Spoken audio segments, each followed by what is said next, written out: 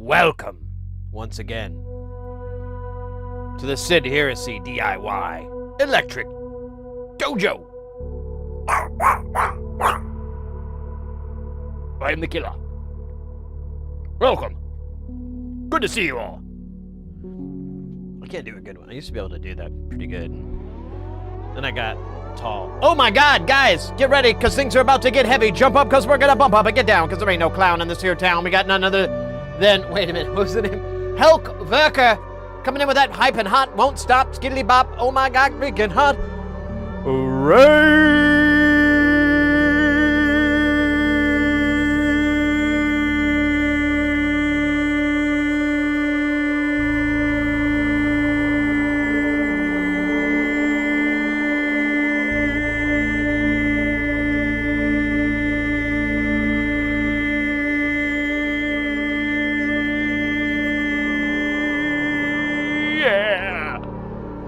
I kind of screwed up there. I didn't take nearly a big enough breath.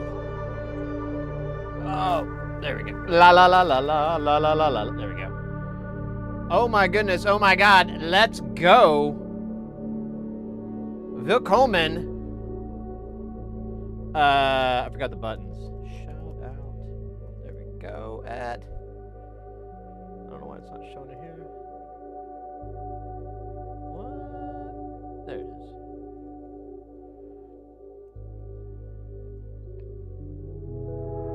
Hikeberg. I think I said it wrong earlier. My mistake. My mistake. Welcome in.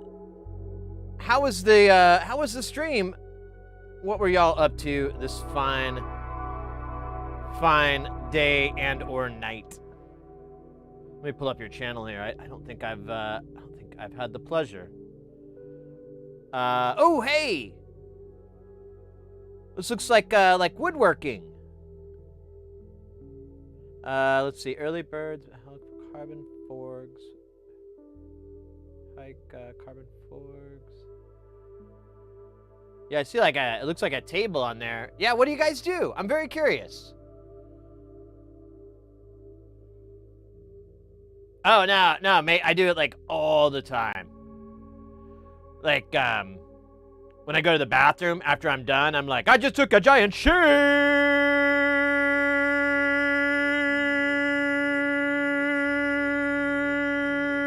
And it goes on for like a little bit. And then when I finish my meal, when I finish my dinner, I announce that. I do the same thing. I'm like, I just finished my food. And when I get dressed, after sex, obviously. I mean, you kind of, I think everybody does that, really, in their own special way. I just busted a nut! All right, I'll stop. I'm being inappropriate, yet appropriately inappropriate. Let me follow your channel, though.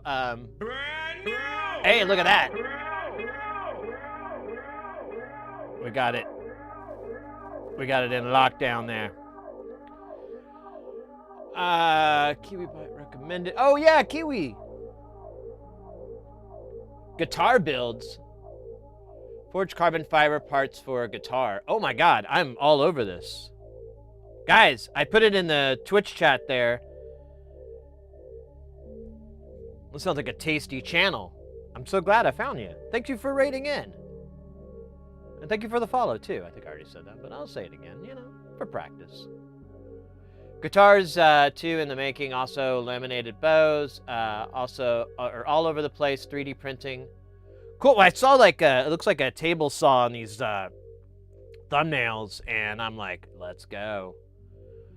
My dad was really big into that in like the later years of his life, and like I always wanted to kind of get into it, but like I just have no room for like any type of shop or anything like that. So I've always been low-key envious of anybody with a nice little workshop like what I'm seeing in your thumbnails and stuff. This looks awesome.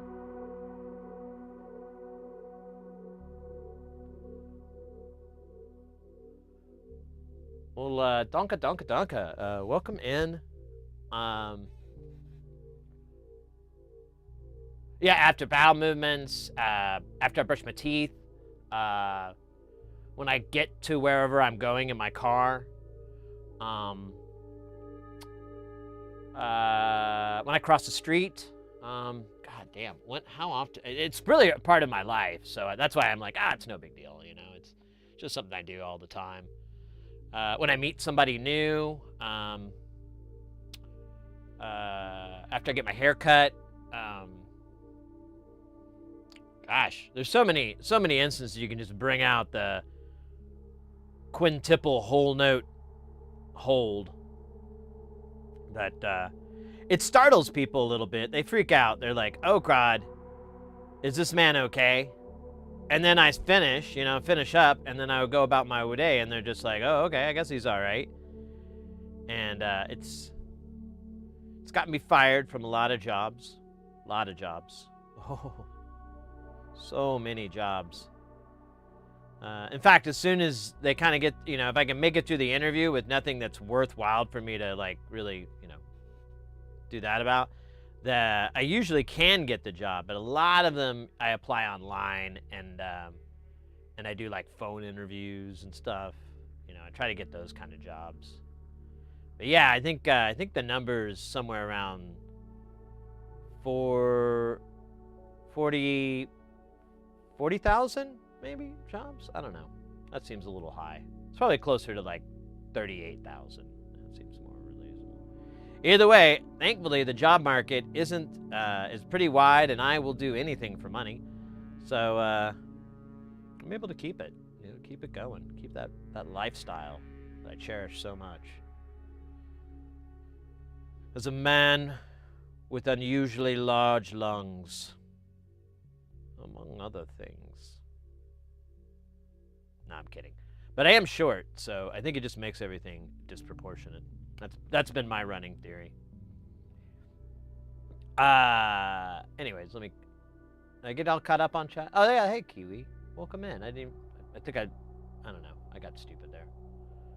Well, it's good to see everybody. We're just starting up the stream. I haven't. It's been a week since our last stream, and my day job, I do freelance work, and like my work kind of comes in waves, and we're right in the beginning of a big wave. I'll probably do a stream today. I'm gonna really try to do one Thursday, but I do need to get ready to leave the next day. But I don't know. I think I'll be able to pack up Wednesday night, and then I'll be able to stream Thursday, and not really, it just won't be like a really late stream.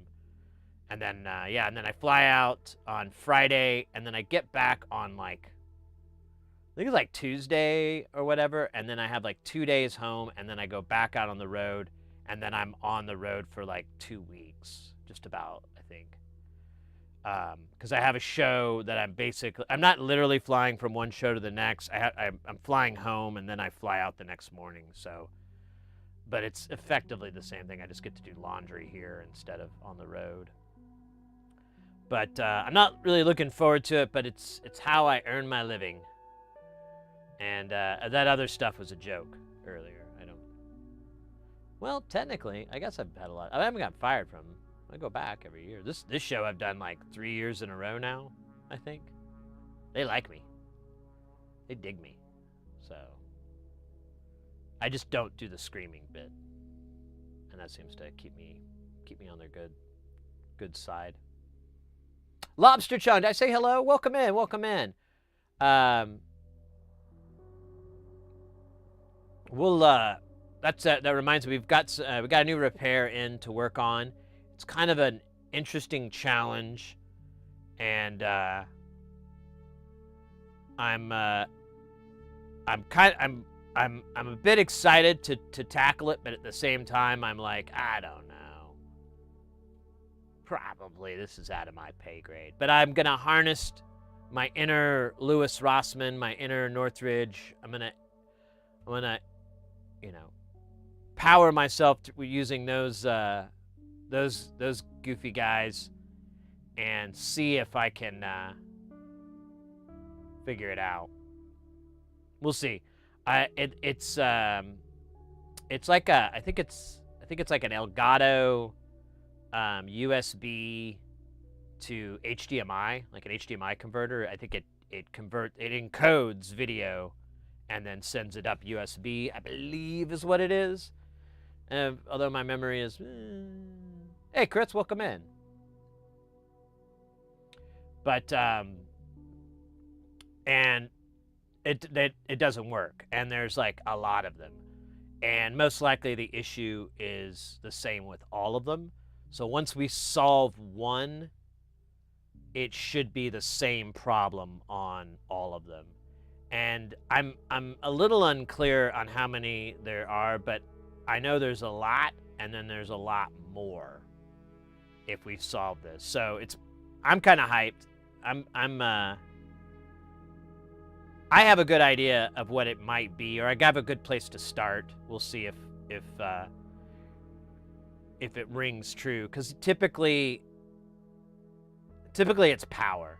Like every time it's power. It's always a power thing. So if you start at power and power's fine and there's no power issues, then we're in trouble. Then I'm gonna be like, I don't know. Demons? Have you tried an exorcism? Have you tried getting holy water and just a holy alcohol? IPA. Oh, that's what I need to get.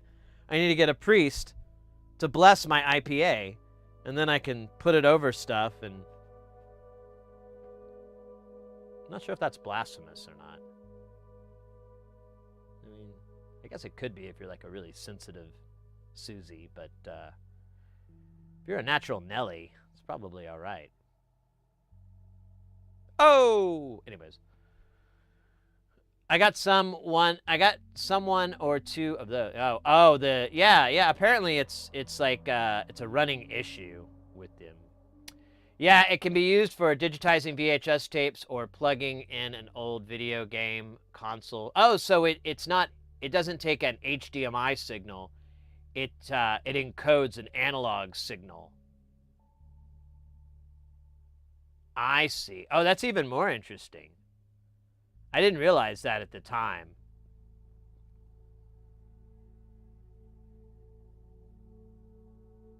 I'm touched by the spirit. I can't think of a good I don't want the actual one, the Father, the Son, and the Holy Ghost. I want to come up with something that would be electrically humorous to that, but parody.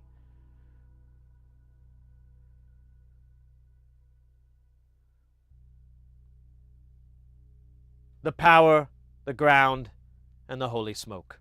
There you go. There you go. Needs a little work, but I think if we shop it around, we could probably get something pretty funny. Oh, wait, there we go. There we go. I'm sorry. I fucked it up. I had it in my head. I had to think about it a little bit more. So you have the power, the ground, and the magic smoke. There you go. This is how you start religion, right? Like a cult. All right, I can't wait. It's gonna be great. I hear cult leaders eat well. I don't know if that's true or not, but that's the first thing I'm gonna dive into is what my dietary lifestyle is like. All right, it's time to head home from the shop. Have a nice stream.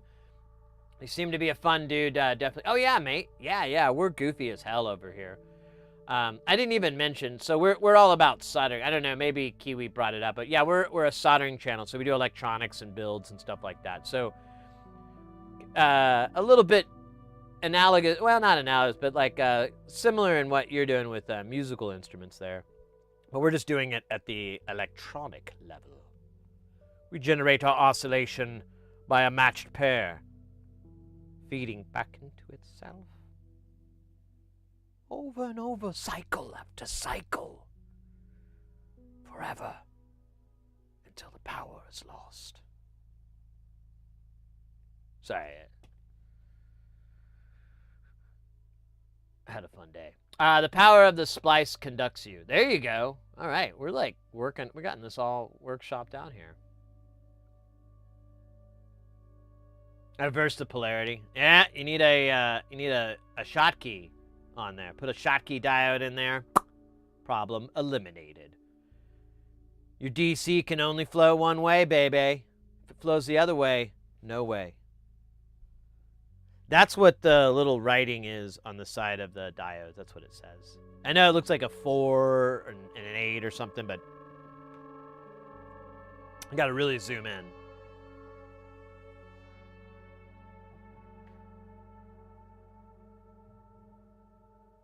It's got like incense in it. I don't know the flavor though of incense. I don't know what vape flavors the church uses. We got bubblegum sunshine. We got fruity fang. What are we going with today, Father? I don't know.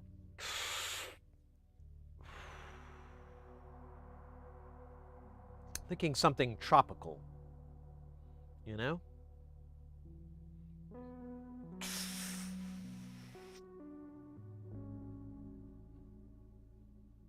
What says Hawaii? Well, Father, that's easy. Pineapple. Pineapple flavored incense vape it is. All right, I'm going to stop. I'm going to fucking piss off a vape user. Don't overlap me with the church.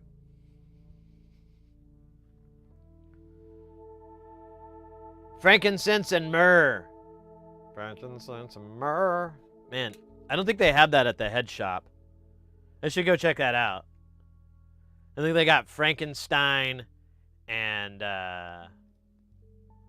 Sacagawea? I don't know. Man, I remember I had a Sacagawea once. Got it at a concert. Pretty good price. It might have just been Jawea though.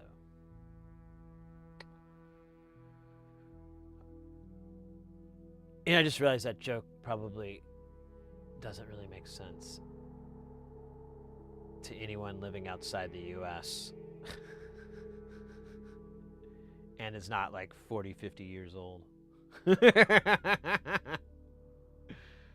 Oh, well, who cares? Sometimes the jokes are for the joke teller.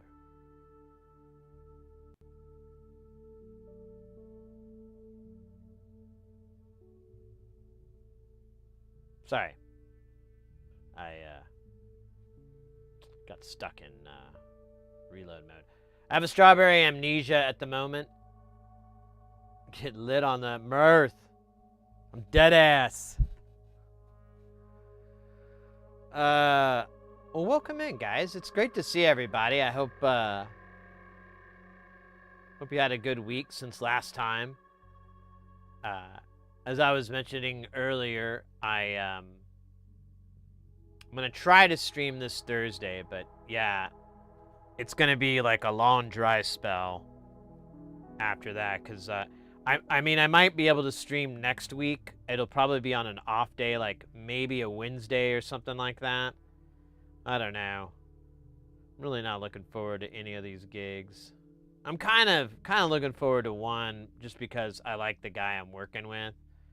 But I worked with him last week, and I think I kind of pissed him off a little bit. He's pretty, kind of gets over shit pretty easily. But either way, I just have 2 days off, so, and I may just spend them sleeping.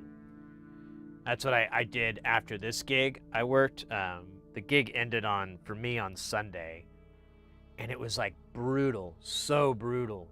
Oh my God, Doey on the YouTube. Oh wait, I didn't mean to really reference that guy. He's kind of a douche. Gets that old people douche syndrome. Anyways, goddamn, my shit at work is failing hard. What, is falling hard or failing hard? Yeah, failing hard. What? And for Choose, welcome in.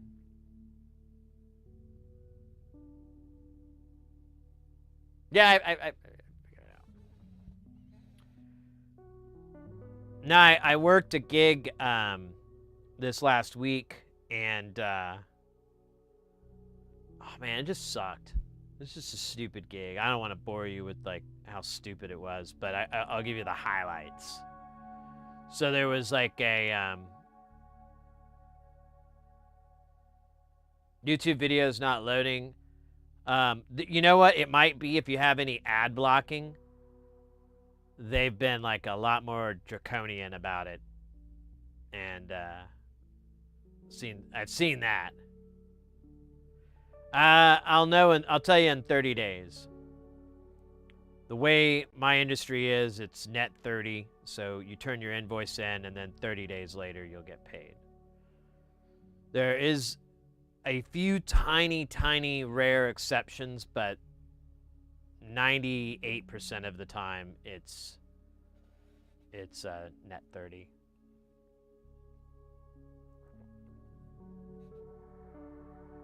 Ad block is blocked at your work. Not like some sort of Ouroboros. Like a serpent eating its own tail type of thing. YouTube stream is fine. Okay. Well, yeah, you know. Oh yeah, but one of the highlights of this gig was I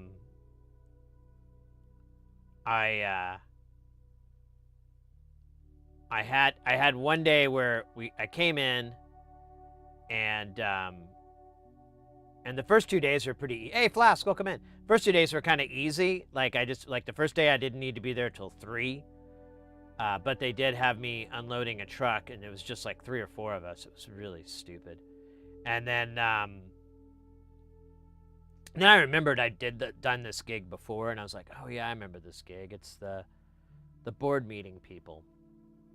And so I helped build the GS, and then he's like, you'll come in tomorrow and you'll build your boardroom, and then you'll do your show, and then after that you have to strike the boardroom that you're at the room, and then move it to another room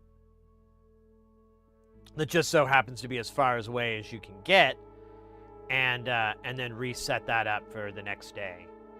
And so that went down and everything, and but I had to be back at like 6:30 in the morning, and I live like 40 minutes away from about 30 minutes away, 40 minutes away from this property. So like I come home and I'm like, all right, and I'm having, the whole time I'm having all these weird car problems. Like the last day I had to take a ride share to the gig because I was like too worried I was going to screw up my car. And so I come home from that gig, and I know I got to come back at 6:30, and I cannot fall asleep. Nothing works. I'm just laying there, just like,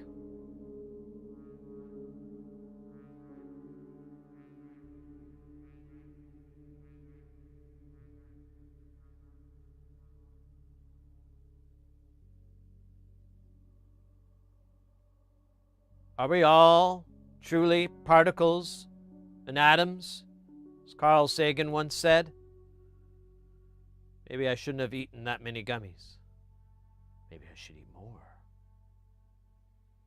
Yeah, so I really didn't doze off. It was kind of annoying. So I only got like a couple of hours of sleep at best. Too Wicked is acting up.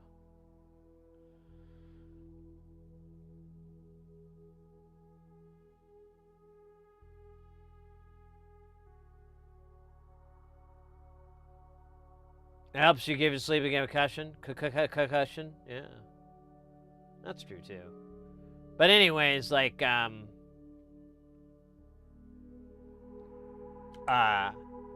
was really tired the next day.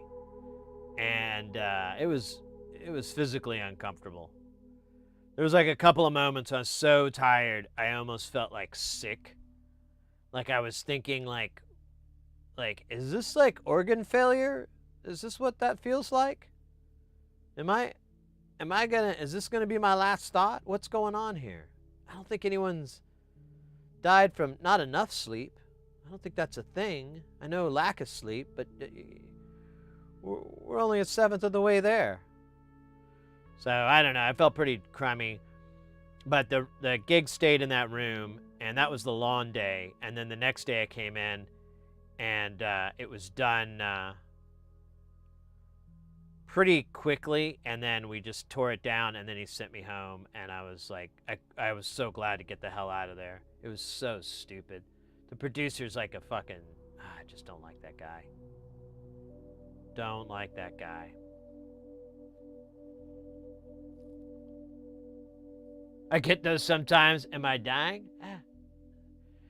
Well, I was just like, I felt like a little bit, it wasn't like nauseous, like I was going to be sick or anything, but I kind of felt like, you know, when you are that sick and you kind of like, you get a little bit of tunnel vision and you just feel like really weak in your limbs and everything like that. Yeah, I guess delirious. Yeah, I just kind of felt like that for a moment, and I was like, don't fall over, man. That'll make a big scene. Don't fall over. Don't make a scene out of yourself. It'll be very annoying. It'll be a horrible, embarrassing story. You got this, man. Why don't you just stand up? Oh, right. Our legs are dead inside. Oh, well.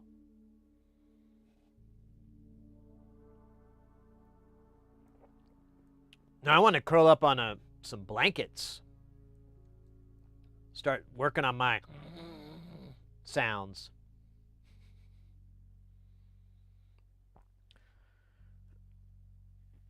No, it wasn't fun. But like that first day when I got back home, it was Saturday. Yeah, it was Saturday. I passed right the hell out. As soon as I got home, I just curled up on the couch, and just fell right asleep. Slept for like 4 or 5 hours, got up, piddled around for a little bit, and then went right back to sleep. Then, the next day, I went in, and like I said, it got done pretty quickly. I was only there for like 8 or 9 hours. And then I got home, and as soon as I got home, I just did the exact same thing. I just went right to bed and slept for like a good... This was like only 3 hours, maybe 4.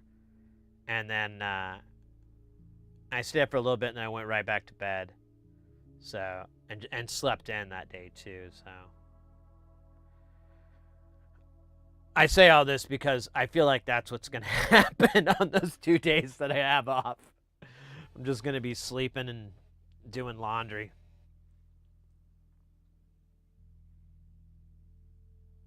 Heading home. All right, Joey. Thanks for stopping in. But anyways, like, I'm just glad it's fucking over. Oh, look at that. Calder Rio coming in with a konnichiwa. Let's go. Let's go.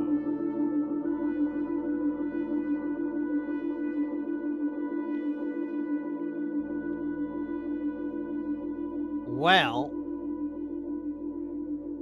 we should get to our shit, our stuff, our things, man. Yeah, man. Oh, get some work done. We do have some. Oh yeah, you can't see this Doctor Who prop. This is Tom Baker era Doctor Who. Probably the best usage of blue and green screen in sci-fi history, if I do say so myself, and I think I said. But it's the vocoder. We still have the vocoder. We didn't do the caps. I feel like the caps are going to take a very long time. So, you know, got that going for us, which is nice. And then I didn't pull it out, but we have still that plate amp, that QSC plate amp. I suppose I could just pop it on the table and those screws out. So we'll see. We'll feel out how the day goes. Like, I'm a little bit tired.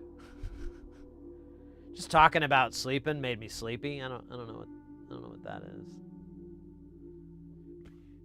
Suggestive. It's like yawning, you know, and then you tell a story about yawning, and then you make everybody yawn.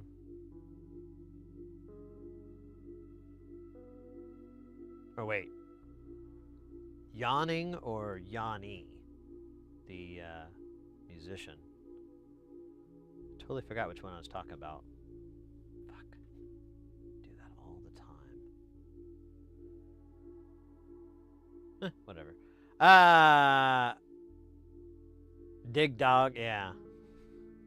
Well, we don't have, like, the parts to finish the vocoder. I haven't ordered anything yet.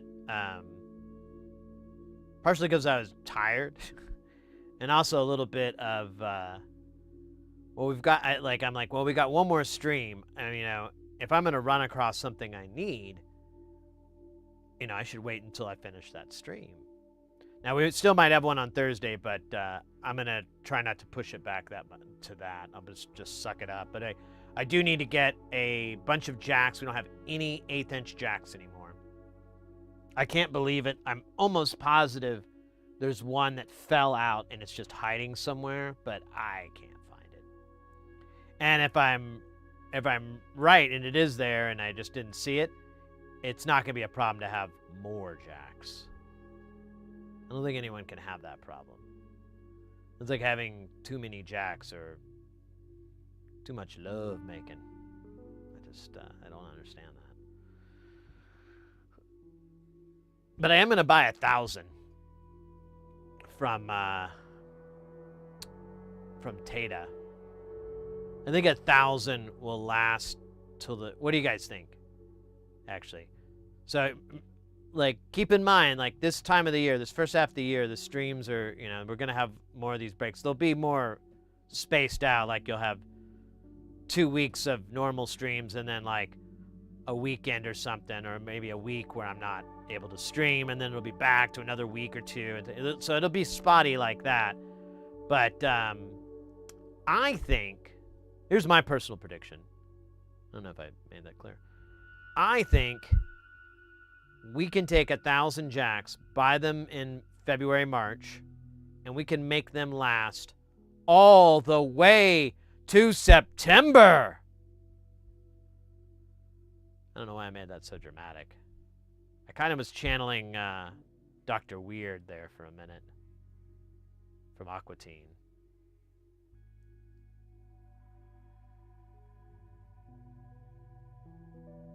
Late May, at least.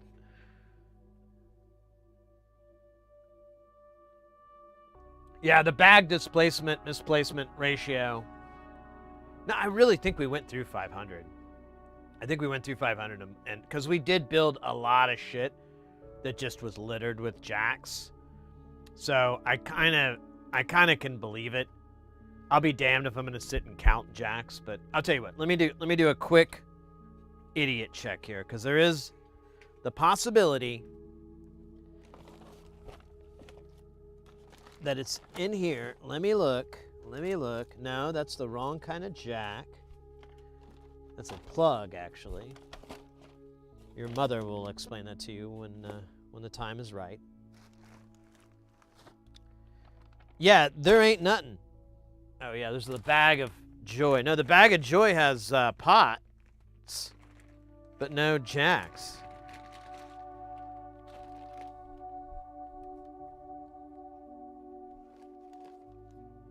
I got like 2. I found the bag of 2.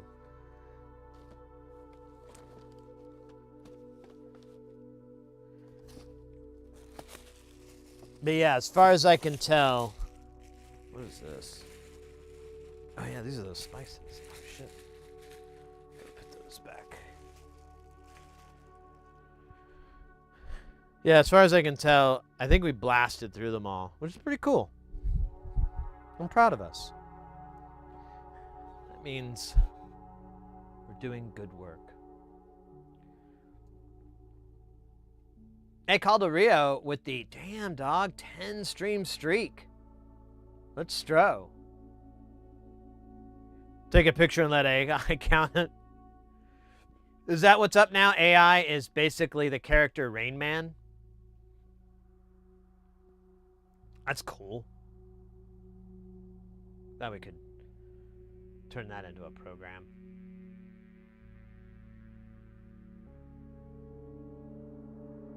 A huge jack off? Yeah, there you go.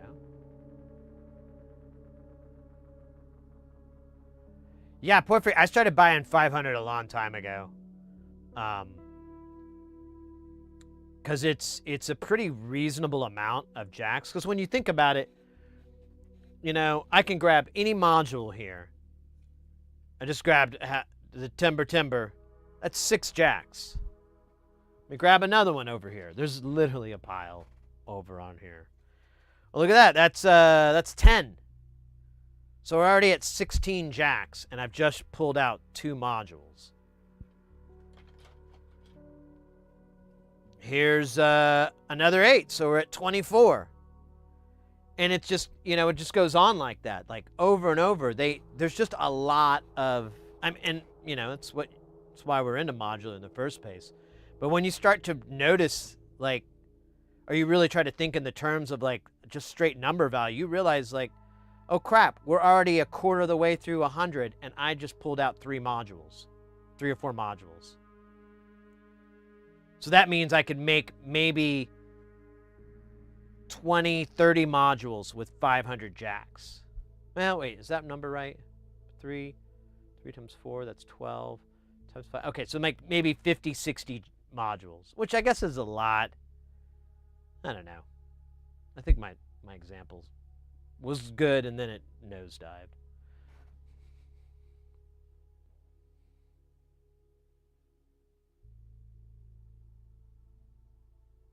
$246. I mean, I'm just gonna need them, and yeah, exactly. Well, that's the point I've made several times, because I was always trying to keep the purchases low, but once I realized, like, well, you know, I'm kind of hosing myself, because you know, if I need 1,000 and I buy 500 in one order and I buy 500 in another order, I've paid like $8 or $9 shipping for each one of those packages. So I could save $9 whole by just buying 1,000, which isn't much, but you also can factor in, you know, if you're really into this and you don't see this like this modular making DIY thing being a fleeting hobby or anything, it's something you're really interested in. It's an investment, because the price of this shit's only going to go up as time goes on. Those jacks that you bought for 18 cents a piece are going to be 30 cents a piece in 5 or 8 years or whatever.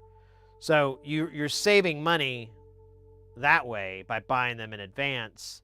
And then if, let's say you are like, you know what, I have too many jacks.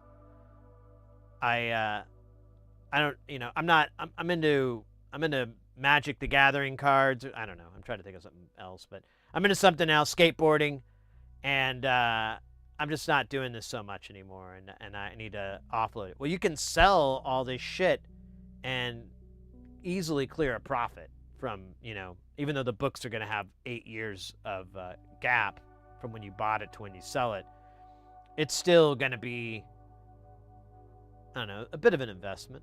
Not necessarily a good one, but, you know, it's not going to hold its value like gold or silver.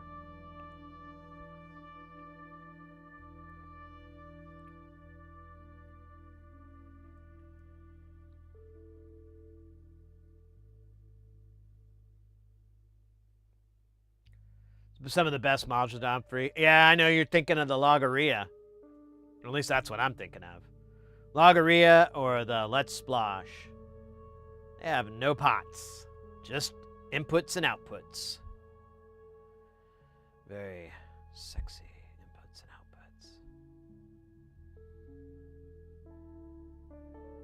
Yeah, I was thinking about building a Logorrhea for my friend. Because I was like, you know, he's like pretty good with modular. He's pretty knowledgeable about it. And I don't know if there's anything commercially available that's similar to it, but it's just got such a sick, like, it's so really sick to just modulate it and get these like almost animated sounds out of just a single tone. I don't know. Anyways, this isn't an ad for Logorrhea. This is. Hi. And how many knobs do you have in stock? I have, I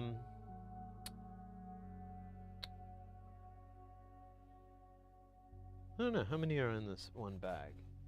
And I can kind of tell you from that. So I have like, probably 200 smooth shaft 100Ks. I have 100 smooth shaft 10Ks. Probably less than that. I probably have closer to like 60 or so. And then the knurled shaft, I have like over 100, like 120 or so, the knurled shaft 100Ks. And then I have like 80 or so of the knurled shaft 10Ks. And these are all linears.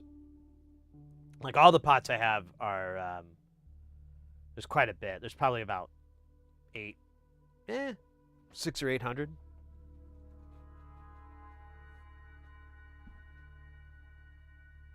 Yeah, Logorrhea is definitely dope. Yeah, I'm just trying to think of a module that he doesn't. He has a massive, massive rig. It's giant. It's about probably 4 times the size of Space Station. So, I mean, he has like the power supply is like 20 amps or something.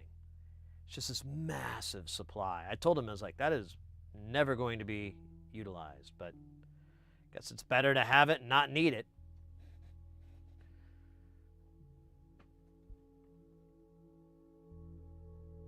That's definitely something the average person isn't going to have anything similar to. Well, I don't think there is anything commercially like it. I mean, I don't know a lot of commercial modules, and I wouldn't even know how to try to find something like that on Modular Grid. But because it's such a, I mean, it's a filter, it's a bandpass filter, but it's a multi-band pass filter. It's like 8, and they're locked positions. And I mean, and then you add in the low pass and the high pass on there as well.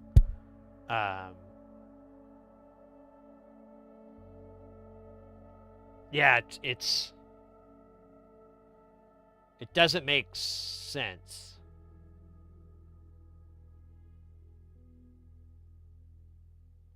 Has no single modular. Hey, Calderia, welcome in, by the way.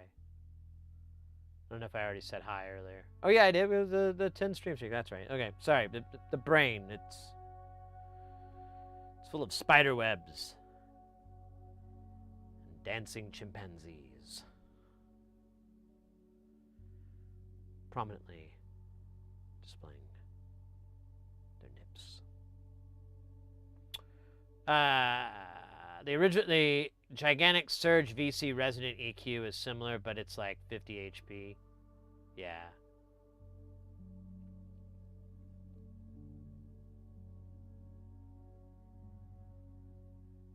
Yeah, I think I might do that. I might put that on my future NLC purchase. I think I might get 2. I might get a Logorrhea for Jamtown, because it's like I feel like it would just work awesome in Jamtown, because you could put like sequencing and get like really like really cool sample and hold style movements on that thing at different points, because I have a shit ton of sample and hold circuits in there, like more than I can count. So well, actually, I think I have like 8 or 10 sample and hold thingies.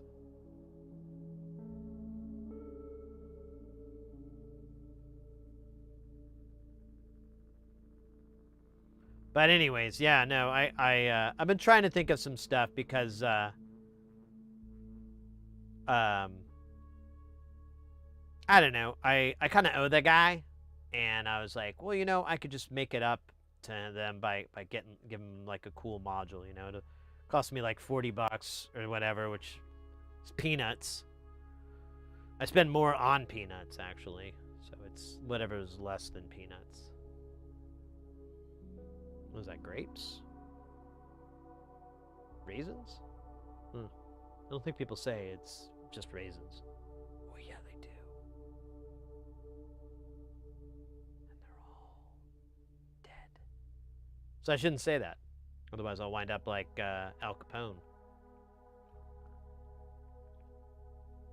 How's this non sequitur humor working for you? Confusing? Me too. It's like I got 2 of these. Call them Jake and the Fat Man. Remember that show? It was during a particularly unusual time in TV comedy, where they would just create 2 weird characters. You had Jake and the Fat Man. You had Scarecrow and Mrs. King. And then Knight Rider. That didn't really fall into the deal, because it wasn't too... Okay, well, maybe those 2 examples. A lot of proper nouns, like Mr. Belvedere, Alf. That was an acronym and his name.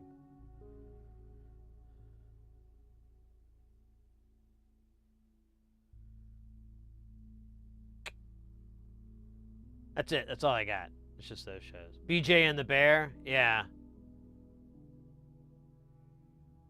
Starsky and Hutch. There we go. All right. So now, yeah. Magnum P and I. Didn't Magnum have Higgins? Higgins?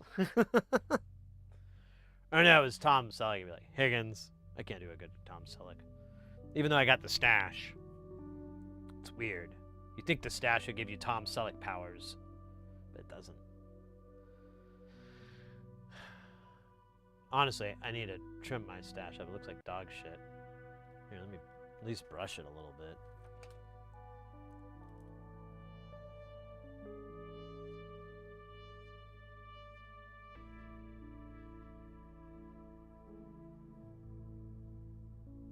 I need a trim right here. What the fuck's that about? It looks like I'm starting a trucker band. Whatever the hell that is.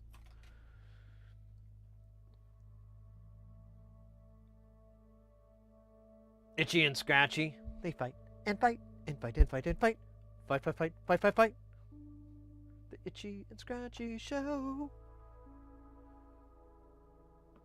My favorite bit from The Simpsons when they did Itchy and Scratchy is when they made it family friendly or whatever. I can't remember exactly the plot to it, but instead of the opening, it was them like running and giving each other hearts, and they go, they love and share and love and share.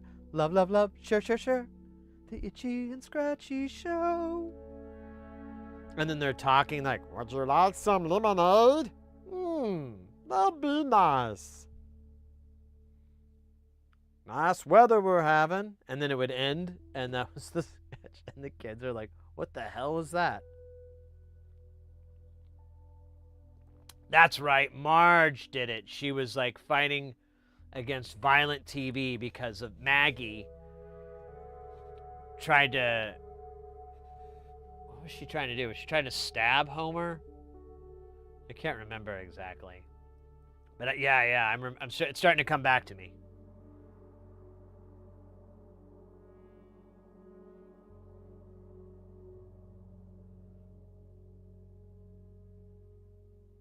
Oh, that's right. It didn't... Now I remember. It wasn't the kid... Well, maybe the kid said that, but I remember it cuts back to Krusty the Clown, and he's just staring with like a cigarette hanging out of his mouth, and he's like, what the hell was that shit?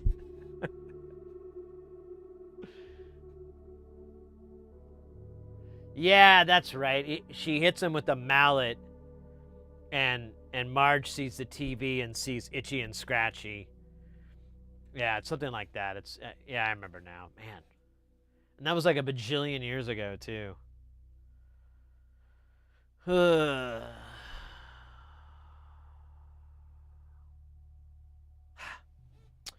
All right. Well, let's transition over to Purple Matte Town. Let's get my ball mouse out of the way. And yeah, let's take a look at let's play everyone's favorite game. What's in the box?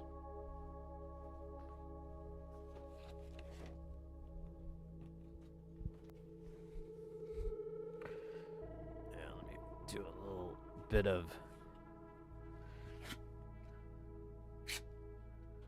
extra work here.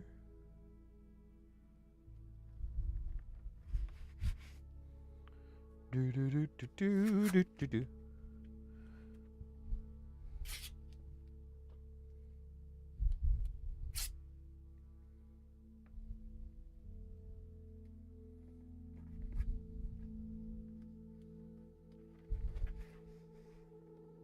Oh wait, damn it.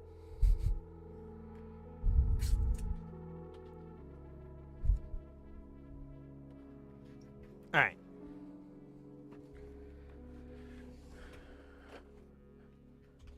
Behold, the package that was sent to me. Mysteriously. Well, it wasn't really mysteriously. It's just the contents are mysteriously.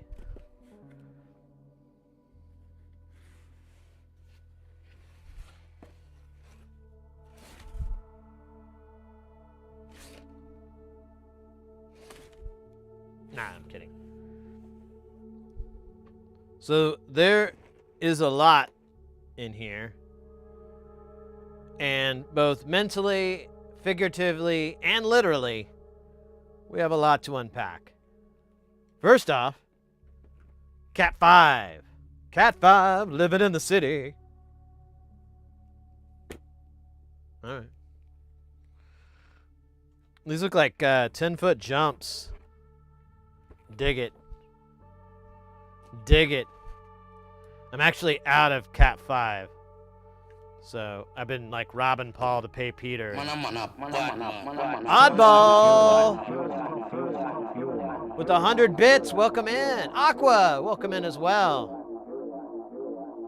I switched devices, so I'm not sure my question went through, but have you messed with the PLL modules other than the Mobius? I watched you build.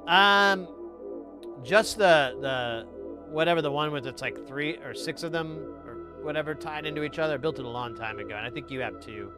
You built them with different capacitors, and you got like different speeds, and I'm like, oh, I need to do that. I made them all the same, and they all sound kind of boring. Yeah, thank you so much, Oddball, for the 100 bits. Welcome in. All right. This looks to be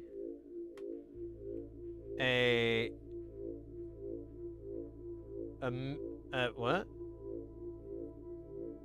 This is a USB. What the fuck?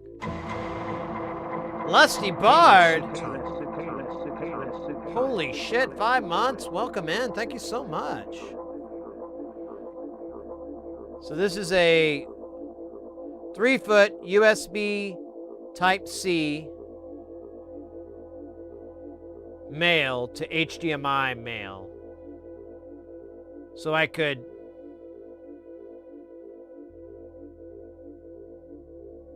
Oh, wait, so this is the output's HDMI, right?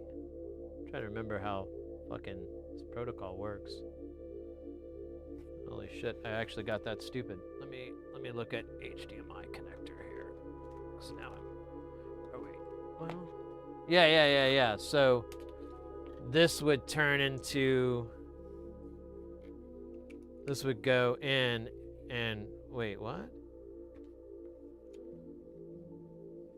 So I guess this turns USB-C into HDMI? I think that's how this works. So I believe these function because, like, I was told that we were going to have some gear to help test it with, and I think some of this is a little bit of a gift. So we got 4 of those rude boys on top. I mean, there probably is some more. We've got, what is this, city cable? This looks like city cable. It is! Well, yeah. Is it 300 or 75 ohms city? Shielded.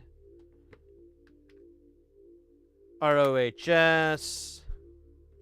You will find yourself trapped inside a toolbox. Oh, toolbox. Sorry.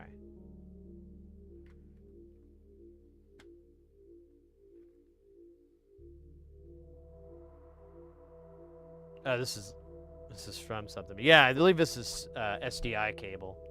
75 ohm. Okay, yeah, that's what I was thinking. So you could use this, yeah, you could put this on different things. For video, as they say in the movies. All right. Let's keep rolling here. So next up, these rude boys. So is this a display port to HDMI converter?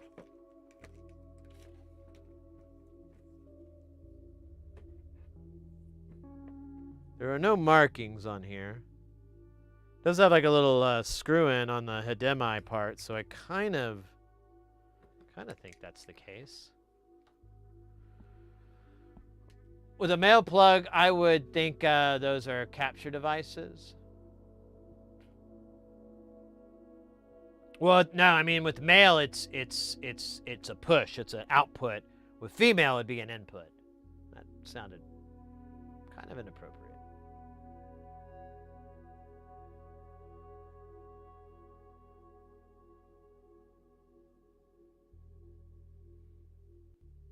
Land-based angler, welcome in, and congrats on that 5-stream streak. Yeah, I think that's what this is. I think this converts HDMI to DisplayPort. I guess I could just put it here with these. I'm trying to figure out how to organize all this. And then, and this looks like, yeah, this is the same thing. This is HDMI to display. More 75 ohm BNCs. I guess technically not city cables. All right, let's try to, holy shisa. So these, oh. So these are the Elgato's. Okay. I'm picking up what you're putting down. I smell what you stepped in.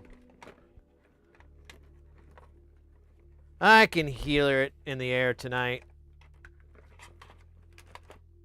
All right, so here's one. Oh, hey, like, that's an easy to fix thing. Bad yellow? Unless they're talking about the band Yellow. who created the great tune. Oh, yeah. Do bow bow. Bow bow bow bow. Yeah, I don't think that's it. I think it's actually referring to either yellow of the RGB Y, or maybe, yeah, I don't know.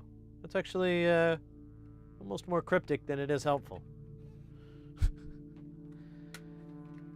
All right, I'm gonna try to clean this up and organize this at the same time. So I'm gonna take this rude boy right here, tie it up so it doesn't have a big nasty long tail, and put this in the pile to my left that I am starting. Hey, just because it has Audi doesn't mean it's an output. In HDMI it does. Typically. No, wait, you're right. They're both that way. But when it goes to another thing though, it does matter. Like I'm not gonna get into the logistics, but specifics. Therefore, the Connects Pro, same with the Triplite, for connecting a video player to the Connects or the Connects to a TV. I don't think I've gotten to the Connects yet.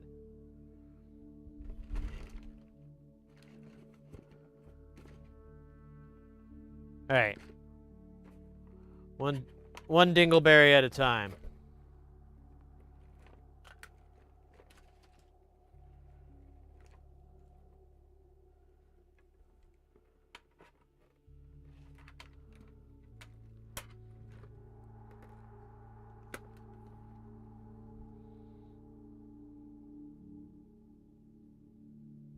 The Elgato's wrapped together on the left work for comparison. Oh. You talking about these guys?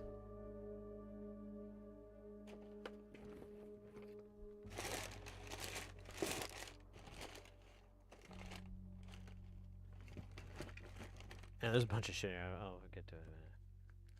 Okay, so these work. Okay, I'm gonna put these here.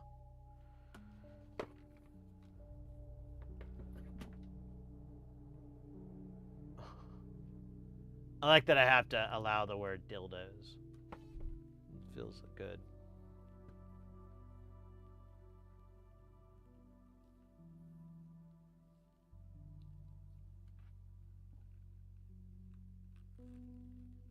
The yellow YouTube channel? I don't even know what. Oh, the for the band.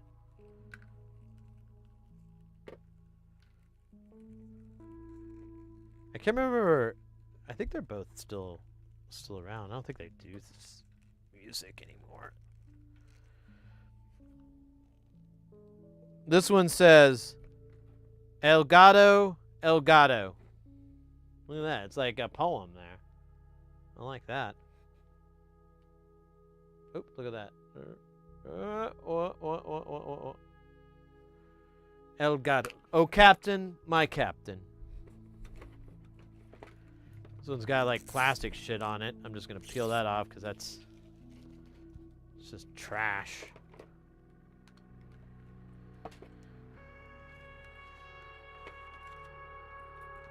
But this one doesn't have any markings. It is a busted one. 10-4 Roger Disco.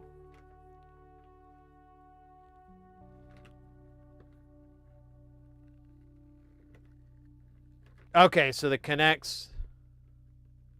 I'll have to look that up. It's not the Xbox Connects, right? That's spelled differently.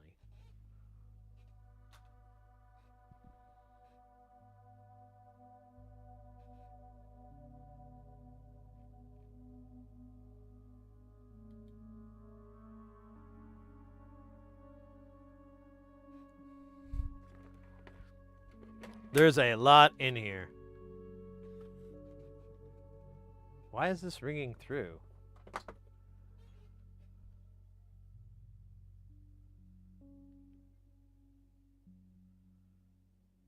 Oh.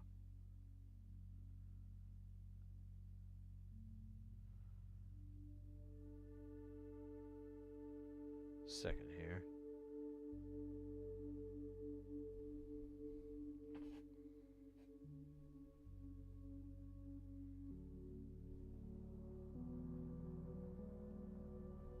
Thought it was a call that I needed to take, but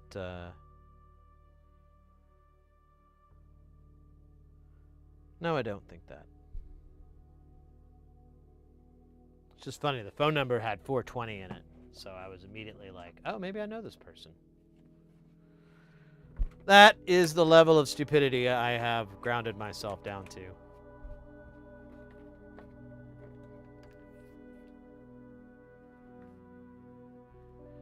Is there anything? So here's the story. We got these, and they're broken. There's a lot of broken. Like all these are broken, and I think these are some of them. There might be even more of these. I haven't counted or anything yet, but it's a lot, and the issue seems to vary. But there's a lot of these that have failures. They're all failed. We have these off to the side that work, so we can use these for testing. And then they also sent video equipment to help us test these devices, verify that they're working and everything like that.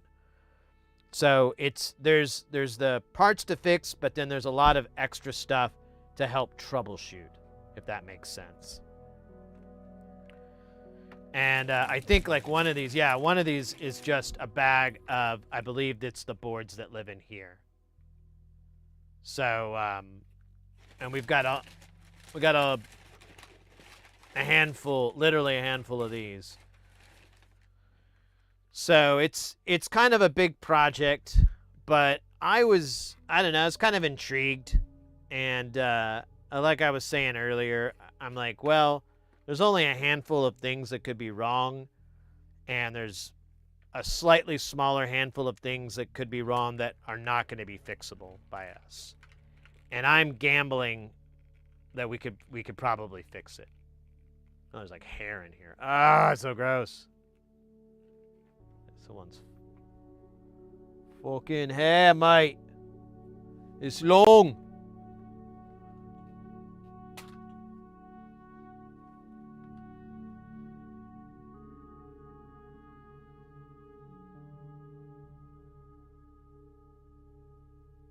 Pull by the hands, shake till free. Yeah, probably right.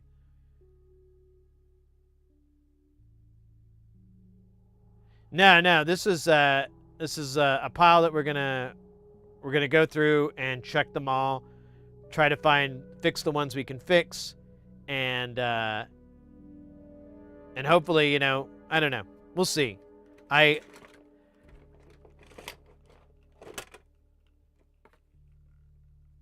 I wasn't doing great. Connects is for sending video signals over Ethernet cable. Oh, that's right. I remember this now. Oh, cable of 100 meters in 4K. Lobster doesn't think it uses any network bandwidth for video transmission. They're industrial and normally for video signals, like for menus and fast food. Yeah, so you think that it uses the Ethernet as just straight copper wires, but it's not using the LAN protocols. Which makes sense. I've seen stuff that does that, where it's just using the copper and the Ethernet for transmission. It still takes advantage of the twisted pairs and things like that, but it's not using gigabit or 100 base or 10 base or anything like that.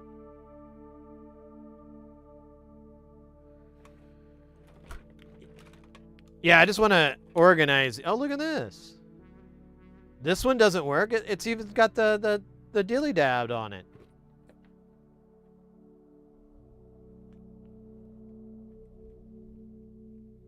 And it doesn't even look beat to hell either. Well, it's got a little bit of schmutz. Made in China. Dude, this is a lot. This is crazy. Like, I took a peek at the box when we got it at the P.O. box. And Because Mrs. Hearsey was with me, and she was curious. She's like, "What the hell is that?" And I was like, "I don't know. Let's look real quick." And I looked, and I was like, "Oh, it's a bunch of shit. There's a bunch of stuff in here. I can only identify 10% of it. I might have to look at that email again." HD bass T? I've never even heard of that. That's a new arrangement of words.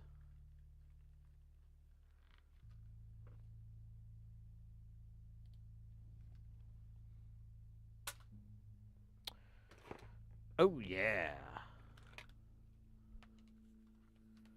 How many do we have so far? There's 1, 2, 3, 4, 5, 6, 7? Wait, I got, 2, 4, 6. Yeah, 7. I think there's going to be like 20 altogether, something like that, maybe. I don't know if it was a hard number.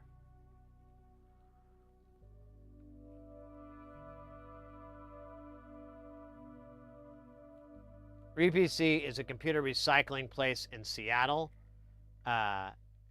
Take that box, but make it about 2 by 2 meters. Our PC has a bunch of them filled in a huge warehouse with all sorts of random cables and connectors. Oh, really? Man. George Carlin stuff. Yeah, you know, it probably wouldn't. I don't think I need to wear gloves on this. These are some of these cables, like this cable's pretty icky, but I'll get over it. I touch dirty cable all the time at work, so I feel it moisturizes the soul and heals the dermis.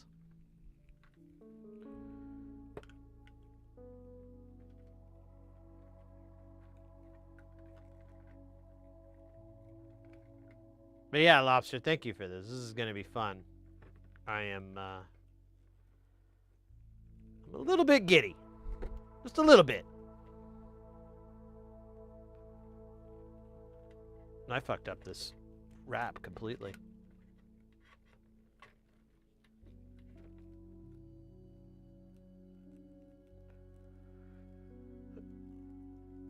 All the ick is dried coffee. They were from coffee shops. Oh, interesting. Interesting bit of lore.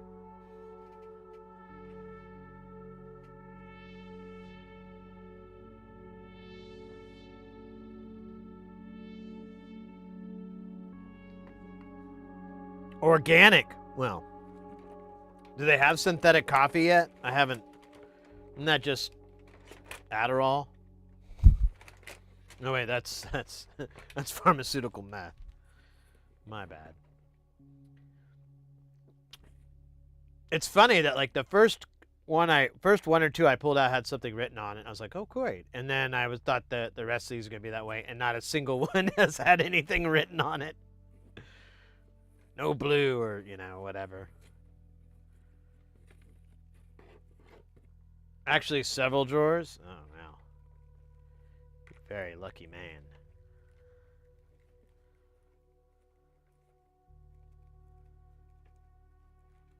All right. 9.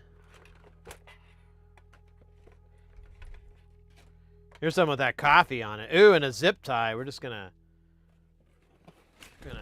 eradicate that.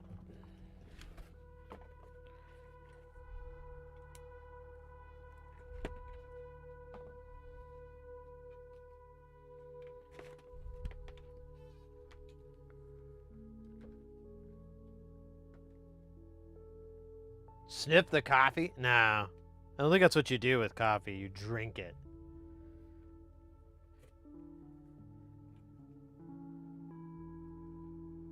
Yeah, it is. Got some crusty crust. It's honestly funny. I have a very simple sense of humor, though.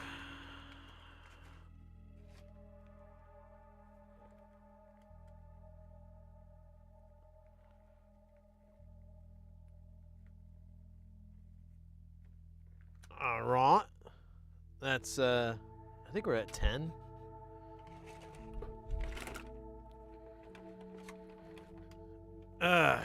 This has plastic on it. We're gonna rip all this plastic off.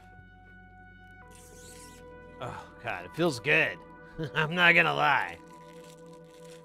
Pulling that plastic off, that's, kind of the highlight of my day. It feels perfect.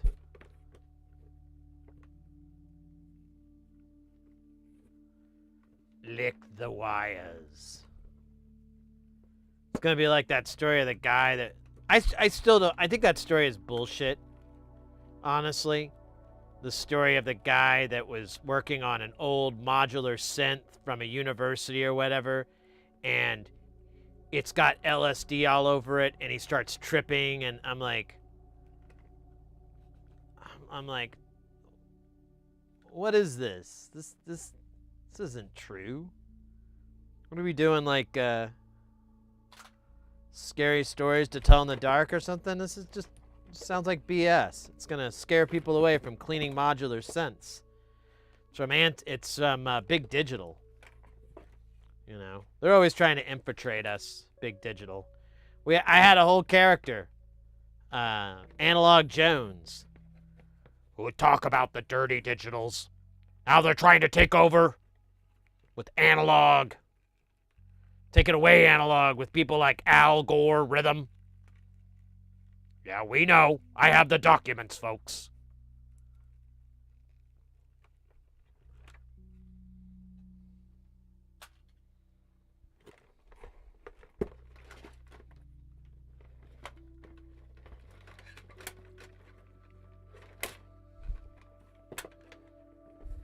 Yeah, I remember seeing that story, and it pops up every now and then, and I just call bullshit.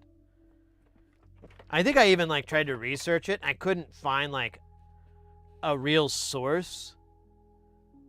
So it was like BuzzFeed or something was the source, and then there was no one else to go up the chain, and, like... Yeah, I just remember it. I, like, looked into it, and I was like, none of this sounds real. I know a thing or two about drugs, and none of this sounds real.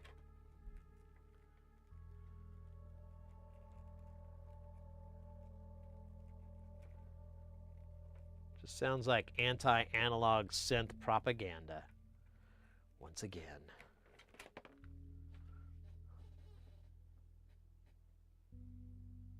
Jamie from Mythbusters, yeah.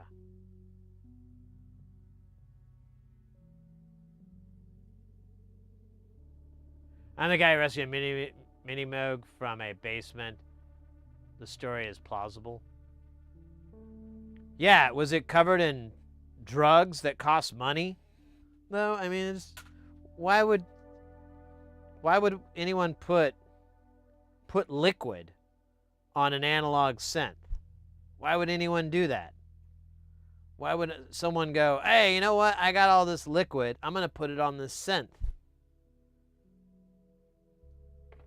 Because water and electronics, liquids and electronics go together great. I don't know if you already knew that, or I'm just telling you something that they didn't know back then. I don't know. Just...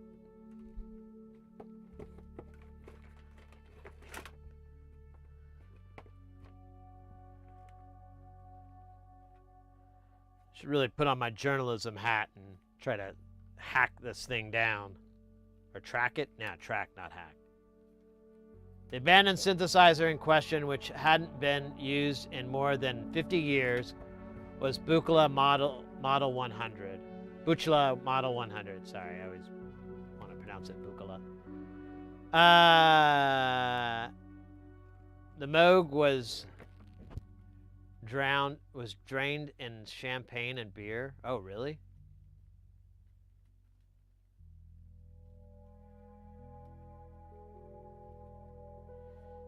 Yeah, exactly, Oddball. I'm like, I don't think lysergic acid diethylamine number 25 is like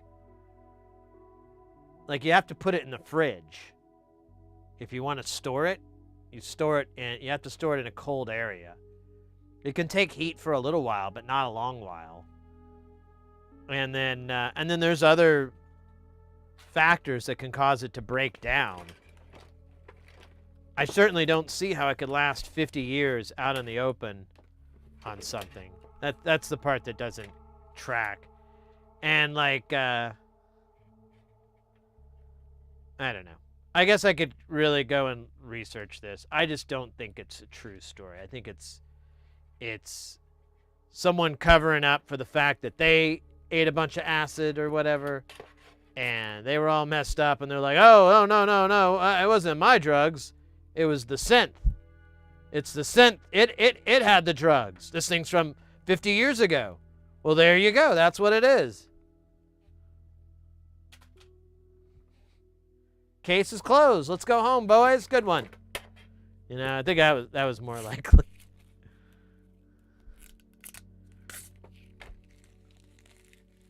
It's that I think you should leave sketch where the guy's wearing the hot dog suit and crashes the hot dog car, and he's like, we got to find this guy. Who could he be? And they're like, it's obviously you. No. But whoever it is, maybe we should take him and spank their bare bottom. Just so they learn.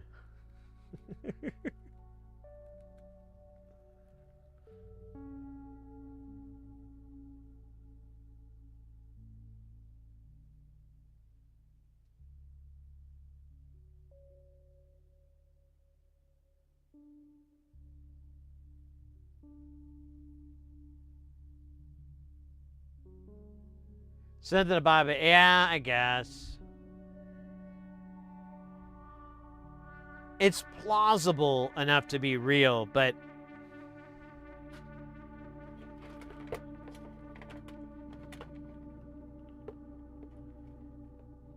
also, how hard did this guy trip? Right? Was it like full blown I'm the Lizard King? Was it like I can taste the mind of God? Was it that hard of tripping, or was it more like, ooh, tracers, you know? Because there's different levels.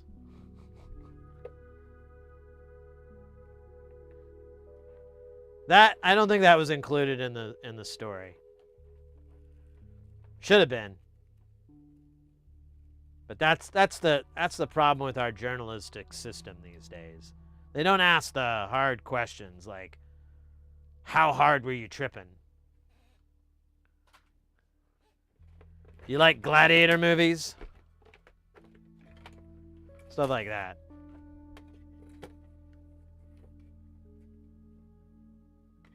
I just realized, like, I'm not exactly sure how you get inside these things. I guess you just gotta pry them apart.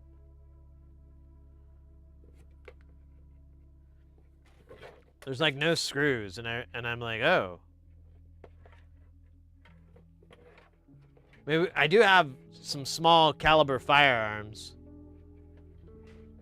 So if we have to, we'll just blast it open.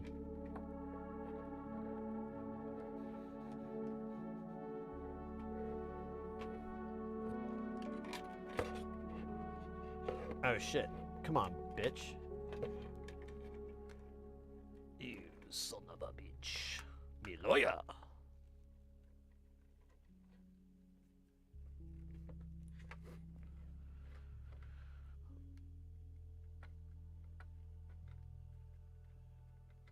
And more likely cleaning attic. Yeah, there you go. I buy that. Oh shoot. Konnichiwa with the Dell dude in the house. Willkommen, welcome in. How's it going? Rock and rollin'. Oh shit.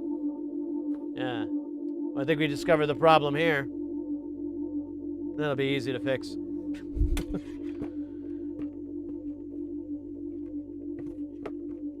Oh, these say connects. Oh, okay. I know. Now I'm seeing. I get you now, Lobster. I thought you meant like you were sending it later, but you meant I haven't gotten to this part of the box yet. Now I get it. I don't know what's wrong with me. I had like a production meeting today, and that's why the stream was. It went longer than I've ever had one go, which is wild. But they actually did ask about audio. Normally, they never ask about this shit, and it's super annoying because it's like they don't care. But this time they did. But either way, it lasted an ungodly long time. All right, so we've got a cable from one of these. Like one end of it. I'm just going to put this off to the side. All right, USB A to B. I love it. Love my AB cables. Cannot have enough. We've got a Phoenix connector to I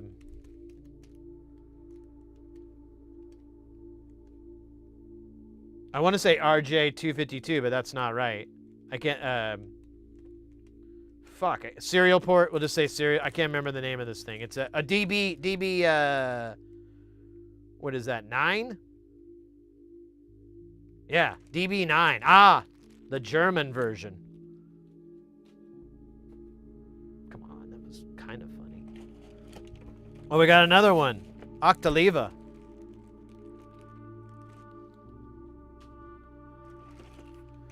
And then there's like a mount. It's like a ball pin mount. Sick, dog. Then we can finally do our animated figurines that we've always wanted to do. This one will named. We'll do some stop motion. It's got mounting screws and everything. Let's go. I'm curious what these are. Oh, little cameras. Okay. Oh, this is great. Oh, cool. So we'll be able to produce, well, this is a BNC. Aren't these, yeah, okay. So this will produce a BNC video, oh God, I can't think of the term. Coax.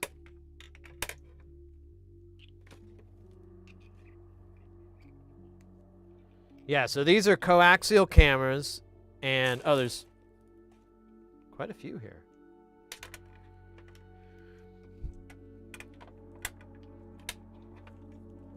Is there any more? Am I gonna... I think that's it. Well, maybe not. Because there's at least 5 power supplies here, but maybe some of these aren't for these. DC-12. I love it. It's my favorite plane. No, I'm kidding. It's a DC-10.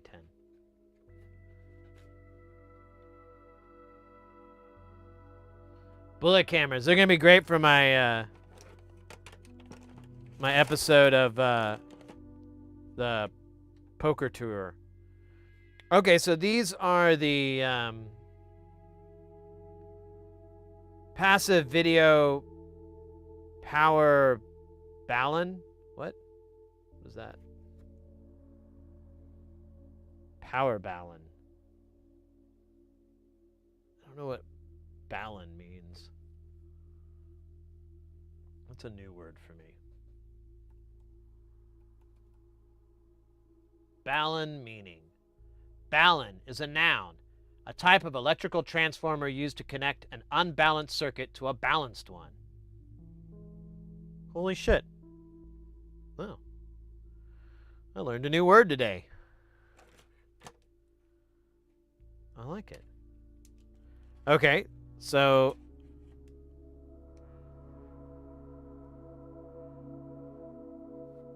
oh, we got like a little wiring diagram here. I can't read. Those are the pins on the jack. Power pair. Huh?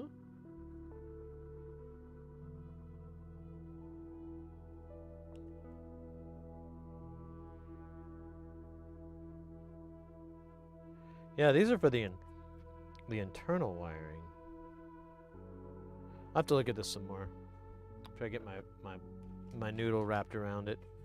All right, and then we've got this rude boy here. They're for the bullet cameras. All right, I'll need to do some research to understand how they work. Okay, so this was RS-232. Oh, so close. So this would take HDMI, convert it to go down the pipe, and then it poops out here. I gotcha. So this is the receiver, and this is the this is the encoder decoder, I guess would be the term.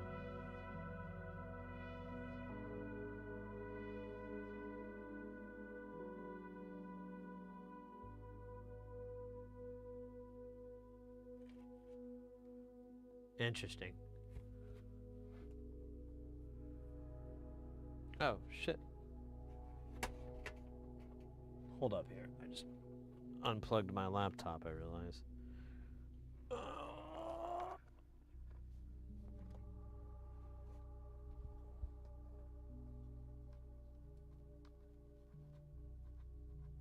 Come on, Maglock. There you go. Alright, we got more hair in here. Wild stuff. Oh, that's a long one. Got some long-haired people. Alright, so these are our transceivers, receivers. I'll make you a believer. Reach out and touch me. And then here's our boards that are toast as well.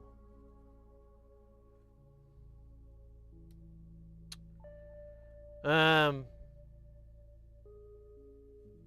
well, shit. This one, the coil may have gotten busted on it from rolling around. I can't tell. Maybe that's just the way it is. Maybe it's just the way it is. We'll look at it under the scope, but this coil might be furt. I don't think that's why it doesn't work, but we'll see. All right.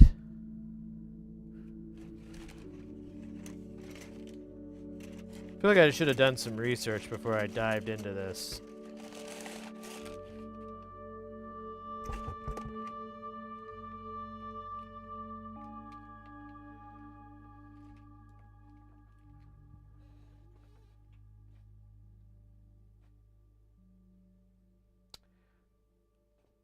All right, so what would be...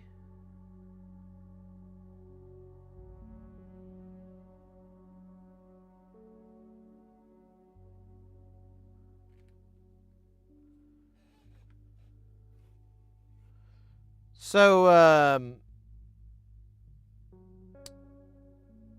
what is... Yeah, I have questions.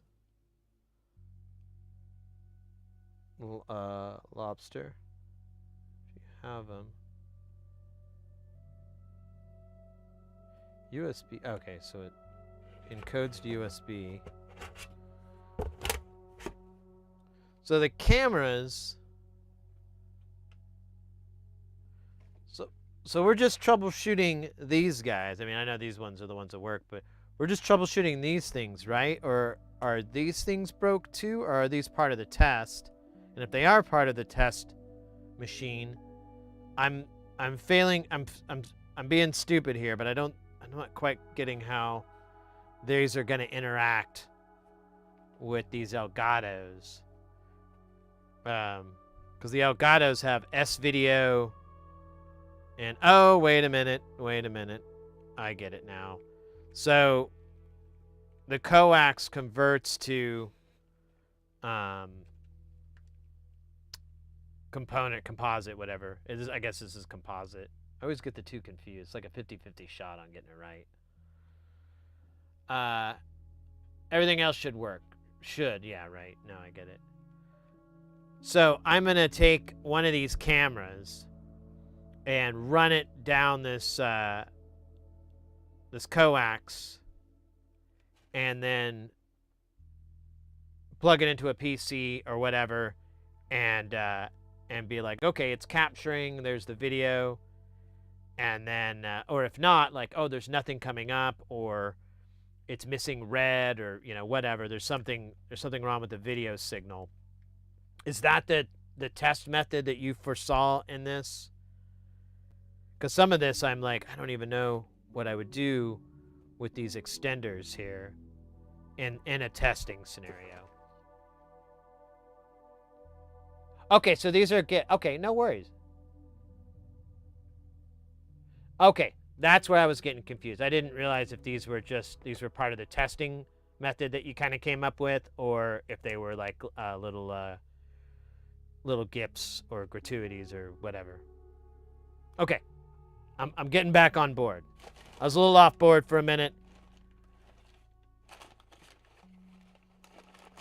I started thinking about that gig I was working and how they were like all excited to go to an event, and it was Shock Rock or Yacht Rock. It was right. They were going to go do Yacht Rock, and they were excited about it, and I was like,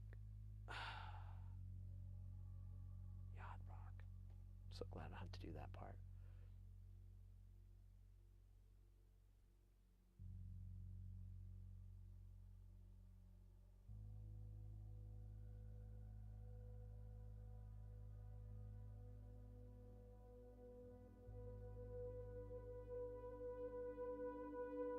Okay, so all right, Lobster. So take the lipstick cameras there, connect them into here, plug it into the pooter, see if it pops up on the pooter. If it does, thumbs up. If it doesn't, troubleshooting begins. We put our troubleshooting hat on, and then we do our favorite line from, I don't know. It's a good cartoon. All right. I'm in. I dig it. I think I'm understanding now. Thank you. Thank you for being patient with my brain fizzle. Shock. Now I want to hear Shock Yacht Rock. Yeah, it's like a combination of Marilyn Manson and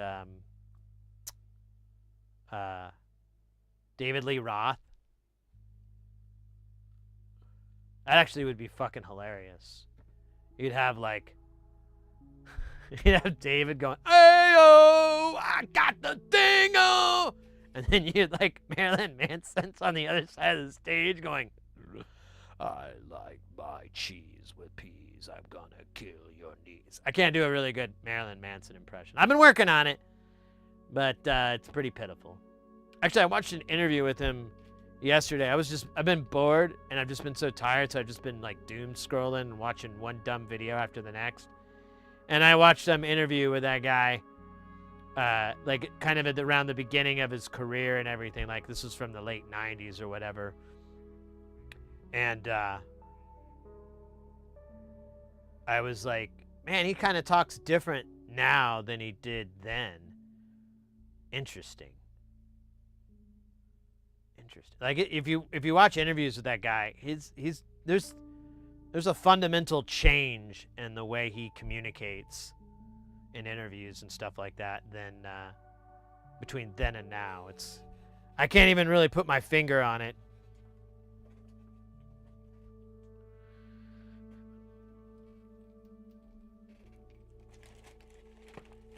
I should mention too, I've never really been a fan of his music. I haven't hated it.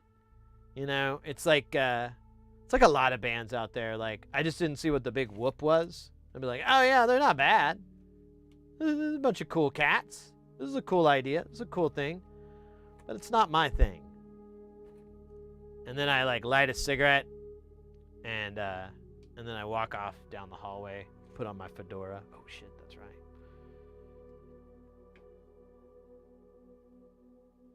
A VCR. Oh wait. A VCR and old Sega Genesis would send a video signal through it as well. Yeah, and I have those things, but they're like a lot, they're going to take up way more space than these cameras. I like the camera idea, honestly. That's top notch. I guess if we need to do like full testing, like check everything down the line, then it probably would be good to get some sources like that. I mean, we'll check the audio. I have some stuff to do the audio with.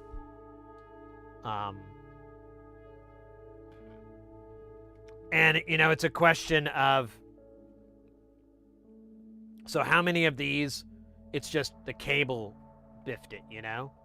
Like these cables just, you know, got back and forth, and there's like a short inside of them, or, you know, something like that. Not a short, but a break inside one of these cables. How many of the problems are that related, where there's a high impedance air gap somewhere? And then how many of it is inside the guts where the, you know, something failed inside, like hopefully just the power.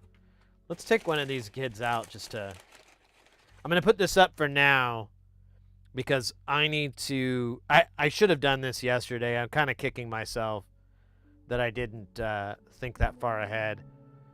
But what we can do is I'm going to put all this stuff back and put this off to the side, and I'll build like a little test rig. And I don't know. I mean, I'll do a little bit here.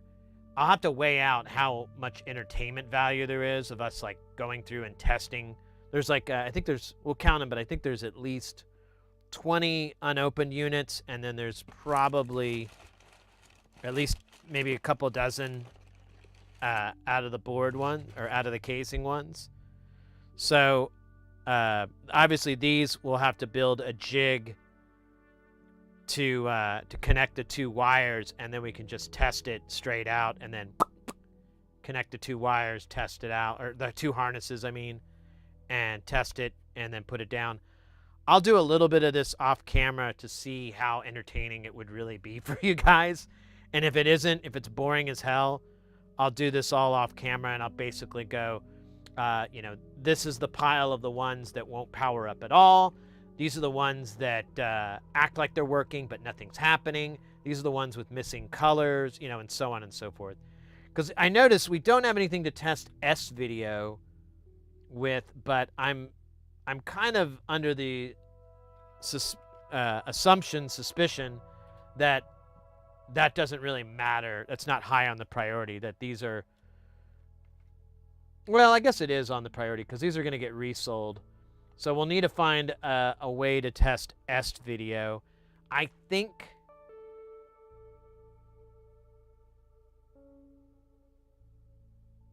I might have a way to do that.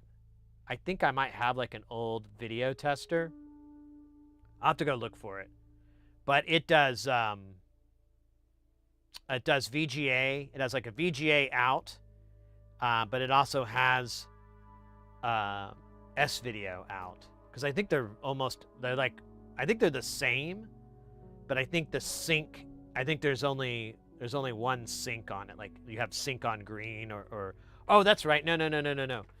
It's like RGB and Luma, something like that. It's I have to look it up again. I watched some videos about this to learn how it works, but I was a younger man then. My eyes still had a bit of sparkle left inside. My heart still pounded like that of a man who loved life and cheesecake. But those times, like the embers in a campfire, have dulled. And now the skunks are coming to eat our food. Fucking skunks, man. No, I'm kidding.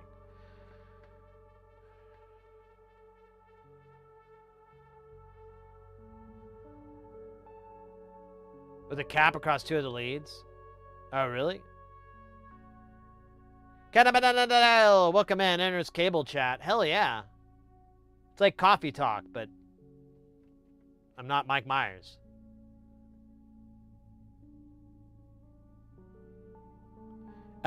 So it's these Elgato analog to digital converters. They'll take an analog video signal, such as S-video or composite, with audio left and right, and turn it into a delicious USB flavor that you can consume healthy.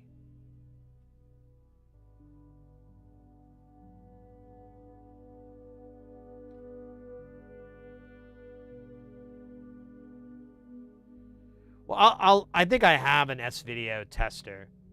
I just got to go dig it up. And if not, I might just go grab one from a buddy, because, like, those are still around in AV shops, but nobody uses them. So I should be able to go, can I have this? And they'll be like, yeah, dude, get that stupid thing out of here. I'll be like, hell yeah. All right. I feel good that I cleaned these up. So we're going to count these. There's tres. Oh, you know what? Let me count these boards here.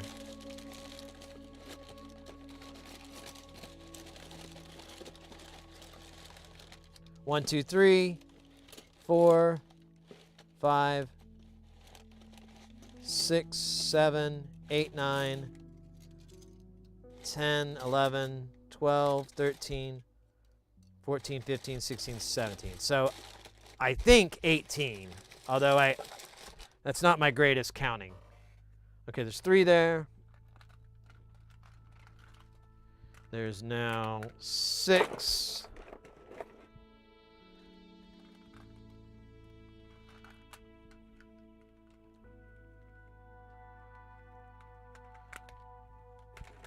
Seven, 8, 9.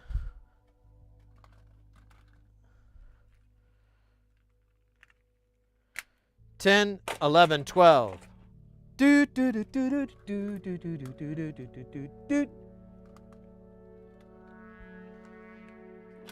14, 15.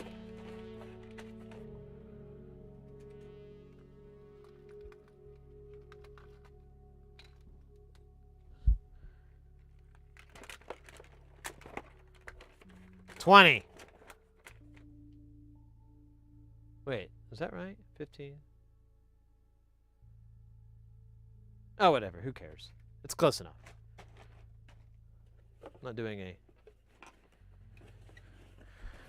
So, yeah, we've got, like just under 40.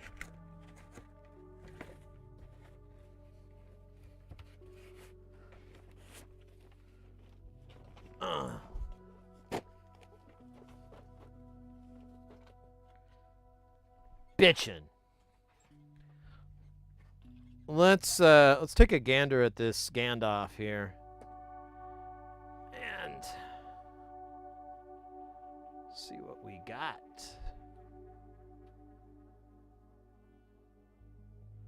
Turn on the other light. Oh, is it on? Oh, it was on. Thought so. All right, let's just do a... let me do my north... Time for a visual inspection. That was very good. It's kind of a hokey Northridge fix impression there.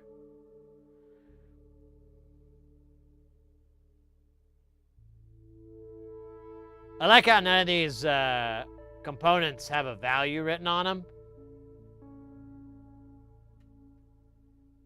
It's kind of like an electronic version of FU.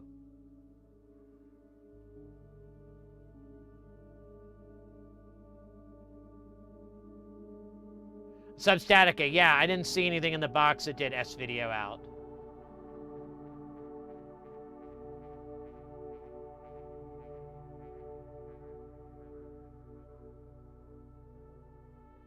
S-video out, yeah, that's nice. Yeah, so look at this guy. Yeah, this guy got busted up.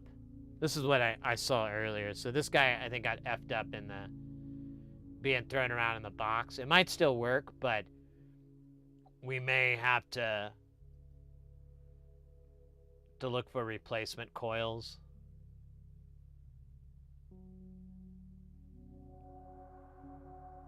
Yeah. I mean, it may still work. It's just a coil for the power here. You probably have analog and digital power for the, well, this is probably the input side. Because this isn't a bunch of pins, so this looks like USB.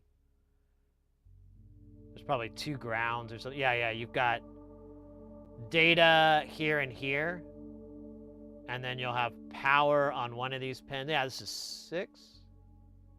Oh yeah, 2, 4, 6. This is 7 pin. I don't know why there's 7 pins. Maybe, oh, you know what? I bet, so these are all ground. So I'm gonna gamble that these are just the housing grounds for the cable, and then we have power here, and which goes all the way back over to here, maybe? Maybe that's the juice. It's right by this. Oh, maybe not. I don't know, I have to look it up. I'm just spitballing right now.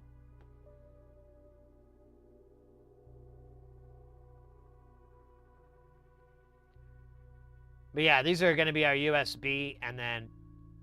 Oh, look at that guy. That's cool.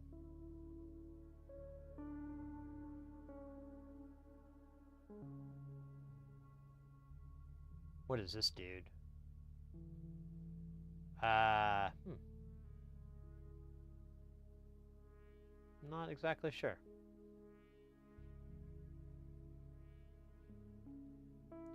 This is the underside of the board.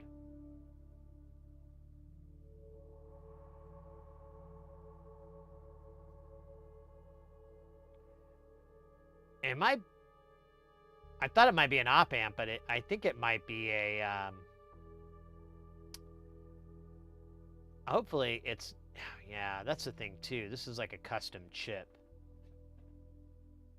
So it might be like firmware for this chip.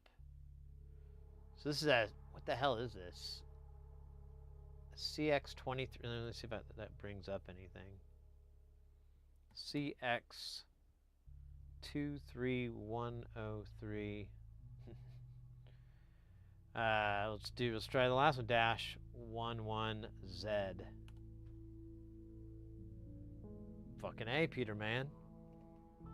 Fucking A.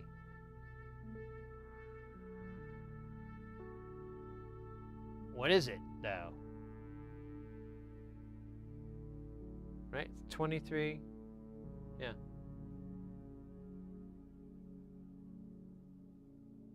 Oh, it's a USB encoder chip? Can I look at the goddamn fucking... Ah, what is it doing to me? Is it just doing a bit? Yeah, it is. Features 1.0, 2.0. Compliance supports the following audio formats. Oh, yeah, this is an encoder chip. Macro vid... Oh, wow.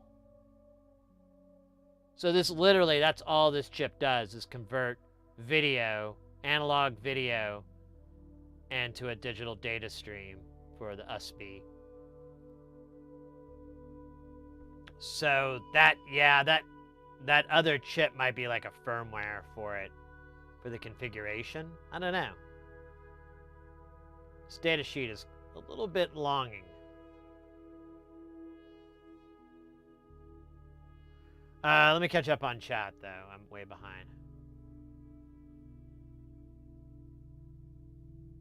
How was the crystal? I'm sorry, mate. I missed your question earlier. This one is SMID, I believe. Yeah. Smut.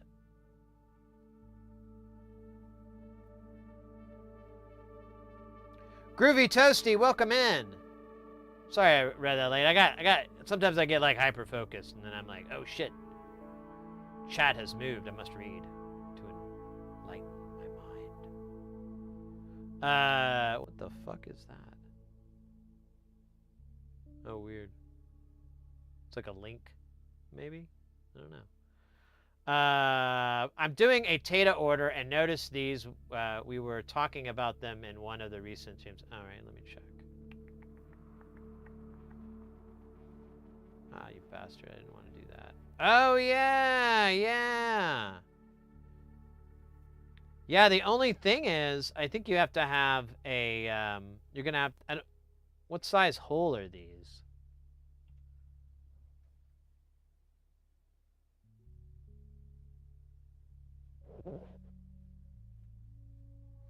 Yeah, so they're 4mm holes, so they're not going to fit anything unless the drill hole is 4mm. So you'd have to go into custom panel making.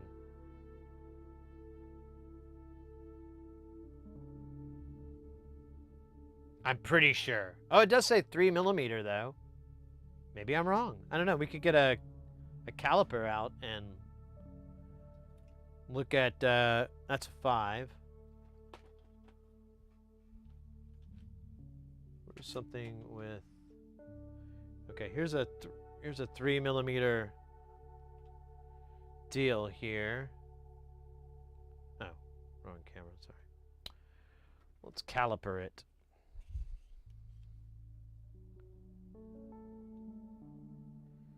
So yeah, I'm getting just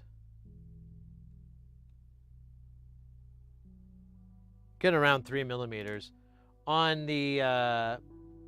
Let me see. Maybe I misread the. Maybe it's the mounting hole 4mm. Yeah, I think you're gonna. Yeah, I think you're gonna need a bigger mounting hole. I don't think it's gonna fit in a 3mm. Pop out.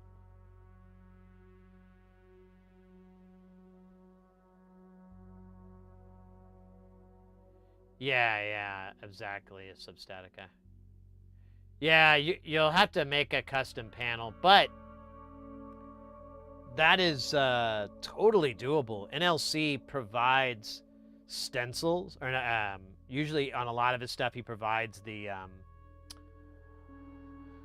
stencil and everything for it. Or not, stencil's not the right word. I don't know, the files for it. And all you would need to do is take that into a 2D, a CAD or whatever, and just go, highlight that circle and change it from 3mm to 4mm, and maybe put a point 0 or point 1, like 4.1mm, or I think it said plus or minus 0.5. It's like half a mil. You might just put like a little teeny tiny little bit of wiggle room. But all right, so this chip, I don't know if it has programming. It's kind of a neat chip, though. I'll have to look for like a better data sheet on this. I doubt they make them anymore, though.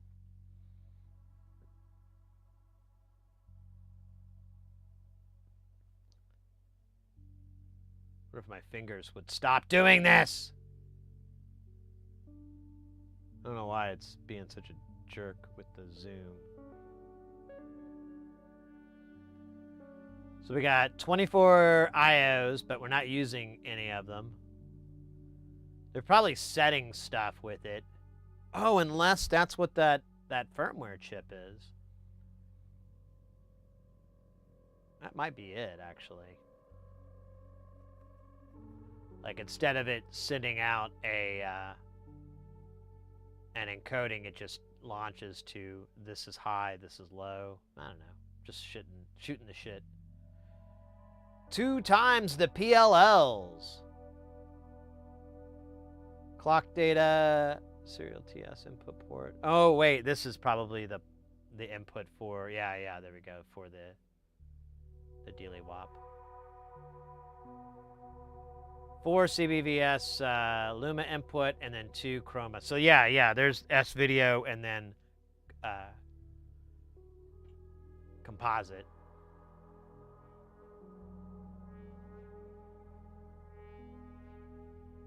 Art Deco, nice.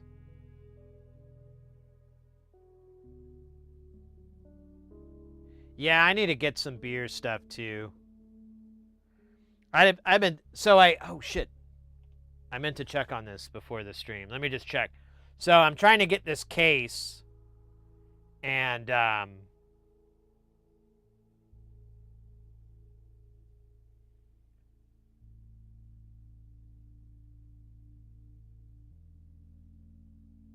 So I'm trying to get this case, and I reached out to the guy, and I asked for some modifications to the case. And he was like, yeah, it'll be this much more money. And I'm like, that's fine. And then it's the case maker guy that's out of Italy. And I'm working out some stuff with him to see, because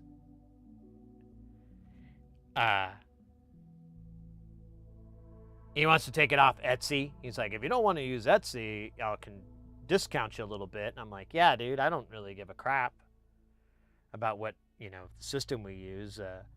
And since he's kind of well known, I'm not too worried about getting screwed.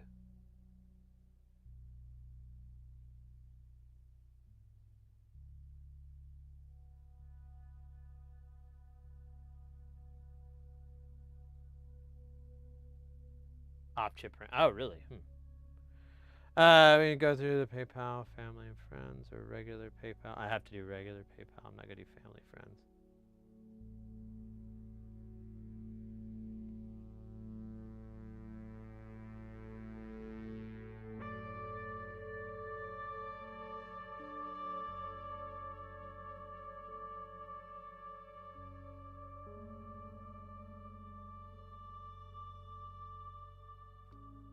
Right. Let me send an email to this guy to get this ball rolling real quick. I'll show you the case I'm going to get.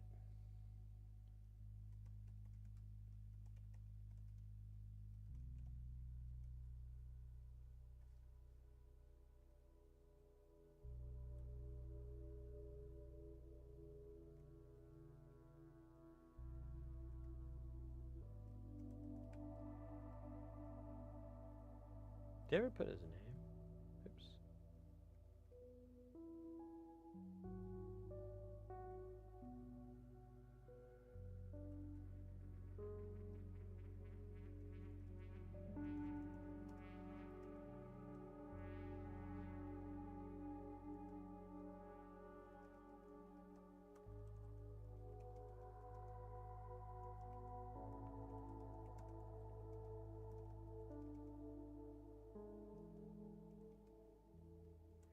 Oh, wait.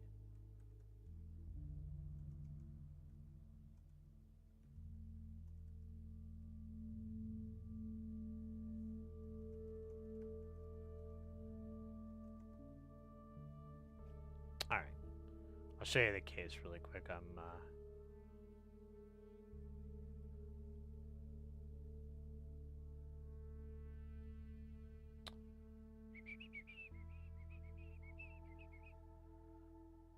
So I'm gonna get this case. I'm gonna get it with the stupid power supplies in it. I'm cool with it. I don't really care. If I want to go nuts, I can yank these out and put something lower profile, and just go DC. But I don't really care.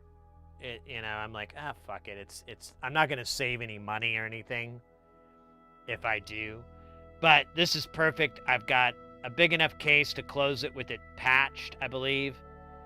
There's a 1U rail. I asked about getting not the sliding nuts, but the slats. And Dig with the 3-stream streak. Let's go. Welcome in. Oh, I don't know if I already said hi to you, man. My apologies.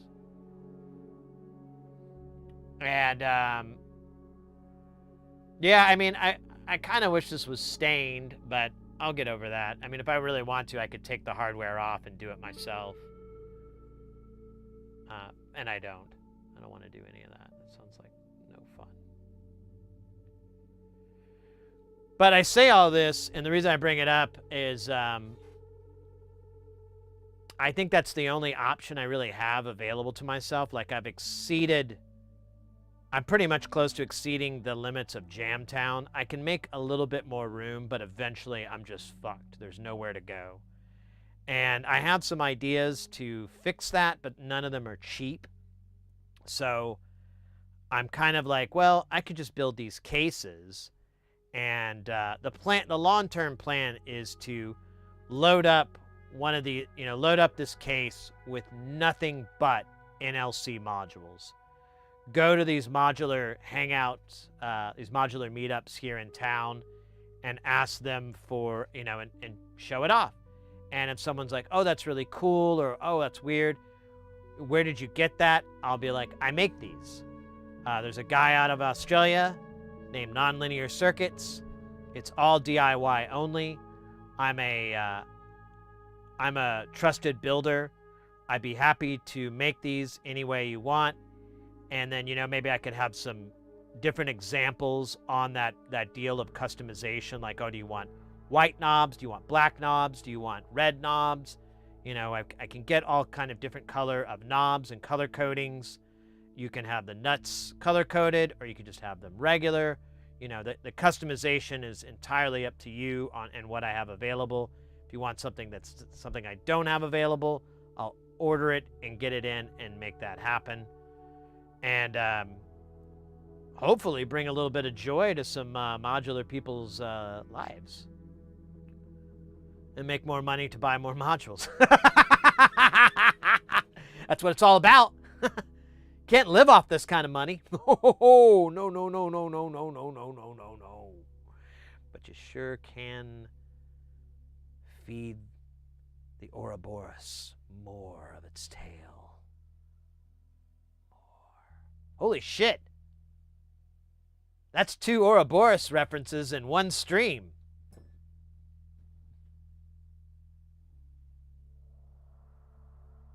No. I thought we were gonna. So, I guess I forgot. There should have been like a big confetti drop, and a bunch of balloons released, like with helium in it, and then I had some cold sparks, and a fog machine, for the celebration of 2 Ouroboros references in one stream.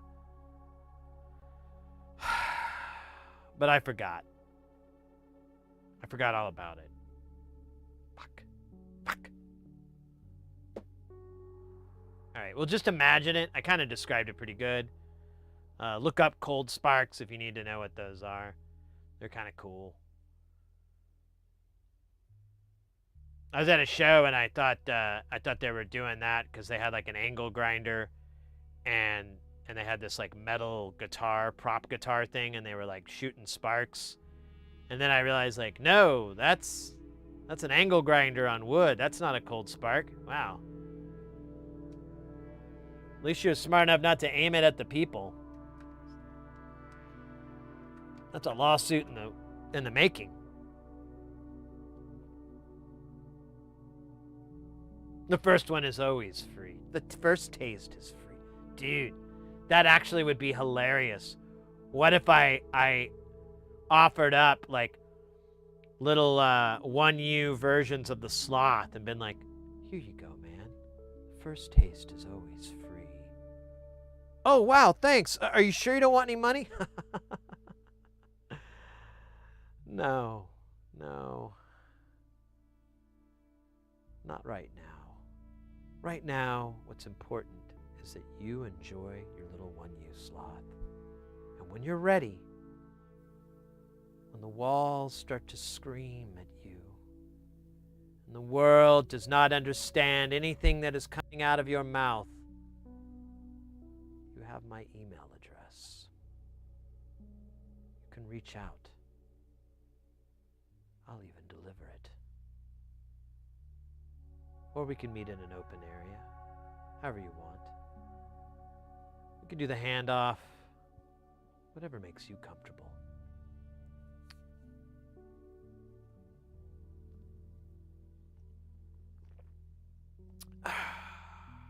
And then I go off in the back and smoke opium in the bathroom. Allegedly.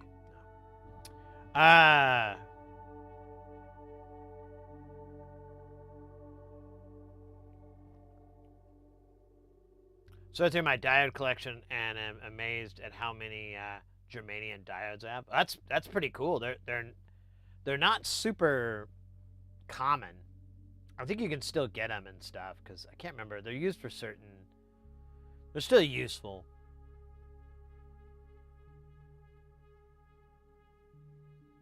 Well, Clown X delivered about $500 worth of a couple of Journalog modules to the wrong address. Luckily, the dude brought it over. Yeah, I've had that happen before. With all our spring verb tanks, they like took it to the neighbors. Those people opened it up. We're like, I don't want this, and then put it back on the porch, and he delivered it. I fucking hate those people. I need to order like some shit, and then have them open that up. Yeah, maybe I should do that. Just start ordering stuff to their address that is horrible. Actually, would be kind of funny.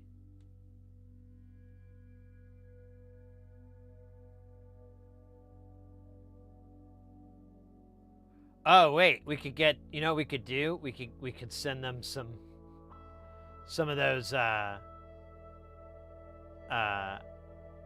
What's those packages that explode with glitter, and you get glitter everywhere? That's what I'm gonna do. That's what I'm gonna do. Send them some an exploding glitter package. All right, I feel better now. I was a little out of sorts there for a moment. Now I'm back.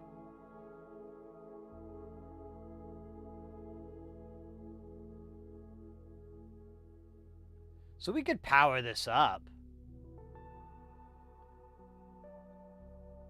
I don't know why there's two of those. Yeah, see, they use a resistor, but it comes off this hot leg.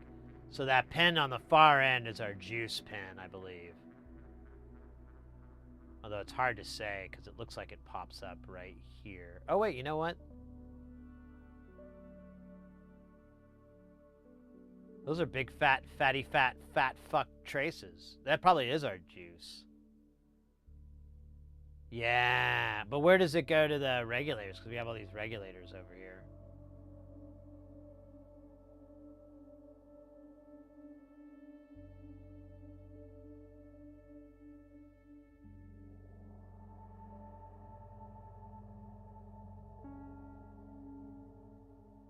So that's an adjustable one. So it's probably 3.3, and then these are our. Oh, I can't tell what that is.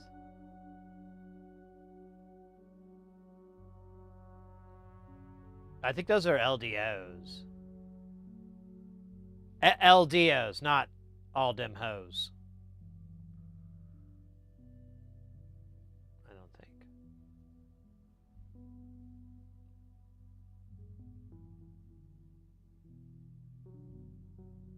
Arm the protesters with glitter bombs. There you go.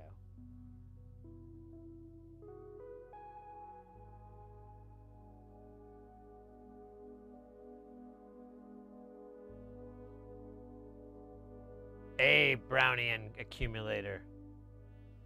You won't know until you don't know. All right. Well, yeah. Let me build a test jig. I'll try to do it tomorrow, and I'll do some tests, and we can.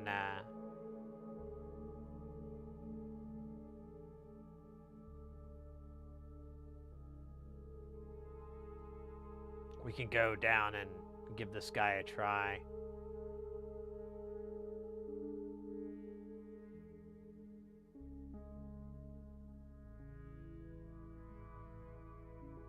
Or test out the ones that we have in the enclosures.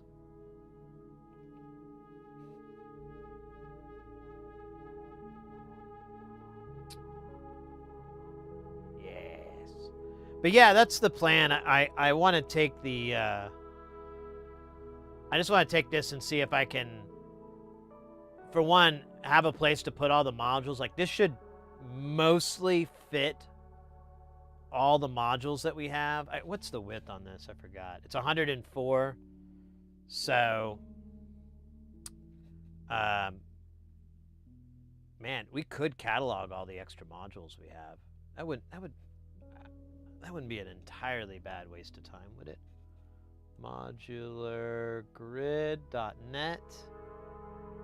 Log in. Kenny log in. Gotta know when to hold them. Alright, let's do a new rack. We're gonna call this Spare NLC. And we're gonna get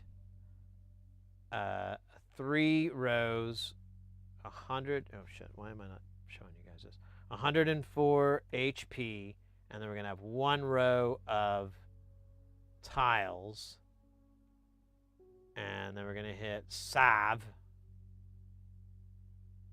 and that's not it.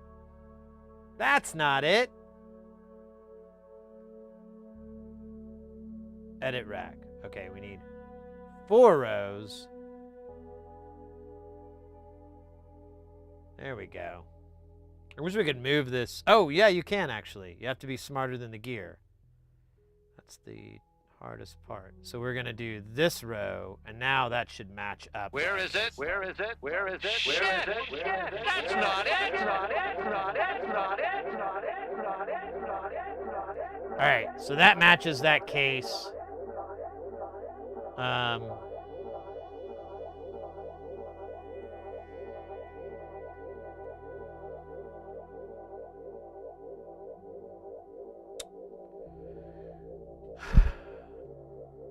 Let's do this really quick, because I think I can do it kind of fast, and it'll be kind of fun.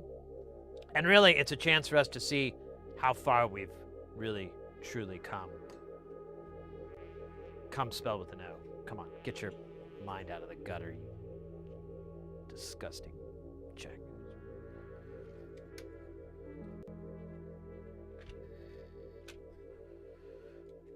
All right, so this will be the first row. There's so much. In fact, let me just go ahead and get it all out, and then we can go from there.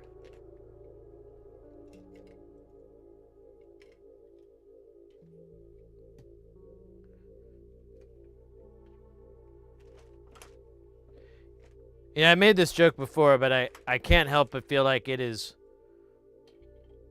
not a joke. It's just me making fun of myself in the form of a joke. But I feel like this is the healthiest midlife crisis I could really have. You know? Like some people that get like cars, or you know, they start messing around with the secretary or whatever, you know, more detrimental to their health and happiness than anything good. But me, hell no.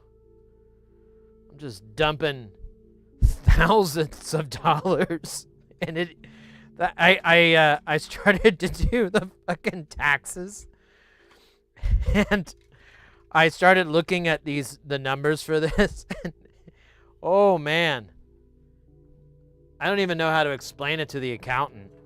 He's gonna be like, Sid, what the hell is this? I don't know. I don't know how much money it is. It's a lot. Hey, wait a minute. I messed somebody up over in the YouTube chat. We got Al Capone coming in. Hey, what's going on here? Audio equipment, you are correct, mate. Welcome in. We are an electronics channel. We focus on making and building. We try to get people into soldering, into the fun world of solder stuff. We mostly work on modular synths and music equipment and stuff like that. But we've tinkered with other things. We were just pulling out. We got a whole bunch of these Elgato analog encoders. Like it converts to USB, so you could take like an old Sega Genesis or whatever, or a Master System, and encode it and stream it on your internets. Make a cool Let's Play. Isn't that what the kids are calling it? Cool Let's Play, I think. Sounds like what they're calling it. But you caught us right in the middle here. I feel like this is a good time to address a bit of an issue. Jesus Christ, I really have nowhere to put this stuff. Oh my, I don't even know where to do this guy. What do I do with this guy? I'm just going to put him over here. You can't even see him. He's off camera. So these are all the modules with white panels. There's still about 24 modules for Jamtown that are all black panels.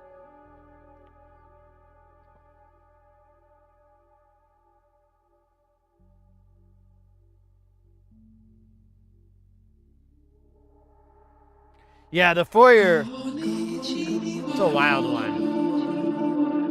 Marza Panda's in the house. Welcome in, Marza Panda. Al Capone's, oh, that's interesting. I haven't messed with audio equipment so far.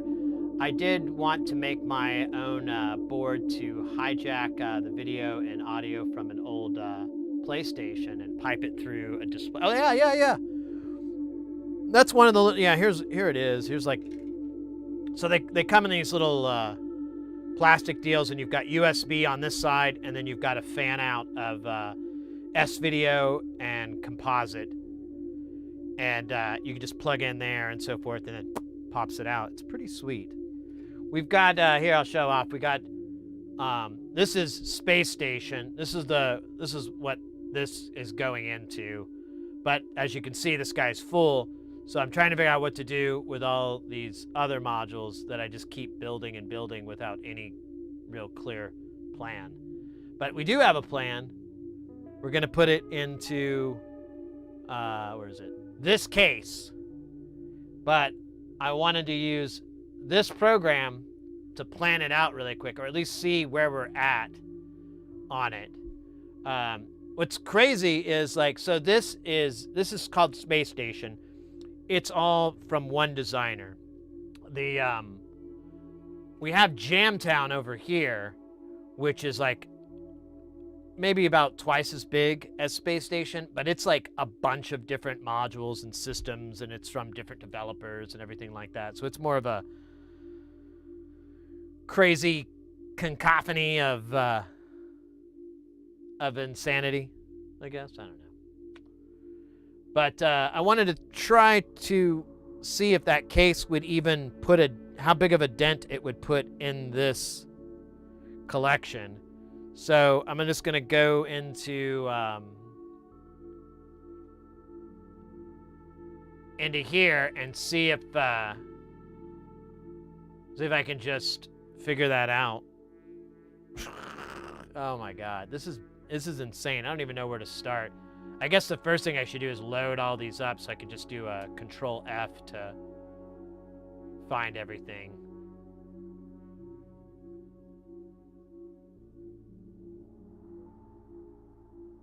Yeah, the LD-ROM is great, but I don't use it that often. That's why I took it out. Oh man, I just realized I got a little whack. Well, All right, so let's start at the top here. We've got the Mobius PLL.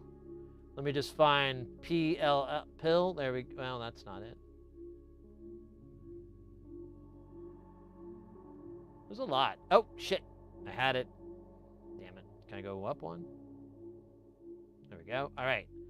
There's the Mobius pill. We got that. Now we need the Hyper Chaos, which is this dude.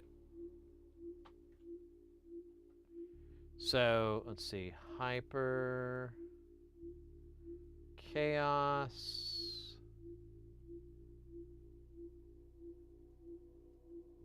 There it is. I guess do we have one without the Magpie panel?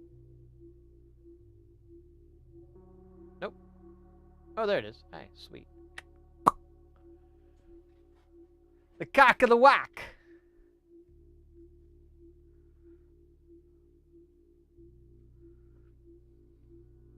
All right, so Stooges is next. There we G to the O. And then next is Beat Freak. Used to be my name in high school.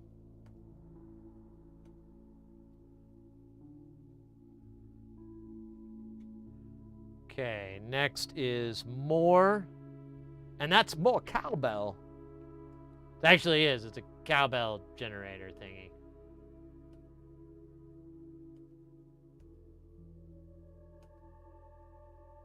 Where's just something called More? Jesus.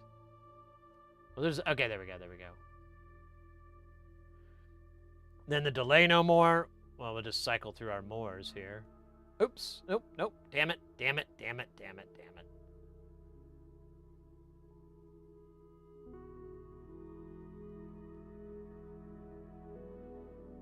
Now we don't have... Do we have the Delay No More out? I don't think we do. Oh, we do. No, that's the dispersion delay. Okay, so the Delay No More is in the rack. Can we get the... I get Delay No More that's in a white panel that matches? I don't think so.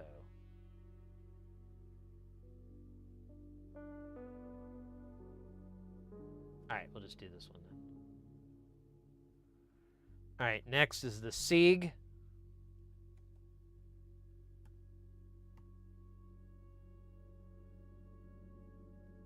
That was easy.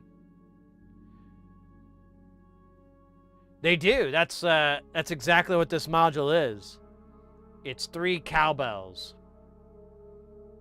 And you can even input... So the way the cowbell is it's 2 tones that like shift. So it goes, you know, boom, boom. So it goes from a high to a low really quick. You can make it do whatever you want. You can also replace the initial oscillator with a different one. So you know you can make anything wild with it. Scare your friends, taunt your enemies.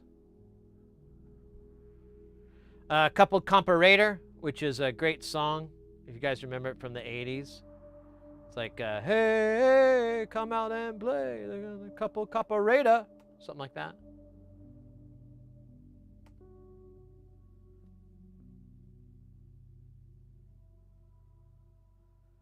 And then Bools, which I believe is, well,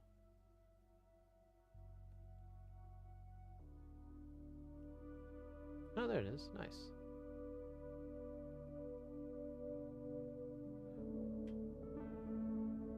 I just came from the doctor, and he said the only prescription was for more cowbell. I got a fever. That's what he says. I got a fever.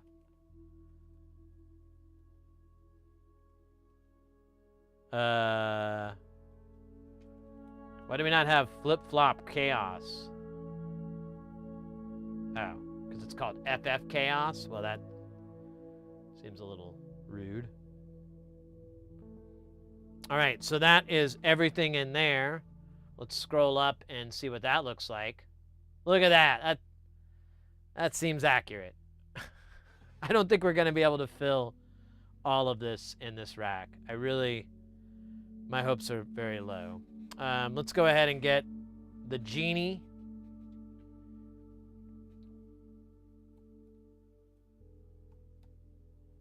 Oh, there she is. Beautiful, beautiful. I love it. And then the Chat Noir.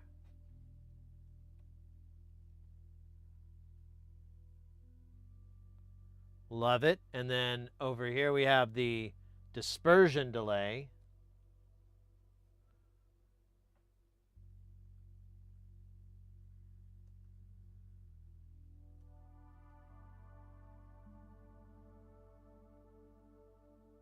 Dude, why didn't I search for dispersion? All right, let's... I didn't think there were that many delays.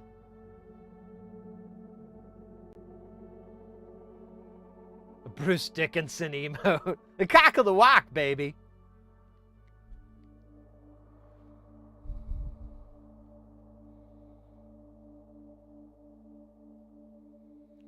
All right, next is Coral Generator from The Walking Dead.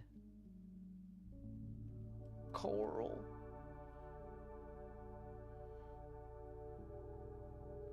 And then, what do we got after that? We got the Moog.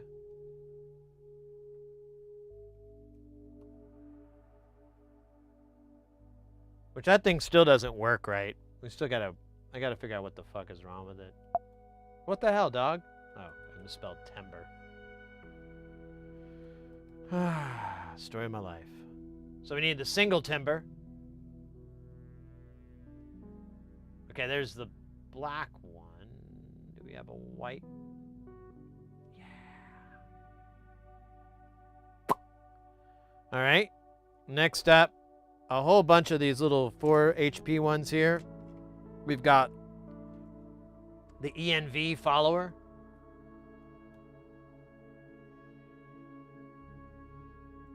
Collude? I don't think I've ever heard of that. Discontinued. Aw. Alright. Let me see if I can... Alright, let me try follower. There you go. Hey, why don't I choose the better words? Sloth. Now, there's a bunch of sloths in here. But that's the one we needed. Honestly, is there a single sloth? Single?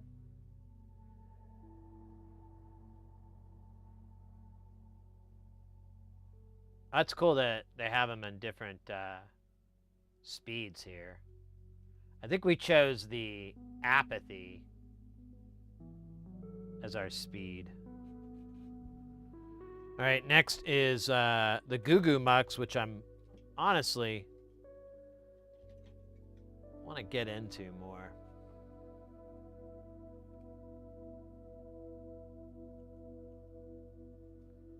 Can we get a white one? There it is. And then we need the giant Bono. Let's see if we can just find the word giant. I don't feel like that's a really common word there. There we go. There's one. There's that one. There's the one we want. And then we need the dactyl. God fucking damn it. Oh, sorry. I forgot to switch cameras there. That was stupid. Moldy Rapture VCO. White one, please.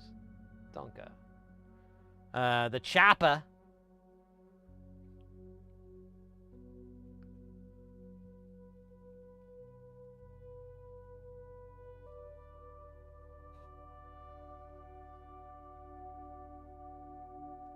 Well, can I get a white chopper?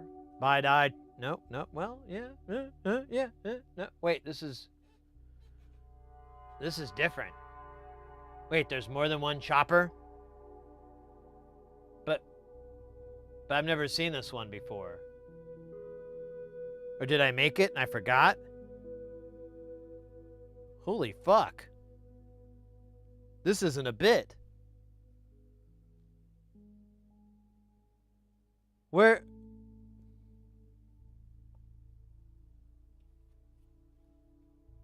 I'm gonna make a page for this one. I don't even know...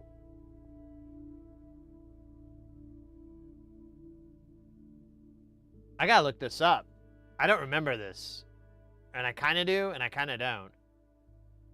Get to the other chopper! Get down!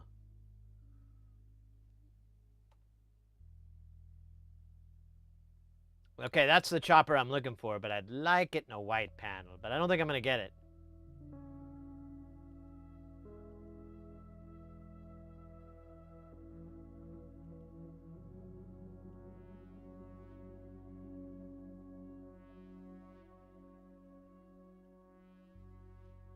Alright, we'll just use this one for now. Alright, and then this is a bajillion of the molts. I'm just going to skip on this and put it off to the side. We've got a single neuron. There she be. Next is the snake joke. I don't have a joke for that. Kind of took care of itself.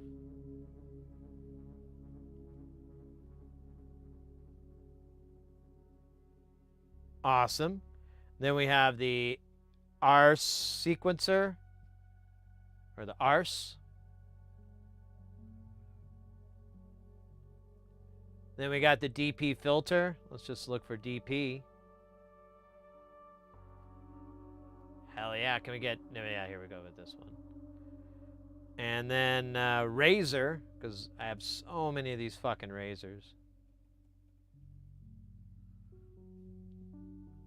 I should give those out. And then last and definitely not least, I was sitting in a room.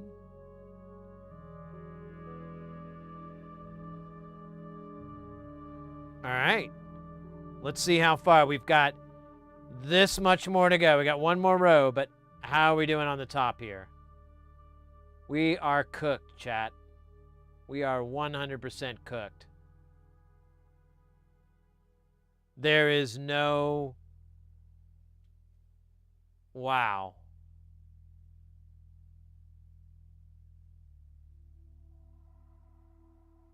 Holy shit. There's like not, we're almost out of room.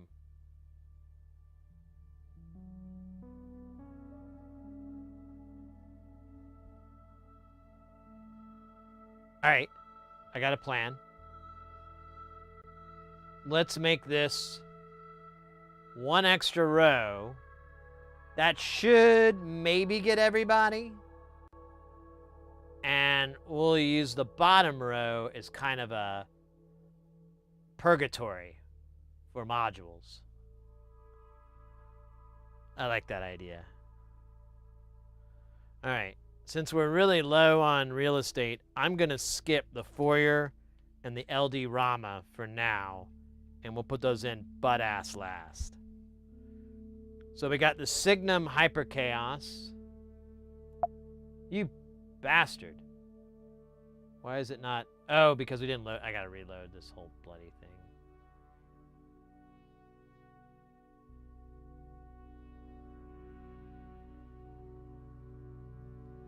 There is now no way.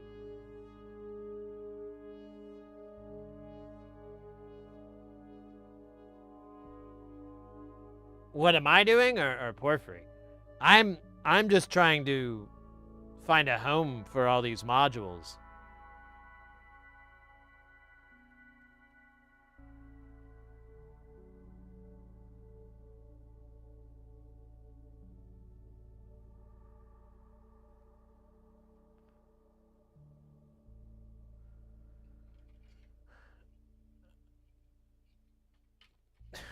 What? I don't even know what to do. This is still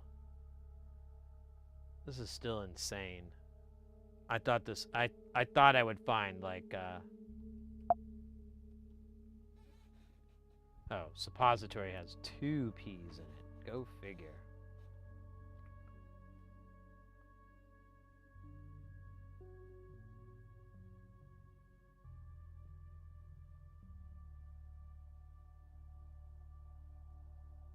This one is not gonna be enough. Yeah. It never is. It never is. Animacy. Oh, no. What the fuck, man? Am I spelling it? Intimacy. Yeah, there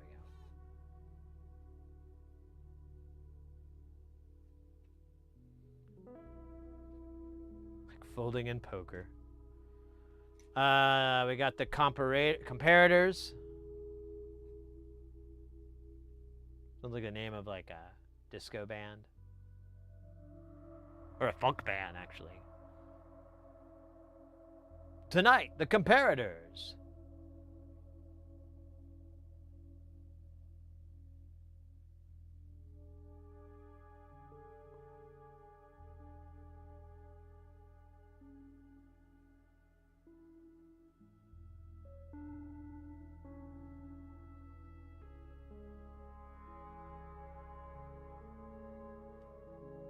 No, I want the There it is, you bastard. Almost scared me. Alright, and then this guy is the pseudo. Oh, sorry. Pseudo. Man, I can't spell today. Or any days, really. I mean, if I'm being honest with myself. The Samosculator.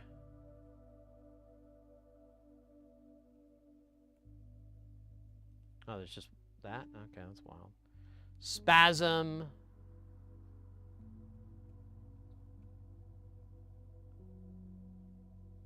We're almost there, folks. Frizen.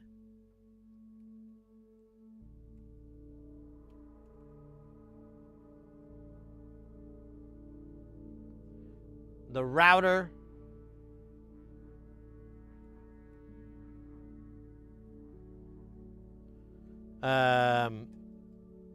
Sandy Freckle.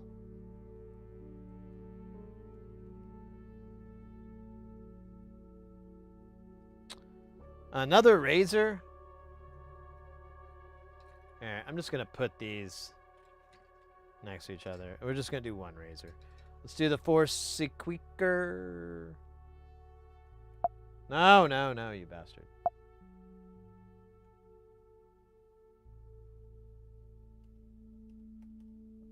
We just have a black panel for that. The Single Neuron. Very excited about this one. Very happy we could get it. And by we, I mean everybody in the group buy it. I think everybody got like a cool little neuron added to their pile there. The Divine Samask.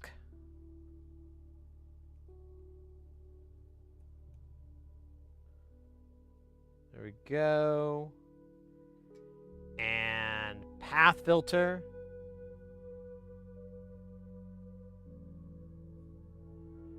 And let's see what we got. That's everybody except two.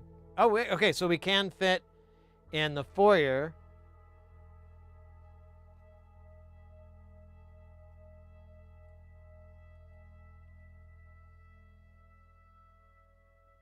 And the LD Rama.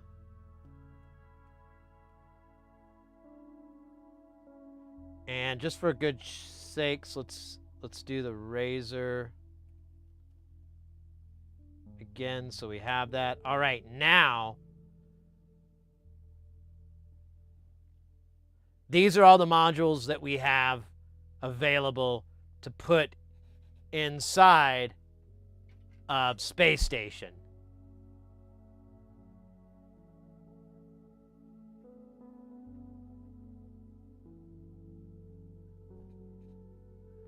Why do we have a 2 here? Here, we put this guy down here. All right, now we got a, what is that? 6 HP. All right, that's cool. Now, I want you to, knowing all this, I want you to keep one thing in mind, that we're building a module that's as big as this, as this foyer. So eventually we're not going to have enough room. Wait a minute. What was here? Oh, scheisse, look at that. I already knocked some stuff around. We didn't get the little kitty cat, though. That's weird. Yeah, so we don't even have enough room for the next module we build is going to knock this out. But we got a good start, right? Aqua, exactly. So these are all the modules that are on this table. These are all the homeless modules. I don't have anywhere to put them right now. They pile on top of themselves as if they are, you know, what am I trying to say here? Like, an insult to God. You know, they just kind of spit right in God's face.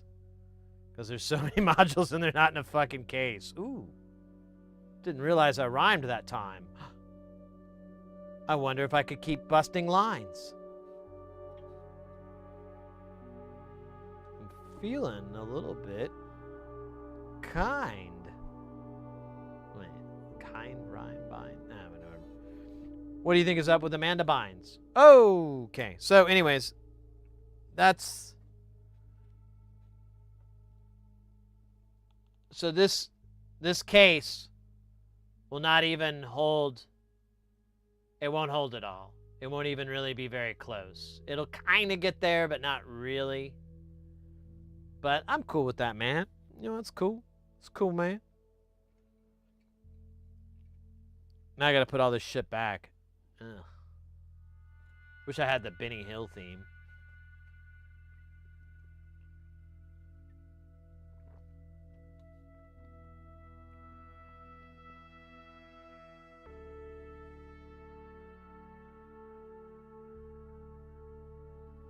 Buy two. Yeah, I think I might get a different style. I want to get more with cases with 1Us because I'd like to build some custom 1U modules.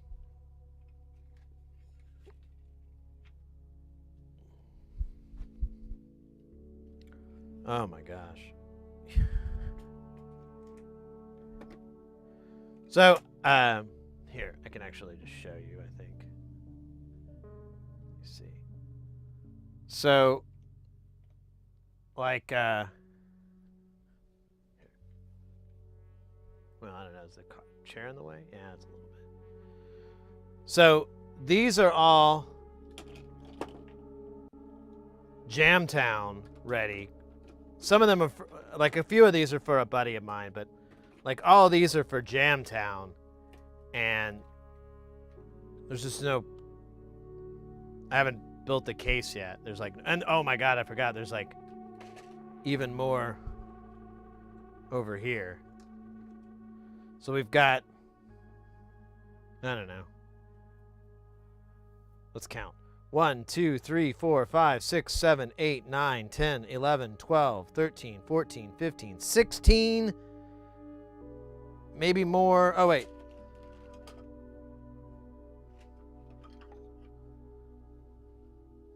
17, 18 modules that don't have a home. Here, I'm going to kill this camera so the wizardry is not lost. The wizardry? Sounds like a weird adult comedy.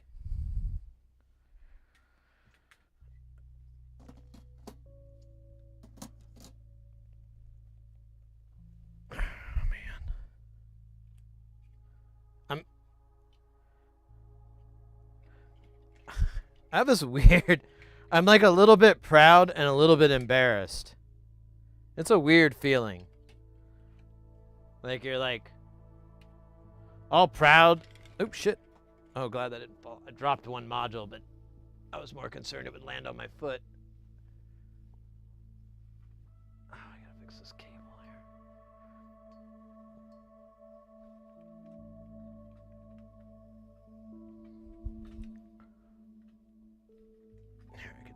This will be easier if I do it this way.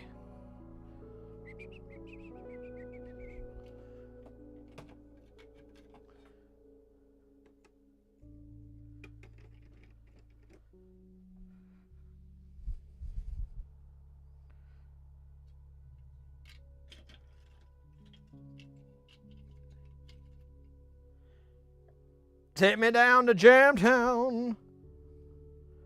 I got 350.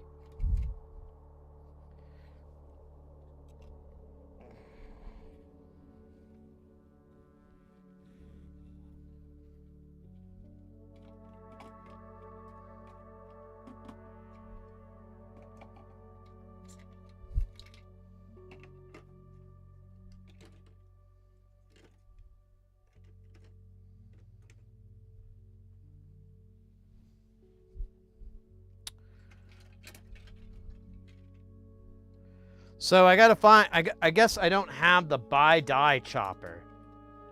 I thought I did, but I don't. Maybe it's in the, well, no, I don't think I have that.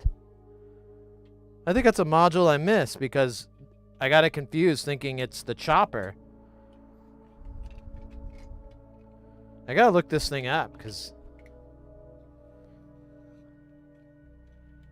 as a collector, I just stuck my foot right up my own butt. And I didn't enjoy 1 minute of it. Or the hours that preceded it. Or not precede, but...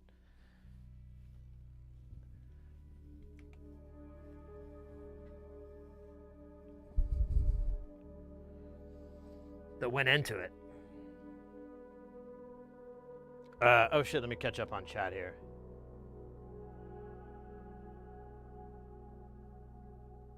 Supposedly been settling on, did you contact them about selling it to you without the power supply? No, I'm just going to go ahead and take it with the power supply. It's not that big of a deal. I did ask to upgrade it from the sliding nuts to the M3 slats that go in it. And they charged me like a reasonable price for the upgrade. I think it was like going to be 30, 40 more euros, which is pretty much like the cost of the materials and whatever. So there's probably a little bit of a markup, but you know, I don't give a shit. I probably would lose any savings on that, but if I did it myself once shipping came into play. Oh my god, I don't have anywhere to put these. I'm just going to stack them. Here we go. Shame pile.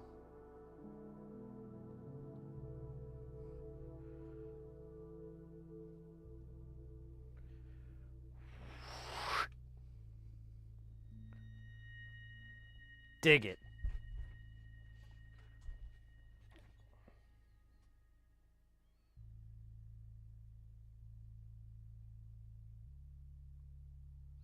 Yeah, Aqua, it's probably going to run me. I don't know what the tariffs are going to be. That's what I just emailed them to go like, hey, I haven't bought anything from someone that, you know, where the tariffs work out. So have you already sold? I'm trying to work that out with the guy or gal. I don't know.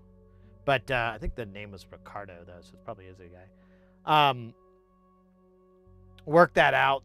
But after shipping and everything like that, I think I'm going to spend around $900, which is, I'm not really happy about it, but honestly, if you go and look at commercial eurorack cases, that's a good price. Like, if you go to, let's see, we'll go to Perfect Circuit here. Oh, we gotta get verified by Cloud Verifier.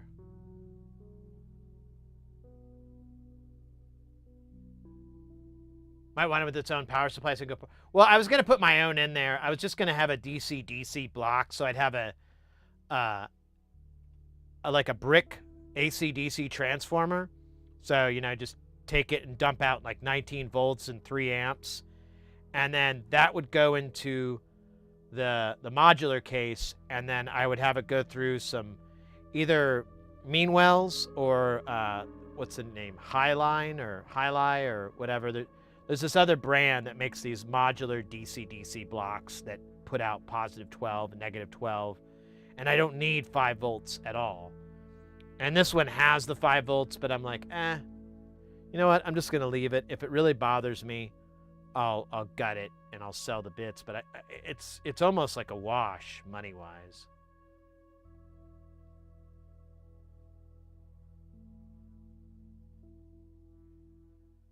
Sorry, new to the combo. Just hey, Ekin, don't apologize, mate. You're all good.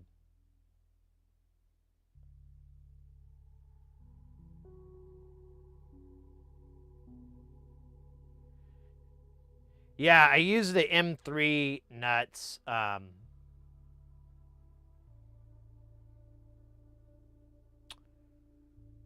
don't like the 440 ones and stuff like that. Case parts. What about just cases? Am I stupid? Am I not seeing this?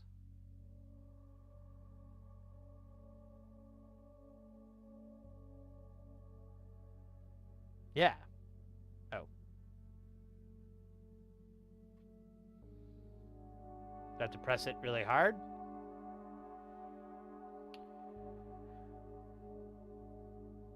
So let's see here. Yeah, I mean, there's a 7U from IntelliGel. It has a few bells and whistles on it. Let's try to find something a little bit more rudimentary.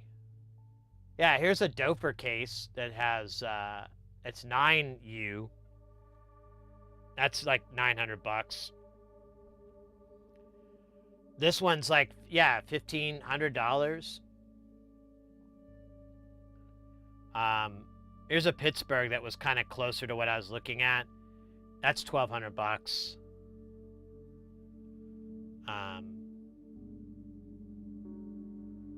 Yeah, this is like, well, that's a Dofer. But does this have like a full case though? Yeah, it's just open. There's no closure to it. Oh wait, no, I'm right.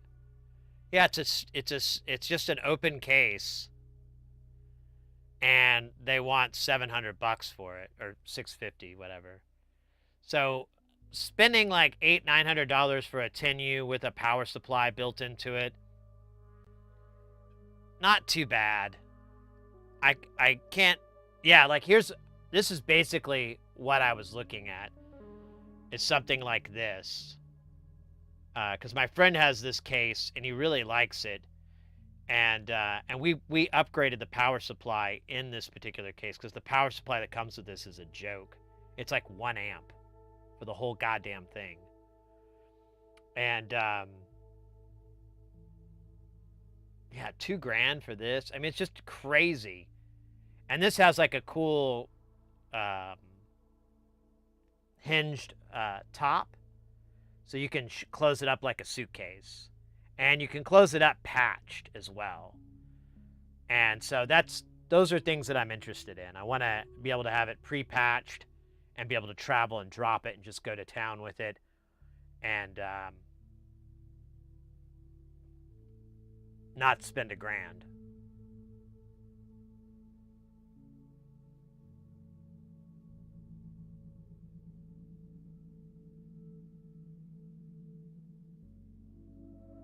Yeah, Aqua, I was talking to my buddy about that because I was like, dude, that's absurd.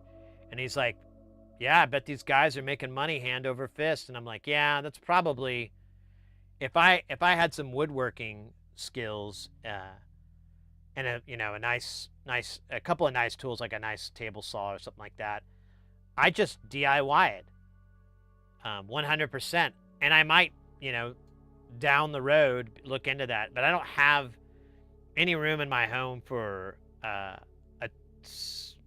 table saw or a table router. I have some of those things, but they're like put away because there's nowhere to fucking unload them and work on something.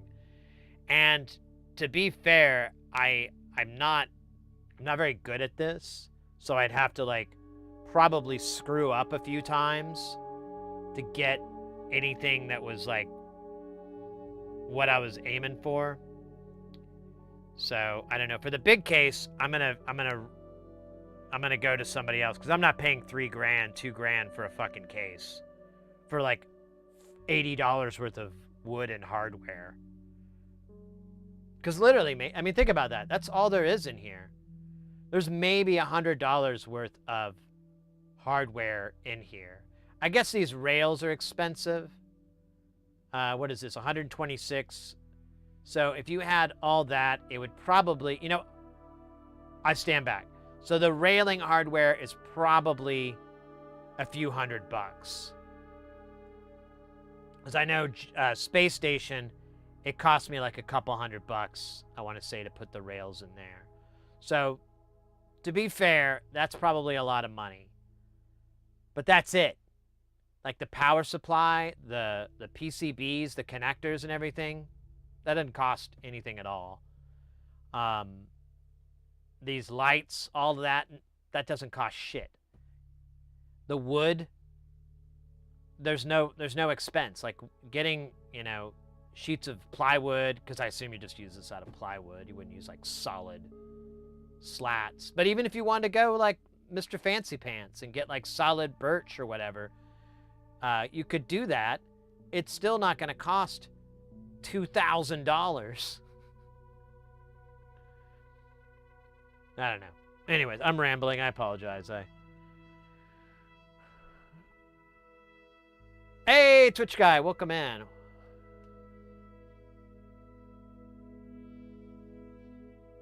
The nice tool.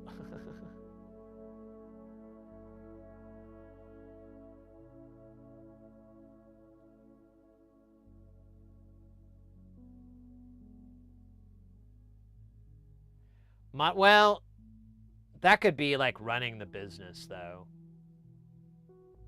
As long as there's demand, you're in, you know, you're in good shape. I have woodworking skills. I'm going to build more and sell them for. I'm going to build some and sell them for $6.99 and laugh all the way to the bank. I know, right? You should. I mean, it's.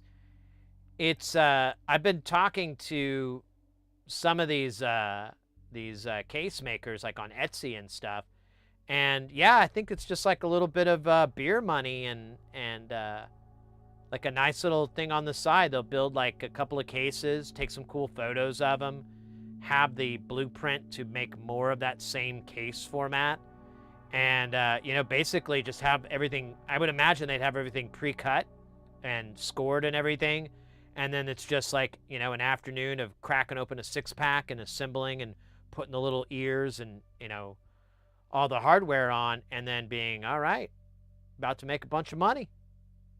Because yeah, there's no way. And the cool thing is, like, if you were a case builder, you could do like what I'm talking about, where you could build like really really cool cases, not doing the stupid Meanwell shit.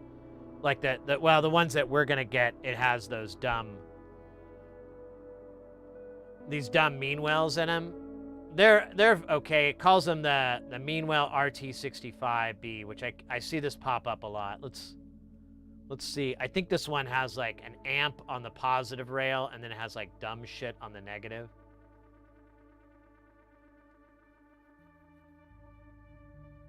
Was this, you said it was the B, right? Oh wait. Yeah, B is in Burgermeister. So channel 1 is 5 volts, positive and 12, and then yeah, you get. See, that's the only problem. I think we'll be okay. Where's our modular grid? What's our power at on the negative rail? Oh, you know what? This will work. This will work. Okay. There's 2 of these in here, so we'll have about 5.6 amps on the positive collectively, and then 1 amp on the negative rail collectively.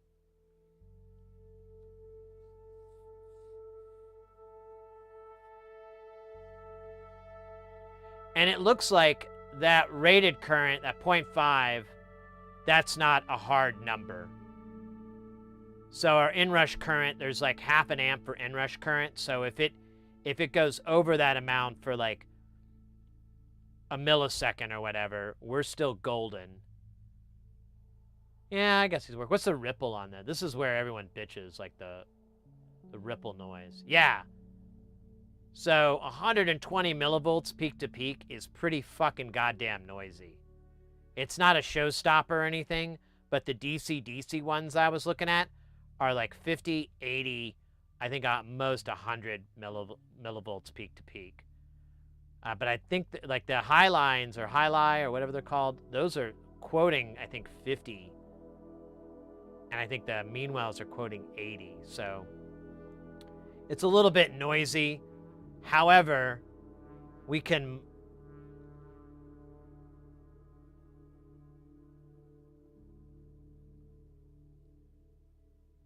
mod these bus boards, or make our own bus boards and put caps in here to clean it up. I mean, it'll be the DC side, but it'll still be cleaner. It'll be better to have it than not. And all these modules have 1 or 10 microfarad caps on the rails, so it's always going to clean it up. It's kind of, I don't know, it's just not a big deal.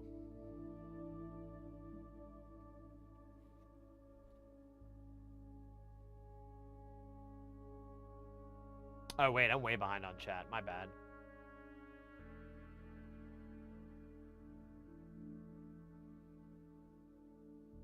Why is the railing hardware? I don't know. There's one guy that makes it. He does all the railing hardware for everybody. He's out of Holland. He takes a lot of vacations. I've had to wait multiple times to order stuff because it says he's on vacation. Which could be like when I'm on vacation, which means I'm at work.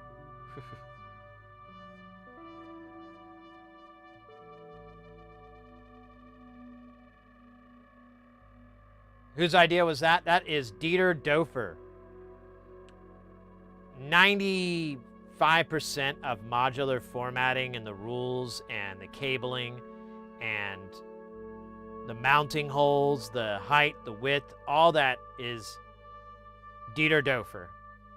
He came up with all of that, and amazingly it stuck.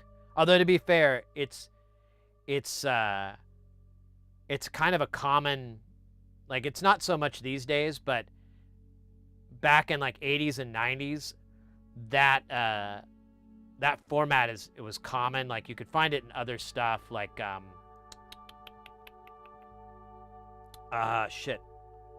Like oh man. I keep wanting to say modular, but I guess technically like I've seen it in modular test equipment. Not modular synth, like test equipment that rides, you know, that is analogous to it, but it's for science and so forth. For science!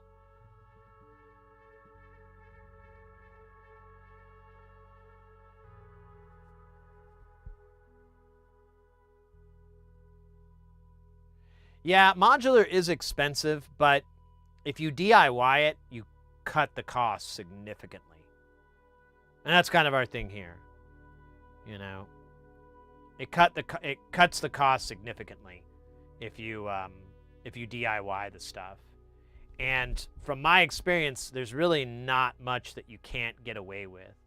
For me personally, making my own case is a little bit getting out of my comfort zone. And while I don't mind getting uncomfortable to make something, I'm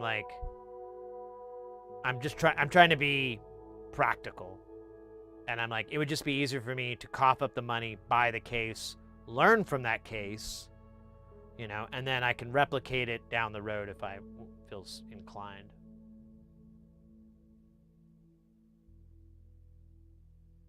Tin Can Synth Jam. That cat's great.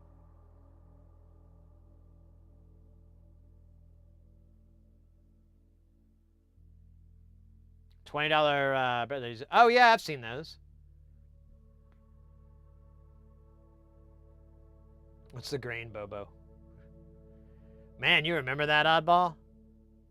It was grain bobo, and it was something else. I think I still have the manual here. Oh god, I do.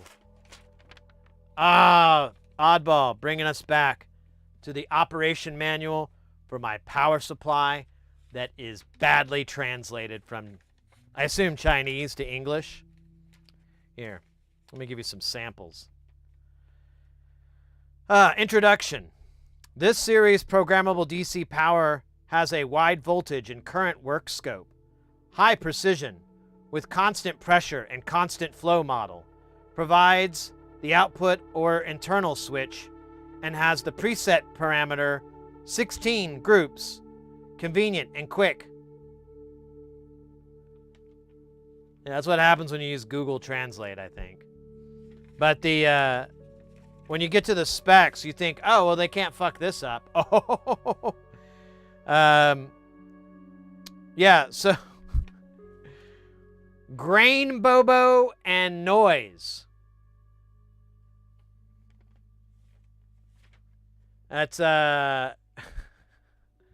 less than 5 millivolt VMRS, 5 hertz to 1 megahertz. Grain bobo. Now, I think we figured it out somewhere on here. Oh yeah, no. I think we figured out that it was ripple, but for some reason translated into grain bobo. But I'm not sure still. Still not quite clear. Yeah. No, actually, no. That is what it is, because yeah, grain bobo is ripple and noise. But check this out. This is great. So this is my punk band, Ripple in the Noise. We got a song, Pot for the Teacher. I do like a really good David Lee Roth impression. I'm like, hi! You guys ready? Oh, yeah!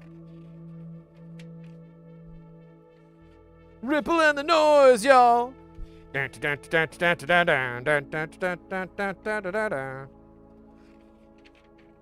for the teacher! Yeah, like, this manual is so hard to get because it's just like these crazy run-on sentences that I don't know, you just kind of get the gist of. The power supply features overcurrent protection with sound. When the output short circuit, the circuit protection will be activated only when a short circuit when troubleshooting to restore output. Dude, what the fuck does that sentence mean? Maintenance of power supply. The input power must be disconnected by repair professionals. Machine after use. Please be ventilated, dry place. No long term. Should unplug the power plug. I'm not being a smartass. These are all written out this way. Belongs to high power instruments of the power supply at full capacity. Therefore, they should pay attention to the use of ventilation and cooling power and power radiator shell and a higher temperature. Please note that hand to avoid.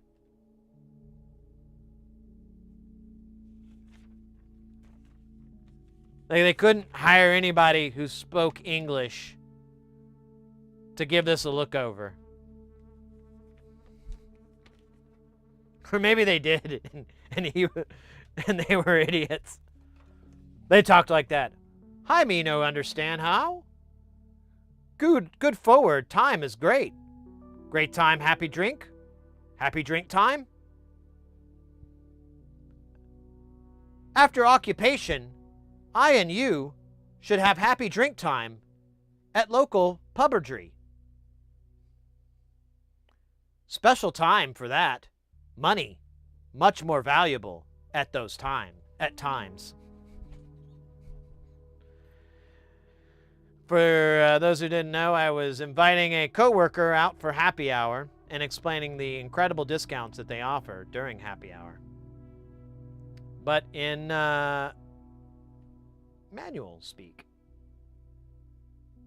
My hovercraft is full of eels. Oh, is that a Ripple in the Noise song? Sounds like a Ripple in the Noise. My hovercraft is full of eels. Dun, dun, dun, dun, dun, dun, dun.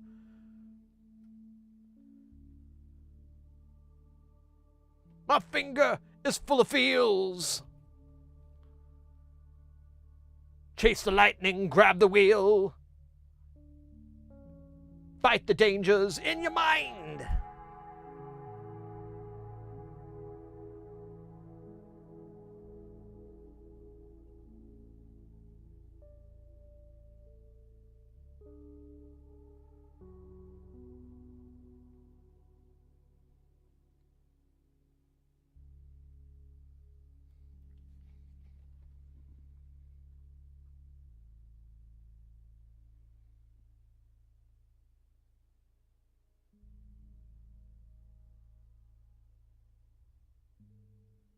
Must be nice to do. Yeah, there's a lot of that in my work.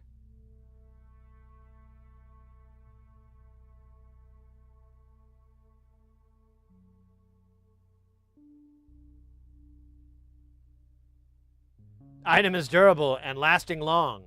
Much happiness brings to home and family. Item will not betray you. And it's like an ad for a broom.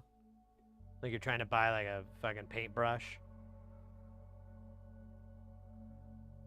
Item brings virility to home and house.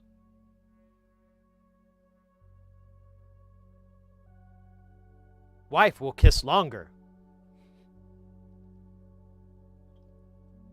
Children will respect more.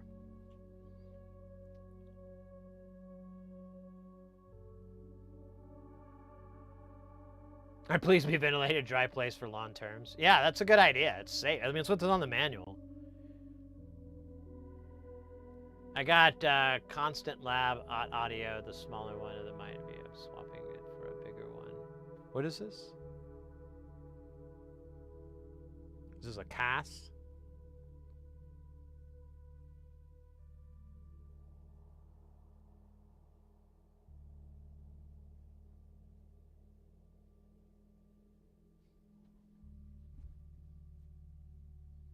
Spaceflight, welcome in. I always imagine these translations are even purposely incorrect translators.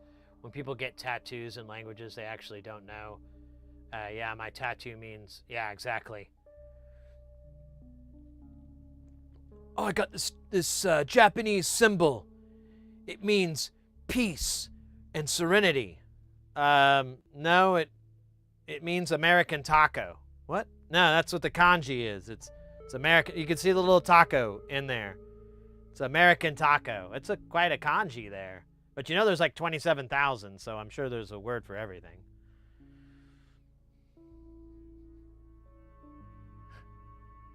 Got this tattoo on my back. It says serenity in Japan, in Japanese.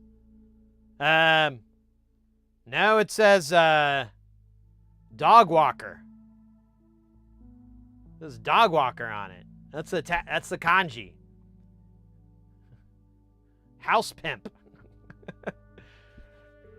That actually could be a whole bit. You could just have like a Japanese guy explaining to people what their tattoos mean, and like, you know, and it's kind of broken, and he's like, oh no, this means how do you say, flat tire.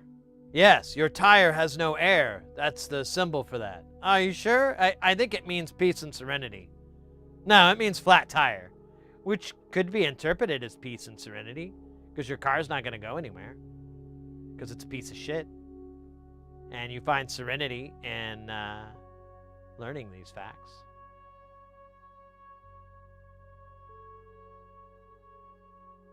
Do not taunt or tease Happy. If Happy Funball begins to smoke, run away, seek shelter, and cover head. Happy Funball may stick to certain types of skin.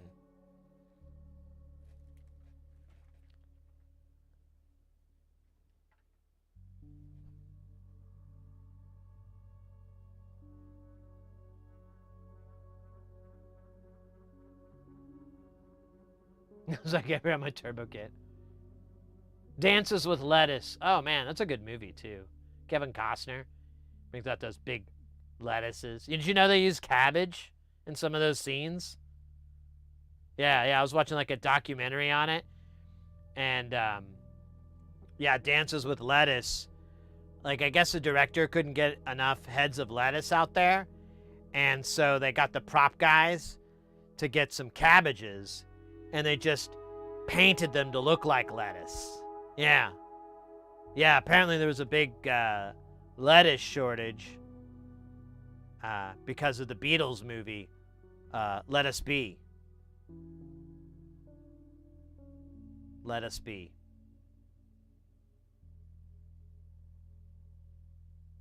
Thank you very much. I will be here all week. Oh yeah, see, we're just viewer numbers are dropping because of my bad jokes. This guy isn't funny. I'm not watching this guy for free. Fuck that. I'm gonna go watch the Penguin movies.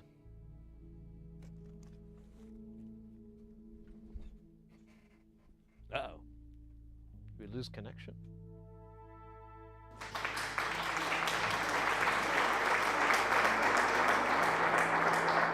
All right, a little affirmation.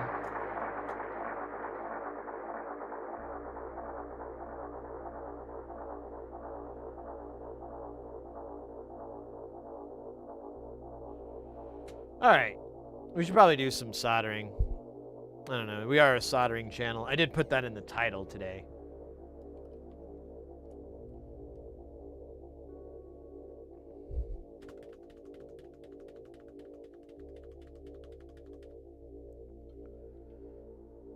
You know what though? I want a little bit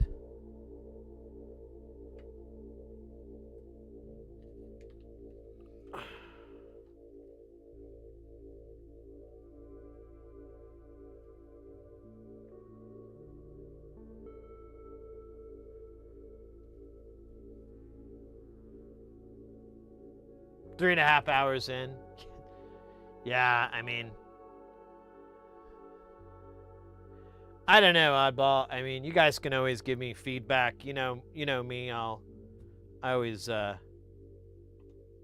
take deconstructive criticism. Oh, that was cool. It did a whole.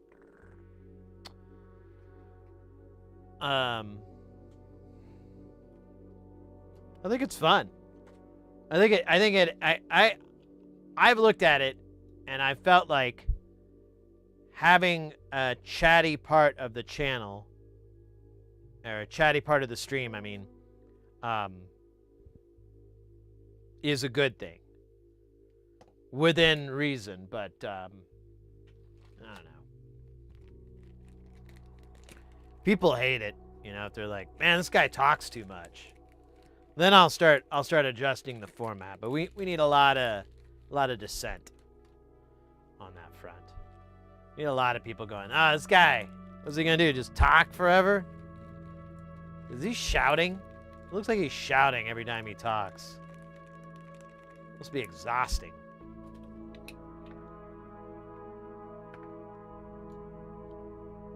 You smell? Yeah, you can tell that through the stream. Fascinating.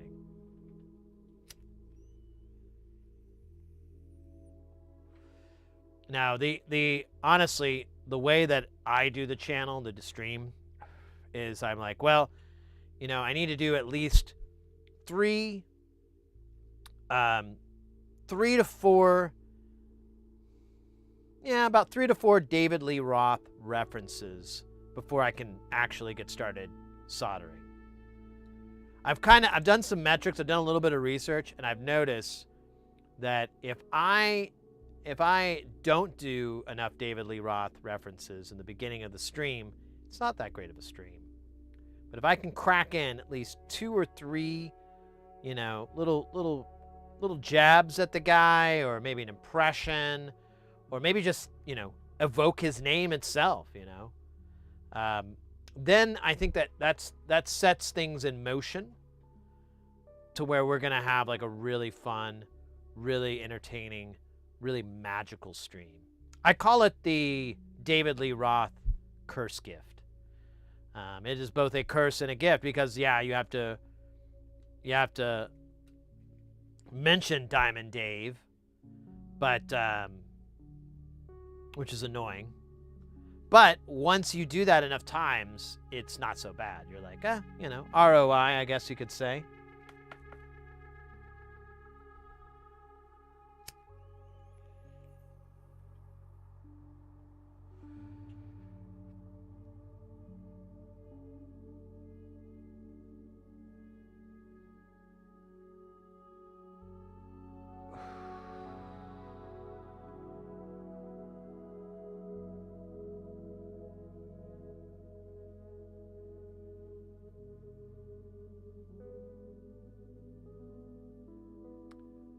All right.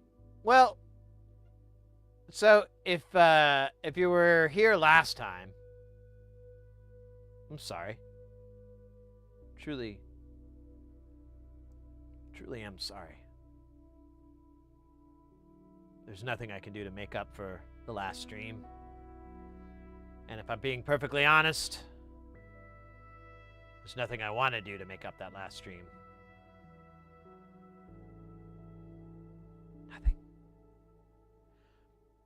But we did solder on resistors for about 10 or 11 hours. I don't remember how long. It was a long time. Hey. Wait for Mr. X to come in and criticize my volume levels. La la la la la. Yeah, there we go. Do a little David Lee Roth. Hey! All right, baby. Let's go. Oh.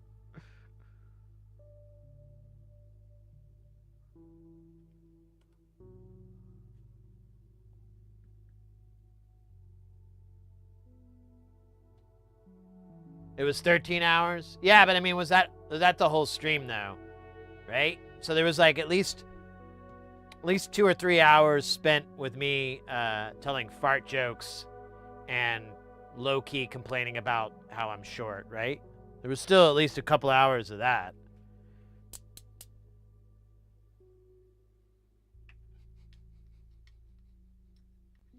Well, not really complaining. I mean, I brought up how tall Tom Cruise is and Prince. I really like to bring that up, you know.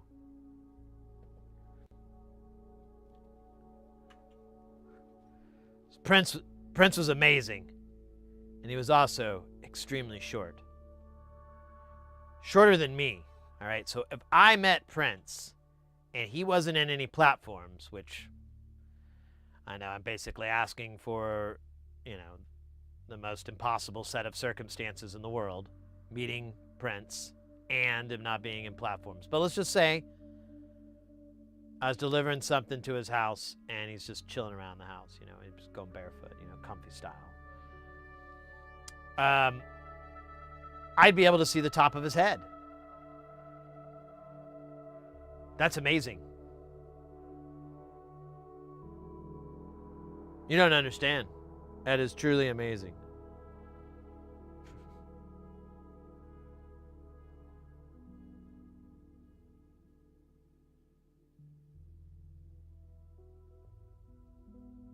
Just a second here. Okay, I thought I got a work email. Anyways, what were we talking about? David Lee Roth or something? I can't remember anymore. Kind of got lost. My own mind. Oh, right. So if you were here last, we were soldering on these resistors. We got them all on. It took us a really long time. I thought I died at one point. I was like, oh no. And then I came back to life. It was kind of creepy. But to be fair,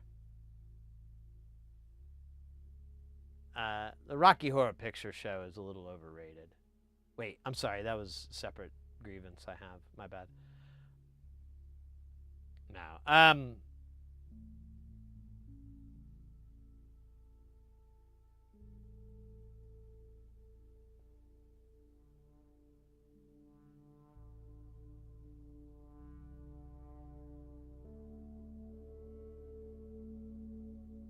Prince could play basketball? Oh, well, that's the thing that's funny with Prince. That guy was insanely talented. Like, not just musically. Like, everything that guy fucking did was, like, top tier. Yeah, and yeah, he was good at basketball despite being 5'2". But to be fair, you know, slam dunks and stuff like that, you know, isn't that's for the big games, you know. But if you're playing like pickup or, you know, one-on-one, you know, little games that maybe don't even use the whole court or whatever, you're just doing half the court.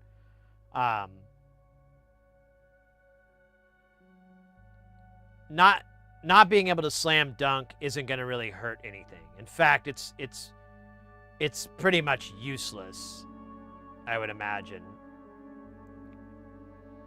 Well, maybe not useless, but it's not going to be a very worthwhile tool. Being able to, like, dribble and you know, run fake outs and all that kind of crap, that's where the magic. Guys, get ready, because things are about to get heavy. Jump up, because we're going to bump up, and get down, because there ain't no clown in this town. Get ready, because things are about to get heavy, because we've got DJ Dowie in the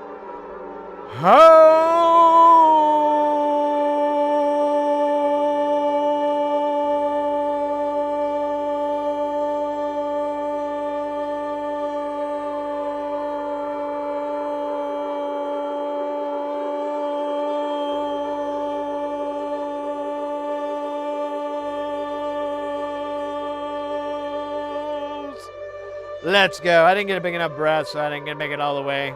My apologies to the families and the people that were expecting a longer hold and got dismayed. Guys, we got DJ Dowie in the house. If you are not familiar with DJ Dowie, that's weird. You must be new here. Let me hook you up.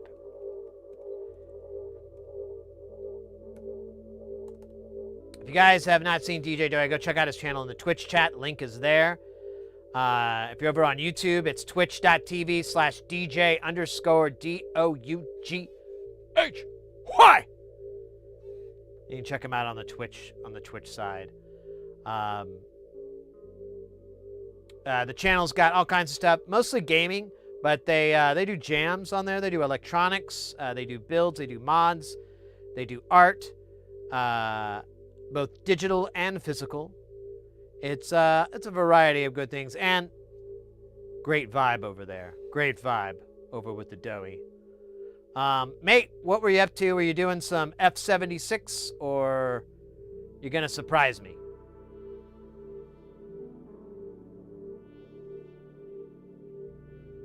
The music director at my favorite local radio station had one line for their bib on the website. I once DJ'd at a birthday party for Prince, which is all you need to say if you. Oh yeah, I mean, absolutely. Ric Flair, woo! You know what's embarrassing? I didn't know who Ric Flair was until about 2 or 3 weeks ago. Like, I knew the name, but I didn't know the guy. And then even now, I'm like learning about him, which is weird. I don't have an explanation as to why. Like, my wrestling interest kind of, I think, ended before his really began. So I think that's why. Like when I was a kid, I was into wrestling, and then, you know, I started noticing girls or whatever, and I got de-interested. But yeah, I didn't know who the hell Ric Flair was until like a few weeks ago. And I'm like, oh, it's this guy? I kind of remember him. What was his thing, though? Who was Ric Flair? Who is Ric Flair?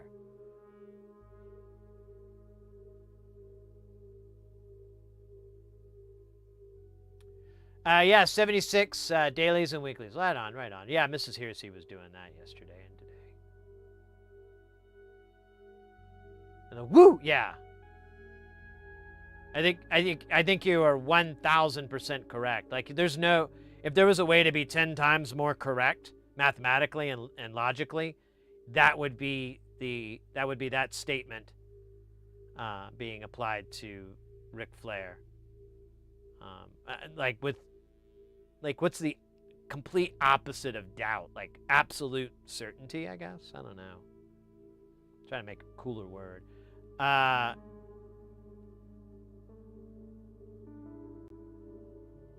He was in wrestling, yeah.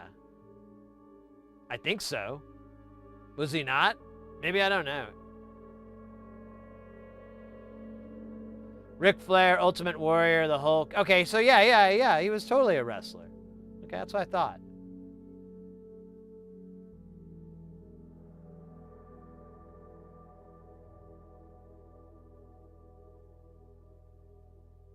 Oh, really? Weird.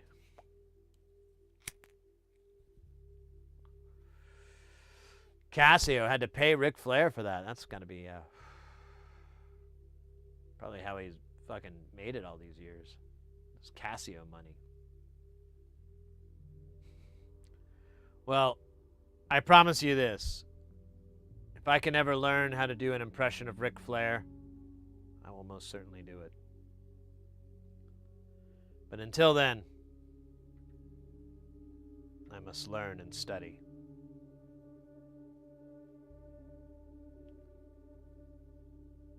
Getting foods, right on. What's on? Well, you're probably heading off, but I was curious what was on the menu at the Dowie residence for the night. Baklava or chocolate baklava. I'm kidding. They're the same thing. Actually, I don't think they are. But you can put chocolate on it, and that makes it better. Not necessarily for you, but for everyone involved. Nah, I'm kidding. It's you. All right. I was just enjoying a little tink here before we get into the deep of this, which is the mun, or num, or The moon. Grilled potatoes, green beans, and some chicken broccoli pasta. Nice. Nice. I worked it out. I ordered a big foot-long sandwich, and before the stream I ate half of it. So when I get hungry, I'll eat the other half.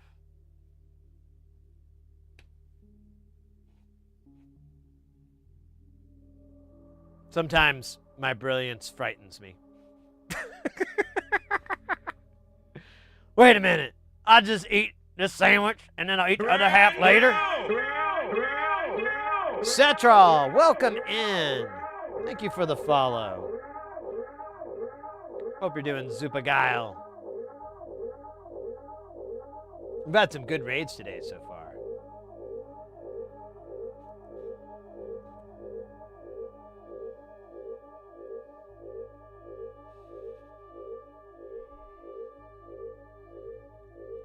That's a weird cutout, I know. You can tell the Dremel had a good day there.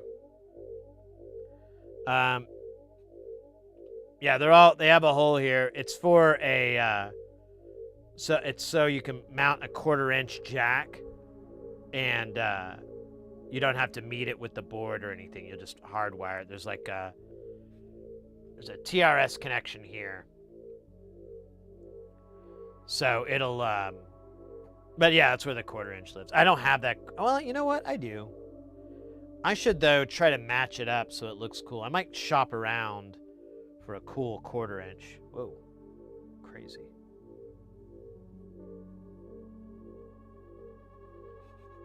Cetra, welcome in.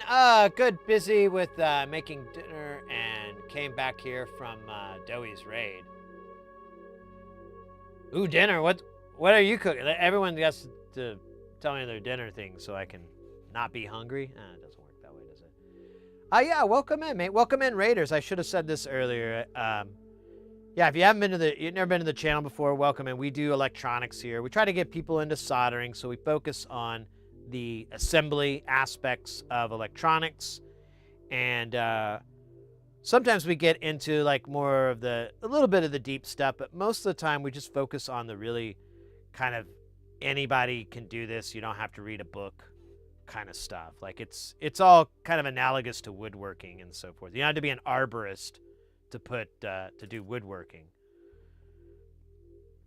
Although it might not be the worst idea in the world. Of course, then you'd be kind of trapped in this, like, am I helping the trees or hurting the trees, you know? It's quite the dichotomy there. Quite the end. Anyways, that could be like a whole backstory for a superhero or something. The woodworker. No. Scissor that got me into soldering. Yeah. There you go. Thank you for the. Yeah, there's that boot. There's that DJ Doey bump.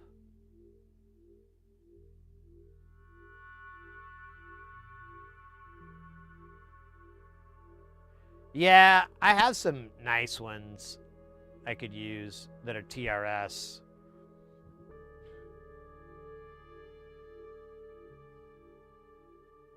Spicy Asian dumpling bake.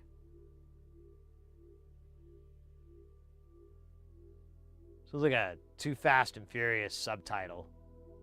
The Fast and the Furious. Spicy Asian dumpling bake. It's about family. That'd be great, actually. I would watch that.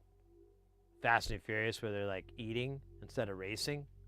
Or maybe they race for food. Oh!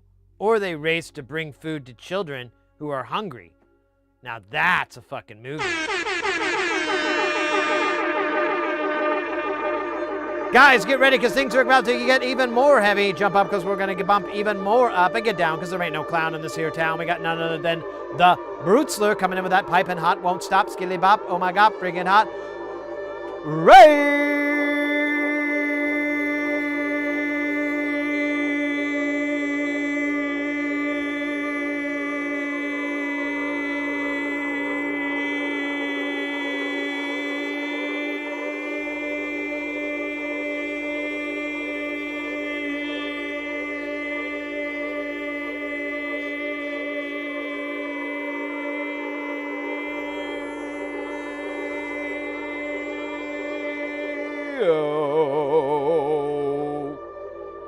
Oh my goodness, oh my god, guys, if you're not familiar with the Brutzler, where have you been?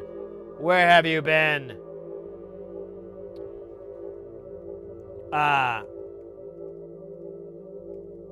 Brutzler, you heading raiding straight to bed? Well, good Nacht, mate. Thank you so much for the raid. Raiders, maybe you guys can fill me in on what you guys worked on today. Welcome in, Nacht. Phil Coleman. Guys, if you're not familiar with the Brutzler, there's the link in the chat. Oh, yeah, someone already did. Thank you for the shout out there. Go and check them out. It's a electronic stream. They get a little bit deeper into PCB design. They have a lot of really interesting projects, a lot of really cool things going on. It's a German stream, but they do accommodate the English speaking. So feel free. I like to go into channels like the Brutzlers and others where like German's like a language I kind of a little bit know. And so it's kind of nice to just be immersive in it, but there's still context clues, and every now and then something is just gone from being spoken in German then spoken in English, so you can kind of connect the dots, get a little bit of that fusion going in the old brain pan. Well, welcome in, Raiders, as well. And I should say that this channel is also comparable to that. Like, if you want to practice your English here, feel free to. If you know, not a big deal. We're super chill here, for now. Stay guile, you bet, mate. You too. That's so long. Yeah, I don't know. It's like a thing I can do, and I just keep doing it. I don't know if it's a good idea or not, but I do it anyways. Brutzler had a good English, like the yellow from an egg. Oh, well, I don't know about that. I like it. I love going into... I do that with Spanish and German. Those are two languages I really would like to learn and get better at. I know like a very tiny amount. I know less Spanish than I do German, but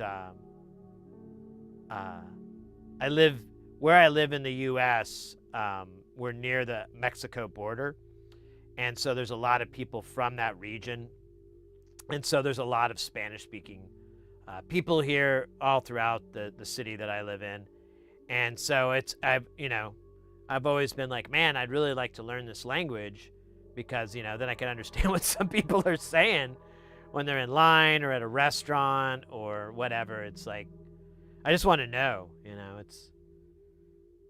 And then if they're talking smack about me, I'll know. And then I can tell them off in Espanol. But all I know is that part is like, hey, bendejo. And then the rest I don't know. Well, welcome in, guys. We're working on we're getting ready to solder up this project. We've had some cool things. We've got a whole bunch of these Elgato analog video encoders that have like S-video and composite video in, and then it goes to you plug it in through USB, and it's actually kind of fascinating. It has like this chip on there, and that's all that chip does. It's a video encoder for analog signals, and it converts it to USB 1 and 2. And there's like tons of them that don't work. Like, we've got around 40 right now, but the person I got these from says they have like, I think at least 100. But we were like, well, let's just see if we can fix some of these, and if they're fixable, then we'll do the whole thing, and they'll send some more. But for now, we've got like 40 of them, but I need to put together the test bed and kind of do some testing on my own, sort some of them out, like find out if it's, won't turn on, or if it won't do any encoding, or if one of the colors is bad, or the sync's off, basically just go through and diagnose what their issue is, and then depending on how interesting that is, I'll either stop after doing a few and we'll do the rest on stream, or if it's really mundane, I'll just do them all off camera and be like, all right, these don't do this and these don't do that, and power through it. But and we also have a speaker amp, like a plate amp, for a speaker, a 2-driver speaker, but it's a QSC K12. I'm not sure if it's a 12.2s or not. It's a 12s, but it doesn't come on. It doesn't work, and I haven't been able to get to it. It's been in here for a while, but I just keep forgetting I have to take the thing out, and it's such a job. I've just been like, maybe not. But right now we're jumping in on a project here. If you guys know, we've been working on eurorack stuff, modular synthesizer stuff, and this is another module here that is a I think it's a 10-band vocoder. I thought it was an 8-band, but I think it's a 10-band vocoder. He never really says what it is in the description, does he?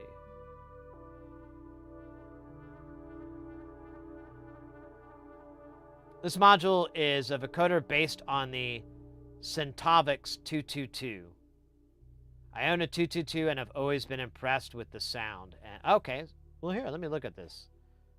Hold on here. Now you got me cooking.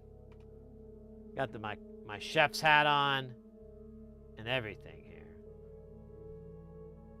Does say kiss the cook, but I'd prefer if you didn't.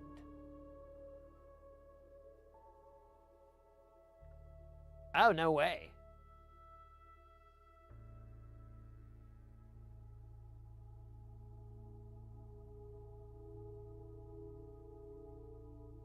So it says well, Phoenix and Phoenix and I and Phoenix 1, Phoenix 2 synths. The Syntova 222 is a 1 HE rack mount module. That's a weird way to put it. And was quite a high-end instrument for the time. Centon advertised the Synthesizer 222 as an amplified yet versatile adaptation of a large Synthesizer 221 studio vocoder. The Synthesizer, I think I'm pronouncing it wrong. Synthesizer 222 is a vocoder, so imparts vocal articulation to musical signals. This is accomplished via 2 inputs, one that is used for balanced microphone signals, while the other handles the line level signal. Don't know why I brought it up that way. For outputs, the Synthesizer used the articulated carrier analog with adjustable amounts of straight speech and or carrier signal. For increased intelligibility, Centon also included an internal unvoiced sound synthesizer. The Synthesizer 222 also has panel switches that can be used to turn the articulation carrier and unvoiced sound signals on and off. Alternatively, the same can be accomplished by making use of the external foot switch. The front panel of the Synthesizer 222 speech, I'm getting bored with this. So it's a bit of a cult following for their products, but the Synthesizer 222 was hand-built in the Netherlands. It can be difficult to track down, blah, blah, blah, blah, blah. Normally they give you examples of who uses it and vintage synth, but today I wasted all that time to get to nobody. Rage guitars, yo!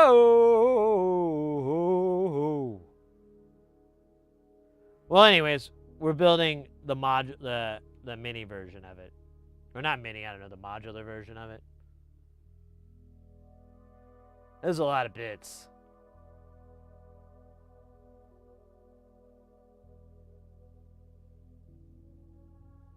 And I never really looked at... Oh, man, come on.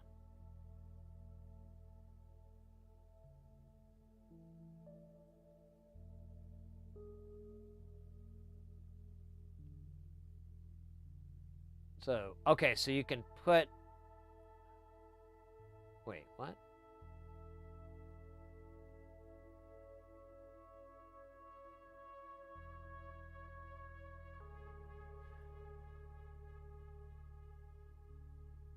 What?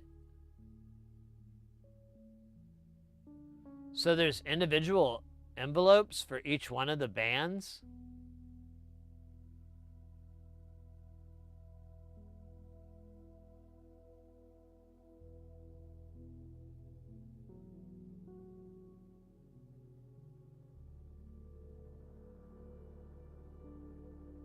Huh. Okay, so you have these options for the inputs. This is your carrier, and there's your output.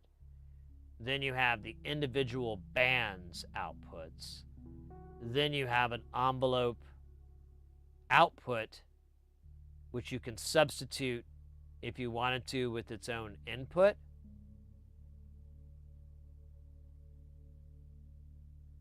Bro. That can't be. That's too awesome.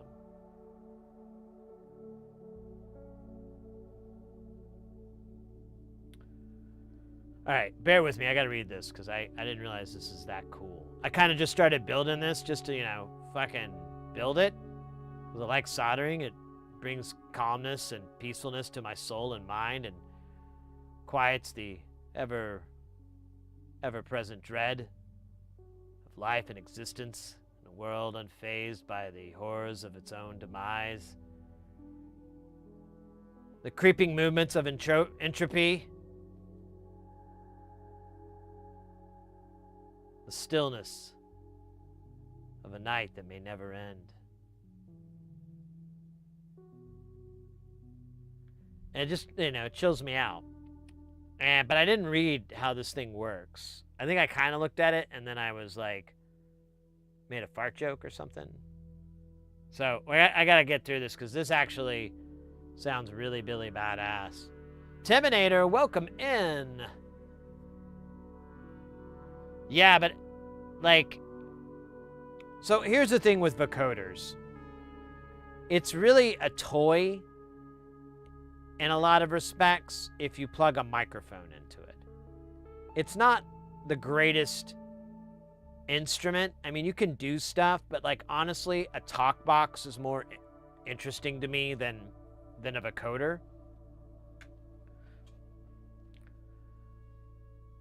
But that's just for audio. That's just for vocals. If you put anything else in there, it gets very interesting. Like my thing back with the first DIY project I ever built was a vocoder, and I use it about as much as probably Oddball did. But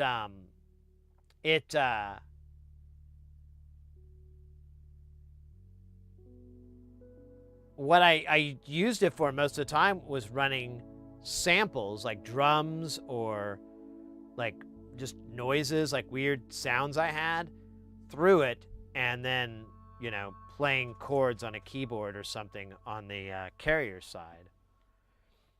And that was more interesting to me, and that was more useful to me as far as sound designing and making cool shit for the kids.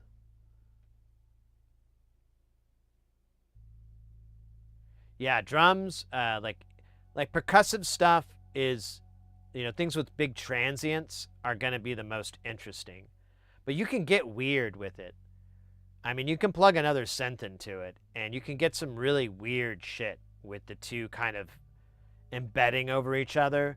There's going to be dead points, but if you have something with a lot of reverb that's going to create a bunch of other harmonics, or if you have something that's harmonically rich and you're playing chords and things, it'll pop through and it'll sound interesting. It becomes useful. But if you just plug a mic into it and start doing Doriori Gato, Mr. Roboto, it's fun for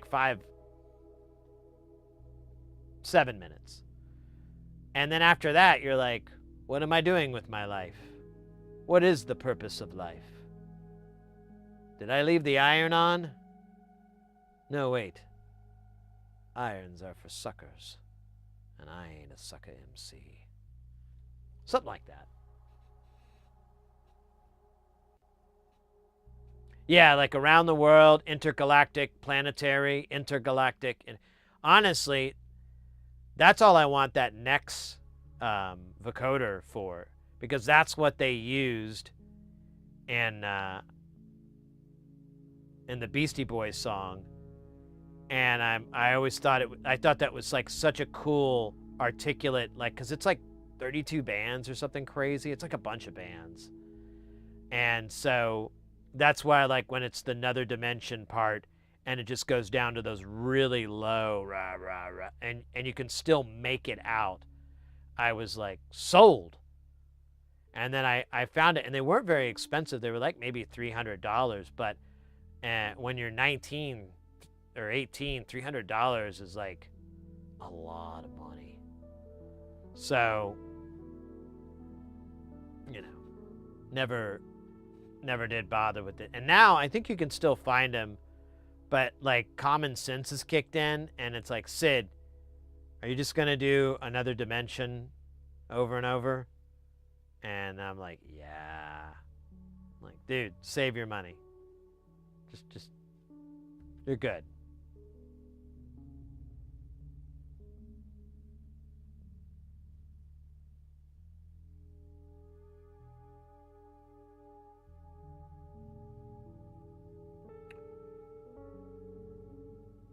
Standing wave. Hey, welcome in, by the way, Electro.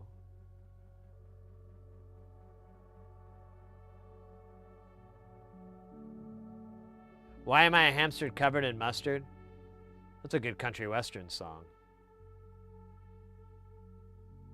I don't remember who wrote it. Hank 3, maybe? Sid, good news. My potentiometers came yesterday from the DigiKey. The knob, solder, and flux came from Temu today. So work hall commences. I think I will set up to stream the operation. Oh yeah, you should. You should, mate.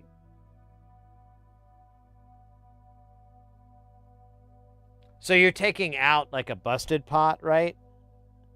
Have you have I already gone over? Are you familiar with like some methods for removing something like that? Because they're a real pain in the ass to remove.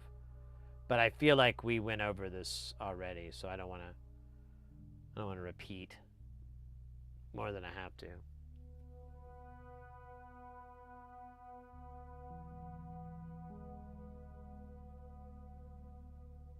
Roast beef acquired with horseradish. Does sound delicious. All right, let me get through this write-up here.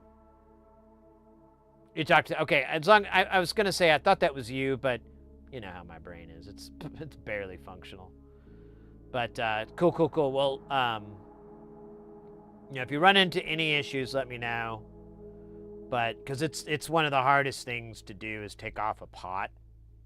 But since you're not trying to save anything, you've got like a lot of options. You just want to be careful you don't wreck the board up while you're doing it.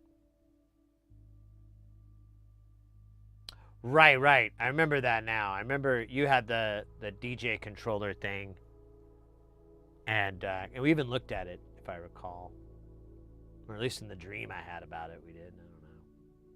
Hopefully that was real. All right, this module is a 22 HP. Oh yeah, we already read this part. The initial design for this module was a 42 HP with all the fruit variable envelope links, envelope outputs and inputs, filter outputs and inputs, pause, stuffing, external noise input, separate carrier for odd and even channels, etc. And it sucked. Way too finicky to use. Interesting.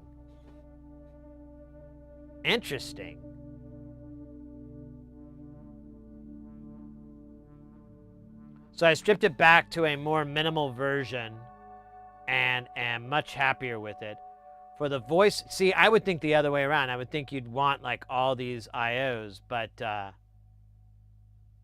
maybe these are all the only ones that we really need to make it matter. For the voice section, there is a TRS mono 6.35 input for mics, a stereo mono 3.5 input for line level sources, and a synth level input.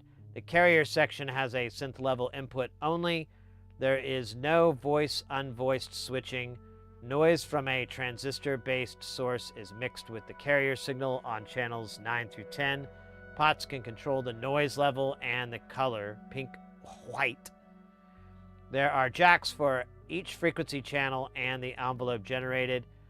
You can also patch in signals to stimulate the carrier signal on the corresponding channel.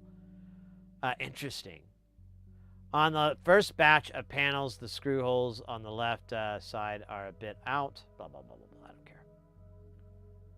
Yeah, I'm very much into this now. Because you could mix like two different things together and run the envelopes separately, or I don't know. So there's a noise too. Oh, cool. The color can be changed. Oh, I love it. Okay, I was kind of like, not,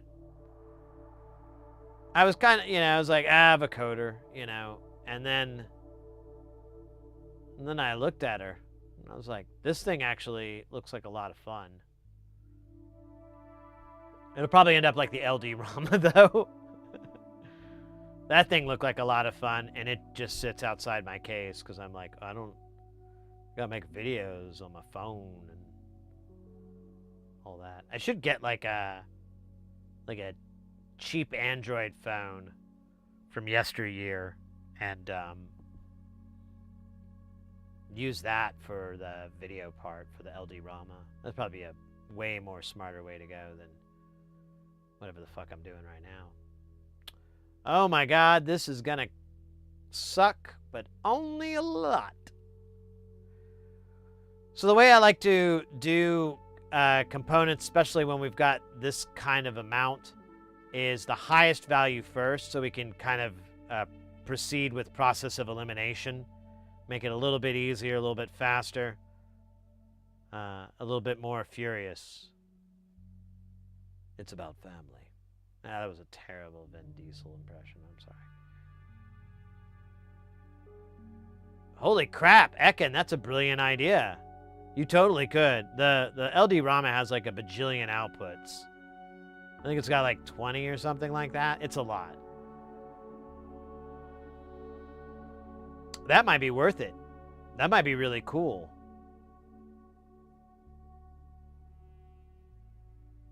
Yeah, I'm 100% sold on that idea. I'm going to go buy my t-shirt right now for that idea. And I'm going to write, hell yeah, across the front. And then I'm going to put 2 little nipples on there. I don't know why. I just think it'd be funny. Hell yeah, and then, some nips.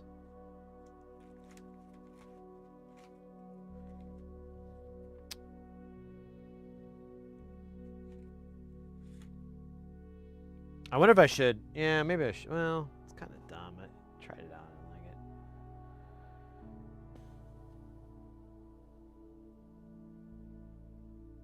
Adam Fighter, welcome in, mate.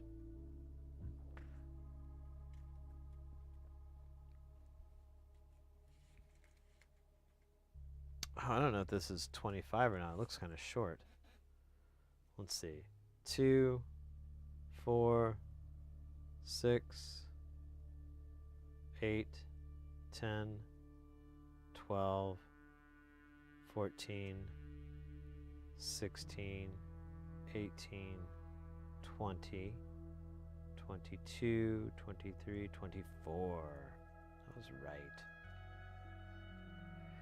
Call me old dead-ass eye. Or dead-ass eye.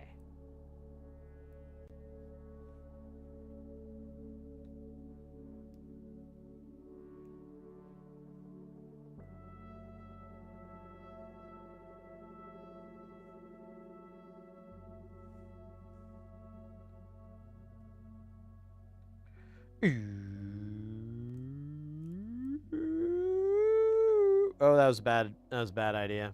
That was not my smartest.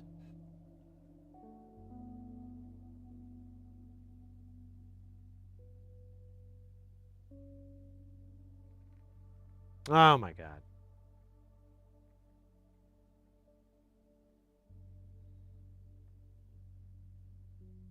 The shame.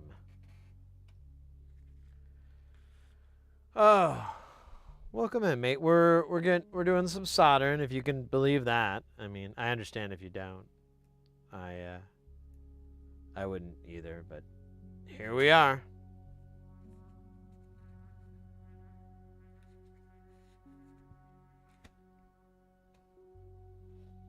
I'm hungry again. That's wild. It's probably a good sign, you know. Appetite. Not for destruction. Just a regular appetite.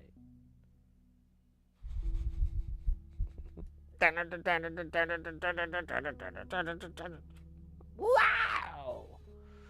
Do do do do do.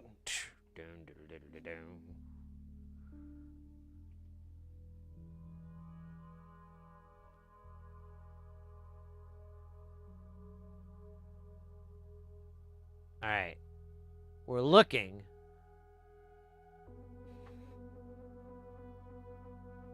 for this. The elusive 100 nanofarad. Some believe it is an ancient legend told to children to keep them out of the forest. Others believe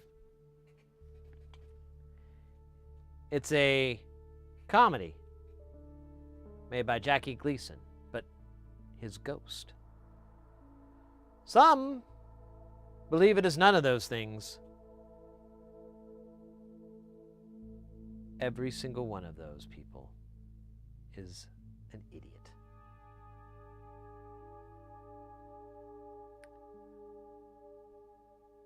Back in my great-great-grandfather's time, the 100 nanofarad represented virility, strength, and a love of something that had not quite been invented yet called anime. Nowadays, it means none of those things. But historically, it meant all of those things.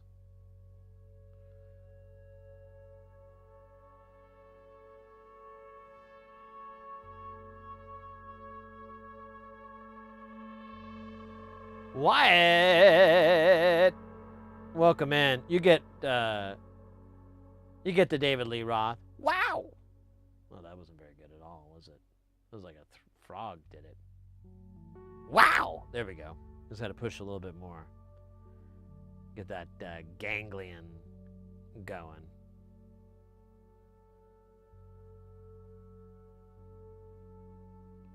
Oh shit, we got zero narrative in the house. No, you're streaming, man. This is the last show before your work trip. Well, so I already, yeah. It's before things get really busy. I'm gonna try to maybe stream on this Thursday, but I don't want to make any promises. If we do it, it's not gonna be a super long stream. It might be kind of a short one. And then I'm out of town for, I think it's 5 days. Or, yeah, it's like 4 or 5 days. And then I have 2 days off here at home. And then I go to the next gig, and that's 6 days. And then I fly home, and then I fly out the very next day to this third gig, and I think it's 5 days, something like that, 5 or 6 days, and then I come home, and then I don't have anything for weeks. In fact, let me look at that little sugar cube on the end of the stick. Yeah, I have nothing booked. I get back on March 11th, so we'll have a stream on March 12th. I might be a little tired, but I'll power through. But we'll have one on March 12th, but then I don't gig again until April 24th. So I expect that to change a little bit, but I expect to get maybe a couple of gigs here or there. But I'm not gonna lie, I kind of don't want it to be that anything. I want to just have all that time off so I can stream.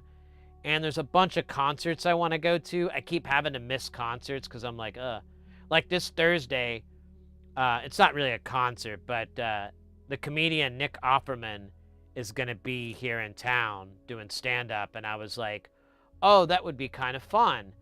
But I wanted to take the missus with me, and I mean, she's not even a Nick Offerman fan, but I was like, oh, it might just fun to go see, a real professional comedian, because they're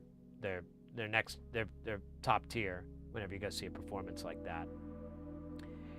But she works, and then I was like, oh, maybe I'll just stream instead. And then what's the other one I got coming up here?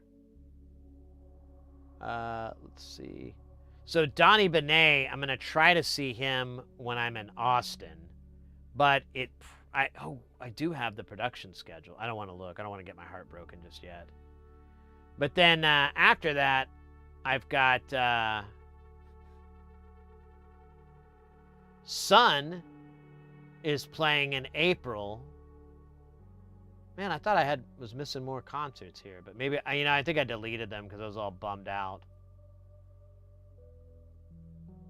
Yeah, I think I did.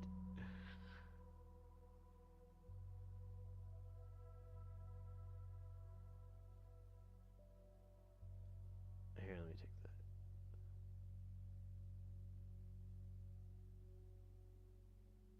Trying to see. Yeah, just have Sun on here. I thought I had some other ones. I guess I had Peaches, but I think that's what I railed over with all these gigs, so. But anyways, it's the ebb and flow of my work, I don't mind it. It's kind of annoying.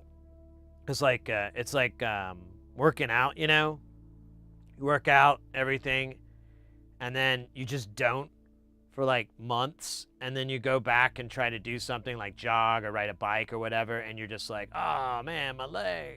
You have like, you lost all your gains, I guess. Not that I work out or anything, but I understand the core principles. And it's kind of like that, because like you go back to work and you're like, ugh. But I don't have to do it that way. I have a friend of mine, he just works all the time. He actively searches for more work. He works like like nobody else. And actually, I worked a gig with him, and he was telling me he's trying to buy a house, so he's like working even more than he normally would. And I'm like, dude, you're a beast. But to be fair, he is 2 years younger than me, so practically a baby. I think he's been doing AV work like maybe a few years longer than me, because we started around the same time, but we started differently how we got into the business. But it led to the same ending. Like a cat.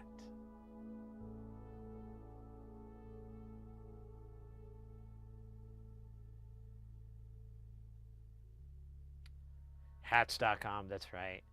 So I can't remember. I figured out it was the reason I wasn't getting hats.com to work for me was because I had my VPN on, and I guess they have that blacklisted, or I'm sure it's like a Cloudflare thing, like they didn't want to buy that, so they just created a blacklist.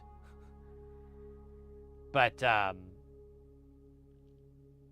if I turn it off, the page comes up for oh shit, I forgot the words,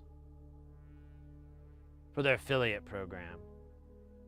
So I just need to get off my butt and apply, and then I need to start working on jokes for that. So I haven't started yet, but I need to start writing jokes for the affiliate program.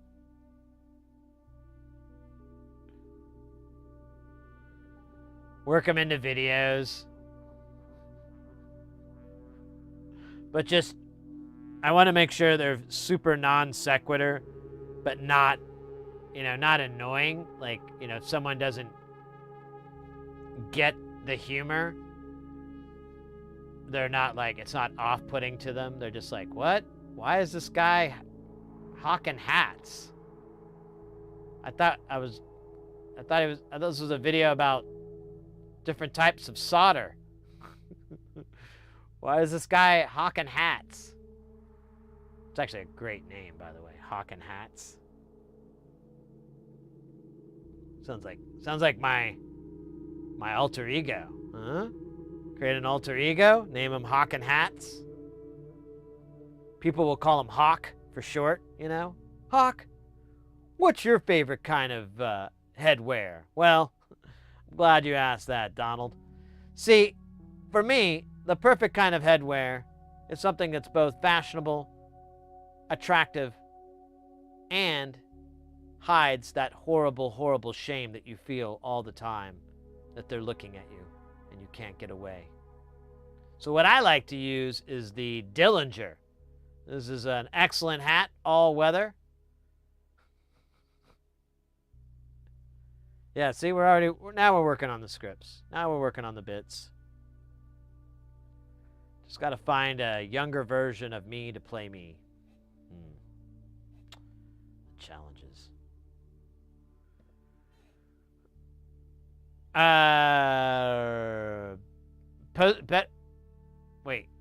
Posted a quick pic over in your Jenna. Oh, Jenna Rowe.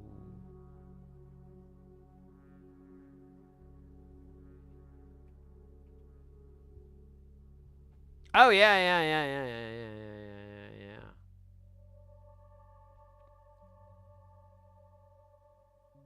So what I would, well, we kind of already went over, but yeah, I would recommend, since this thing is like 4 pens, and, oh, so this is an encoder. It's not even a pot. I think. I don't know. Maybe I'm wrong. But whatever. Yeah, to either low melt it or just snip all the legs off on the one you're replacing, and then use plenty of flux to heat up the joints and either pull it out with a solder sucker or solder wick or desoldering braid, or whatever, you know. Whatever your heart's desire, solder will not disappoint.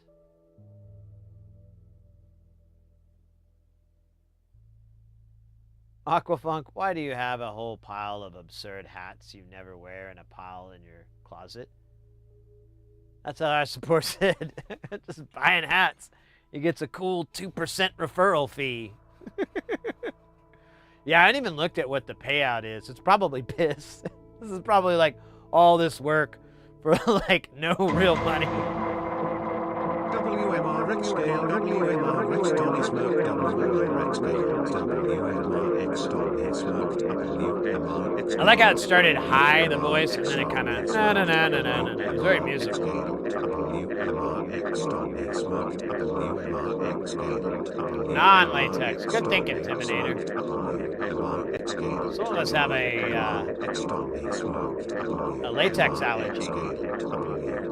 WMRX Tony Smoke, WMRX scale, WMRX Tony Smoke, WMRX scale, WMRX Tony Smoke, WMRX scale, WMRX Tony Smoke, WMRX scale, WMRX Tony Smoke, WMRX scale, WMRX Tony Smoke, WMRX scale, WMRX Tony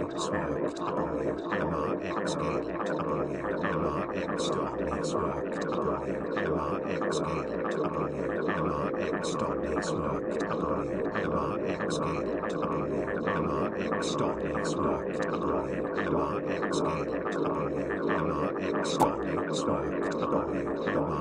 scale, WMRX Tony Smoke, WMRX scale, WMRX Tony Smoke, Oh, I thought it ended. WMRX Tony Smoke, WMRX scale, WMRX Tony Smoke, WMRX scale.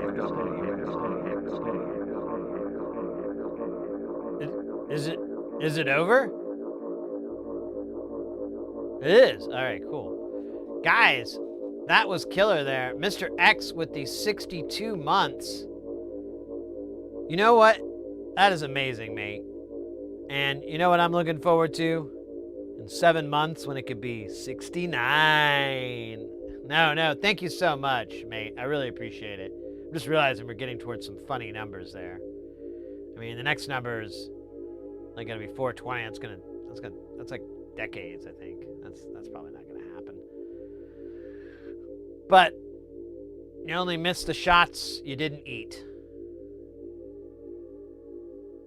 You miss 100% of the shots you didn't order at the bar. Isn't that Wayne Gretzky?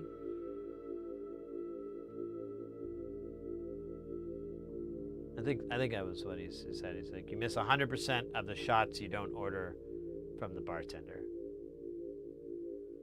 Yeah, something like that. Something very aspiring. Made me feel better about myself as a non-Wayne Gretzky.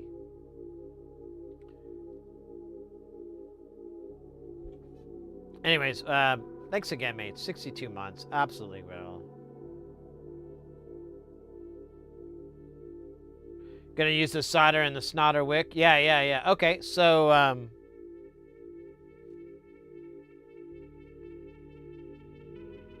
yeah, just add this solder in. Heat it up a lot, and I think you said you got some flux too. So definitely, there'll be some flux in this solder, but it's gonna burn off. Like if you don't see smoke coming up from your solder joint, that means you're out of flux.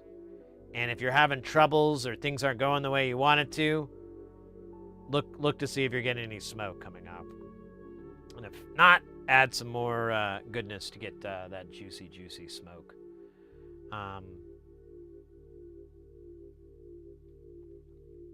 And then, yeah, with the desoldering braid, it's gonna be some work. Make sure your iron's like dumbass hot. Just crank it up as hot as it'll go. Because one, the pot is gonna take all your heat away from your iron, and then for the solder braid to work well and all these things to work, you're just gonna need a lot of heat because they're just gonna pull it away. They're gonna take your, 400C iron and bring it down to like 300 or something like that. Damn, 10 stream streak. Let's go.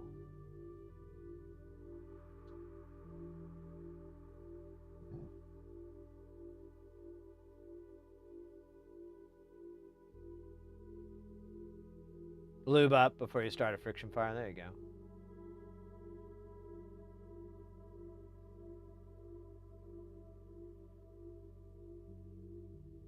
The Soviet solder smelling like a Titan tree. You are streaking. Way to go.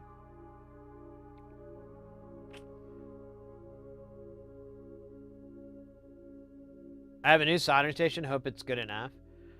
What did you get? Did you get like a name brand or an AliExpress brand or something off of Amazon, or I don't know. There's a bunch of places you can go.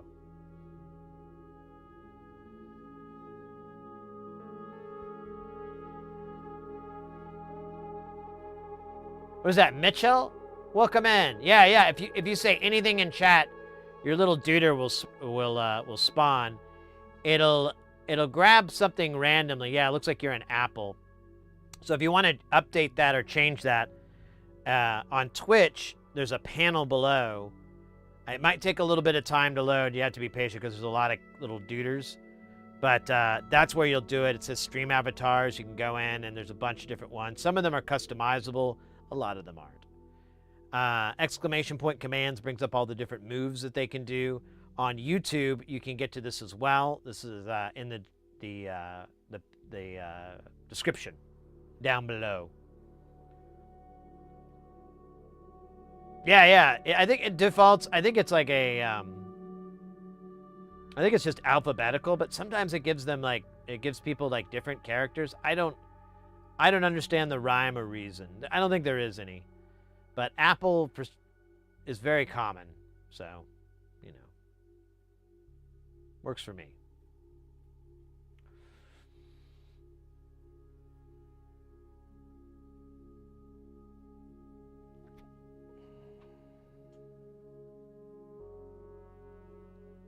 All right. We're just in time to solder.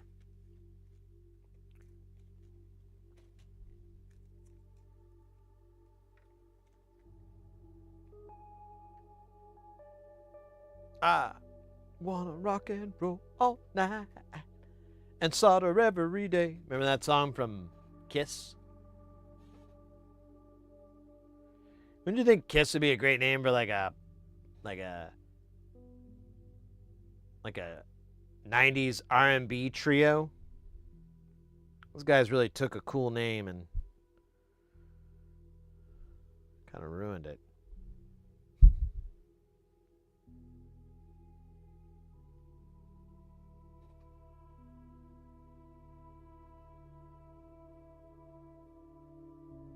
Wait a minute. Let's go. Oh, sorry.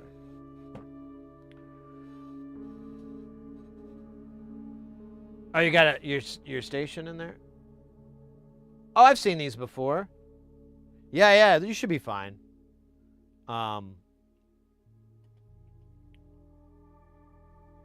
you know how many watts it advertised? Yeah, 450C is pretty damn hot. If that's where it's gonna go, you should be fine. This is probably like an 80-watt station or something like that. Like 70 or 80 watt, something in that range. That should be fine.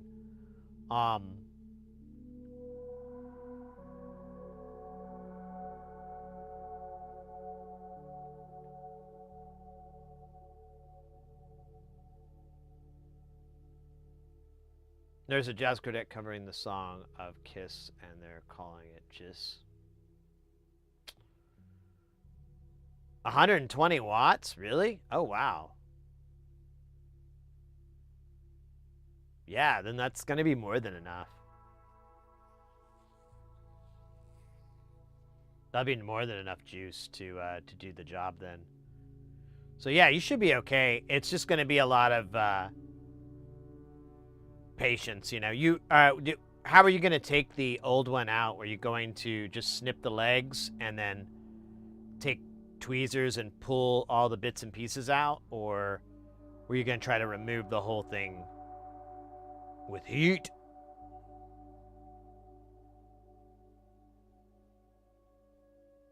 Is 900C too hot? Oh, it's a little warm.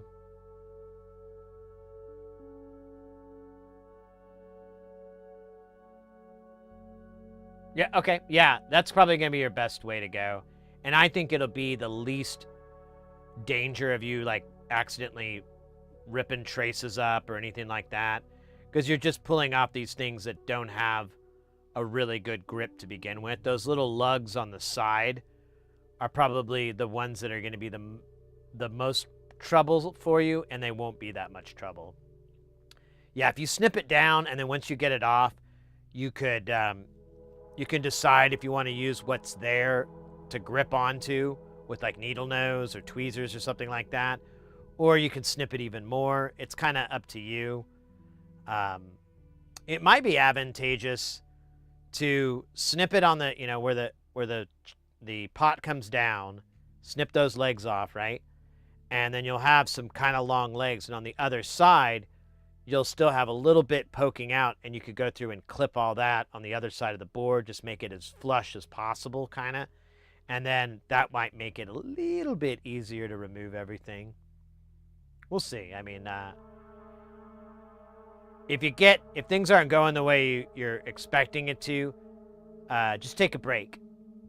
Because, like, going on and on with heat for a long, long time on an area is going to start to cause problems. So if you know, taking breaks and like coming back and so forth is probably going to, you know, if it took a long time to get one of those lugs out, let's say, like, you know, took like 15 minutes or 20 minutes or something like that, be a good idea to go take a break, let the board and everything cool back down, then go work on the other one, or work on maybe some pens, some easier things. Just so it's not like just constantly getting the hottest your iron can get, and you're just like shoving it in the corner of the joint and the pad and so forth. Mr. X, it's like you just got here and now you got to leave. But thank you so much again for the 62 months. That's super geil. Speaking of super geil, we got raided. You missed it. You missed the Brutzler. You keep missing him raiding, mate. Got some good stuff.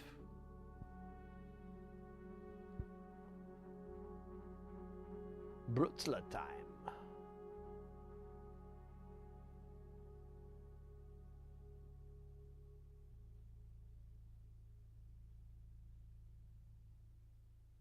Well, like it's just breaking stuff. Like you can fix anything that you damage on that board.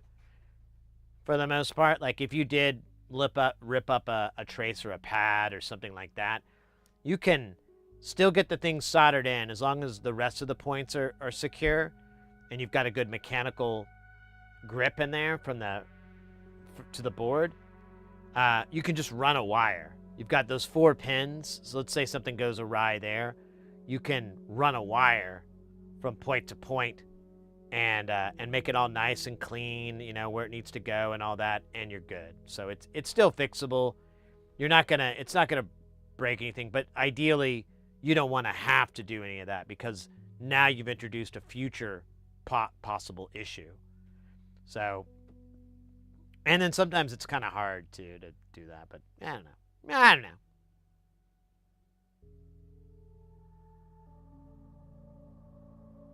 You take care as well, Mr. X. Yeah, oh, before I forget, actually, let me throw Mr. X's info in the chat here. Whoa!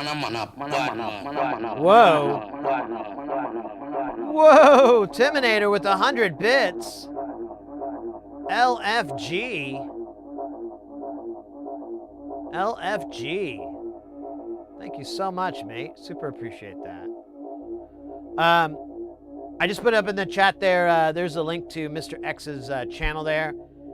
If you like German jams, nah, that sounds funny. No, check out Mr. X's channel. He has a massive modular and synth collection, and he knows how to use it. He knows how to rock it. And he rocks it pretty goddamn hard. German gems. Yeah, that works.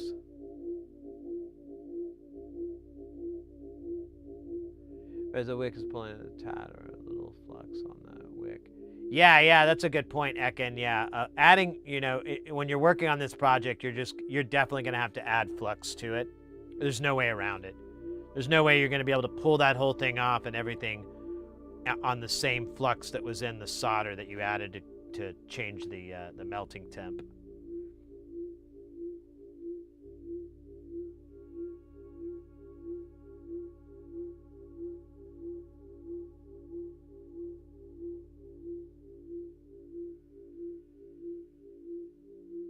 X kicked you out?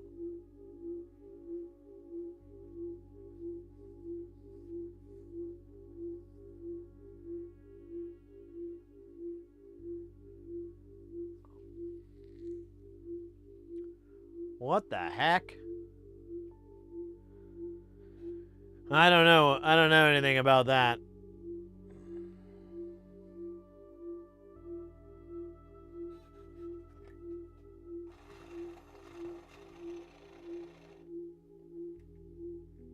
All right.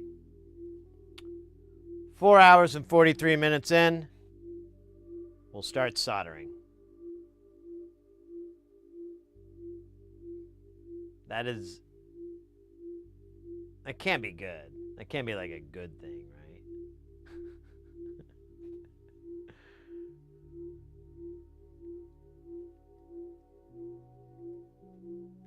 We're an electronics channel. But I've flapped my gap for like 50% of the stream.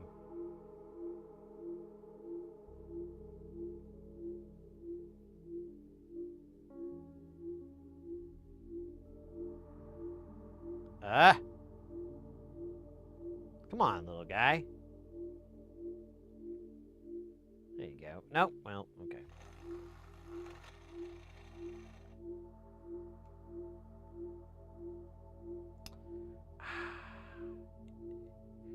You know, I'm gonna make a little to-do list. I keep thinking of things I need to do, and I'm like, am I gonna remember this later?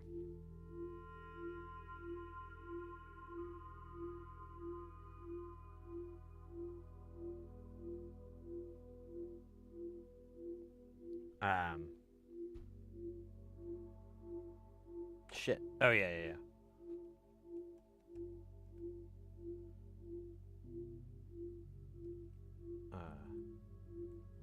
Tip cleaner brushes.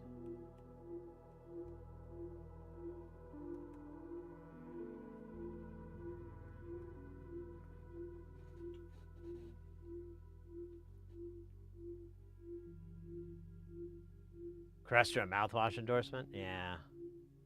That's my goal.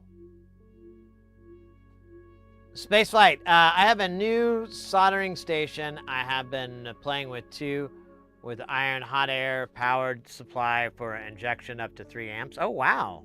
Those like kind of all-in-one units. Nice. Are you liking it so far? Is it based off of like a Hacko or a Vela or anything? Can you do like the tips from different from like one of the majors or? I found this channel 15 minutes ago. Can I know what flux you're using? Absolutely, mate. So on here right now, we have multiple layers of Kester 951. This is a liquid flux. Yeah, I'll get a little demo here. But here, we should put it where we're going to work next. Which I think, oh yeah, here we go. So we put that on there. We let it evaporate. When it evaporates, it leaves that crusty crust.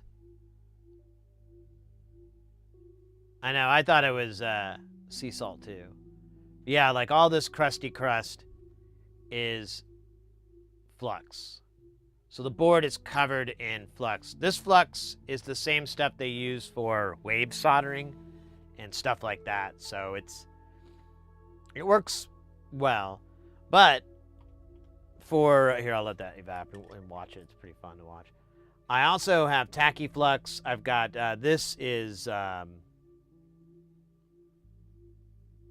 Amtech 559, which is a tacky flux. And then I have another one of Amtech 213, which is it's a little bit of a faster burning flux. All of these are no cleans. But, of course, you clean them off. Otherwise, the cleaning demons, they find you. They cleanse you. You don't want that. It's terrible. Makes going to the bathroom really uncomfortable. And your pee stinks.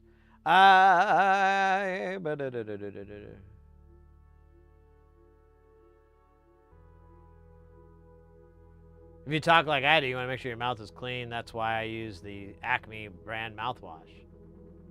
That tracks.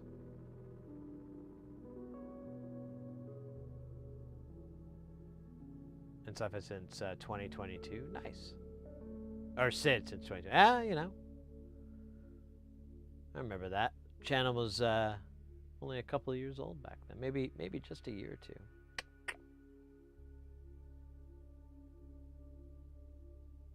Brand new! Oh, look at that. Thank you so much for that follow, mate. Welcome in. Feel free, by the way, to ask any questions. You guys need to know anything. If you want to ask what the flux is, why I'm doing it this way, why I'm not, go ahead. Oh, we got ads rolling. Damn ads.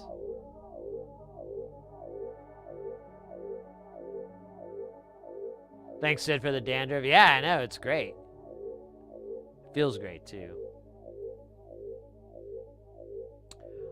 You know, Timinator, for the work you're doing right there, I would recommend some tacky flux.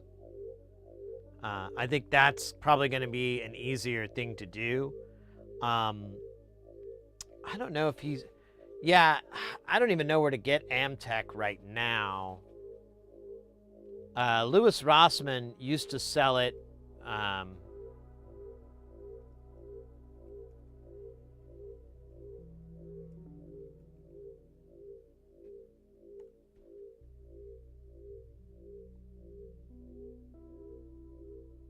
But, oh,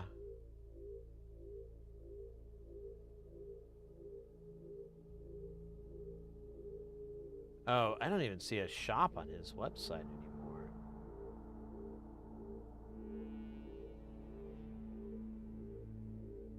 Oh, weird. Yeah, his store's down.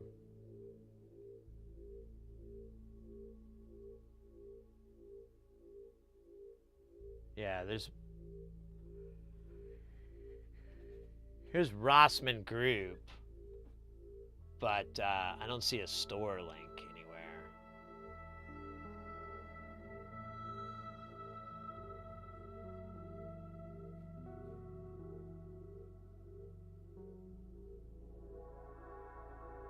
Yeah.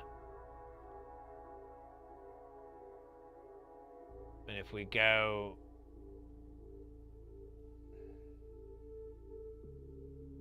Oh, wait a minute. Let me try this real quick. I just thought of something.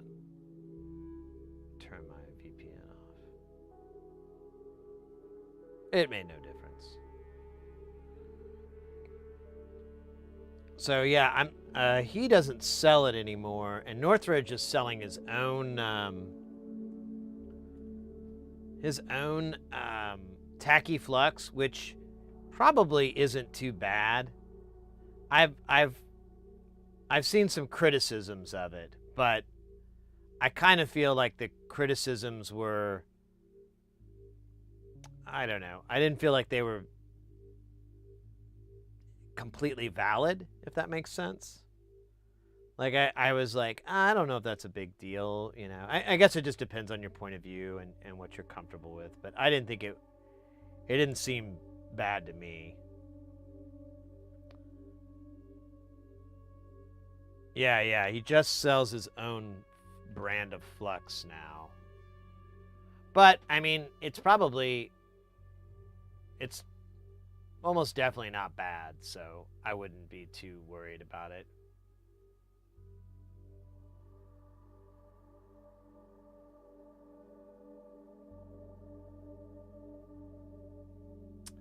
I was going to order off Amazon no paste. Like solder paste? I don't think you would need solder paste in this scenario. I would just go with these tacky fluxes.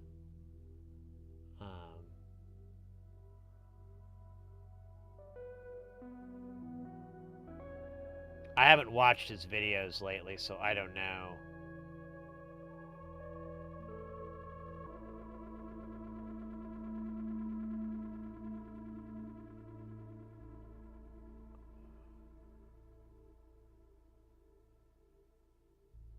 Let's see, what's the other one?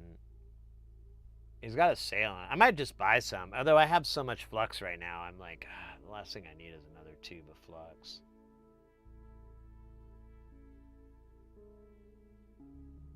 Oh, so this is synthetic rosin flux, or resin flux.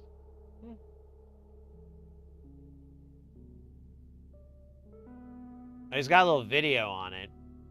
So I don't know, you might check into it. It wouldn't be very expensive if you were saying you were gonna order from him some stuff anyway. Oh no, you said Amazon, not from here. I don't know if you're gonna find it there. Amazon may not be. I've heard horror stories on ordering Amtech through there. Let me pull it up. We'll see.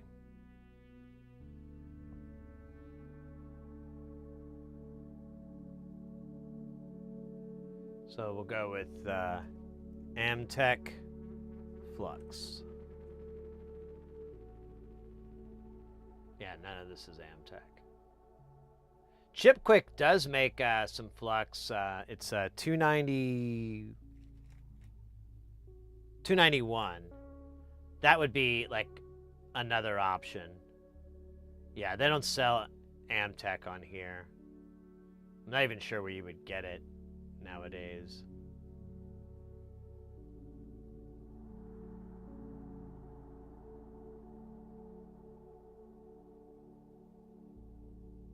No, Chipquick's a good brand of flux. It's not my preferred one, but it's not bad at all.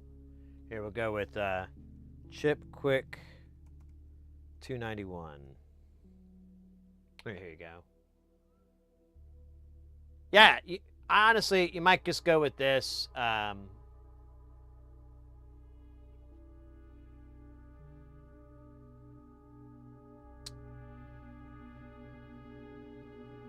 don't know why there's price differences. That's weird.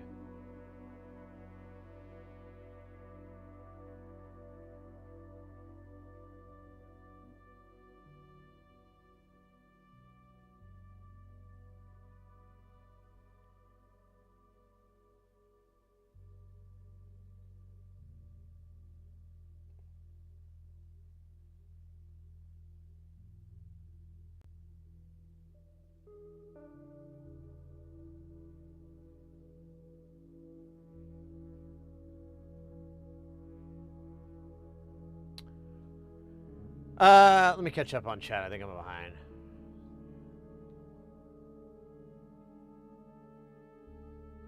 I don't know, Tawad.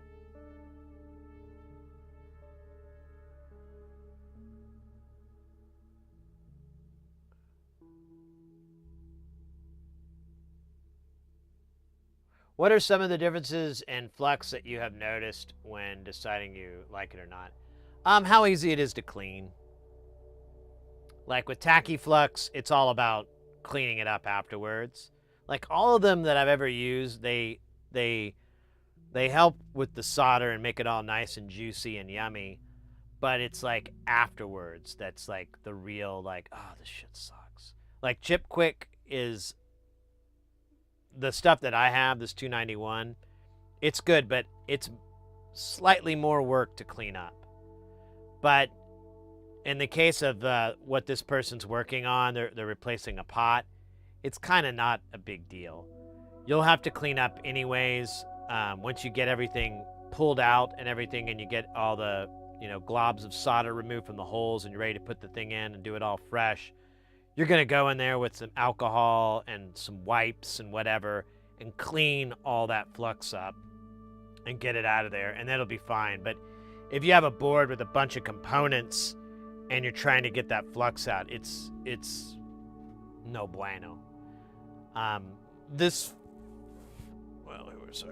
flux I have here, this 291 versus this 559. The 291, it's a clear flux than this one, but the main thing is it burns off quicker. So once it's activated from heat, it'll start to burn up a little bit quicker than this stuff. And I found that this actually works better for most of the stuff, and I use less of it. I have tons of this stuff, but this is kind of my go-to a lot of the times because it's just less work to clean up afterwards.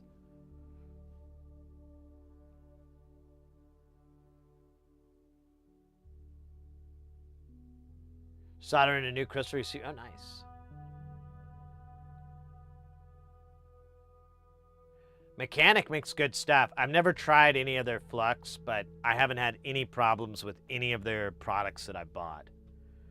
I mean, making chemicals and stuff like that, that's almost a different world than making just tweezers and shit. But you know what? That's not fair, because Mechanic makes the conforming solution, the silk screen, not silk screen, god damn it, the coating, formal coating, solder mask. So they make a solder mask, and it's honestly really good. I see a lot of other people online on YouTube and stuff using it that have been in the game for a while, so it can't be too bad. So there's a couple of brands for you, Timinator, and some model numbers you could check out. But yeah, I would recommend for what you're doing to get some tacky flux over a liquid flux. Like the Kester 951 flux I use, it's not going to really help you too much in that scenario than what you're doing. It's great for soldering SMD parts on, though. Yes, the Chinese company. Is it Chinese or is it Taiwan? I guess don't really open up that can of worms.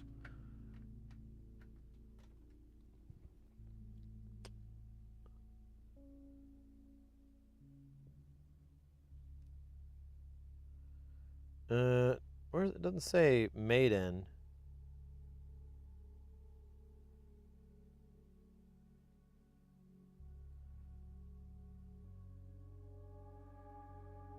Yeah, I don't see a made in. But yeah, it's this brand with the guy with the chin strap. It's a weird fucking logo, right? Mechanic guy. It looks like he got hit in the face or something. Or he looks like Drake. Yeah, he looks like Drake. I don't get it.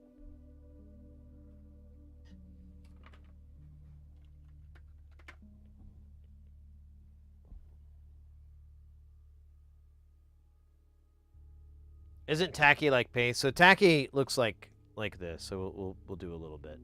So here we are. We got all that flux. So I'll do a little bit of tacky here. So it comes out like that, like a goo. And then you can see it activating, seeing it smoke and heat up, and it turns into this kind of liquid. Now, some of that is the flux that we just put on it already. But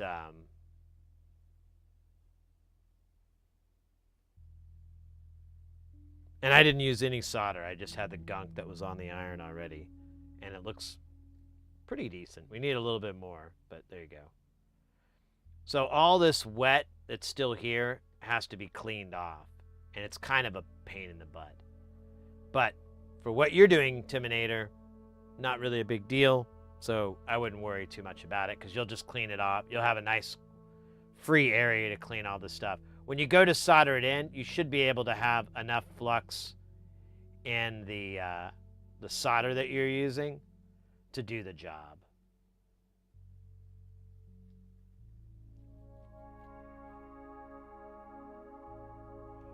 Is it very Chinese? All right.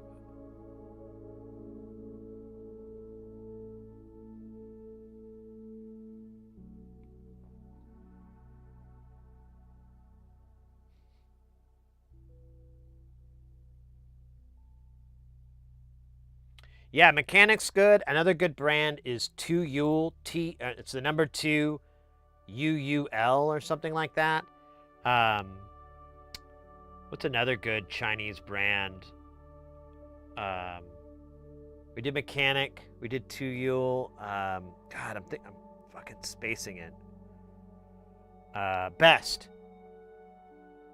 They make some good stuff. There's plenty of. I've learned over time. There's actually some pretty decent Chinese brands out there. It's not all, secondhand rip-offs or sub-quality or anything. There's plenty of really good high-quality stuff out of China that is inexpensive and yet, does the job great. Not a wallet destroyer. Like the main brands.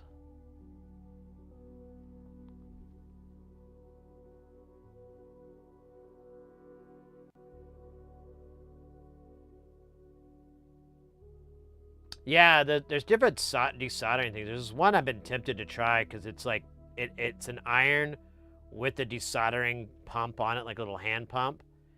And I think Dowie uses one, in fact. And I've heard a couple of people swear by them.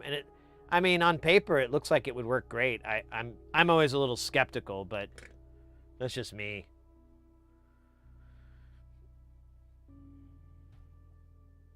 You've been a big help. Oh, Timinator, that's your bet, mate. It's the point of the channel. All I want to do is help you guys have the best experience with soldering. Get into this, get this skill under your belt, get it in your toolbox so you can pop it out and either, use it all the time or use it when you need to. This is getting really dirty, isn't it? I didn't mean it to be.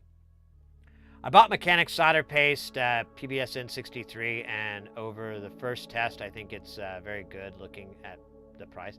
Nice, yeah, and it's cool. Like, I assume the 63 is reference to the lead tin mixture, 6337, which I very highly recommend getting.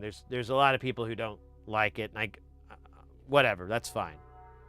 But I always say if you you don't have any qualms with getting leaded solder, and the only qualm is don't eat it, because it's not good for you to eat.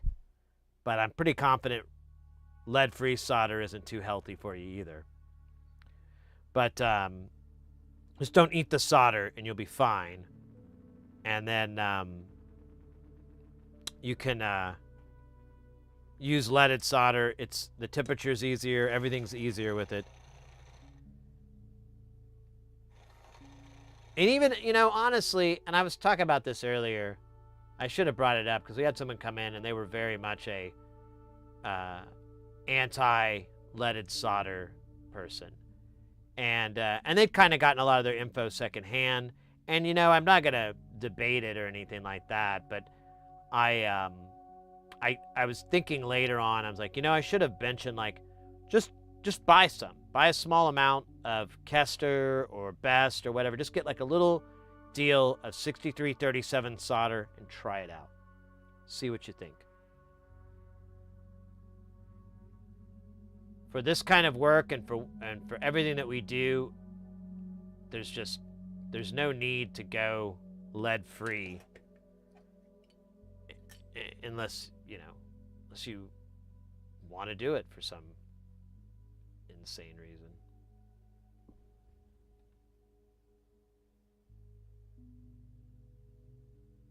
I can't use lead. Yeah, that's true.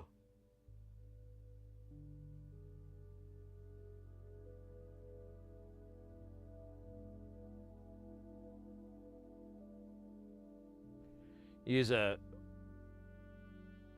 stainless steel. Are you talking about like something like one of these little brass guys? These are great, and even though it seems like it would damage your iron and put stress on it, nothing could be further from the truth. It brings power back to your iron. Yeah, those are great. I got the electric one. Hey, you seen this one, right? Here, I'll show you guys, because this is my favorite. So this has like a little sensor, and it'll come on when you cross these little paths here. Check this out. This is really cool. So we'll take an iron right here, and we've got a little bit of solder. You can maybe even see it. Well, you can't really see it smoking, but yeah, there's a little bit of smoke. So we can see it smoking. Now we're going to take it into the tip cleaner and clean it off. Check it out. Ooh, woo. Look at that. Clean. Ooh, woo. Excellent. Look at that. Look at that. Beautiful. Beautiful iron there. Makes you proud to be alive.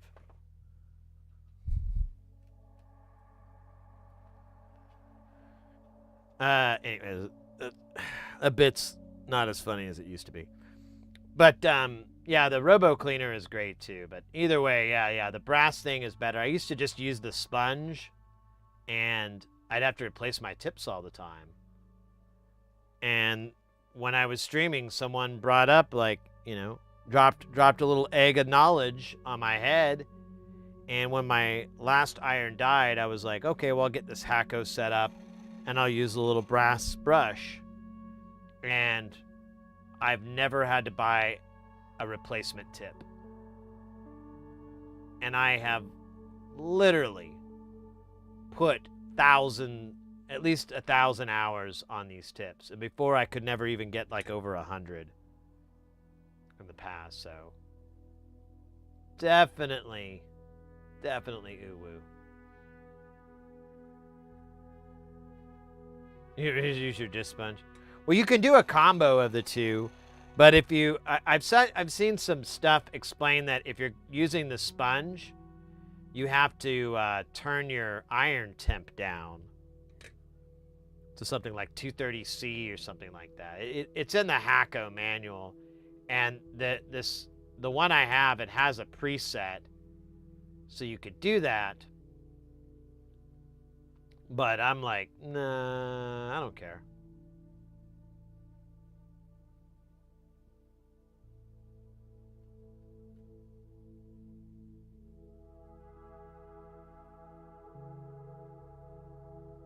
It just had the wet sponge. Yeah, it's I don't know. I haven't got good success. Some people I think their mileage varies, but I'm just telling you what works for me. What's been working for the past few years. That's all I can really say. All right, I think I got them all. I did. All right. Now we've got like a billion more because of this damn thing. Oh, the nice thing is all these are going up and down though. That's super cool. Yeah, we'll just do it this way. It doesn't freaking matter. You know, oh, I got a better idea. Oh, well, it doesn't matter now because we're doing caps. They don't have any writing on them.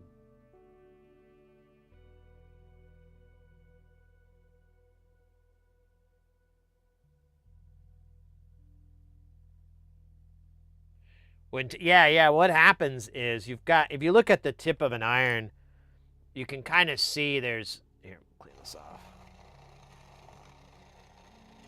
There's, hold on here, I got wires everywhere. So you can see there's definitely different metals there. There's this discoloration. And if I felt like it, I could go and look up. There's actually an explanation of what these layers are and everything like that. But I don't really care. But if you look on this guy, like the old tips, anyways, they would start to get pitted, and I would see like little chunks, and eventually this whole tip part would just start to deteriorate and break down. And I theorized that flashing it with cold was causing the metal to eat shit. Because, you know, it's not exactly the nicest thing to do to metal, is to, you know, I mean, unless you're, you know, making swords or something like that, then it's fine. But, I don't know.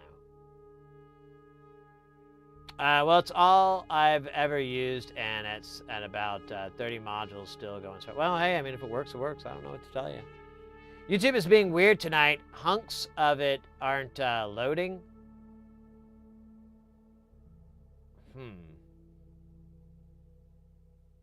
Oh, yeah. Oh, I know what you're talking about. Yeah, because I went to my my stats, and like it loaded all the fonts and the text, but it didn't load any of the framing graphics. It was weird. It was like a CSS file didn't get loaded in. I didn't know what to think about it. I just got freaked out.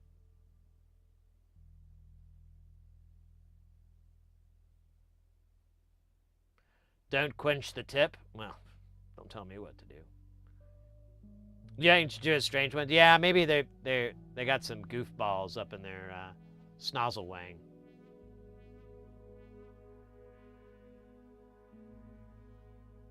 The chat not load or the whole side panel? Wow. Well, that's dumb.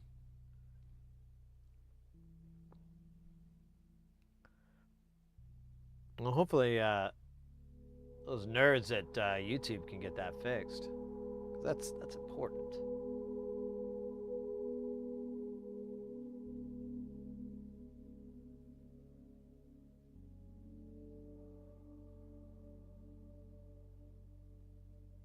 My main YouTube page indeed won't load. Yeah, I guess there's something up. That sucks. Of course it would happen when we're streaming. Oh, there's a major outage right now, Aqua? Okay, well, there you go. The more you know. What NLC module are you building? This is the MUN, the vocoder.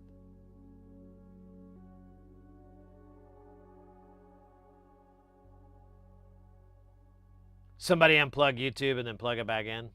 That'll fix it.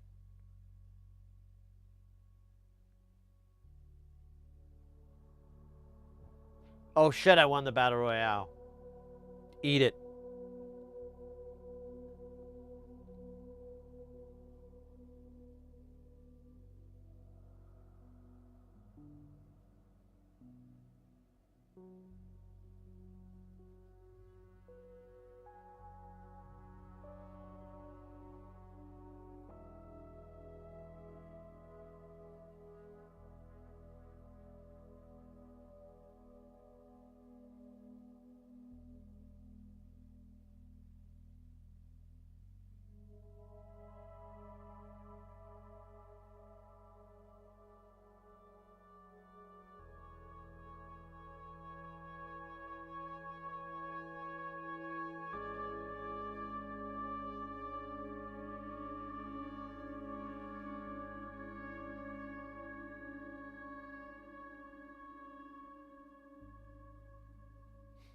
There's so much flux, it plugged up these fucking holes. Oh, that's naughty, but it's the good kind of naughty. The best kind.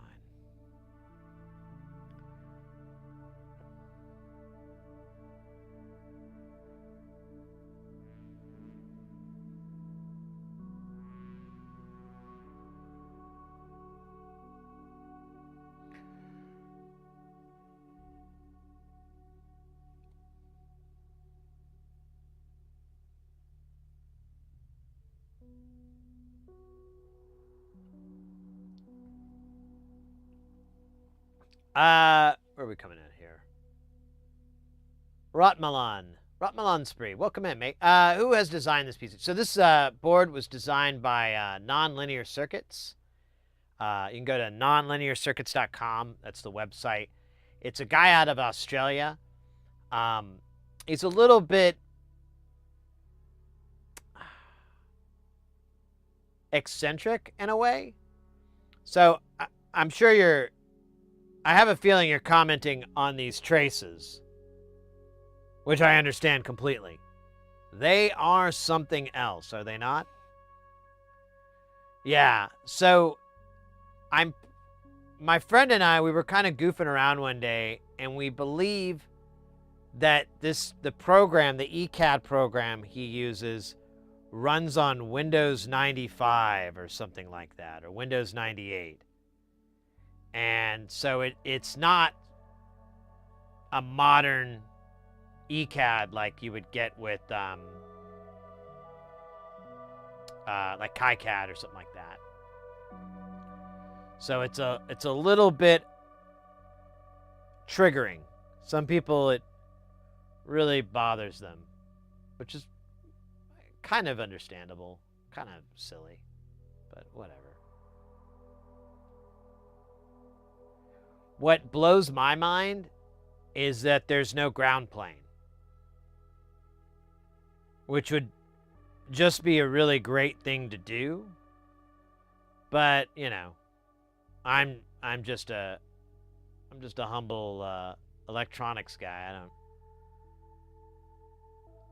I don't know the magic.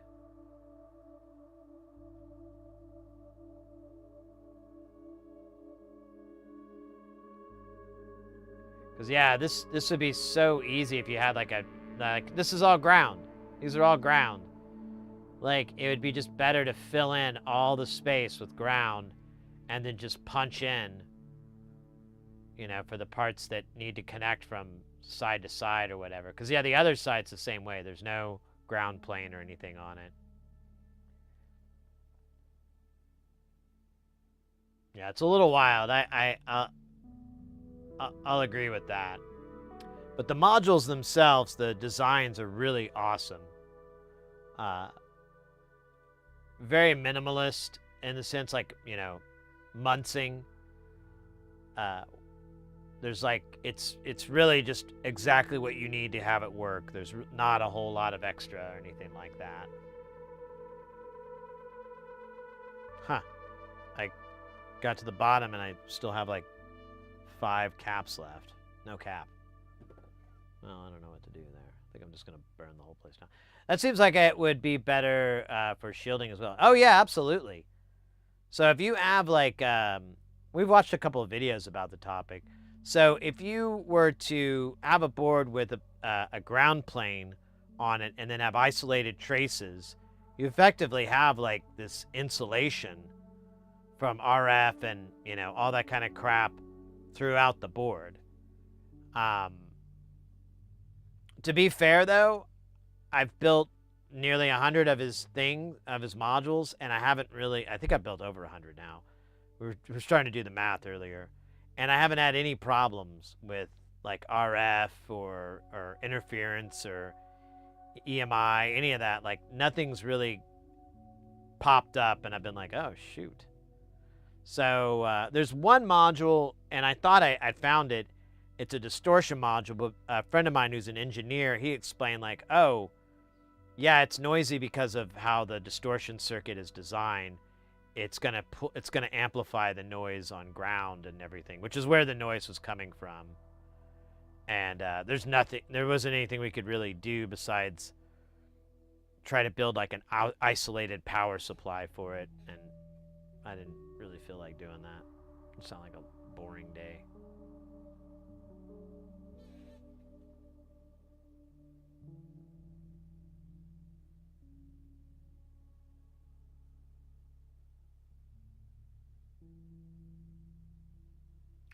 Yeah, with KiCad, it's a lot easier.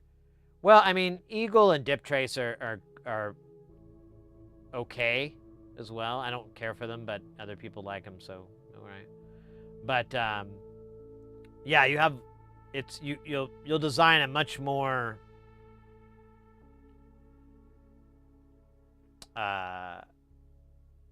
contiguous board, I guess. I don't know.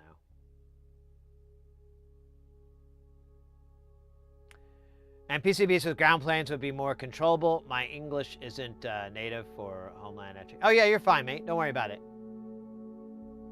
I mentioned this earlier. I don't know if you're in the chat, but this channel is totally excellent for practicing your English and anything like that. So if I have a hard time understanding, I'll just ask if you could try to say it a different way or whatever works better. But yeah, yeah,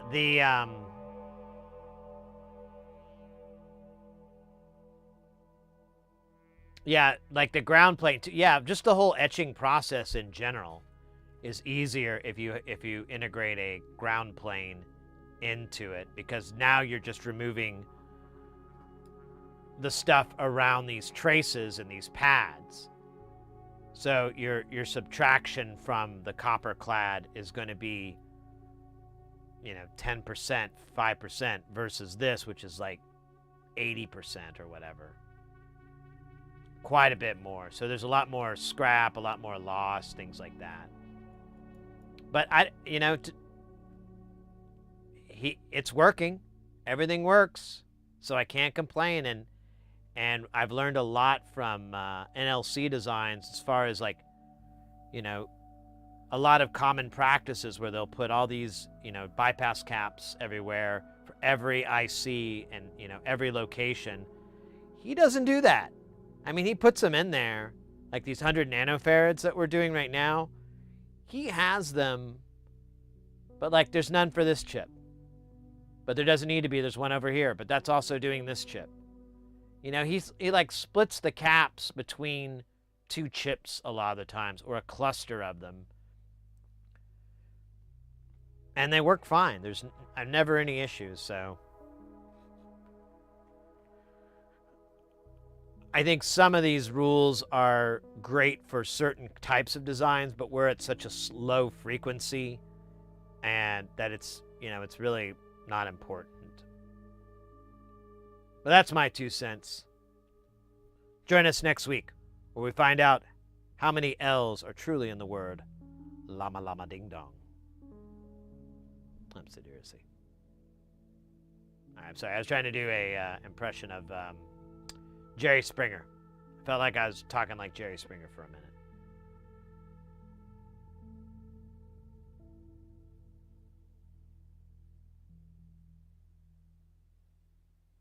Christic vision.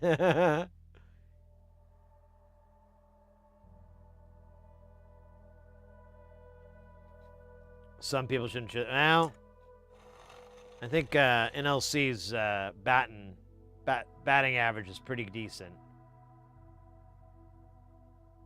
I've been following him on different social medias, and I kind of get an idea of his process. He's always working on, a handful of modules at a time. And some of them take a month. Some of them take 2 months. Some of them take 6 months, Well, I don't know, maybe not that long, but I've noticed he seems to have a very big rotation, because he's posted where he's got 4 things and only not all 4, 3 of those come out and you never see the other one.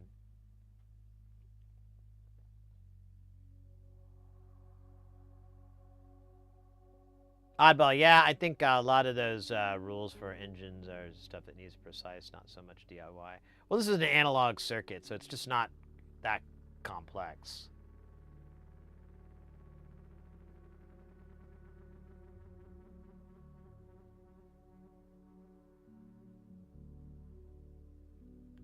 Try decal. What's what? Decal.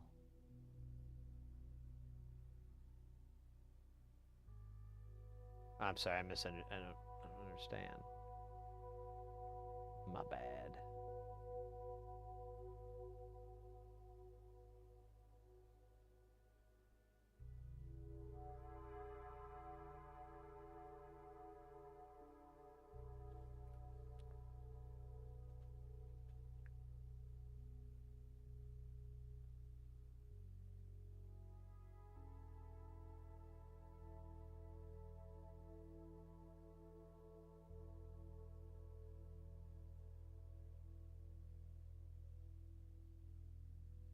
Aha!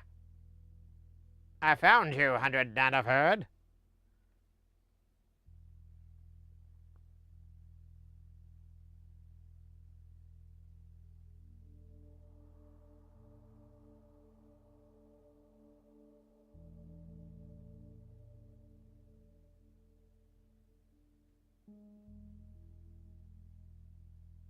It don't work anymore.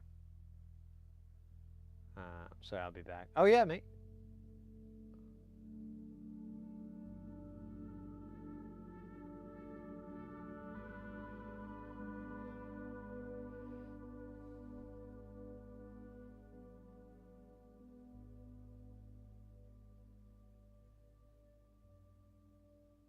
It'd be funny if it was paint.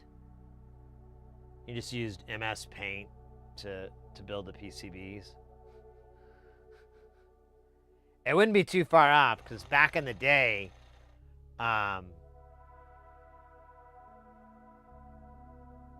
that's how they did PCB layout, is they'd have like a light table, and they'd draw it out, and then they'd shrink it down.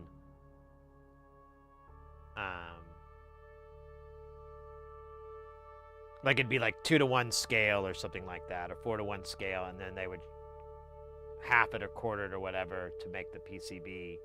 But they would just draw on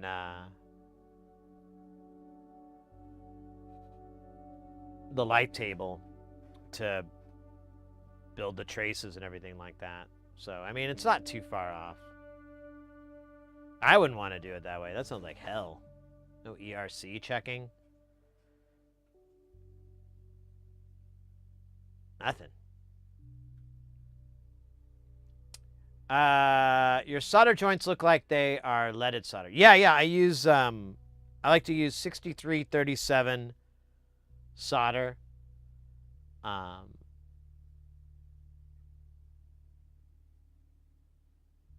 course, now I'm doing it, it looks like garbage, but I got too much here, too. There we go.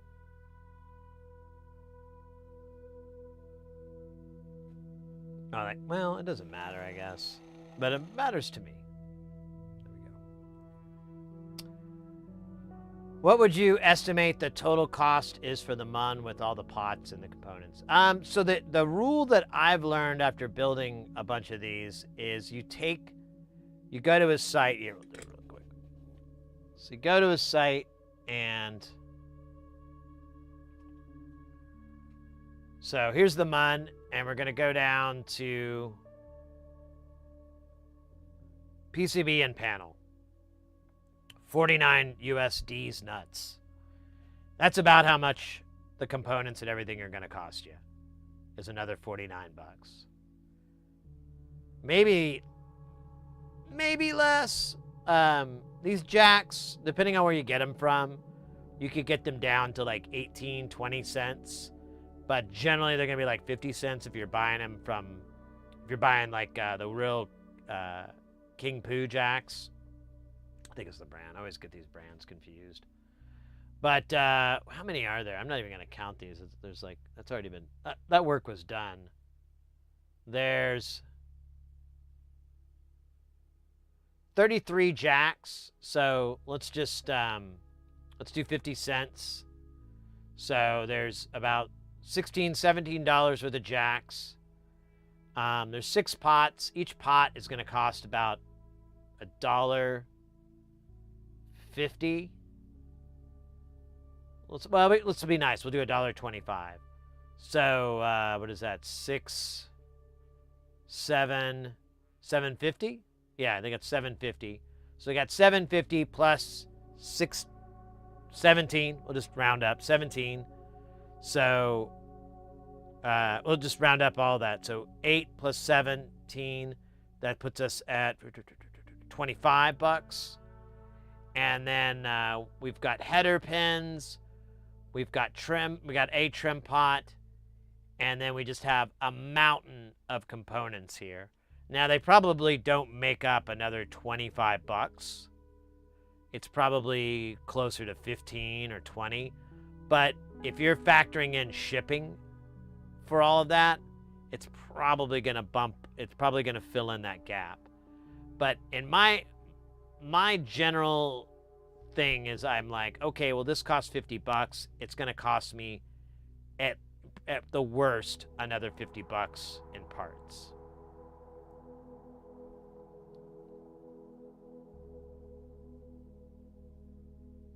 I forgot where I was. Oh, you know, it doesn't matter because we're just doing the 100 nanofarads. Oh my gosh. I think I might get another drink here in a minute. But let me get the rest of this. Then I will reward myself with a beverage of the gods. But we could look at other modules and it's basically the same kind of pattern that you see where it's like, okay, well, this is $30 or whatever. There's this many pots, this many jacks. Yeah, it's probably going to cost another $30 in parts, give or take.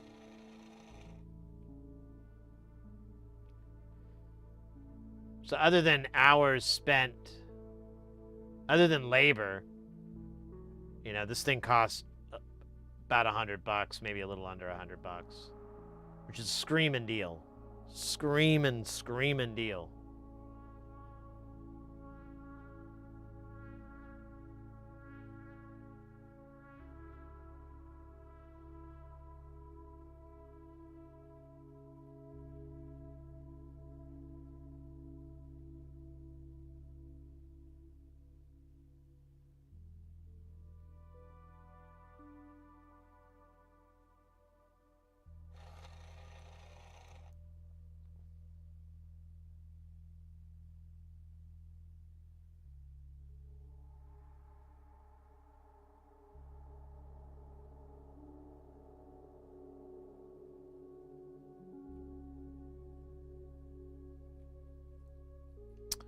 I think that's the last cap. No cap.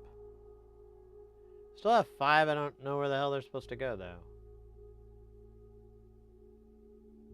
They might be on the other side. Alright, this will be the test if I forgot anything. I did not.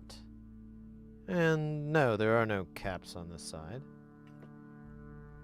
There's no caps on this side, so... let me do another flyover on these. I'm gonna grab a... I think this Dr. Pepper's done. Is soldering as easy as you made that look? Welcome in, mate.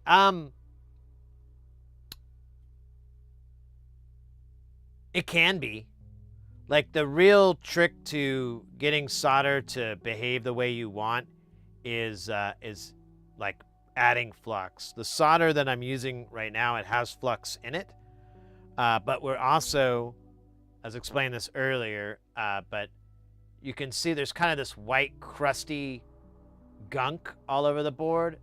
That's dried up flux. So I'll put this flux on there, and then it's a liquid first, and it evaporates, and it just leaves the crusty white stuff behind, and that really makes a big difference. Like, I struggled for a long time soldering, and then I finally it clicked in my brain, like, how the flux is and how you want to use it and blah, blah, blah, blah, blah. But flux, I I can't stress enough is the secret to having a good and a bad solder job. The solder itself is almost like not even that important. But the flux makes it super, super, super important. I built like 50 modules in 5 months and hadn't even completed a kit before I started watching these streams. Yeah, okay, there's a good endorsement from Porphyry. But yeah, I've learned a lot of things not to do that I'll bring up to people and try to help them out when they come into the channel and they're asking, hey, I want to start building something. What's a good... We just had someone earlier, they're replacing a busted pot. I don't know if you might have been in the stream when it happened, but that's one of their projects. They're replacing a busted pot, and we're going over, make sure you do this, turn your iron up to this, do all these things, and that should make it as easy as it's gonna be. And that's what I'm always trying to do, is just give you guys like the easiest way to go. The neat thing is there's so many other options. Like there's so many different types of fluxes. There's so many different types of, not different types of solder, but there's different brands. There's options anyways within solder. There's a lot of things. So you could, the ones I'm giving are the easiest, but if you're like, oh, I bought this flux off of Amazon and I just used it on a whim on this guitar pedal I was making, and it was like just magic. It worked 100 times. Awesome. Let me know about it, by the way. I'll give it a try, but it's a big part of the channel here, is just trying to get everybody on the same page so we can just blast through these builds and save ourselves a bunch of money, learn a new skill, grow our brains, get our brains bigger so we can look like those people on Star Trek, the big pulsing brains. Those things were hot. Just watching this and hello, Straight-O, thank you so much for that follow.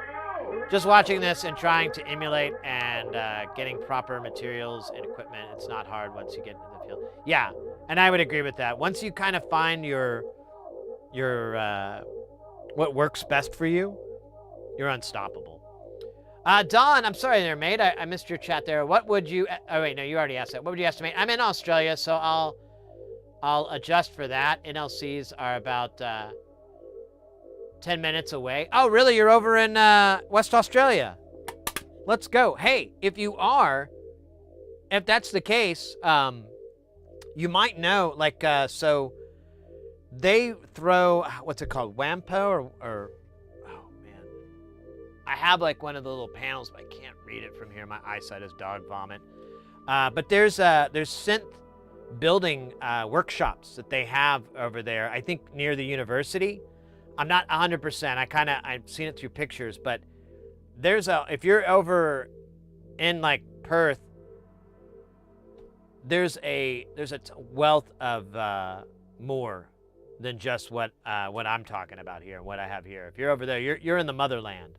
You're in the good stuff. A lot of his stuff, a lot of the components, a lot of the parts he buys, they're all from companies like up in China and whatnot. So you're able to get those. Like Tata Electronics is a real popular one that NLC buys from. Mauser is also available. I don't know if they're easier as far as in Australia, but those are parts where he gets, like, all his parts are super easy to find, so it works really well. Yeah, the WAMOD, thank you. Or WAMOD, or the WAMOD is Australian. It's over in West Australia. It's a synth meetup deal, and they have a bunch of stations for people to solder and build, and Andrew, as well as a couple of other people, walk around, help people with, like, oh, I'm struggling with this. Oh, try that. So it's like really hands-on, really awesome community. There's a bunch of other stuff that goes on that I kind of follow in his blogs and so forth. You're definitely in a really great spot for this kind of stuff. There's another guy over there, Isaac Beers. I think he's in Australia. Yeah, he is. And he's a guy that was inspired from NLC, and he started making his own modules, and they are pretty badass too. He's also a Waymod participant, I believe. I think he's one of the people that helps. I'm not sure.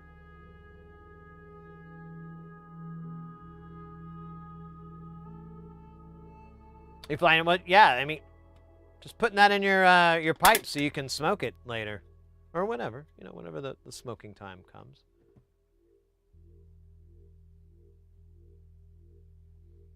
Oh, he does the reflow ovens,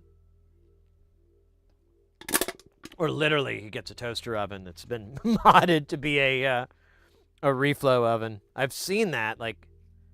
Back when I first started streaming, everyone wanted me to do that, and I was like, yeah, that's a cool idea. It's not very camera-friendly, though.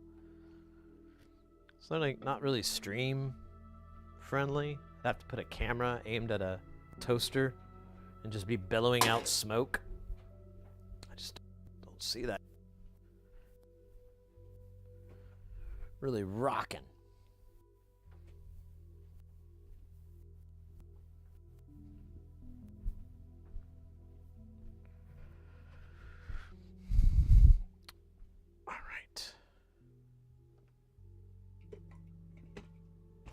Got a new beverage.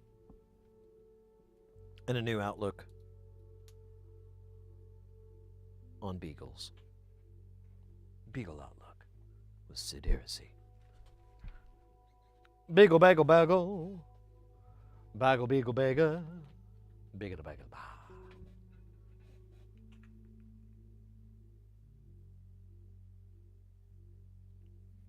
I literally modify. Yeah, that's a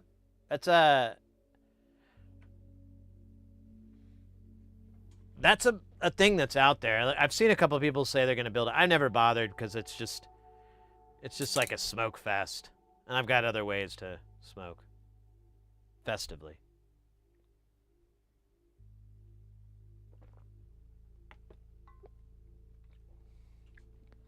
All right. We got to find where the hell these 5 100 nanofarad caps are, or my name is not Sid. Wait, that's actually not a good way to go. Let's go up and down. That's where answer. Hey, look at that. Look at that. Will you look at that? Look what up and down does for you.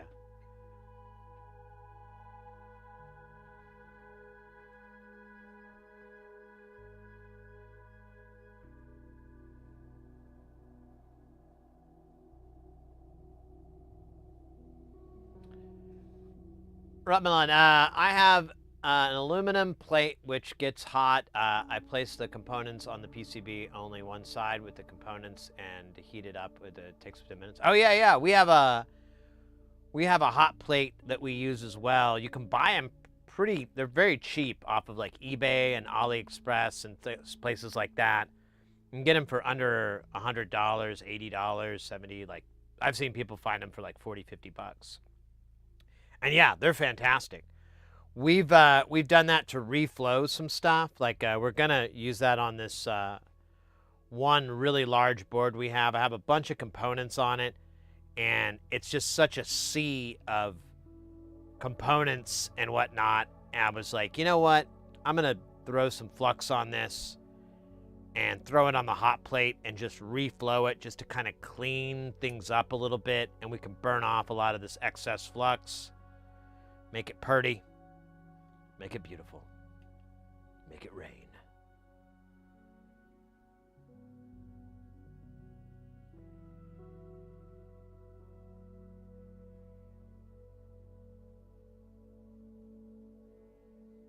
All right, I think I'm caught up on chat.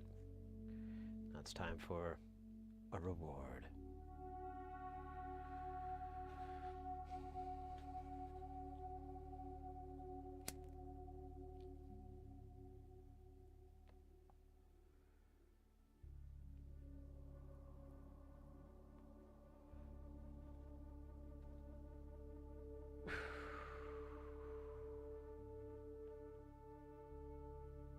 Yeah, I want to really go to Australia. I have a little bit of a connection. Actually, I have family friends out in West Australia in Perth. I should just say Perth. But was a friend of my parents. So my parents used to live in Australia back in the mid 70s. When they finished college and everything, my parents are both educators. They signed up. My dad did it. They signed up for teaching abroad, and they went to Australia and they lived in Sydney, and they were there for about a little over 2 years, and then they eventually finished up their thing and they came back, but they backpacked through Europe, did a little European tour. And this was all while my mom was pregnant with yours truly. And in fact, when they got back to the States, my mom was about 5 months pregnant with me. They, to say that that was the coolest thing in my dad's life would be an understatement. He loved talking about Australia. He had literally thousands of stories. And he just loved to tell stories like about just all kinds of shit. Like I remember one time we were talking about like foosball or something. He's like, oh my God, the Aussies, they're fucking brutal with foosball. I'm like, what? Yeah, one time I was watching these guys play and I don't remember all the details, I'm not going to bore you with the story, but he just goes on about this foosball game at a bar in Sydney or, you know, somewhere around there. And these guys just throwing money and getting crazy and threatening to, you know, things coming to blows and all this kind of stuff. It's just wild, and he loved it. He, you know, it was I don't know, big part of his life. And so when I grew up, that was like those stories always like were told to me, and you know, he used to, even for a long time, I remembered he'd have this slideshow, like those little carousel slides, and he'd have like several of them of the whole trip. He'd be like, here's this thing, here's this thing, you know, here's the Big Rock, here's Sydney, here's the Opera House, here's Tasmania. You know, he'd go through and just show all these photos and tell stories and everything. It was really cool. It was a simpler time.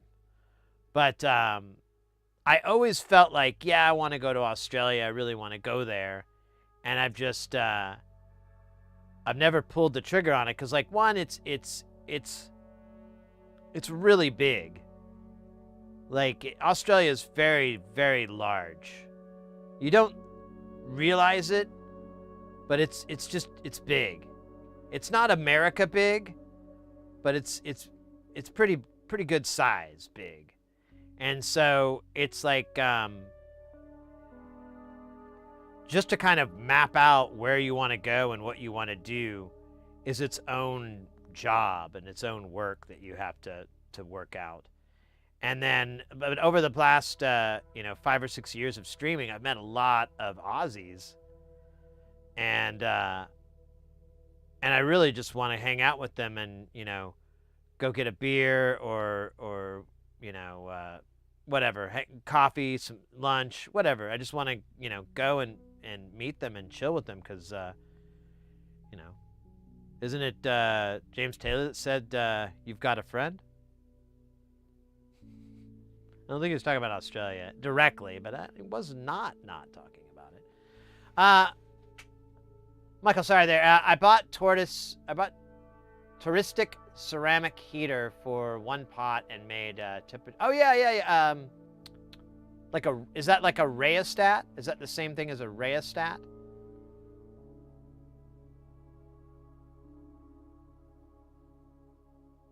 Here, let me look that up, because it may just be a type that I am touristic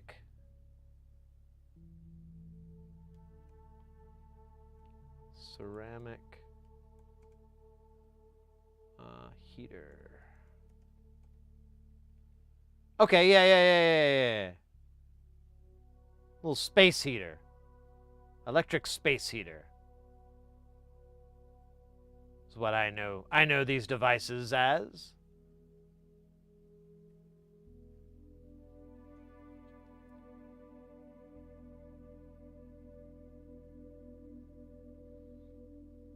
Wait, are you talking about for soldering? I never thought of that. That wouldn't be the dumbest board warmer. If you needed to get a board kind of up to temperature. I mean, it would be difficult to work alongside, though. I don't know how you'd manage those monkeys, but...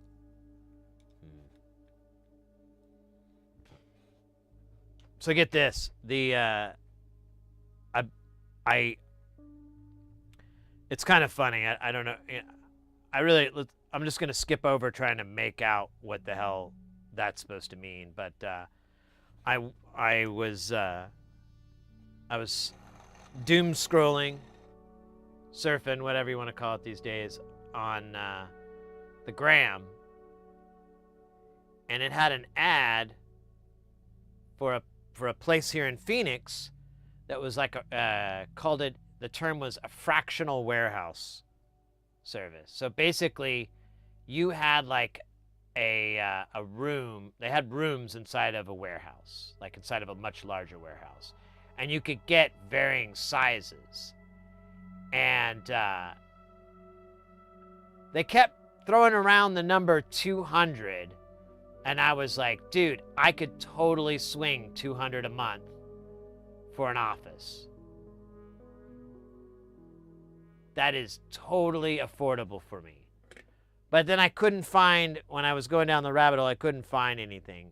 But I even thought, like, you know, they're fractional, so if I wanted to, I could get a small space, and then if I upgraded, I would still be in the same building, and I just move my shit from one side of the building to the next to upgrade, and that wouldn't be so bad. And because it kind of reignited my desire to there's another one, to do like pinball repair or fill an entire warehouse with modules. I don't know, one or the other. We'll see which one happens first. Price is about the same. When I typed in Google, show me air heaters, it looks like a kitchen inducted heater, but it has a resistive heater under the glass. I use it to preheat boards. Okay, it's probably more... Let me pull it up here. So when I typed that in, I saw these space heaters. But you're talking about, let's see, let me put industrial in here and see if maybe that might get closer. I don't think it is. I think it's too far away.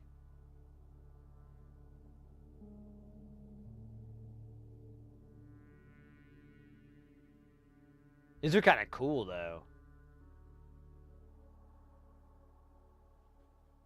I kind of want one.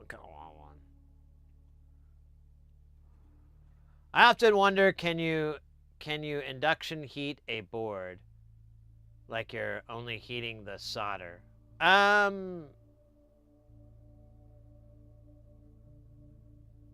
don't know.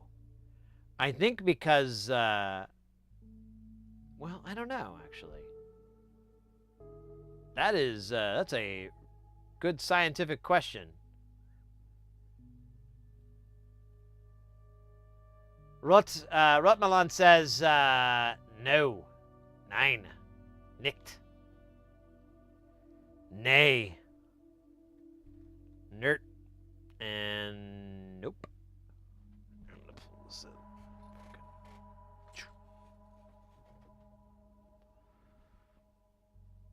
Yeah, I mean, you're talking about forces of electronics that I don't understand, and I don't know if I ever will understand.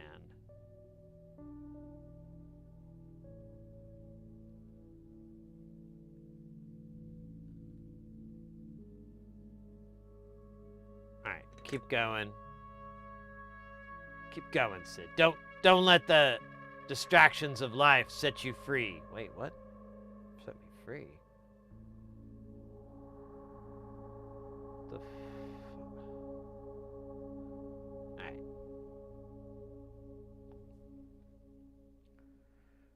Oh my god. I was just missing a bunch, I guess.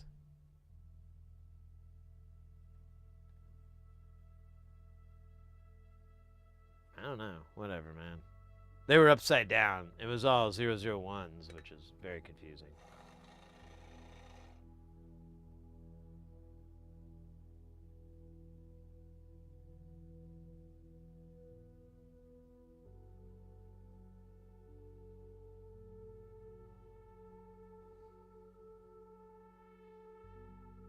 Alright, I'm going to keep the pattern. We've only got one left over. And we don't even know if it's real or not. I don't know if I'm real.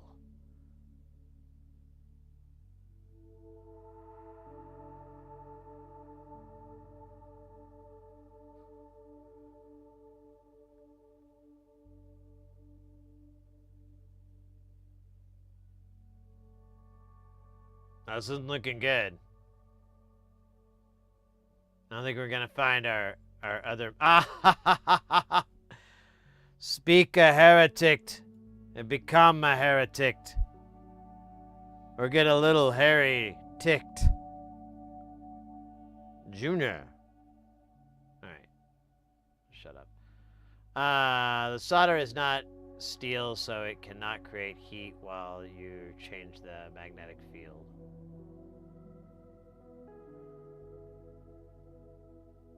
Yeah, and you think an industry would have picked up on that already and started making those.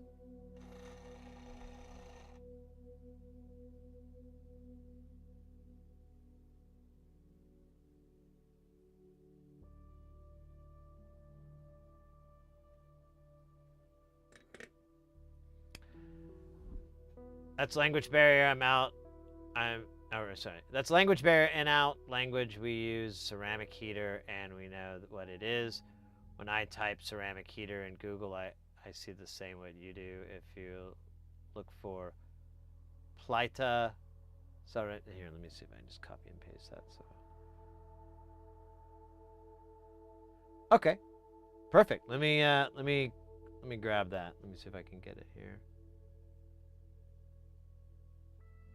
Plika. Scheisse. There we go.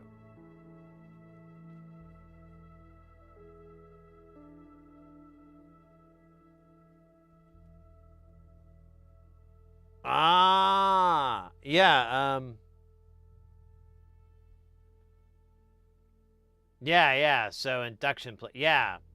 Yeah, we usually call these, what, induction burners? I think. Yeah, I think that's the name on the street. What a good way to get into electric engineering what's a good way? Oh.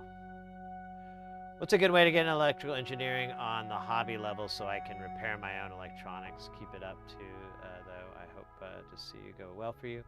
Hey, mate. Thanks for coming in. Thanks for the kind words. So, there's a lot of different ways that you could do it. It kind of depends on what your interests are. If you know, where would you kind of ultimately like to go to? We mostly do audio stuff here, so we're working on like synthesizer stuff. So to that avail, the music world, like guitar pedals are a great place to start. You can learn a lot from the simplicity of those circuits because a lot of them are not very complicated. So the schematics are easy to ingest and understand. Learning electrical like theory, like what an op amp, what a cap, what a resistor. I'm not that guy. I'm not a very good source for that, and I don't really know too much to that. I'm mostly focused on assembly and building. But when you have to troubleshoot, you have to start reaching into that bucket from time to time because something's not working right. Sometimes you have to reach into it. But with the stuff we do, all that's been done. It's already been done by an engineer. They've already figured everything out. If something's not working, it's typically a mistake of the builder, like, you know, put the wrong part in or whatever. So a lot of it is like, if you want to do assembly and learn, I think it's a great way to go about it. It's probably not the best way, but I don't know, it's fun. It's like you can make stuff out of nothing and you save money because there's a lot, like, depending on your interest, there's a lot of things out there that are very difficult to acquire a commercial version of, but there are DIY versions, or there's information to DIY it, and you can harvest all those things together and make it at a fraction of it's being sold on eBay or anything like that. I feel like I've rambled there. Radio and audio, man, RF is fascinating. Absolutely a fascinating realm. There's so much about RF. And yeah, that's a big tank, and it's a fun tank because it's such an interesting kind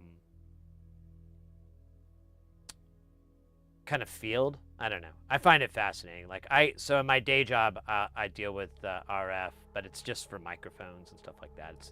But you have to. There is a job called an RF coordinator where you're like designating everyone's space and everything in the air. But and I've had to learn a little bit about the topic more to be better at it. And oh my God, what a deep well! And it's fun. But I digress.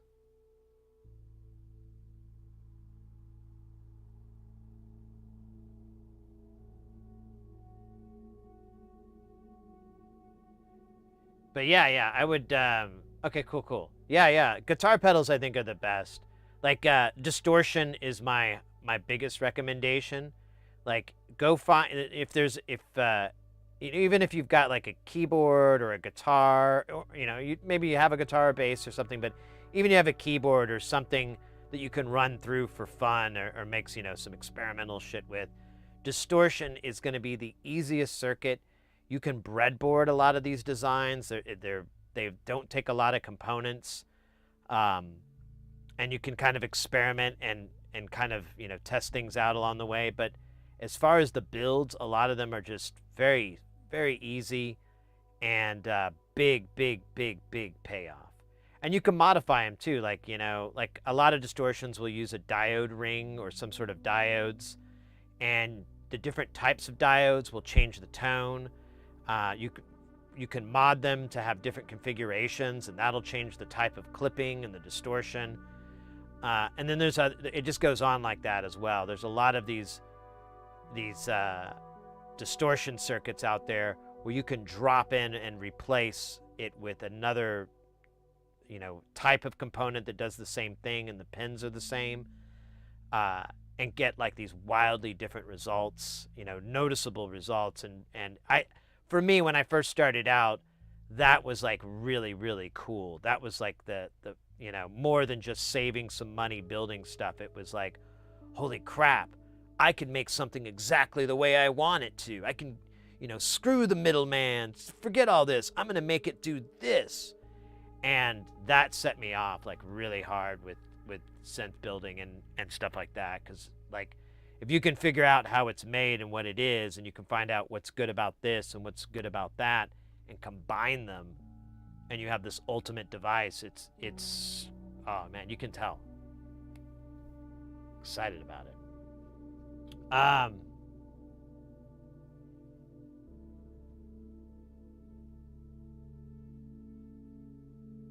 Yeah, discrete. Yeah, those are cool too, the little sniffers.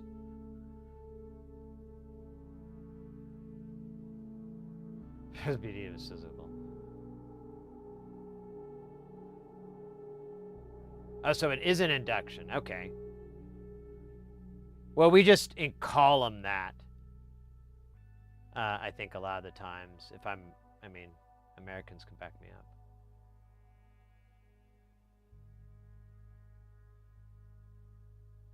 The great big solder. I know, big solder. Just bringing the common man down to Funky Town.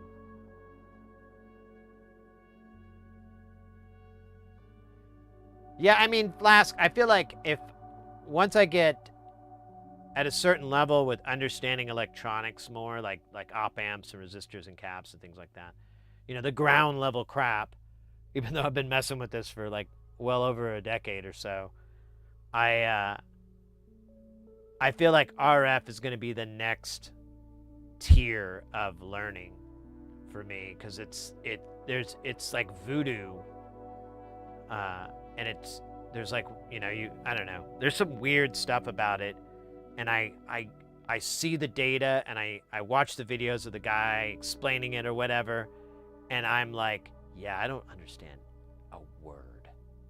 I don't get any of this, what they're talking about. I know what they're saying. I understand these nouns and these verbs and these adjectives. I understand them. I get them. But I don't know what they're saying. That's wild. I don't know what this is. I don't understand. So I don't know. I want to get there. Just not today. All right.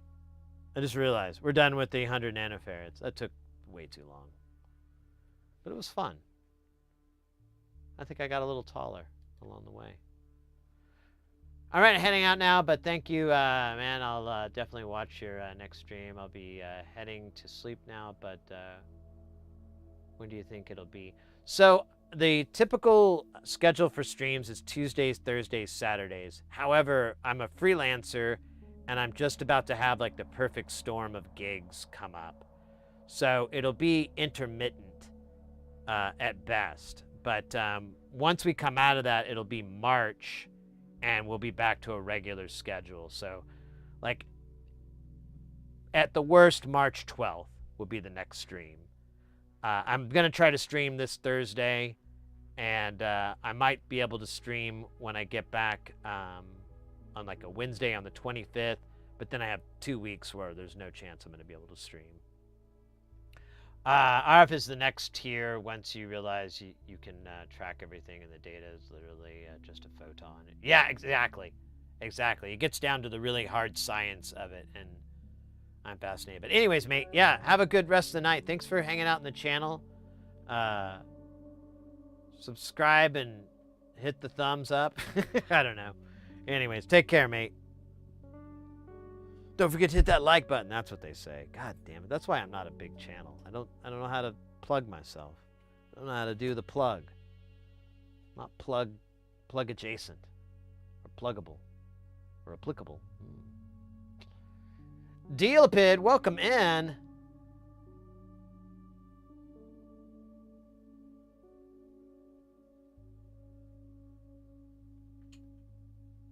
See you later. Oh, you heading out? I missed you heading in. My bad. God damn it. Damn it.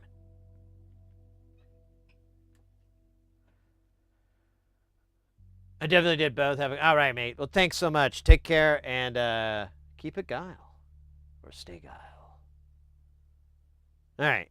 So we've got next number down from 29 is 12, which is kind of better.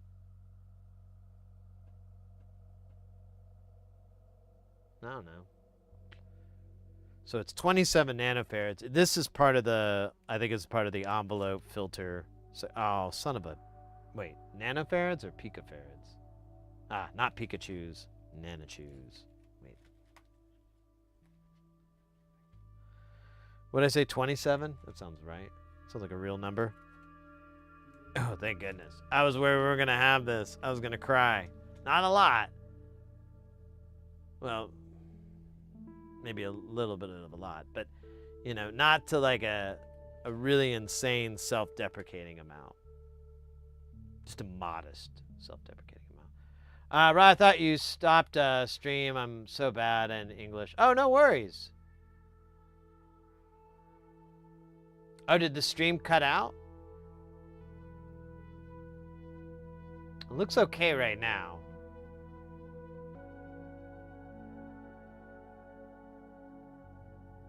There's been some outages. I think it's I think everyone's having a little bit of a clunky internet experience. YouTube is apparently all crazy tube.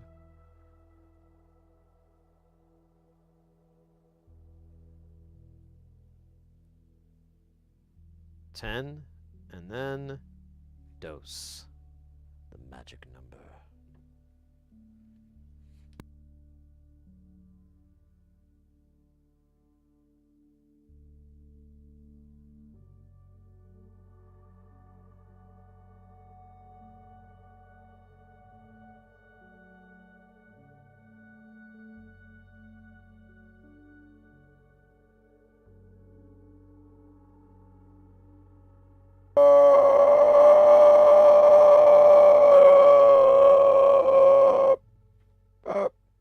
Battery died.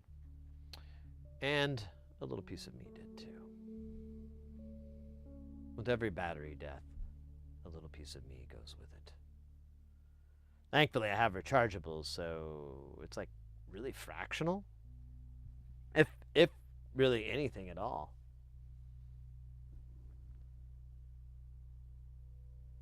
Hey, Branolin, welcome in. Stream's going pretty sweet. It's good to be back.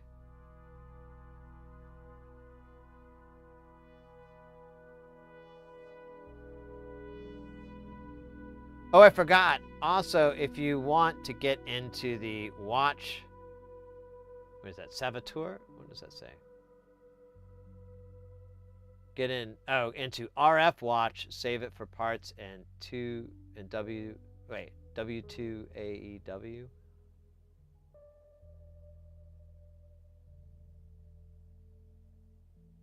Wait, are those channels?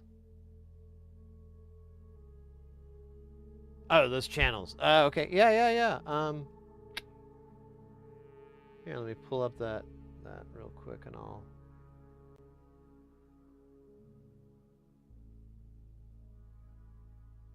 Can I? Here, I think I have to type it out like common person.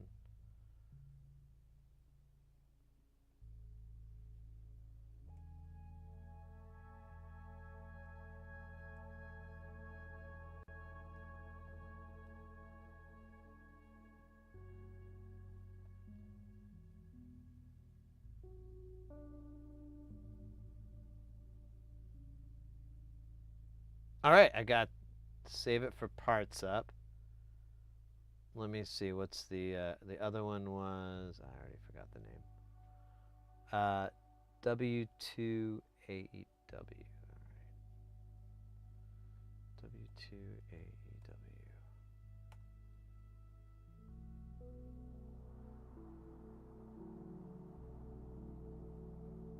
All right, I've got both channels up, and I will. I got the tabs up, and I'll check them out at the end of the night, after the stream, when I'm relaxing and maxing, but mostly just chill maxing. There we go. That's what the kids are saying. Save it for parts is pretty fun. Okay. You're soldering as well, Branlin? Let's go.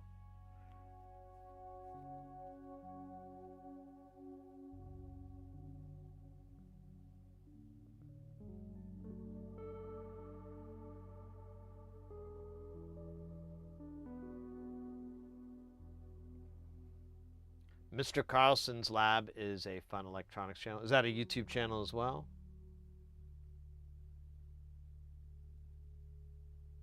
All right, now I have to go yeah, no worries, mate. Thanks for hanging out, and check you later. All right, let me see if I can get one more in here. You said it was called Mr. Carlson's Lab. Oh, cool, it auto-completed. Gotta love that auto-complete. Oh, I think I've seen this before. Am I already following this? Let me make sure I'm not following these already. That would be hilarious. No, okay, I'm not.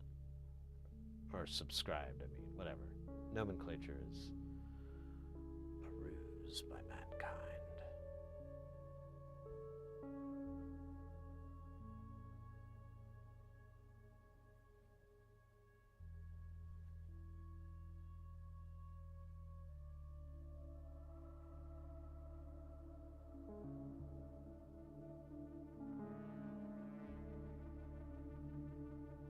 Uh-oh.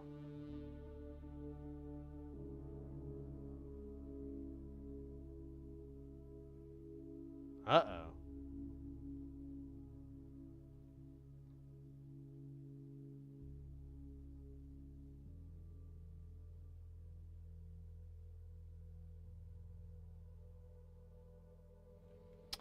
Well, this is great.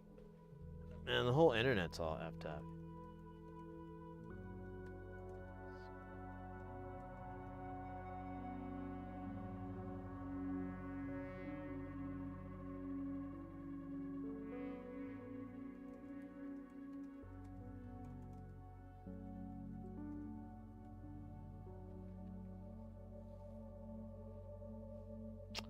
Yeah, it's like fucking dumpster. Behind us and not inside us. Are we finally free of the electric beast that crushes all kind? Yeah, okay. I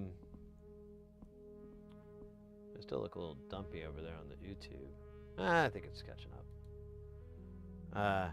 Okay, so there we go. Internet seems to be back. I don't want to jinx it by saying that it is back and it's great.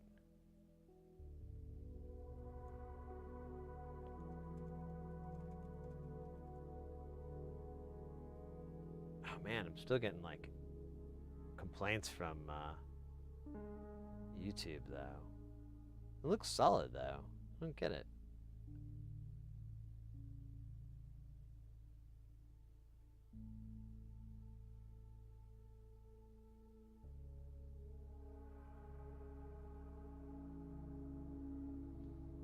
Yeah, it's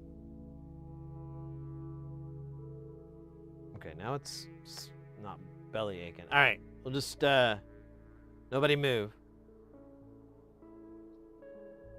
Oh, unless you're in the middle of like moving, then get to a safe spot. You're in, you're in the middle of like a jump. I really can't dictate much on that. Not like David Lee Roth. He could sing. He wrote a whole song about it. And standing here with his back against the record machine. Finding out that he's not the worst that you've seen. Oh, don't you know what I mean? Wow. Jump. Yeah, I think it's settled out. I think the internet's, I think that was just a bubble in the ointment. We did have the power go out last night. I didn't get a lot of sleep because I stayed up late. Because I was like, all right, well, normally when the power goes out, it's not for very long. Like, the utilities here are very top notch, despite all the complaints, and they're valid. The linemen, the people that are like working on the electronic rail, they oh wait, we're putting parts on, not soldering. God damn it. They work very quickly and they are very efficient, but like it took like over an hour, and that's not regular for them. I was a little bit sad, but it was like a big blackout. It was. It looks like, according to their website, there was like 6,000 or 7,000 people affected, and it was like a bunch of blocks. I can't remember exactly, but it was a pretty good sized area.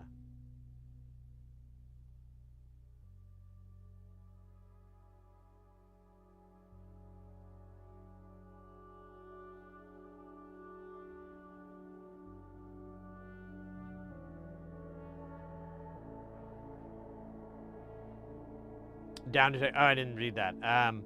I don't know. It felt like it was my internet. It felt like that was on me. But whatever. As long as it never comes back, we're good.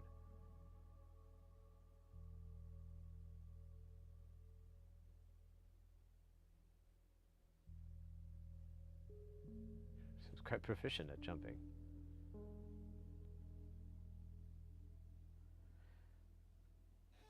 All right, let's find our true selves in components. Oh wait, this is gonna go up and down, isn't it? All right, we're just looking for the 27 nanofarad. Just tell us where to find one. Me and my boys will be leaving you alone. Frida. YouTube exploded. Why am I not seeing this chat? Wait a minute. Oh, yeah. This is not coming up in my chat page. Oh, that's weird. I missed... Alright, hold on. Yeah, it's not showing up in any of them. So chat is not working for me on the local client for YouTube, but it is working through a third-party client. Yeah. Oh my God, that's crazy. Well, hey, Fat64, my apologies. I'm not able to see your chat except in this Stream Elements window I have that I use for the overhead here. That's hilarious. Yeah, there's some strange issues. Well, at least we figured it out. Yeah, anybody in the YouTube chat, I might have missed what you said. I can't get the chat to come back up. I've refreshed the page, so I'm not clear, but it's here, so I just gotta keep my eyes peeled. Not literally. Not like a onion.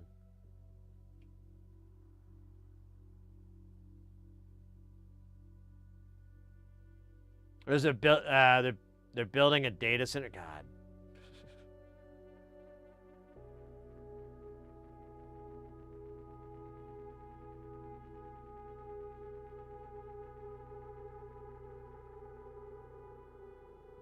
All right, well, here's two 27s. I'm gonna look at Gift Horse in the mouth. Well, not in front of other people, but once I'm alone with the Gift Horse, everything's on. Skynet booting up.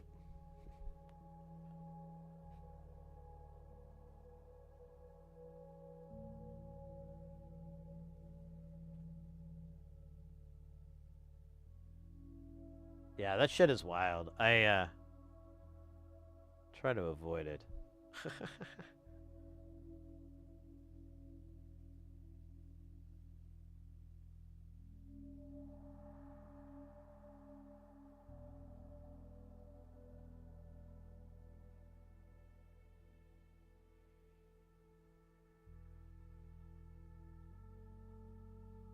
Although I've been kind of interested in making a giant talking robot. Name him Dis. And he'd go around teaching kids about the dangers of smoking and the power of the jet ski. And we'd take all that money that we said was for like our charity, but we'd we'd set it up in a shell company. And then we'd take all that money and go to Macat, I think is the name, in Bangkok. And then we'd take all that money, we'd make a big giant bet. I don't care what on. Maybe some slot. We'll find a slot that's really hot and we'll just put everything on it. And or maybe we'll get a little classy and do Baccarat. I don't know. That's not the point. I haven't gotten that far in my plan. Actually, I forgot what my plan was. I kind of was just making noises with my mouth as I went through this.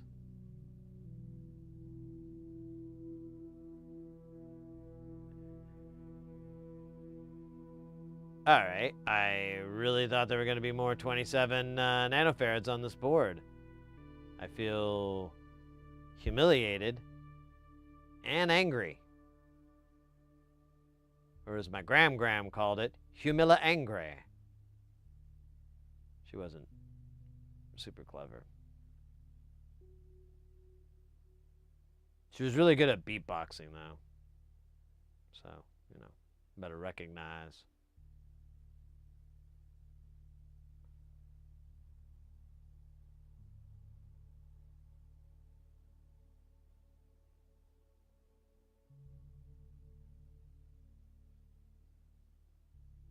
All right, I give up now.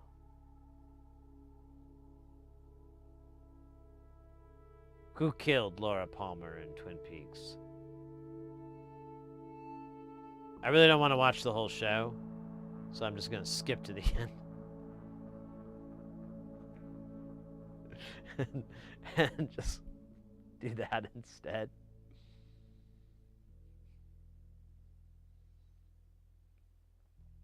Was it Bob? Oh, all right, well. The case is closed. Angelo Badalamenti, play us out. I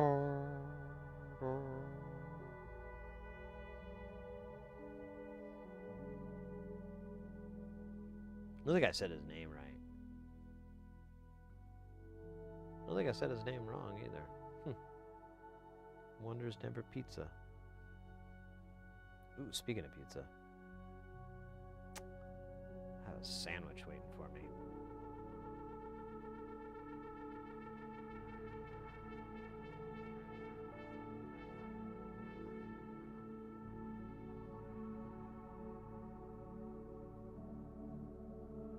The Futurama where the guy made a robot. Yeah, wasn't that fortuitous?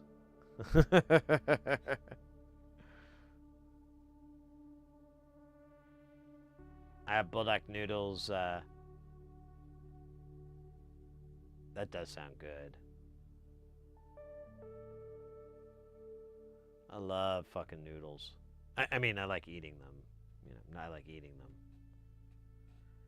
And making love to them. Both are equally enjoyable for me, but to be perfectly honest, I eat them more than I fuck them. Such coined the phrase, I love fucking noodles.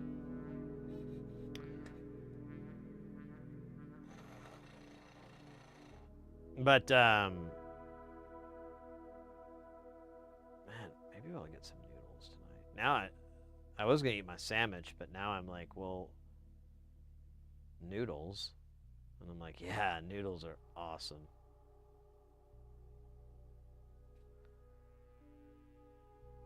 And when the robot gets the Nobel Prize, he asks the robot to feel sad for him.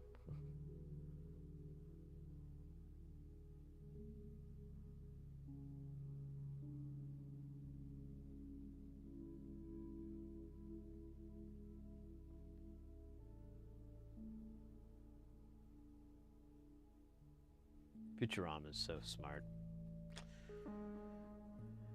Such a smart show.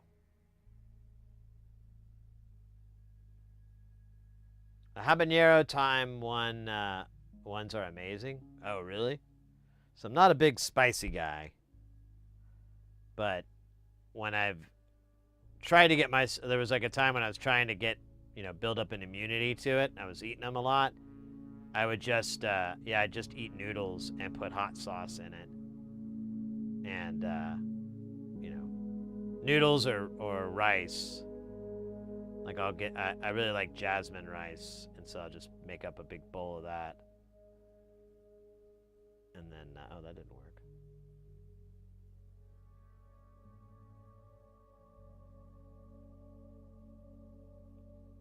What was it? I have some udon noodles. That's what I had at the time.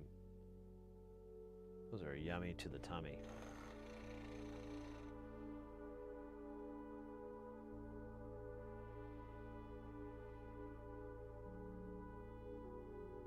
I have cilantro in it, so I have to put some lemon juice and sugar to displace the soapy taste.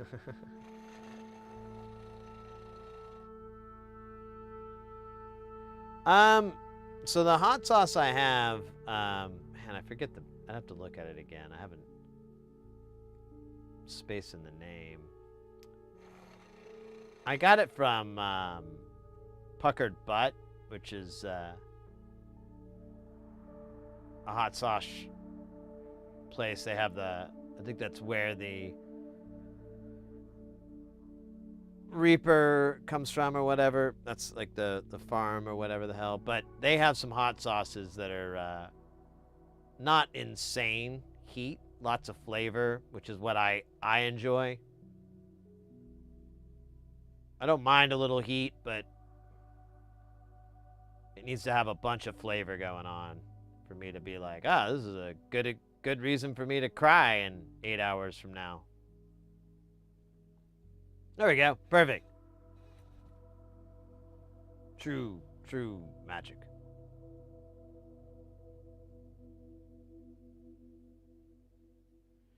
Yeah, let me see. Let me look at the bottle real quick. I'll check. Because now you've got me trying to remember.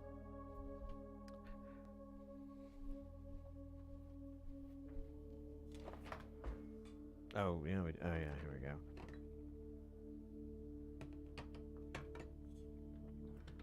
Oh, here, no, that's the brand. Okay, let me do that. All right. Went and looked at it. I wasn't gonna bring them out because I'm like, then I gotta put them back away. Let me just look up the name.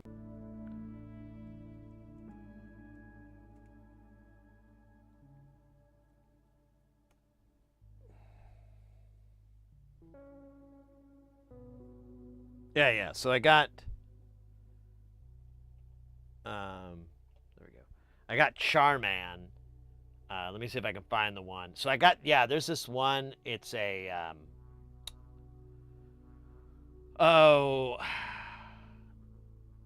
like a Jamaican flavor, I guess. Can't remember. Can I not see? Oh, yeah, I got a bottle of this stuff, the original. They don't really have much on here.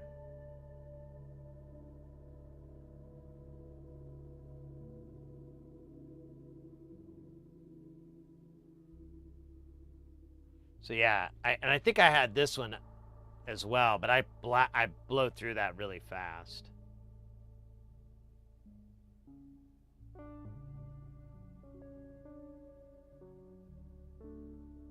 Yeah.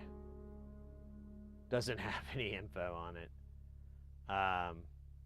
Well, that's just the original. Let me get the one. I can't remember. I feel like this is like supposed to be a Jamaican or something like that. It just says hot sauce and verde.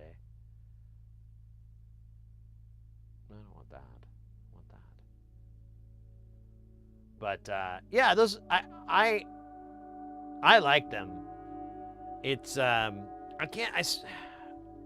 can't eat too much of it though. It honestly it really kicks me in the guts later, and I like hot sauce, but I don't like it's everything after I swallow. Like when it starts like killing my gut, I don't really enjoy that, and then as it goes through, I don't enjoy any of that. I don't enjoy any of that rest of that part. And if I could get past that, I'm golden.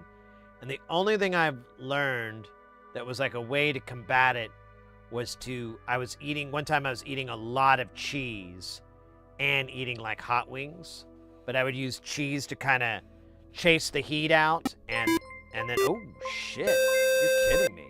Smoothie Fund. Thanks for the streams. Anonymous, thank you for the 25 doll hairs.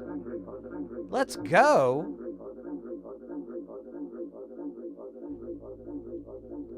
Thank you so much, mate. That's awesome. Really appreciate that.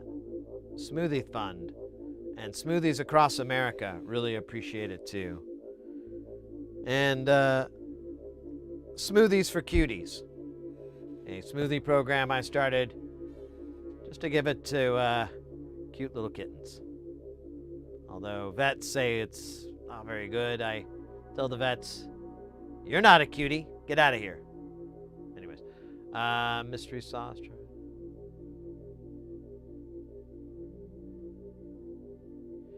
Cheese and milk and yeah. Well, I mean, it like completely helped, and I was eating a lot of different hot sauces. I was doing like a hot ones type thing with some friends of mine, but I had a big cheese plate out and with like and black olives and like some other like little antipasta stuff to kind of counter the cleanse the palate and everything, so you could try like another wing and be like, oh, you know, this sounds blah blah blah.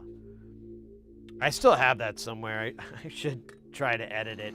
Like the cameras didn't look very good and it kind of pissed me off and I didn't know what to do. Like, oh man, I don't know how to fix this. Brand new! Let's go, Drickstrom. Thank you for that follow.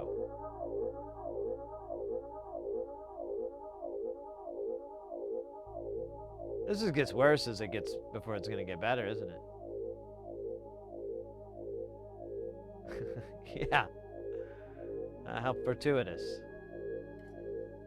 Here, I'm gonna do it this way. It'll be a little bit easier. I don't even know if it matters. I haven't looked at this these traces to see if they're...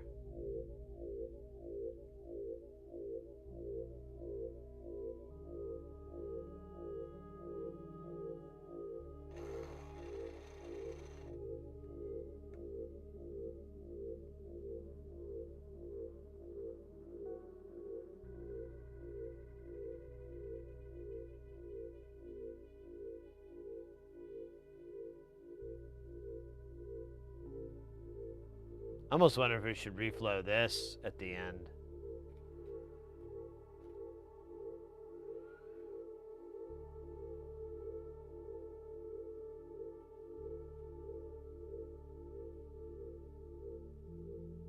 Yeah, so the welcome in, mate. Yeah, the alerts, all the alerts and the audio and everything, they all go through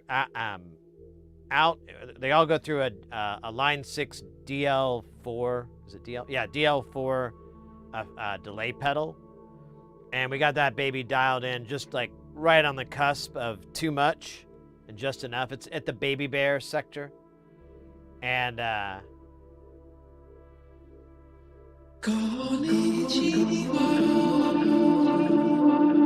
you go.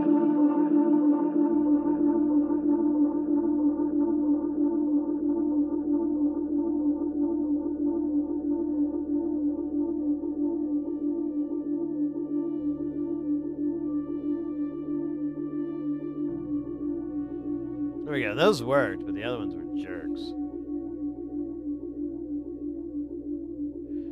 Brandon, this is a vocoder. This is called the MUN. M-U-N, I believe. Not really sure now.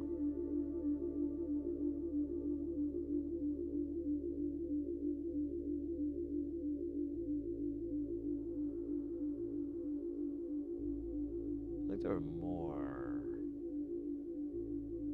It's not over here.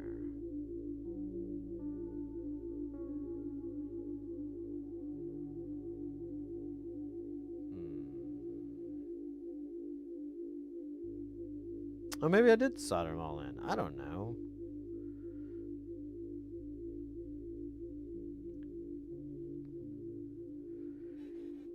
Yeah, it's set to digital delay. It's like the cleanest one, and it has the best regeneration on it. The rest are pretty short regeneration times, so they fade out or they go, you know, into noise core. Oh man, come on, jerk face.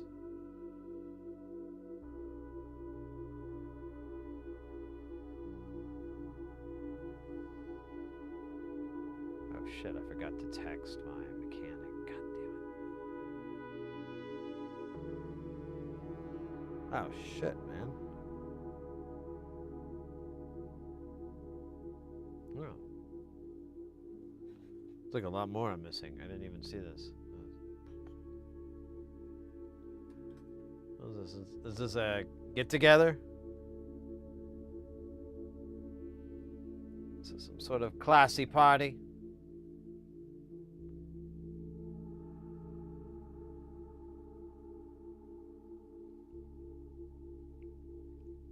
Yeah, this one's supposed to be kind of special.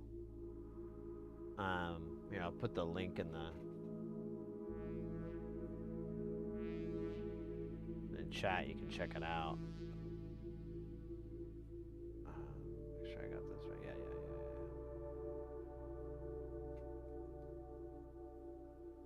I wonder if I put it in this. So I wonder how broke the YouTube chat is if I.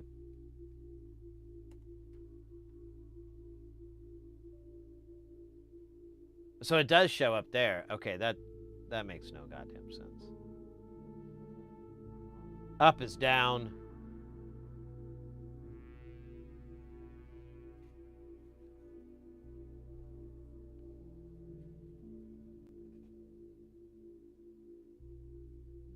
I got an envelope follower instead. It's kind of works like a vocoder. Yeah.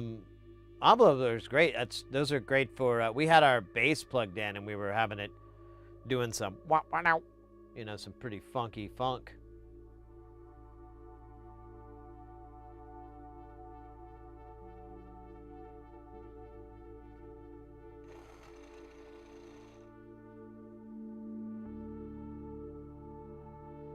don't want you guys touching.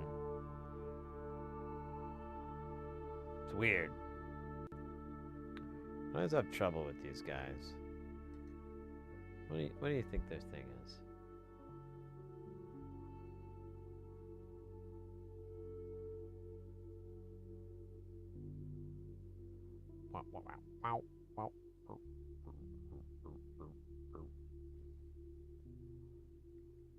Oh, come on. There you go. You got a ball here. Hey, I'll take it. It's not so bad.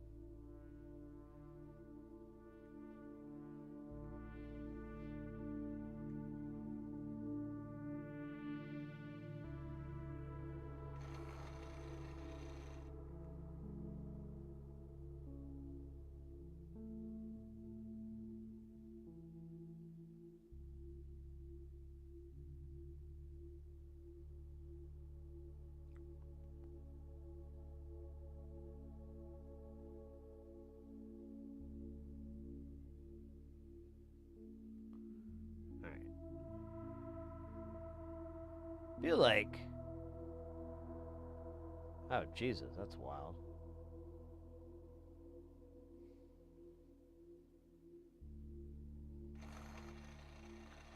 Look, I have a little bit more to go.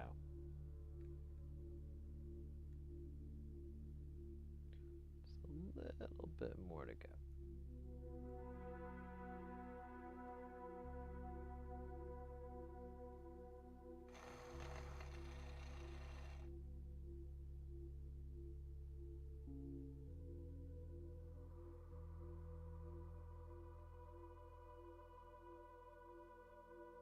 Yeah, I did put the link in the chat. I can do it again. That's the module that we're working on.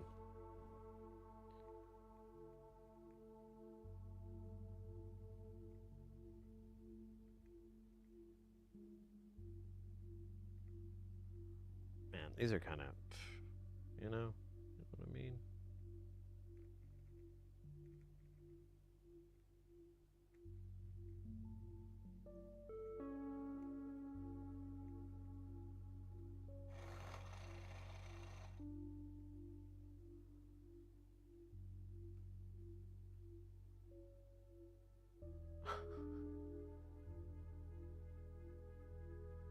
These guys are real jokers, huh? Real funny guys.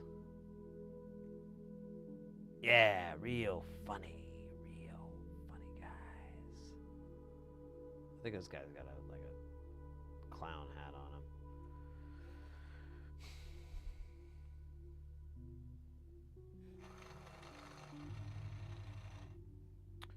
All right, I'm just gonna apply a little bit of pressure here. Yes.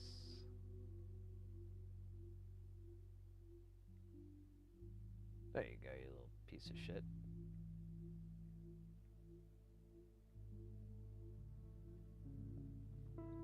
All right. It's starting to look a little bit like a vocoder.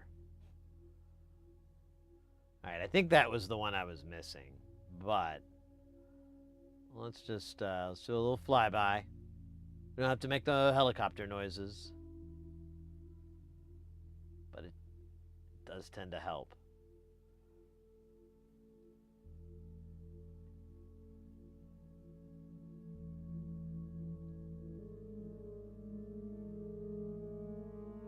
All right.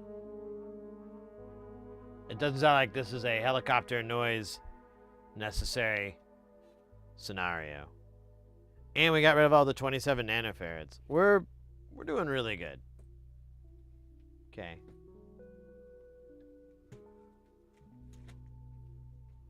Way better than my ex. Sorry, that was funny. I gotta try to keep a straight face, but that was wild.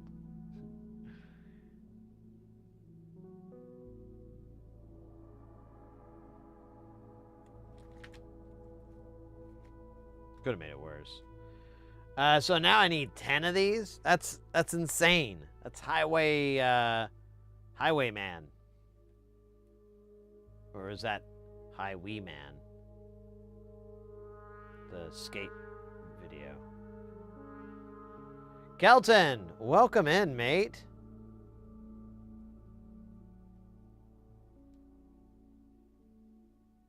We got some cool new projects in our project box recently. We had one of our viewers, old Lobster Chung there, put in sent in to me a whole bunch of these Elgato. I don't know the model or anything, but they have S-video and composite analog inputs, audio as well, and it converts it to USB, so it's like a capture card for analog stuff. Great for if you're a retro streamer or something like that. You wanna play some classic Sonic the Hedgehog or Altered Beast or whatever. You want to stream it. That's the thing you need. I don't know the model. It didn't really have a lot of info on it. I mean, I guess I could look it up. It's old though. So, Elgato S-video to USB capture.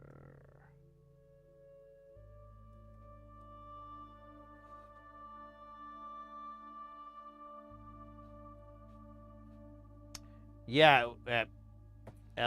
it's Brand new! Nerd. What is that? Nerd Ragely, or Nerd Rage LV. There we go. I'm figuring it out. Thank you so much for that follow. Welcome in. Yeah, I think it's just called the Video Capture USB. Yeah. Company's weird with their names.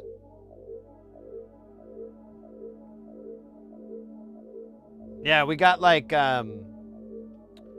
40 of them, and we're gonna try that out, see if we can fix those, how easy it is, and if they do turn out well, there's quite a bit more. But it sounds plausible they could get fixed. I kind of looked at it. We have one of the boards here. It's not, it's just a chip.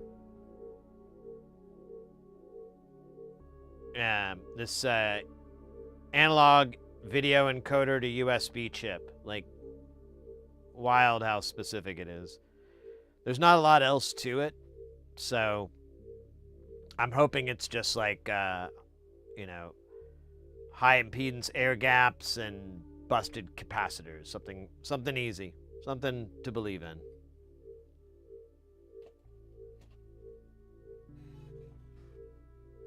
Speaking of believing in, I'm kind of getting hungry. I might, I was gonna eat my sandwich, but now I'm starting to think noodles. Someone was talking about noodles earlier, and I'm like, God, that sounds really good. Then I gotta slurp them. I don't know about that. Now I'm not into it. It's time for me to sit out. Thanks you for the stream. Good luck with the vocoder. Hey, thanks so much, mate. Yeah, we're not gonna finish it tonight. It'll probably get finished next month on the 12th or 15th or something like that when we go back to streaming regular again. But it's such a big build. It's perfect for me to work on because it's just gonna take a while. And it's, I like soldering. It's all about the chill. All about the vibe.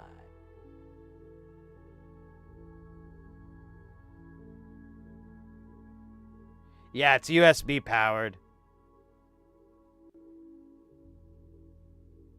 So I'm banking that it's a power issue, and that it's just going to be once I see the variances of it, it'll be kind of, because once you figure out how to fix 2 or 3, you should be able to fix them all. Was my thought, and I'm like, yeah, let me give this a shot.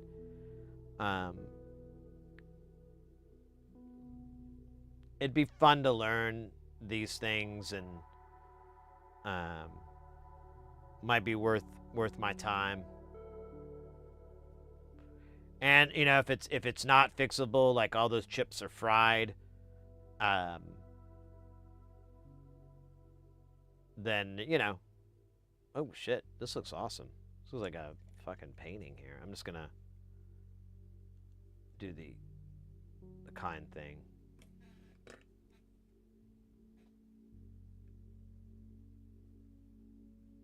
Oh wow, that guy just ripped right over there.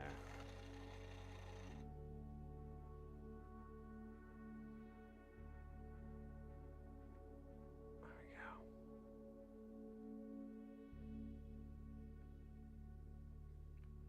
All right. Hit this guy, because I think I hit this. Probably once we're done, we can either reflow this whole board, or maybe at the very least, I just should go around and buzz all these guys. Did I do the 50? Yeah, well. No, I didn't. We just did some. And I'm lost on where the fuck I am. God damn it. Just start the fuck over here.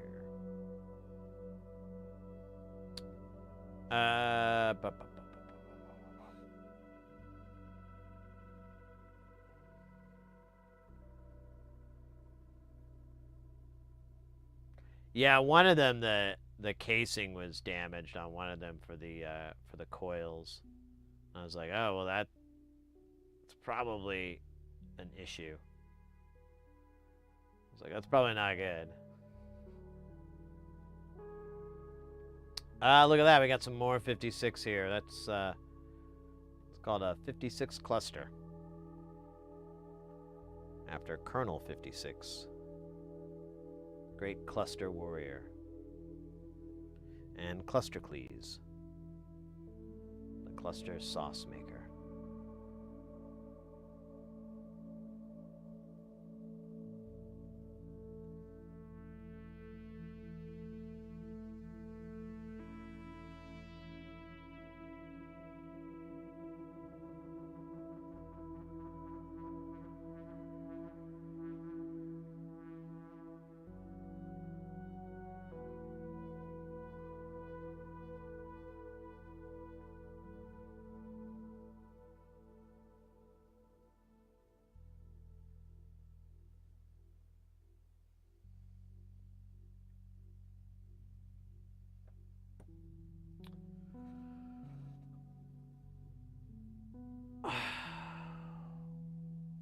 Man.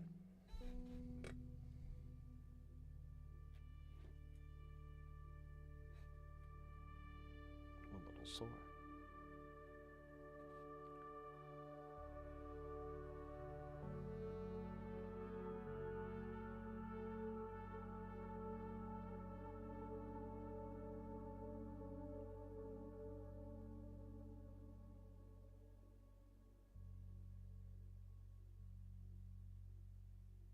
Okay, this went bad.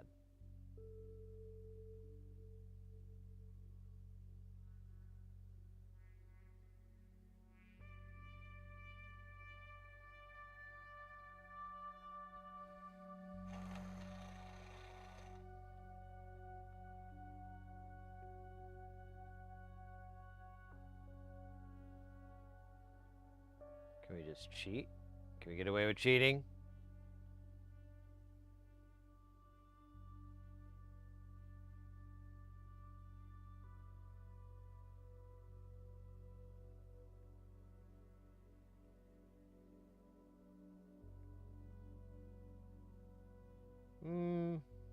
Not very well.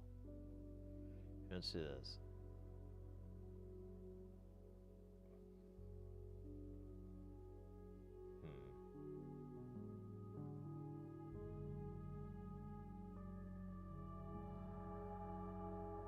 That's not supposed to have happened.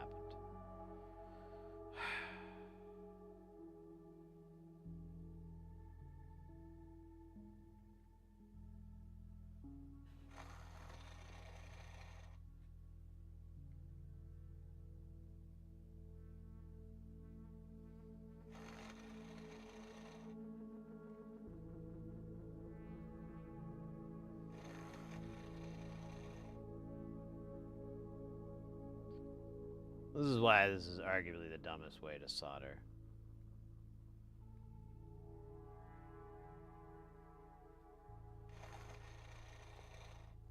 But to be fair, I never claimed it was a smart way to solder.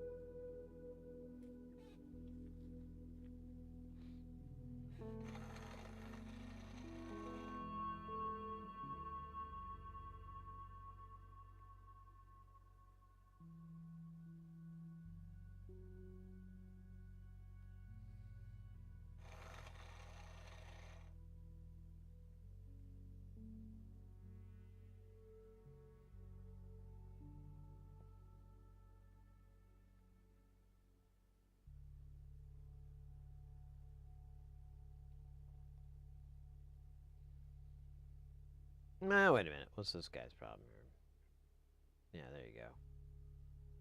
Beautiful. Beautiful, mate. Pretty as a picture. Alright, last up is 56 nanofarads. We're looking for the final drop. Just a pair.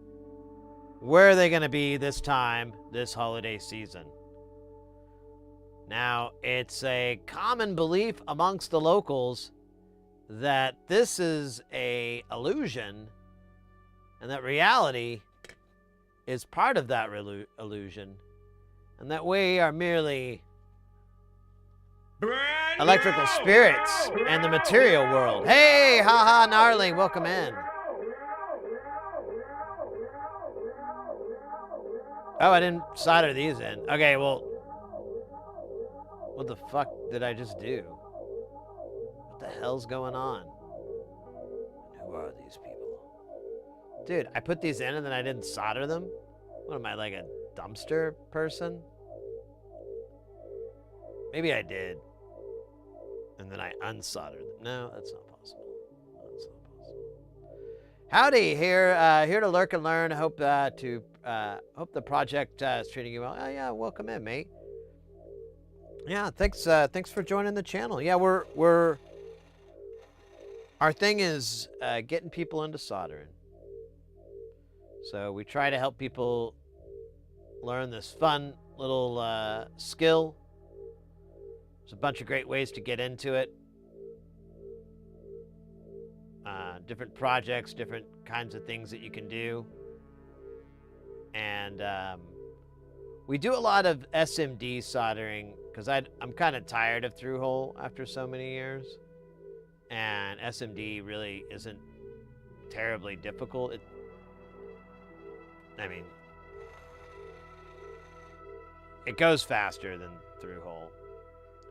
But we, you know, obviously both are great for people getting into this kind of stuff if they want to get into it. We mostly do audio, so this is a synthesizer module. It's part of a system called Eurorack, which is like a modular synth system.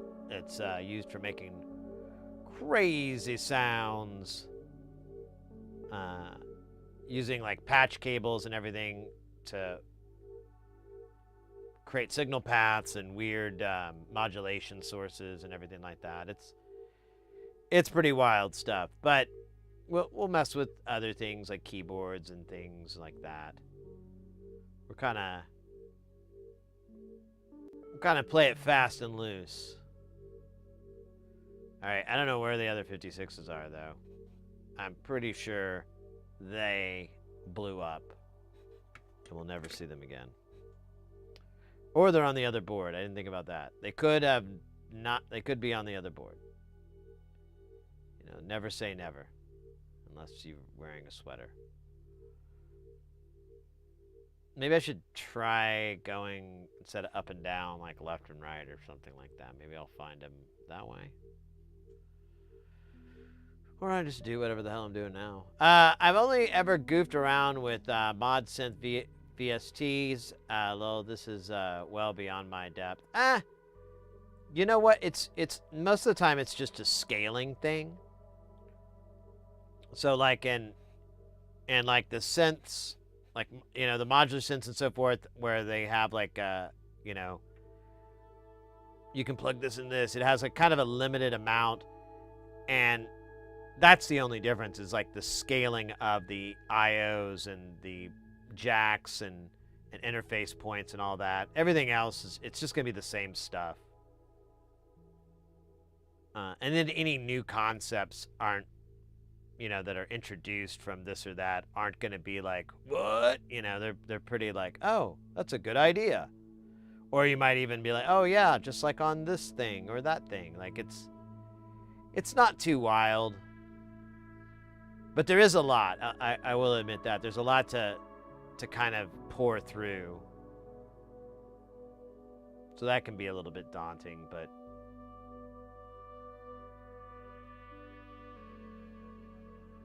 for the most part, it's pretty chill. All right, I don't know where these other are. I'm going to assume they're on the other board. Or they've stolen my wallet and left the country.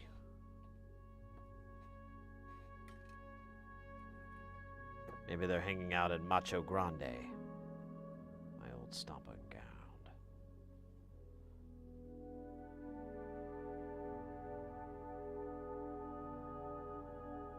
Yeah, none of these have caps.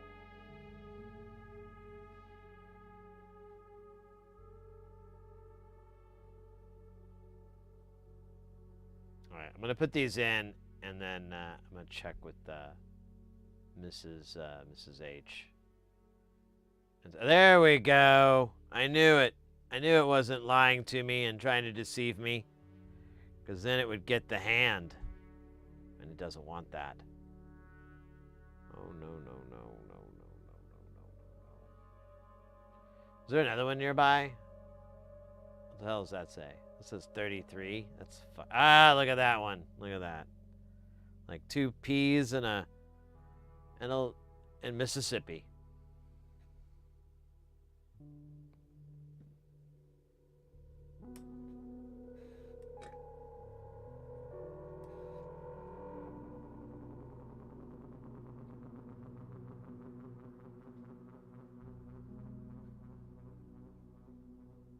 But yeah, if you guys have any questions, you're curious about anything that we're doing, why we're doing it, why I'm doing it this way, or whatever, feel free to ask. It's all good in the hood. And I mean, you know, it's part of the stream. The interaction. That's why I like live streaming, because we can work on stuff and understand stuff in real time. That's pretty slick, you know. Wouldn't imagine that 20 years ago. Well, maybe 20 years ago, but 30 years ago? Well, maybe. I mean, you know, AOL Online was very popular. But there was no video conferencing. There wasn't much audio conferencing either. All right. I'll be right back in 2 shakes. I'm going to go check with the missus, see what she wants to do about dinner, and then probably order said dinner. But I'll just be a little bit, hold on to your hats, and remember, the only true stars are the ones up in the sky.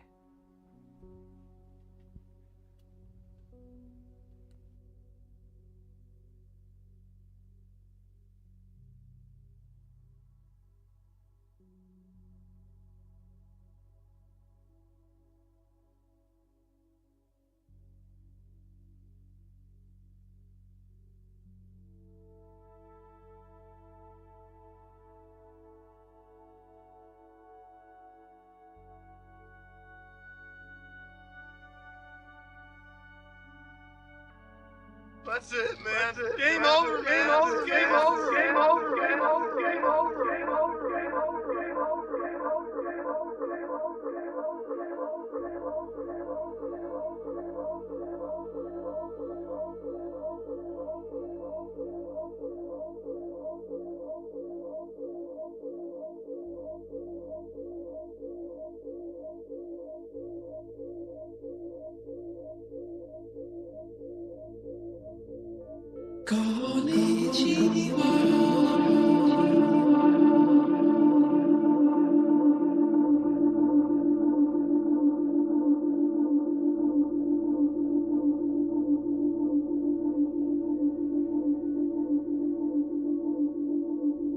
Where is it? Where is it? Where is it? Shit! That's not it! That's not it! That's not it! That's not it! That's not it! That's not it! That's not it!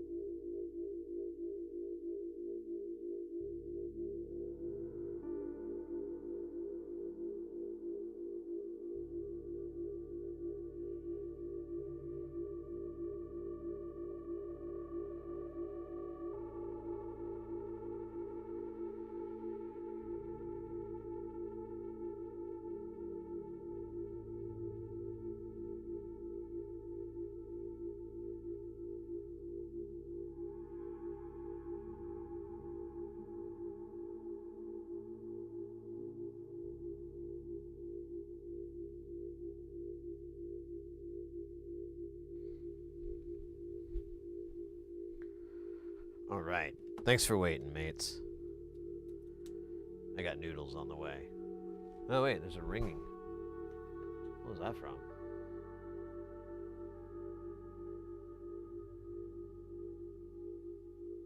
Ah, there's a konnichiwa? And that's not it, maybe?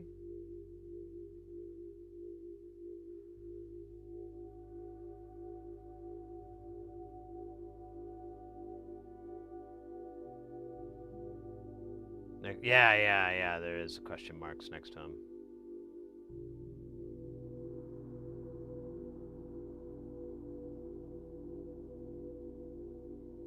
Hey, open set, welcome in, mate.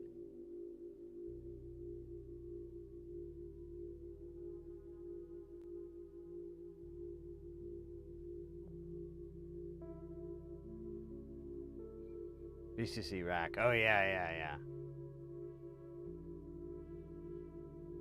Or VCV rack. Or BC, what is BCC? Oh, there we go. I see it now. Yeah, I like the Arturia stuff. I have some of those as well.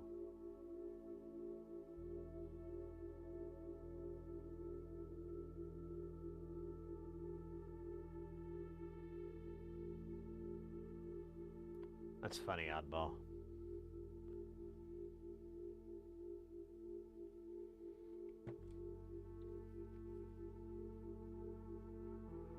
All right, I think Hopefully I didn't miss any YouTube chat. I know oh, you know what? Let me run to the restroom really quick, because I'm just sitting down and I'm like, I should have gone when I was doing the food thing. So I'll be really, really fast. Oh, there, I'm done. Pretty cool, huh? No. I wish. That'd be cool if we could be like in Star Trek and have our urine teleported out of our bodies. Ah.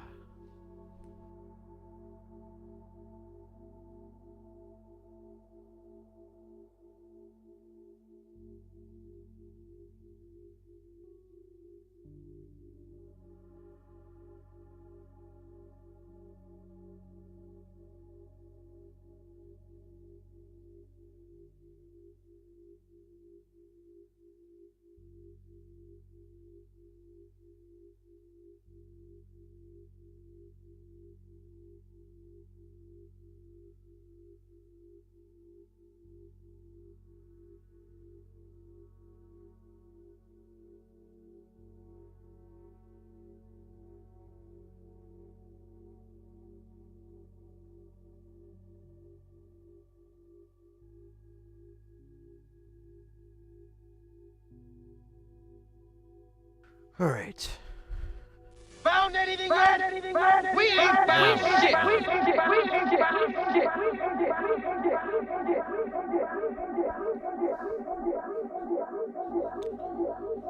All right.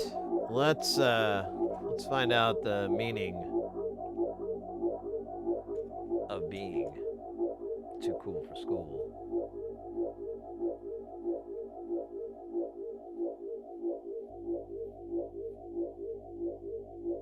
Well, the problem is, Oddball, like I'm not seeing YouTube chat except like I can't see it in the dashboard, but it's popping up in other things.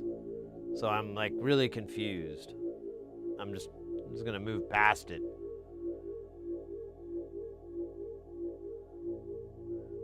Like I did with those children all those years ago. 68 nanofarad. That was Biznot that did that. Hey, welcome in, mate. Hope you're doing Zupagile.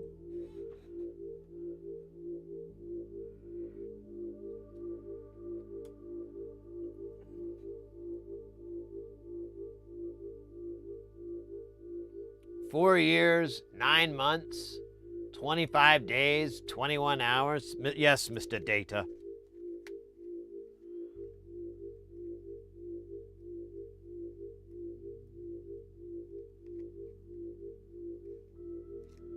Alright, I don't know what this component is. I'm kind of curious. Ah, damn it. It keeps hitting this button. Jackwad. Oh, it's a 1K. Or another.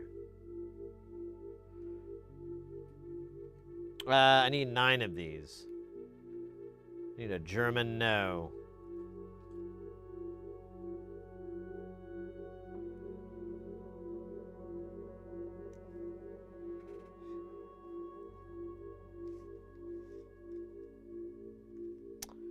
All right. That was awesome. 5 years, 4 months, 20. Damn. Damn, OpenSet. That's a lot of time. Feels like just yesterday. Is something hitting this button? Keeps jumping back to this other camera shot. I don't understand what's doing that.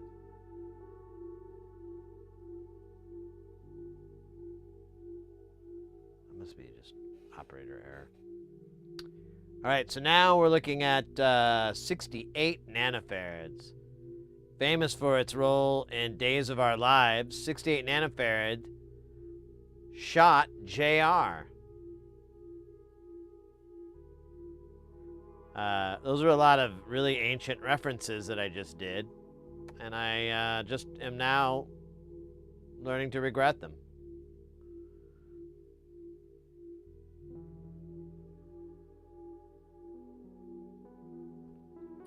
Well, not really learning to regret them.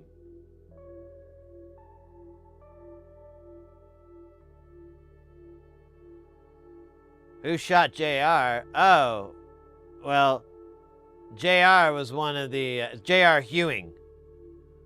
He was one of the most powerful oilmen in Texas. Yes, die nasty.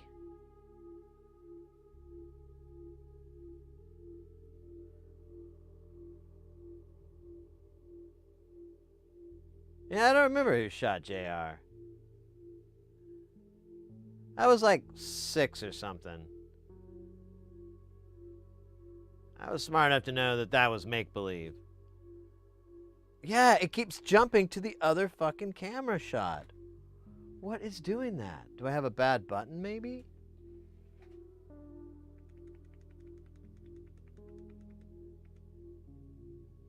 Maybe I should reboot my server. Oh no, it did reboot last night because the power went out.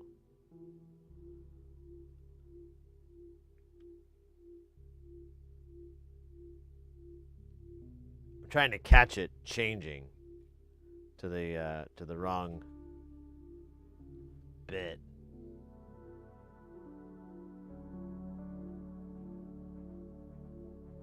Yeah, Crenso, how you follow? Oh yeah, make sure to wear a helmet. Wear your cringe helmet.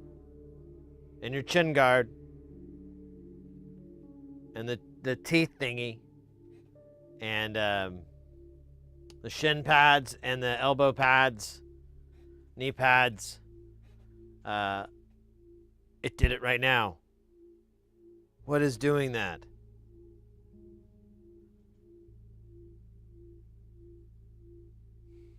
I can't think of what would cause that. Oh, wait. Now I do. Alright. Try it again. See, I think there was something sitting on a button, but it always sits on that button. Never been a problem before.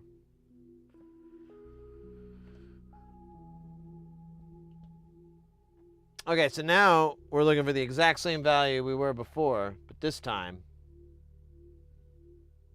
with a smile. Oh wait, there they are. Look at that. That's crazy. Just like in the ancient text. And that episode of MacGyver. I'm just going to reference old television shows. I'm just going to be big nostalgia jackass or something like that. I don't know. That wasn't a show in the 80s. Big nostalgia jackass. Starring Mr. T and Laurence Olivier as themselves. And a 14-part miniseries.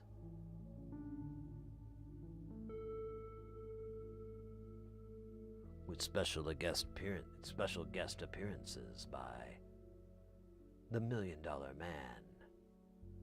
Oh shit, I forgot his name.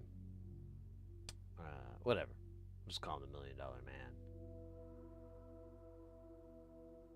Man. And Johnny Knoxville wasn't around in the 80s. But we could just bring him in for S's and G's, right? I mean, he could just host the show. It'd be our non sequitur. There you go, Steve Austin. Now we're working. Now we're cooking. And Juliette Lewis. And rising star Juliette Lewis.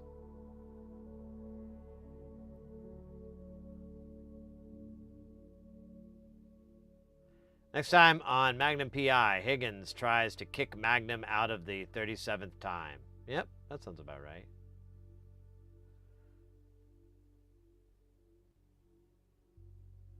Where's our food going here? Oh,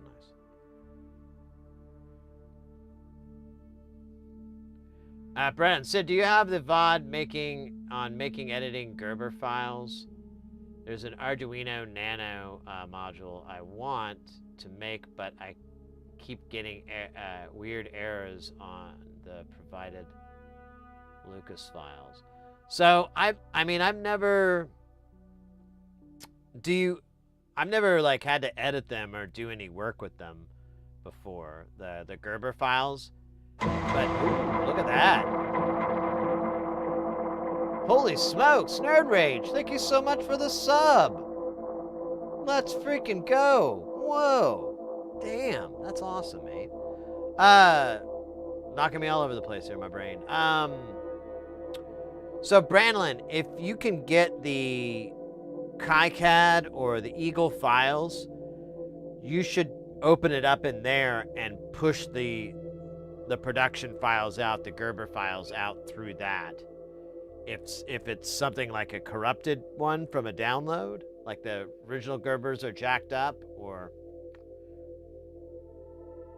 no, it's not an in over your head thing. It's just like it shouldn't be something that you have to fix.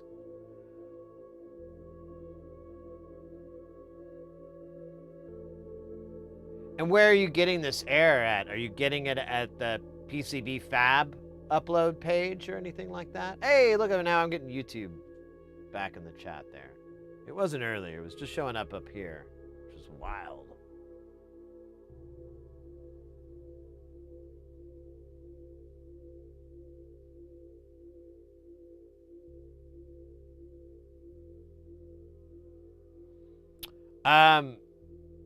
In KiCad's throwing out these errors.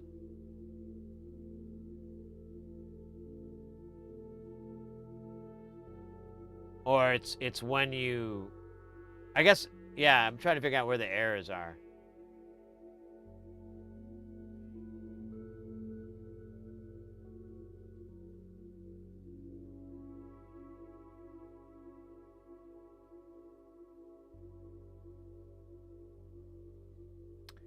So it might be the rules that are in there. So the pad offset is a parameter. I don't know much about it to where I can tell you like, oh, it's right here, and go and take that.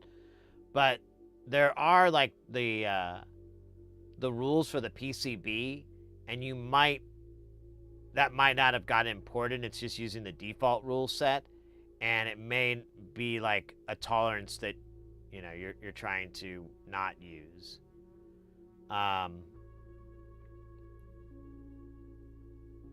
Have you tried like Googling that error at all? Because I mean, I don't mean to be, you know, sarcastic or anything, but that's like the best part about the KiCad is you can practically Google anything you're trying to do in it, and there'll be like 2 or 3 videos on it and some blogs, and there'll be tons and tons of content about it. I know that's how you asked. You start out with the bot, and I was thinking I don't really have any videos where I've gone to that part, that, you know, where I've recorded that stage.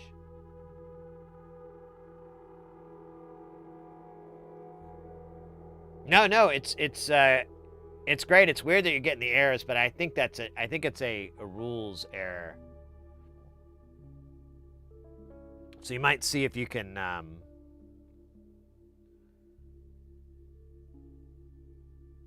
figure out exactly what that's related to, which rule that is, and then go in and modify it from 0.4 to 0.6 or whatever you need to do.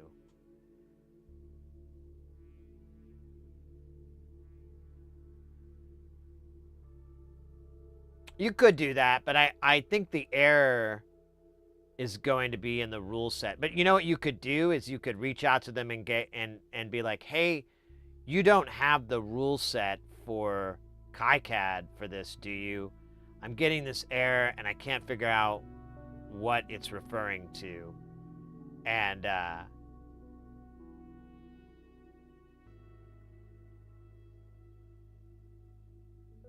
but I think you can figure it out. I think it's something you could figure out on your own.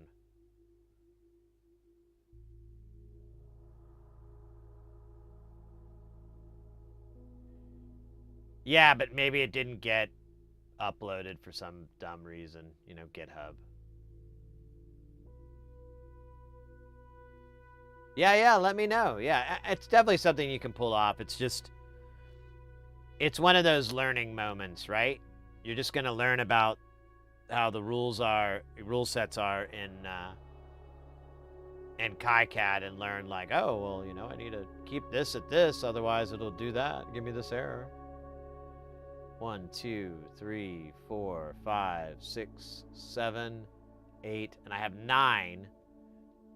And I don't know where the fuck the 9th one is.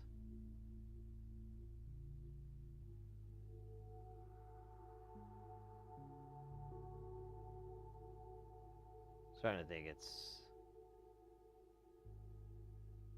an old wise tale, or is it wives? I don't know. It's old. It's a tale.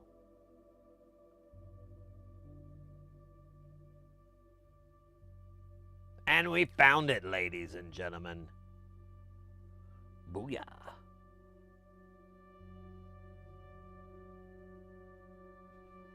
Yeah, if you want to go to the Discord, !Discord for the link. We definitely have a section there, troubleshooters. If you're trying to work that out, or even Knowledge Hole might be a spot to kind of... I think troubleshooters, honestly, would be more useful, because that's going to be, you know, it's a software troubleshoot thing. It's a production troubleshooting issue. So, yeah, that would be a good spot.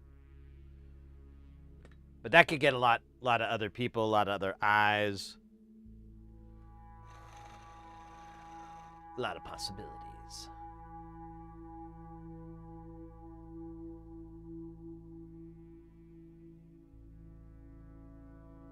Yeah, I don't know what to do about the... Speaking of Discord, I'm not sure what to do about the whole thing, the whole update that they did. I don't know. It'll be interesting to see what happens. I'm not too keen on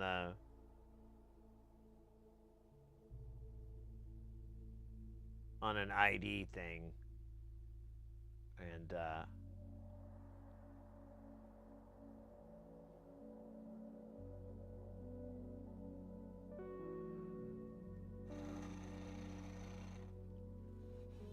so, I'm kind of curious how this all plays out.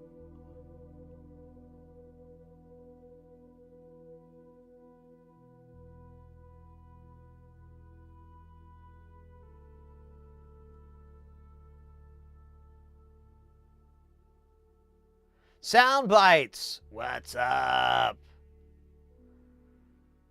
Hola. How's it going?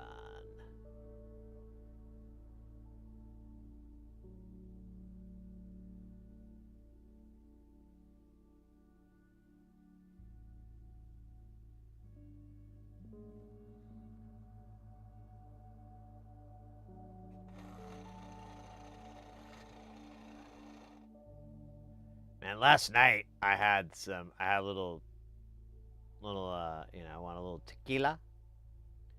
And, I had some Lalo High Proof, which is like a, whoa, that was weird. Like, did a little weird frame droppy thing.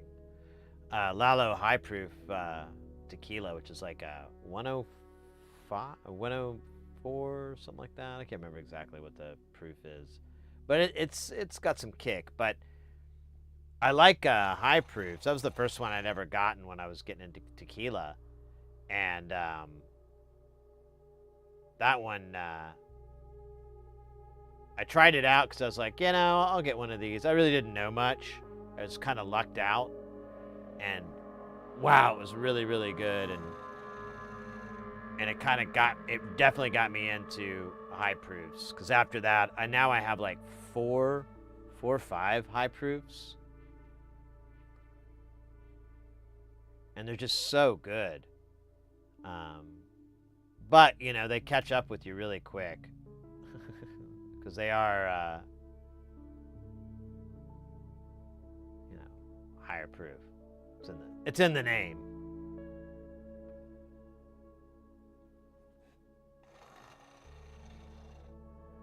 Man, I'm trying to think. I got the Lalo. I have the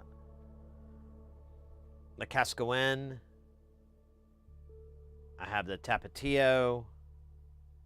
And the Gay Quattro, or G4. I rarely hear people call it the Gay Quattro, or call it Gay Quattro. And but they always say like G4, and I'm always like, what? think that's what they call it in Mexico. Of course, I'm probably mispronouncing G. I'm making a fool of myself. But hey, you know what? Gotta make a fool out of yourself in order to make children laugh. And that person's called a clown. And clowns are noble. So take that, Alistair Crowley. Crowley, yeah.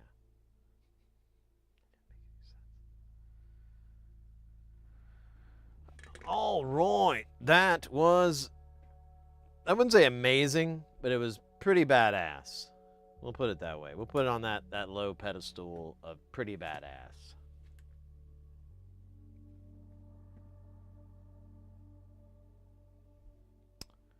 What are we doing again now? Okay, so we did the 9 of those. Now we have 9 150 nanofarads as well as 9 10 microfarads.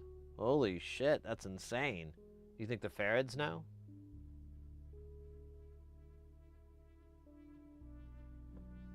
It's worth a shot. All right, do we have 150? We do not. That is really, that's, oh my gosh.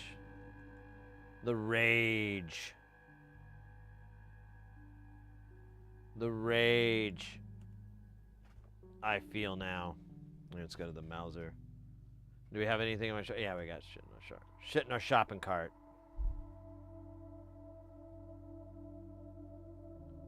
All right, food is on the way. Excellent. I get my noodles.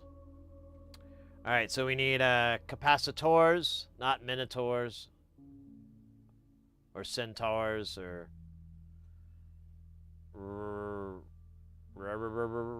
wait. This doesn't look right.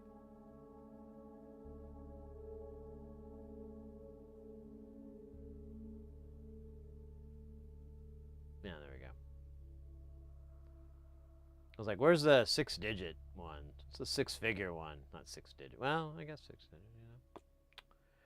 We're looking for 150 disappointment powers.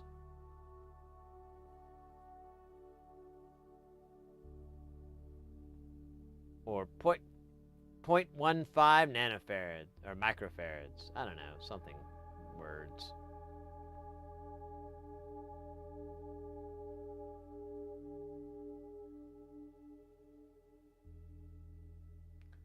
And then I need it at 25 V's. V's nuts. Oh, really? They don't have 150 nanofarad at 25 volt? Alright, let's clear this. What else do they have? 263. Alright. Fucking Christ.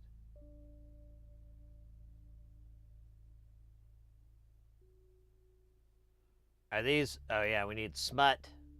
Okay, this is narrowing it down. This is helping. And oh wow, 40 or 50 volts. That's pretty hot. Is there any other things to do?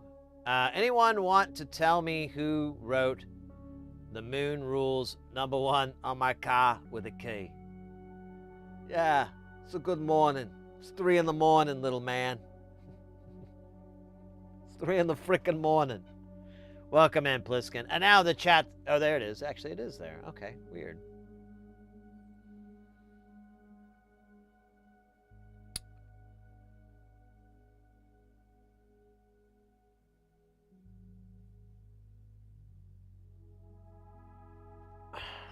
Come on. Give me the little thing. There we go.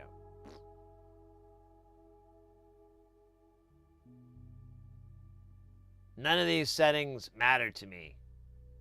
Alright. Let's just do this. What do we got? What the fuck is this? That's not a...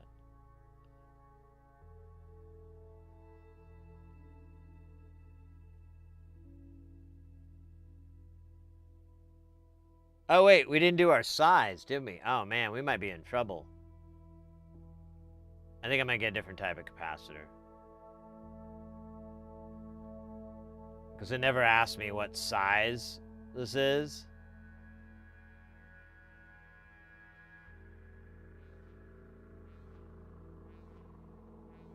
Yeah, these are all giant. I think I'm in the wrong spot.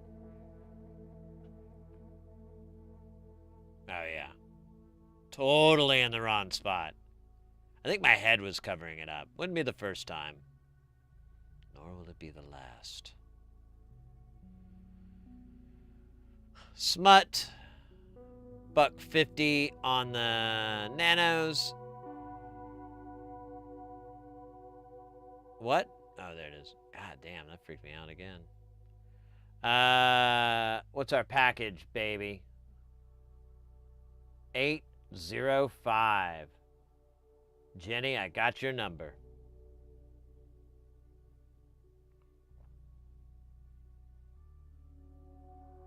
Just watched that episode today, The Bus of the Undead. That's a great episode. It's a goddamn school bus.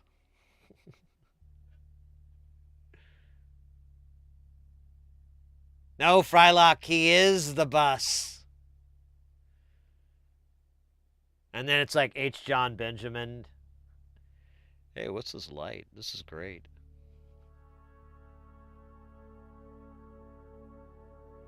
Yes, good morning, little man. It's 3 in the frickin' morning.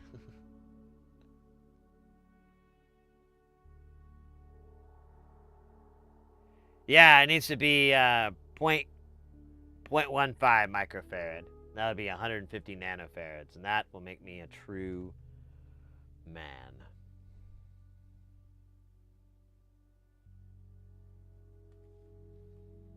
Man of action. Here, can we dump this down to 25 volts? There we go. It's 3 in the morning.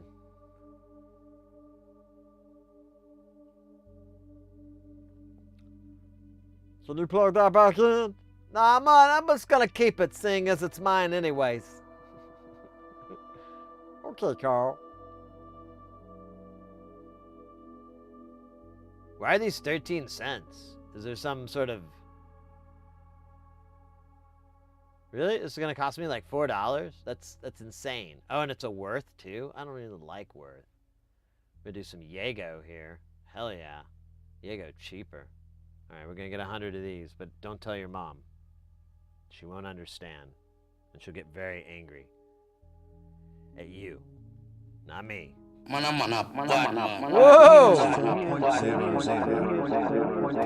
Holy shit, Zero Narrative with the 500 bits.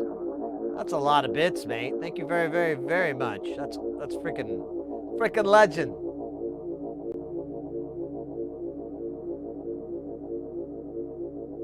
Freaking legend right there. With that cost right out of there, we're gonna save all that money and buy ourselves a brand new slip and slide. And we're gonna run up and down the yard going slip and slide. And some of us are gonna get hurt, and the rest of us are gonna fight another day. You know what I mean? Good, because I don't know anything. But you knew that. You were aware of that. We discussed that in the meeting. The meeting of the minds. The Le Mans meeting. Because I'm having this good baby. Yeah, you don't remember. That's okay.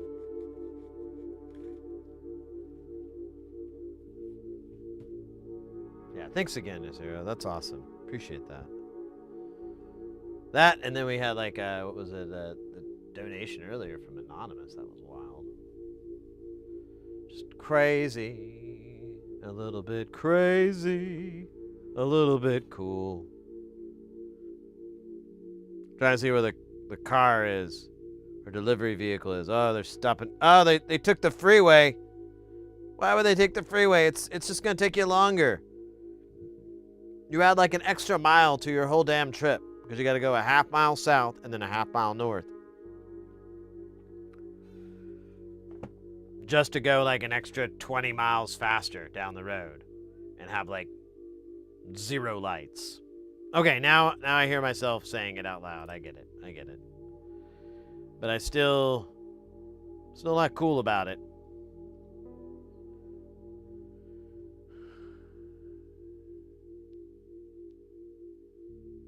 How many caps is 500 bits? Well, I think what was that one? That one was I didn't even look at the price because there's that song by Ray Shroomer is like, I don't check the price.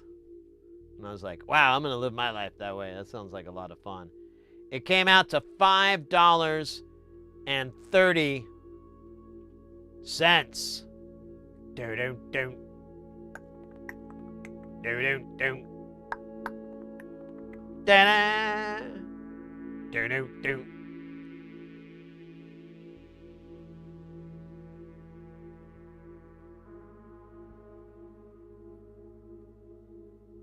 Yeah, I'll probably never use those too. I'll be buried with those values.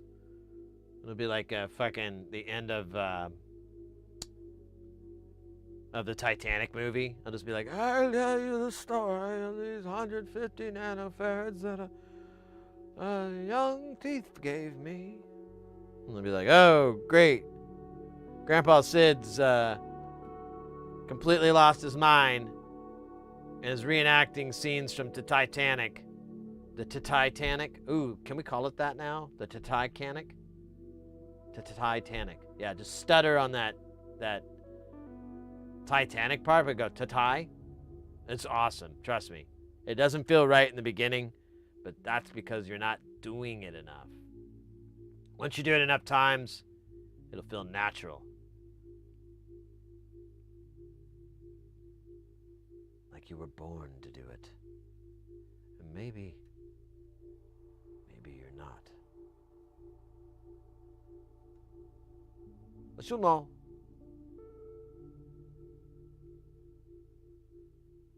I feel dumb for not. Oh, it's a funny place, mate. It's not a bad deal. I'm quite pleased with how our Discord community has been proceeding and developing. On a crudely conceived theme. Inverse what? Branolin? 300 bits?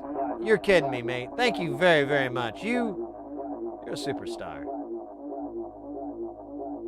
You're a superstar. You're the best around. No one's ever gonna get you down. You're the best around. No one's ever gonna get you down. You guys have been killing it today. I really appreciate it.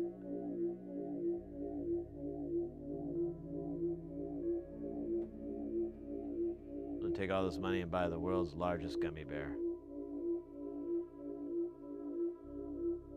I'm gonna leave it outside in the rain. Teach that gummy bear a lesson. Then I'll buy another one and I'll eat that one. Alive.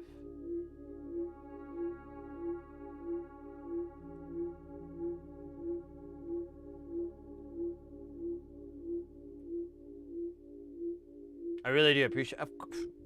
I appreciate it as well, mate. I really, thank you. I'm glad. Glad you guys are digging this place. Yeah, that's the only thing. Like with me having to go, I've been like, man, we've really kind of gotten some momentum lately on the channel. But yeah, of course, once we get that momentum, I got to hit the road. And there's one thing I've noticed with streaming is that.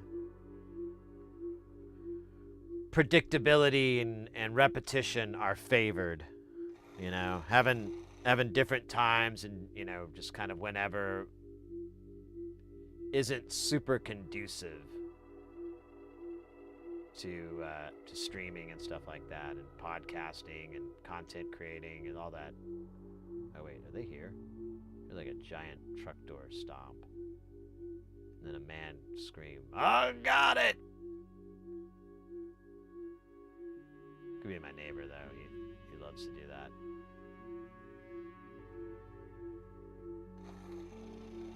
Oh, yeah, it is the dash. I'll be right back.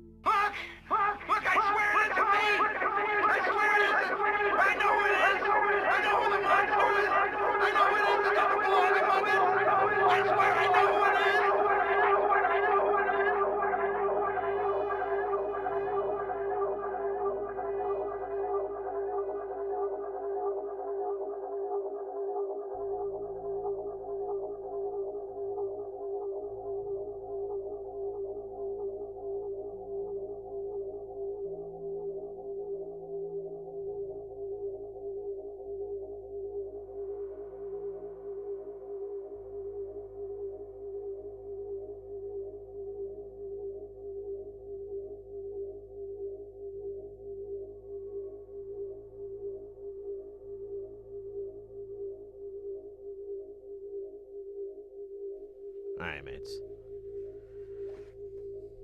My food is here. I'm gonna snack on this really quick, and we'll get back to business. Uh-oh! Oddball with the 10 bits. Thank you so much, mate. Oh, hell yeah! Oh, yeah! Oh, no. I feel like I should fix that, though, really quick before I dive into the food. Because it's gonna quite possibly drive me insane.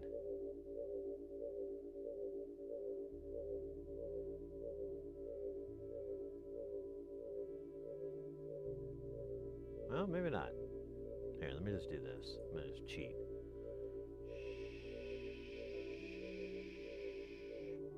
Oh, that was way too much. I looked away. I screwed it all up.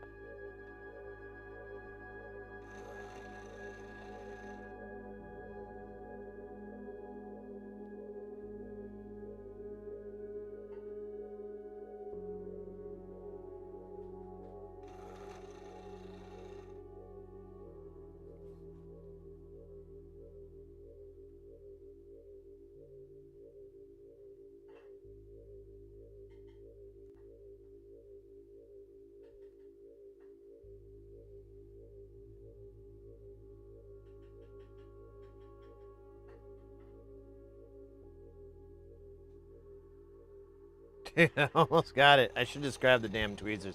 I'm being a child.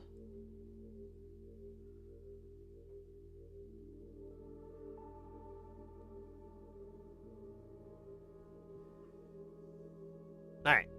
Oops. Put a little hat on that dude. All right.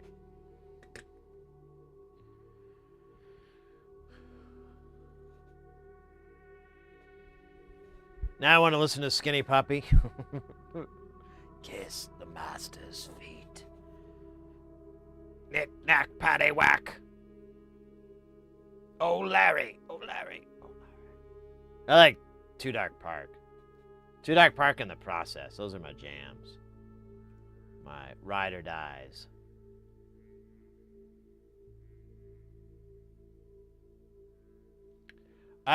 Not touring like that. I have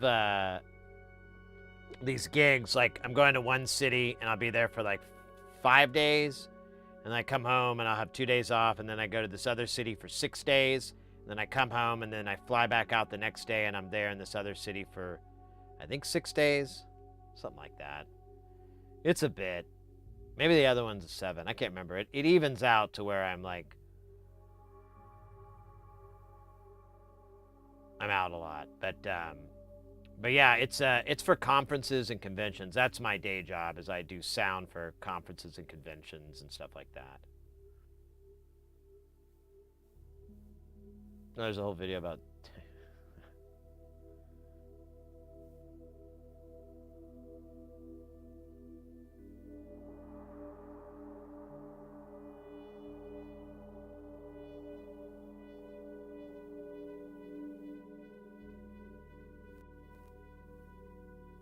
Let me see. I'm trying to. I got my favorite here, old Dave Rat. Oh wait, what was that one?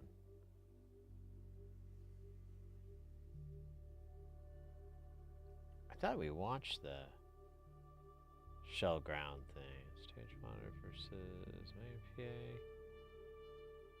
Are plugins ruining your mix?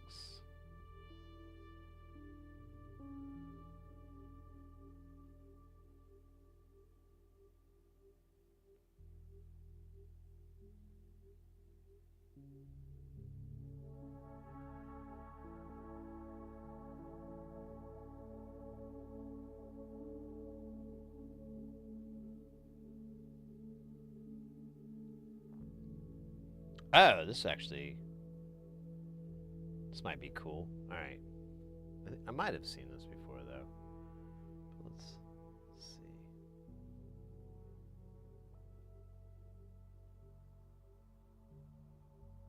Let me mute this and then switch over to this. So this is Dave Ratt. He's an audio engineer. He's kind of famous in a lot of circles. He does all the Coachella and Stagecoach, all those big festivals and so forth. He's got his own company, Rat Sound. They make products and everything. It's pretty awesome. I'm a big fan of his stuff. And around COVID, he started making these videos, and they were insanely informative. And the guy comes from a really strong background, a military EE background, if I'm remembering correctly. So he's got his shit together, and he's really fun. He's kind of a goofy kind of character, a unique character. I wouldn't say goofy, but he's a unique character, and I always enjoy his content. This video is so AES-50 is a digital protocol, and for audio, and you could use an Ethernet cable. There's no primary secondary, so there's no redundancy or anything like that. But it, you know what? Actually, I think I have watched this video. Well, maybe not. No. All right, we'll give it a try. The worst, we can skip around to something else, but it's pretty cool. All right, and that while we do that, that's why I enjoy this delicious food. I'm not gonna eat all of it, but I'm gonna sure as hell try to eat a bunch of it. All right, play. It's fascinating when something that should be really simple turns out to have a wide variety of complex aspects. Today I'm going to talk about AES-50 and pops and drops. AES-50 is usually rated at 100 meters, sometimes less, as its maximum length. Now, AES-50 protocol is used on Behringer X32, Midas M32, and all the stage racks that go with it, as well as the wing and other Midas Pro Series consoles. And it is an amazing protocol. It has an extremely low latency of 68 microseconds. That's 0.068 milliseconds. Not even 0.1 milliseconds, which is great. In contrast, there's a downside. No good deed goes unpunished. And with AES-50, in order to get that super low latency, when something goes wrong, it does not fix it very well. It drops out. You get silence, which is the rock show equivalent of a complete meltdown. The worst thing that can happen other than something involving fire and explosions. Also, you've got pops. It'll boom, pow, exploding sound. So it'll sound like you have fire and explosions. You've got this interconnect that's connecting all of your inputs to your stage box, to your console. Everything goes silent or everything explodes when AES-50 has a fault. The AES-50 protocol is based on SuperMac, which was developed by Sony. And Sony licensed it to Midas, who put it in their consoles. They wanted a really low latency protocol to interconnect. Behringer buys Midas. Behringer puts AES-50 SuperMac into their consoles as this high quality interconnect. This is rated at 100 meters. That's the spec. That's as far as it's supposed to go. So they rate their consoles and their racks, everything at 100 meters. And then they make a cable that's 100 meters long that you can connect things together. Well, it turns out that AES-50 is vulnerable and susceptible to ESD, electrostatic discharge. So if you're on a carpet or in a very dry environment, maybe at a balloon farm full of sheep, and you have sparks when you touch anything, well, that electrostatic discharge causes AES-50 to fault. And what does the fault do? Pops and drops. That shuts down your shows. So to deal with ESD, electrostatic discharge, they respec the cable to be shielded in order to reduce the vulnerability. And now you got to go buy shielded 100-meter cable that may or may not work. And the current state of affairs for using these things is 80 meters is about the most you can really count on as being stable. But this is just all willy-nilly at this point. So in this video, I'm going to show you how to determine whether or not your cable is right on the verge or completely stable in order to not have these pops and drops, as well as show you a cable I'm working on that will solve it completely and do well over 100 meters stable every time. Now, there are other ways to go about this rather than trying to find a cable that works at 100 meters plus in a stable and reliable way, like the Clark Technic DN9620, which allows you to convert to fiber and go up to 500 meters. And since we're all excited about getting another pair of dongles and some wall warts to go with it to connect up to our gear, that would be a really good option, especially if you need to go farther. But if you only need to go 100 meters or 110, 120 meters, maybe that extra dongle does not excite you as much as it could. Another possibility is to get AVB or Dante running and convert back. And there you've got your extra latency, your added complexity, and your ease of plug-and-play use to instantly have things work has now gone away.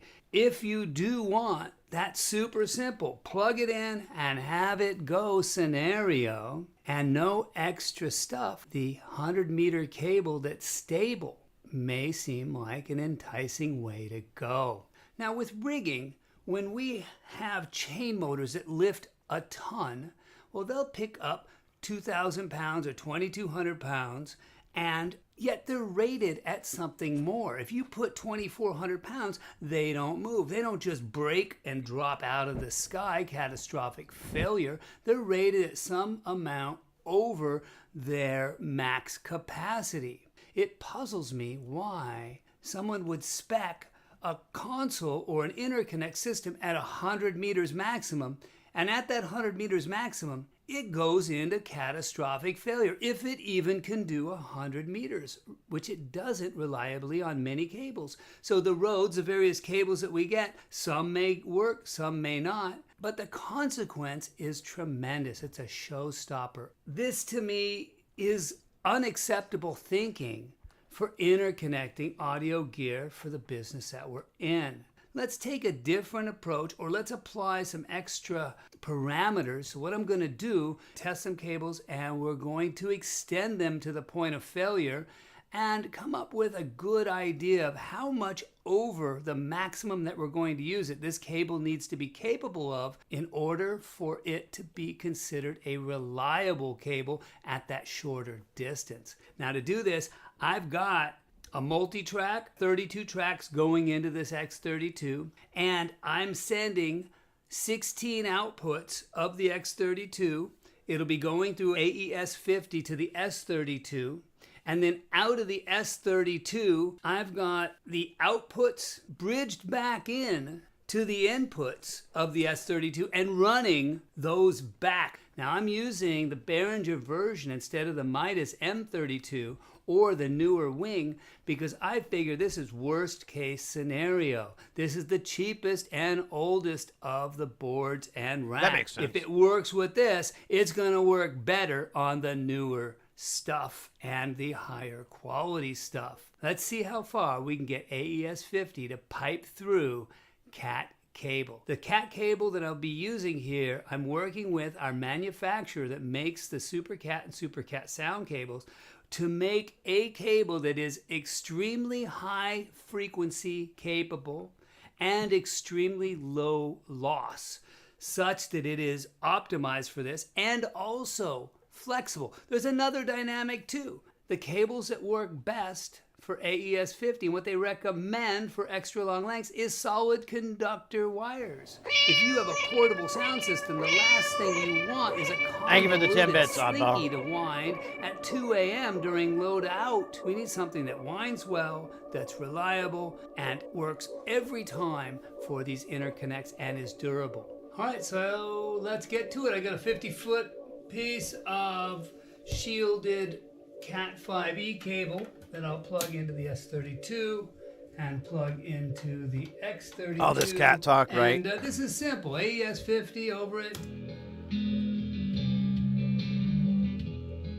There's our hope that's not copyrighted. multi-track using 16 outs bridged back in to 32 ins coming back the other way. It works fine with 50 feet. So if I plug in a 100-meter piece of cat cable, let's see what happens.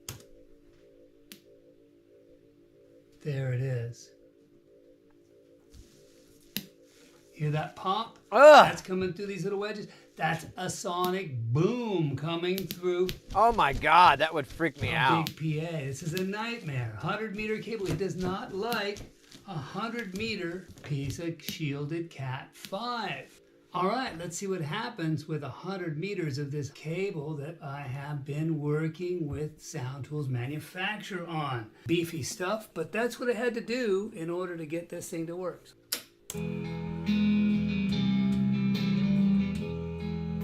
Cool. Let's turn that down a little bit. And we've got 100 meters working. Now I'm going to take this reel and I'm going to set it down alongside me and let's put some more length and see how far we can go. So let's go ahead and add a 25-foot section and go to 353 feet. Also, these are really cool. These Cat 6 couplers from Neutrik are much nicer than the other couplers. They're rubber housed, they're higher resolution. They don't have straight wires. If you open up one of those other ones, there's actually straight wires. You have all this time and energy, money spent on twisted, perfect pairs, and then in here it all goes to garbage. So using these is the way to go. So we'll plug that in. And also they got a really cool locking where you can push a button on the side. It unlocks both at once. All right, 108 meters. Wow. I'll just go ahead and leave the music going. Let's go longer. And we will grab a 16-meter piece. It's about 50 feet. Wow. I wonder if we can get up to Stable. like Let's see if we can go 150. farther. 24 meters. Start this off. Stable. I'm impressed. Let's go up to 32 meters. That means that we're going to be 130% of the rated spec. About 433 feet total.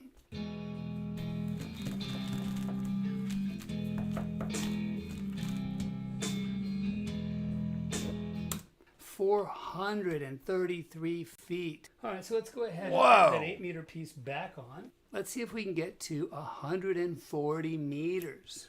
Plug that in here and this in here. All my connections are good. I can already hear it. Without even firing it up, I can hear it's losing connection. Wow.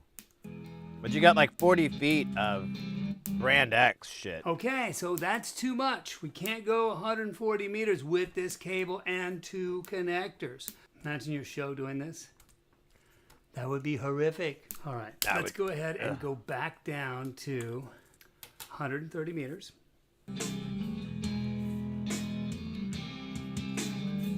So even with the inferior Neutrik coupler, we're still good.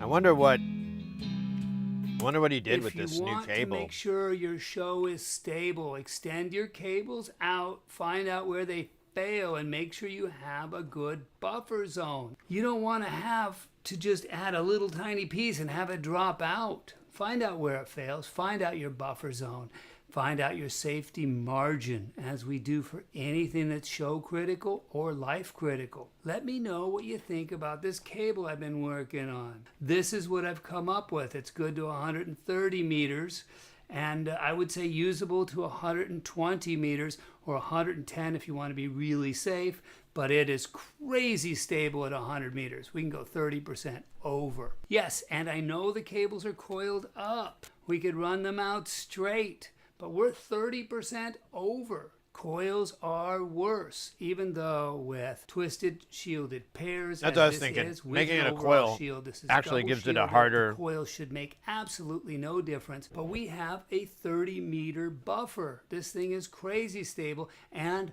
the coil, if there's going to be problems, it's going to be caused by the coil, and the way we would solve the problem is running it out straight. Maybe running it out straight will get us even farther.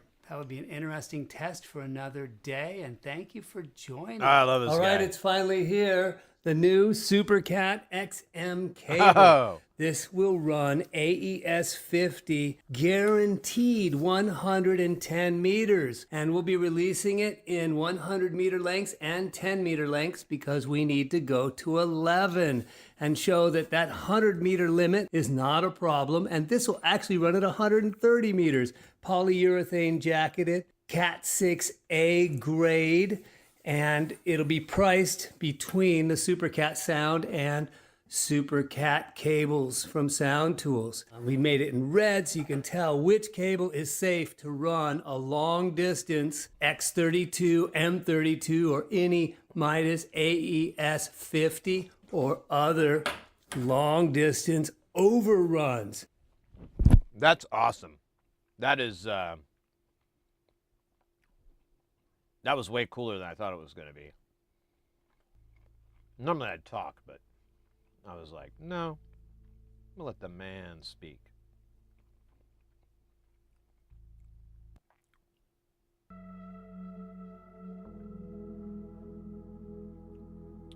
Yeah, I mean, it's kind of, you know, you don't really are able to see it. But, yeah, I don't know. That's pretty cool. I wonder, though, so I guess the protocol can't be converted into digital. Like, you can't turn it into fiber and get it to work. I think I'm just about done here. Take one more big old beat.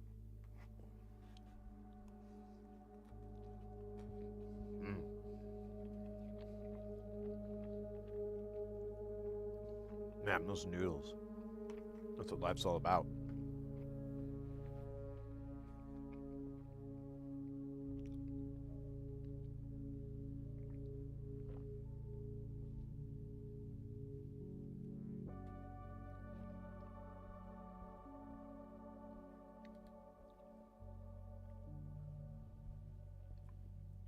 Now he was talking about a different protocol.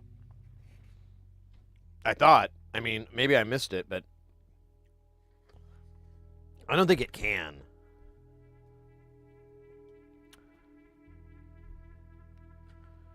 And when we took that AES 50 port apart, we realized the whole thing is made up of two different components.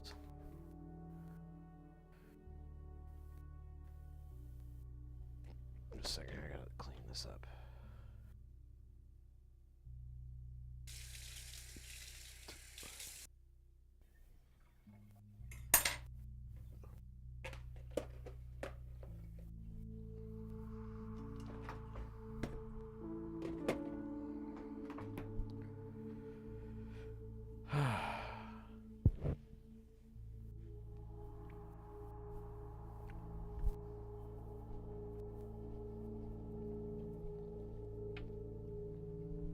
One is a network protocol, and the other one is like a different. I don't know. They're two different things, I think, is how it's working. I know I didn't quite get it.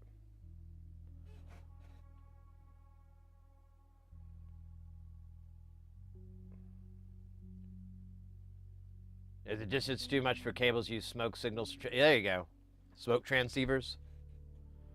Highly underrated.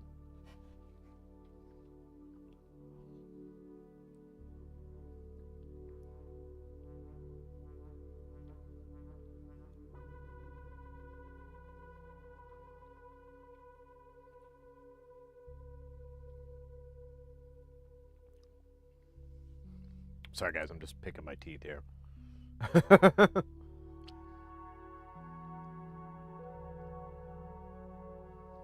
We want to do it in front of you.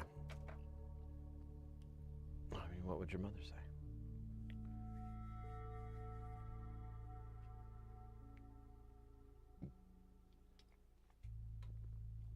I had a production meeting this morning, and we were talking about the cable run, and I had to tell them, like, oh, it needs to be, or me and the other audio guy, we were like, this probably needs to be fiber because it's a really long run, and we're going to exceed 100 meters. And they were like, oh, okay.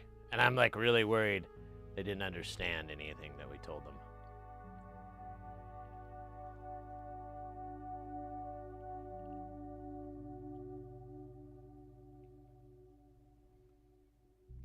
Hey, Porphy, I built my other 2 4 HP neurons tonight, and I think I already have one of them sold to Prefect Art. Right on, man. Well, that's great. You're able to hook your buddy up.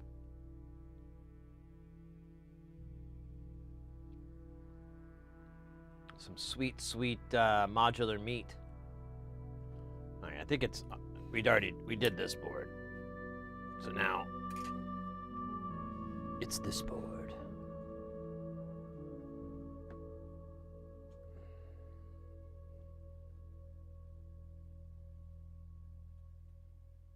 Oh yeah, look at that. 10 microfarads right out of the bag. Right out of the box.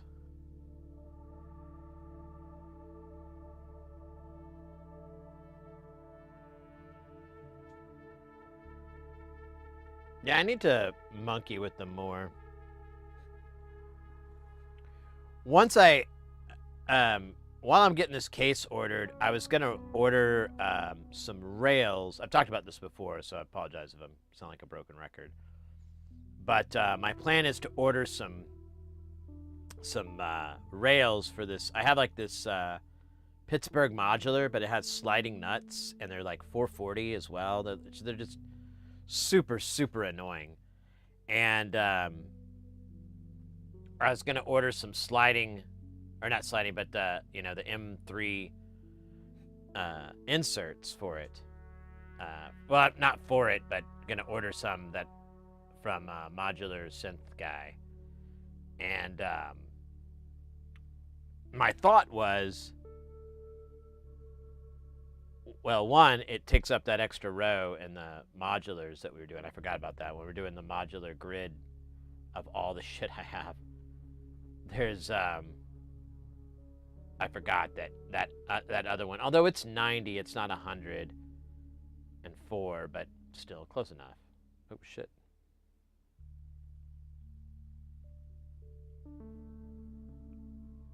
But I want to build this case and just build it with a really small, really minimalist setup so that we can explore some of these modules better and spend a little bit more time like getting to know these things. Because we've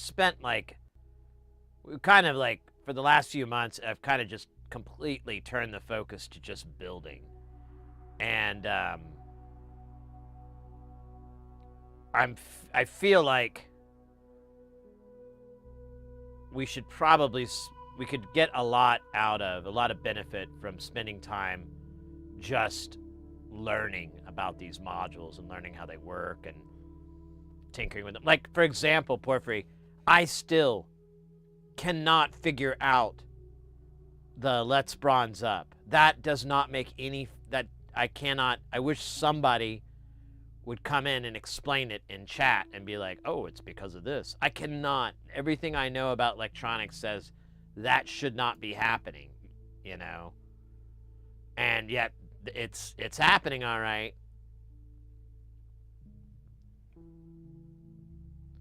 And I don't get it, and I've spent a lot of time staring at that schematic, trying to figure out what I don't understand or what it's. I was like, it's got to be on my end. Like, I'm screwing something up. But I can't figure out what the hell that is.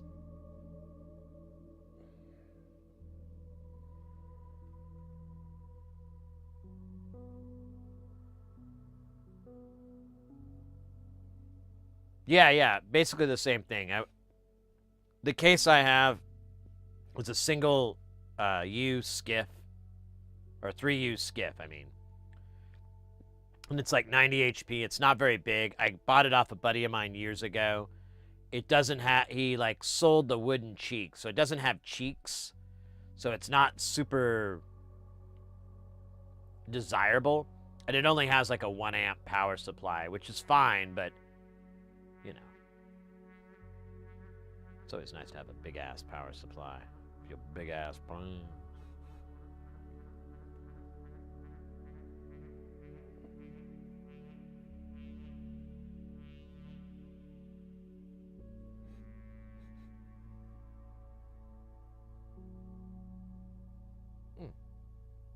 Okay. Yeah, mine does it too. I went and tested it the other night. I was like fucking tired as hell. I just got back to that gig, but I saw what you wrote and I was like, that can't be it. There's got to be something wrong. And then I went out and tested it and like tried different configurations, went and stared at the schematic, came back out, tested it some more, could not figure it out. It does not make any sense. The next thing I was thinking of trying was seeing if the switch jacks are backwards. But even if they were, that wouldn't make sense. Like, I don't know. I don't get it at all. I've been tempted to bug my EE buddy about it and be like, dude, why? This doesn't make any sense. There's a buffer. Shouldn't have any juice. Why is it producing juice? Why aren't the other ones doing it? Why is it just these?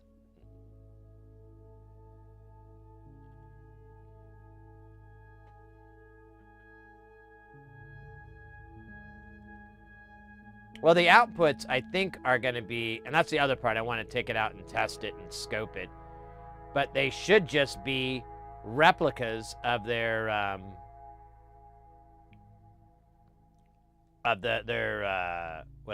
their pair, because that's where I think the voltage is coming from that same signal, because they'll split it. But when you put the switch jack in, that should break it.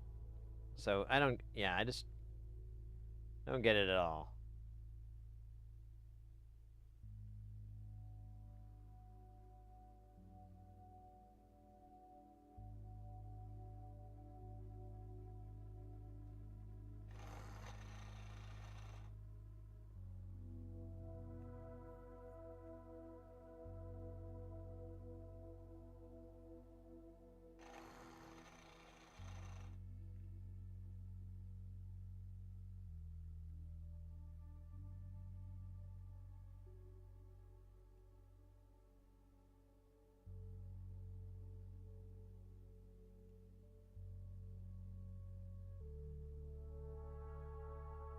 All right. So I still have an extra 10 microfarad here. I'm gonna look on this board again.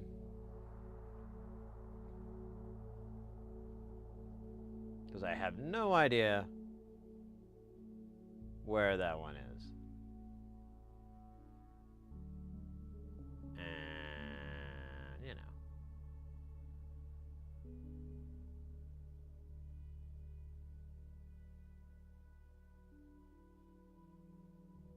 Yeah. You know.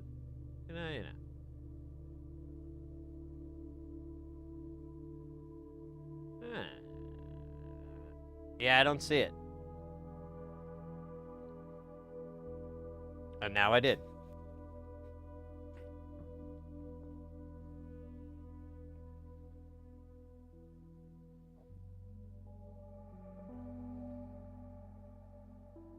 I can't remember who it was in chat that brought up the noodles thing, but if you're still in there, thank you. That was a great seed you planted. The noodle seed. As old as time. The noodle seed has served mankind for centuries. The noodle seed works as this. One person enjoys noodles. or just the desire of them. And then they speak it to a different person. That person becomes infected with the desires of the noodle as well. This spans for on and on. It's technically why noodles are even invented.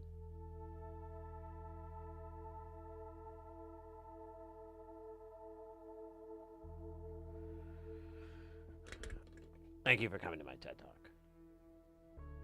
But there's Signum, right? That's why it works the way those switches are used in chaos circuits, because they're bidirectional.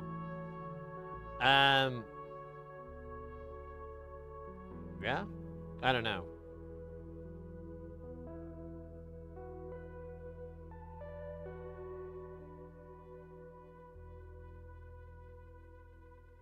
I don't know. Oh my god, we still have so many more components to do. This is insane. The capacitor part is turning out to be almost more pain than the resistor part. You can believe it.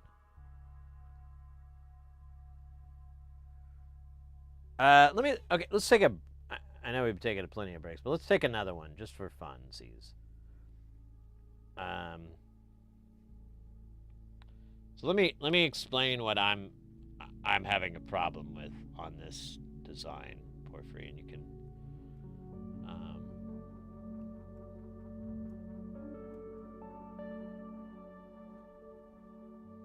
or maybe I can figure it out.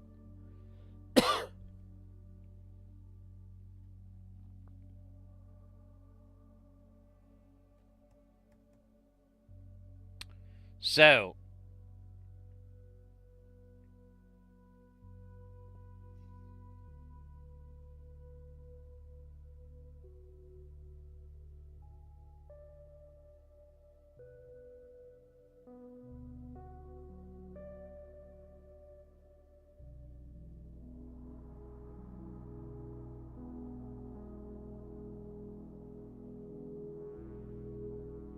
I think I just figured it out.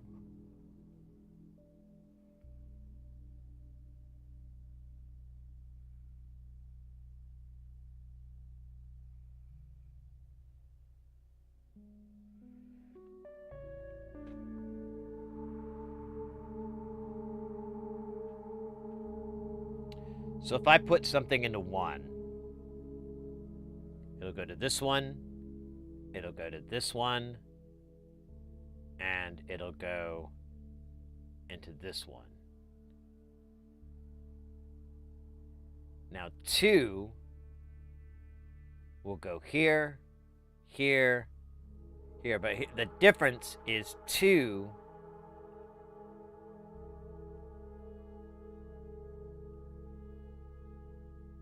here connects to this op amp. Yeah. Well, no, wait. Ah, damn it, never mind. So does 1. So 1 connects to this op amp.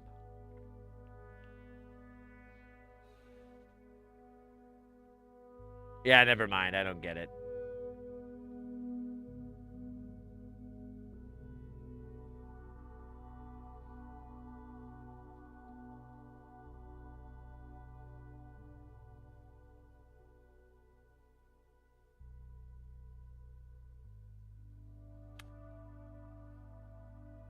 What's happening? Hey, Kelton. So, this is a module from Nonlinear Circuits called Let's Bronze Up. Here's the panel itself. So you have these 4 inputs: head, shoulders, knees, toes. All right. And if you plug into here, it will generate stuff all the way down the line. And if you plug into here, it'll generate stuff all the way down the line, and so on. Or wait, will it? Yeah, I think it does. But here's the part that's weird, okay? So if you plug a signal into heads and or knees,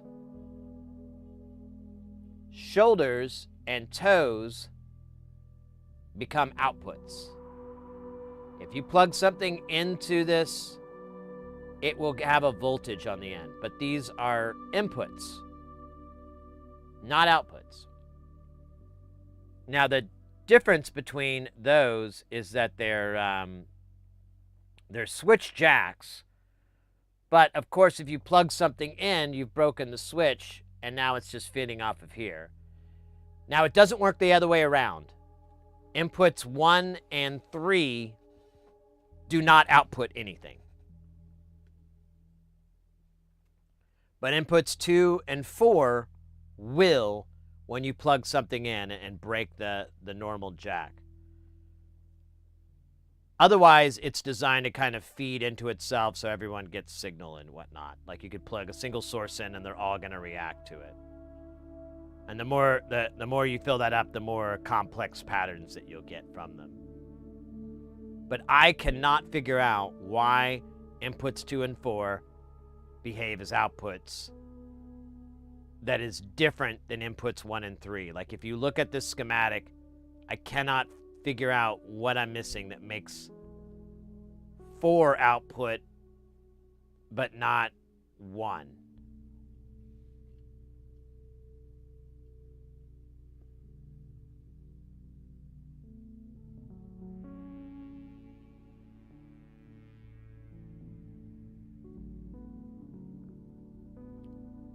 It's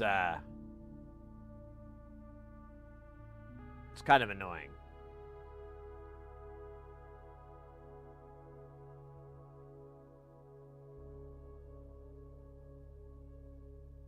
Because I mean that thing is marked as an input, and inputs shouldn't be outputs or anything. It's breaking some big rules. Which input goes hot of the 4? If you plug anything into 3 or 1.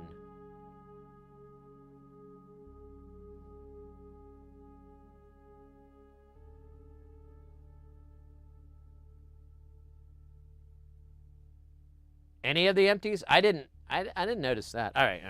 Let's get over here. Let's do some fucking hardcore science here.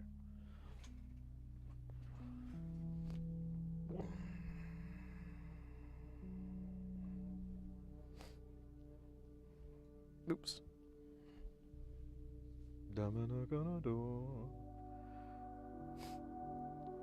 So here is the bronze up. Hopefully I'm not blocking it with my big fat head. So if I plug into 1, they all will move. Let me pick something a little faster. Wow, that's too fast. That's too fast. There we go. Now, if I send a signal into 3, I'll get, I'm having signal. Now I can go into 2. I can go into 4. Everything kind of feeds back into itself with these, well, actually, no, that's not true, because we did block both of the normal jacks, so. That doesn't make sense. Now, I don't know if you can see this too well, but this is the Frolic, and it will read, it has like a little voltage kind of meter here. So if I plug into 1, it just stays static. Oh, nope, I'm wrong.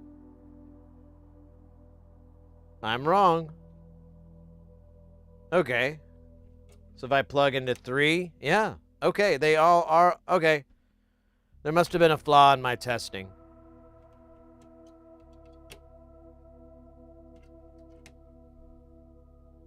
Yeah, they're all outputting, never mind, that's...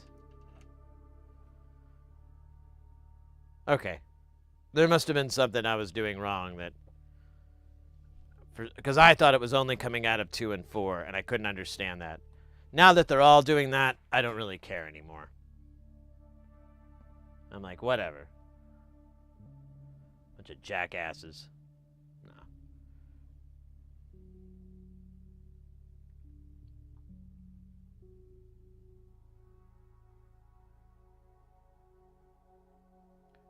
No. Brandon, you turning in, mate? Take care. Have a good rest of the day, night, and can't wait to catch you next time.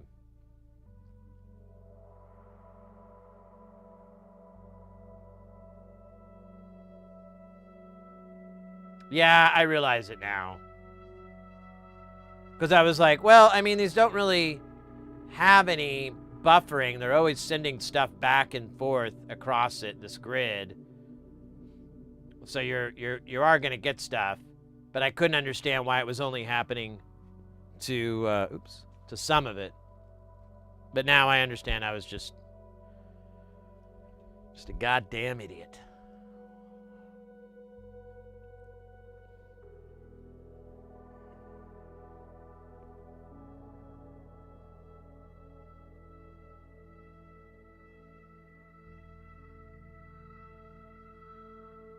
Yeah, that makes sense, Kelton. Yeah, I think it was just me being not very thorough. I was tired, to be fair, you know.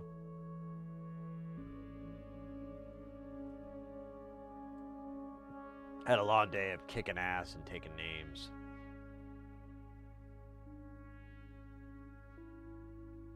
Yeah, I mean, I was reading out voltages, and it does modulate. So it's got enough gas to move and groove. Oh, shit. Are we out of oh, those are 1 nanofarad, 2 kilovolts.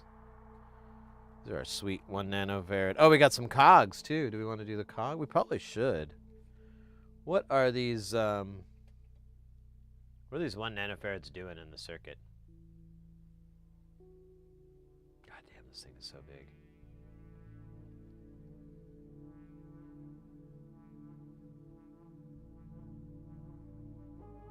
Oh, they're part of the filter. Abso-fucking-lutely. We're giving these the good guys.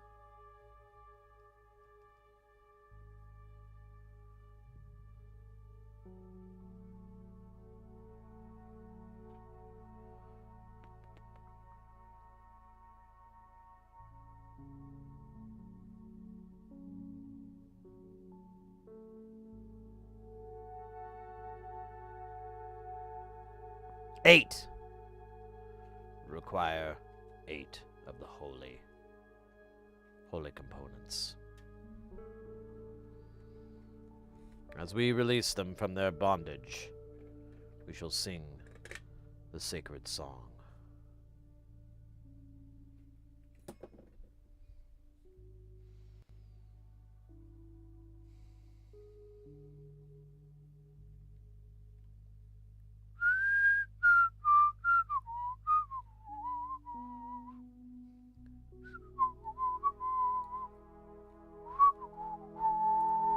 Not a very good whistler.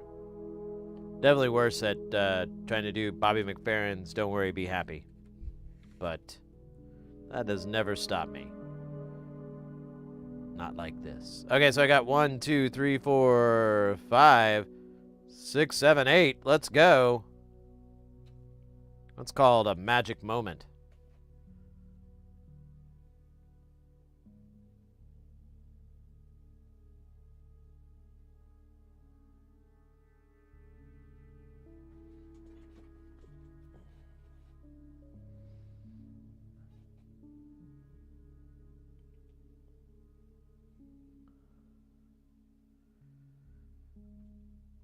All right, we're looking for 1 nanofarads, and we're looking for their nanofaradness.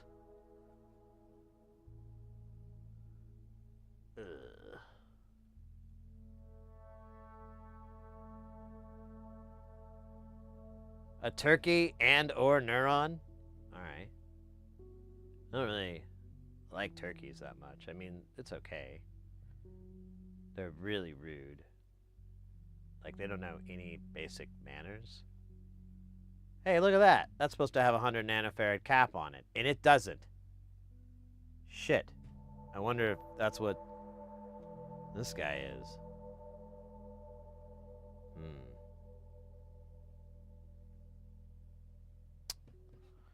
Well, we could check it.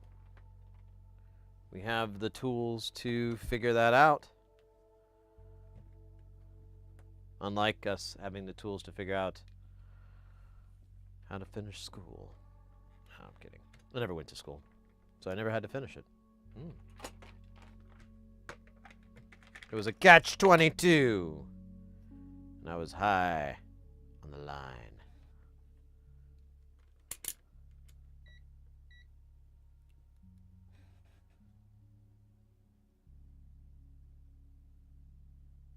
Tell me what I want to know.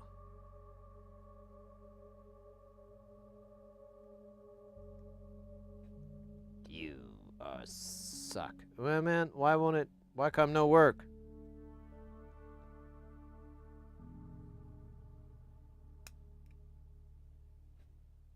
A good catch.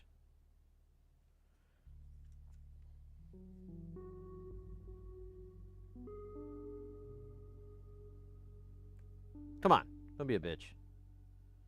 Be a jerk face. Yeah, I ain't getting no nanofarad readings off of this. So I don't even know what this... It should be able to...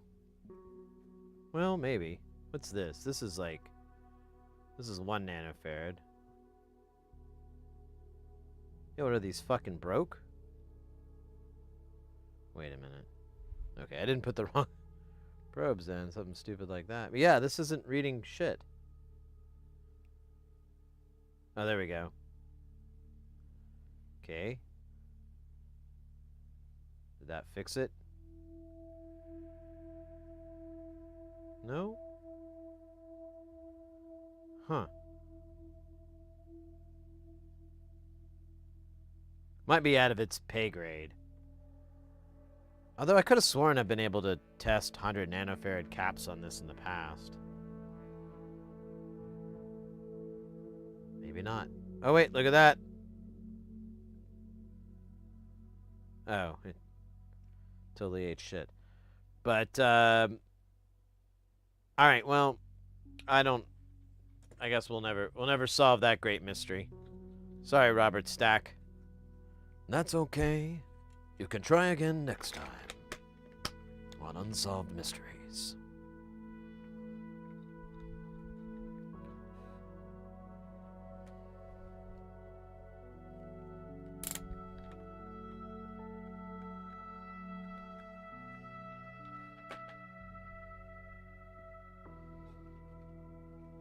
Alright, we'll put 100 nanofarad on there and drink a little water.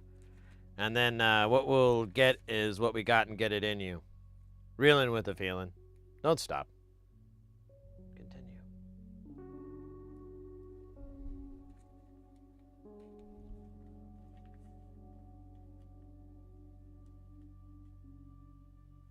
The decree with the turkey? Yeah. Sorry, I just got distracted. Yeah, maybe. Maybe. Turkeys are fun.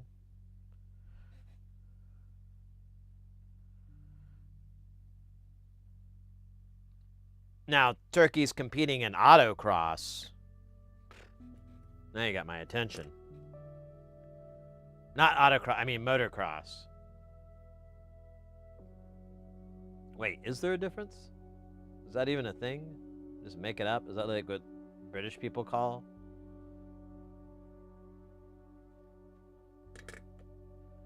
We call it the autocross. Alright, I forgot what I was looking for. Oh yeah.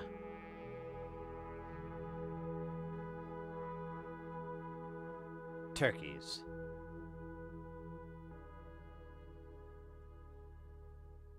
And 1 nanofarad.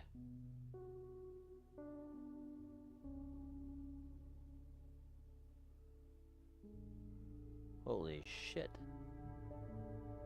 We got them. Exactly where we want them. On the end of our scope of life.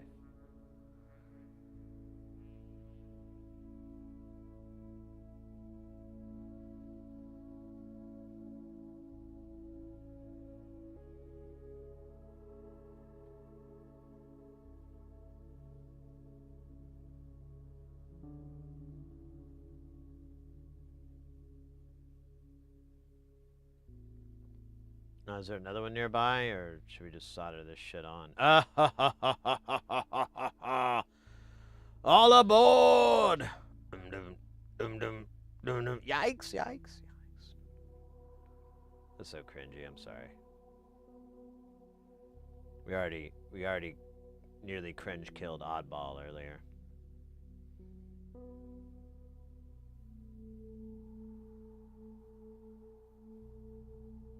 This video short that may leave me forever changed in a very bad way. Oh man. Wasn't 2 squirrels, 1 buck, was it? That messed me up too a little bit. First you're like, how is this gonna work? And then they answer that question.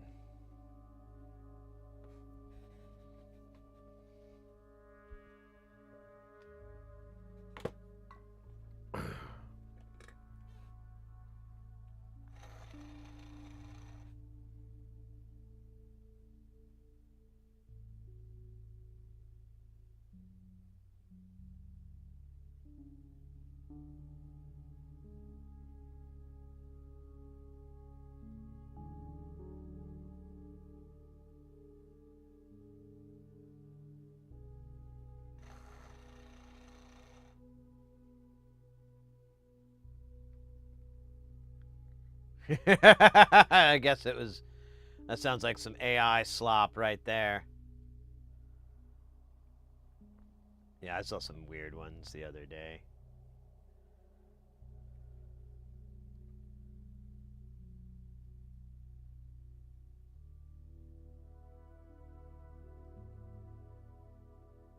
You know, it'd be interesting.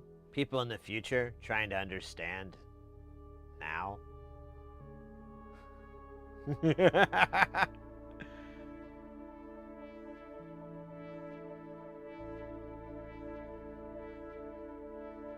like, I don't get it. Some old guy will be like, yeah.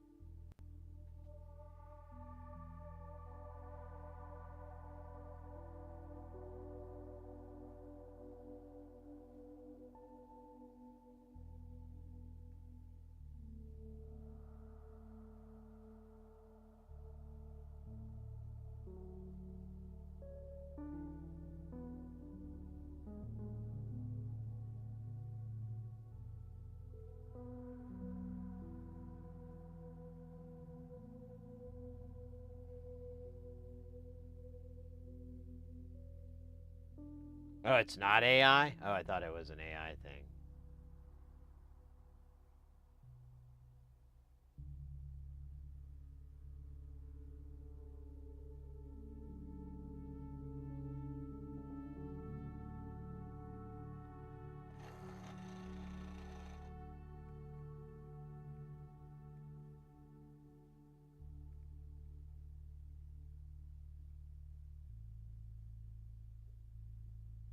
Oh, come on. Quit doing that. It's rude.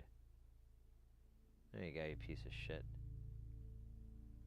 I rule you. You look good in dress. You look better on floor.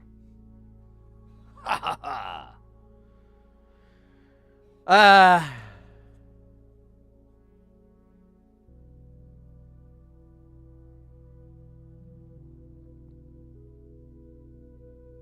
That's crazy. Oh well, whatever. We're all about electronics here. Don't really try to avoid what's going on out there, you know. This is way sweeter. Oh wait, this looks like 603. No, it's not. I just had like an Alice in Wonderland moment. You know, when things seem bigger or smaller than they should be. Because you've been drinking substances that say, drink me, eat me, poop me.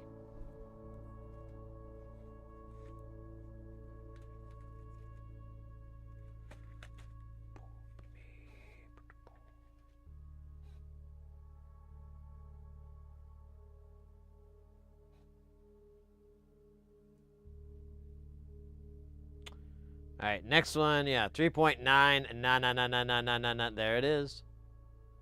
That was way easier than I expected. I thought it was going to be like a little tiny hell.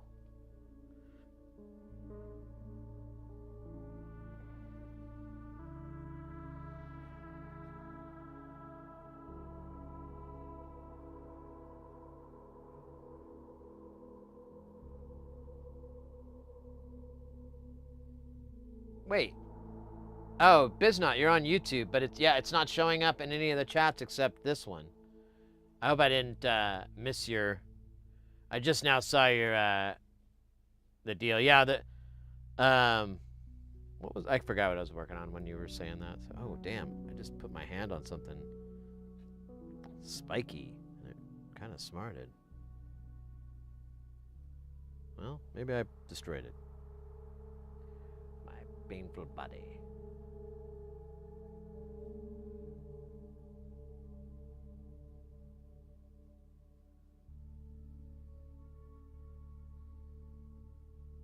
Yeah, there's something wrong with YouTube. Like I keep missing the chat doesn't show up in any of the dashboards. Oh, and I'm sorry, your name's Ben Sucks. I'm sorry, dude. My bad. I misread it. I thought you were someone else on there. Welcome in, mate. Yeah, so in that respect, yeah, the flux, there is flux on the board. It's a powdery flux from this rapper Sir Flux-a-Lot. I'm sorry, that was a bad joke. My bad. I'm sorry. He likes big, but you know what? I keep trying to make that a thing, and it's just never gonna be a thing. No, so there's flux on the board. I use this stuff, this this Kester 951. It's a liquid-based flux that's like alcohol, and then it's got flux floating in it. And so you pour it on the board, and then you let the flux evaporate, and you got a nice ton of flux there. And then you just do that like a bunch of times, like at least 3, but I like to do like 4 or 5, or whatever chases the old Cheeto. And then it's usually, if I run low on flux, I can either add a little bit from the wire, or I can just kind of rub the iron on an open area and get some flux on there. It's pretty cool. All right, I don't know where the other 3.9s are. I'm gonna solder these on because I'm worried I'm gonna sneeze, or I don't know. I just want to get them out of my damn way. They bother me.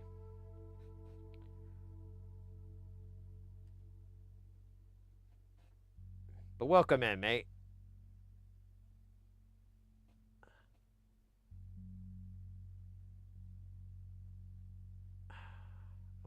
There you go. That's what I want. You want that? Well, I mean, it's sweet. It's cute that these capacitors feel this way, but I can't have that happening here. It's against the rules.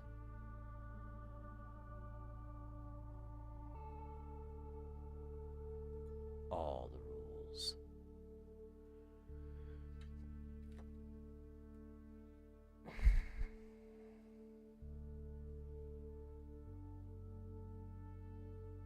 Man, those noodles are just making me want to take a nap. Noodle nap.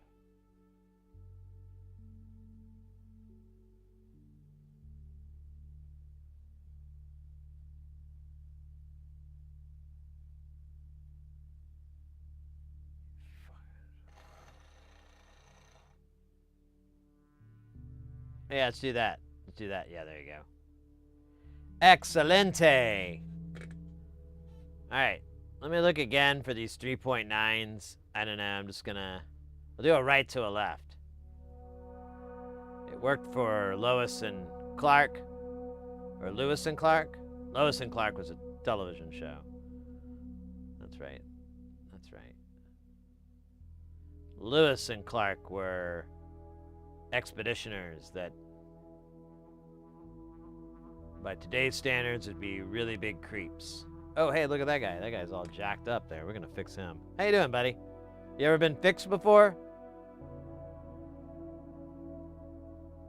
Well, let me tell you the history of the fix. See, first there was just one fix. That was Ministry. And then 9 Inch Nails came out with their album, Broken. And then there was a remix album called Fixed. And then there was some Dogs and Cats, and they got fixed. But that has nothing to do with this. I just brought it up because, you know, I'm in there. Middle? Wait, like middle, like I missed it in the middle?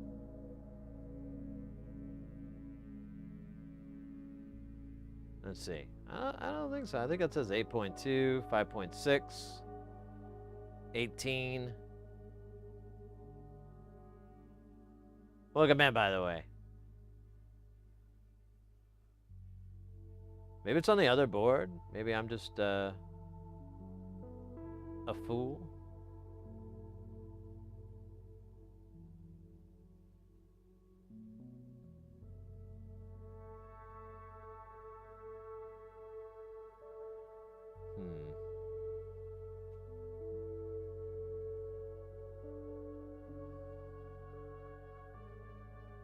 Oh, or the middle of here. Yeah.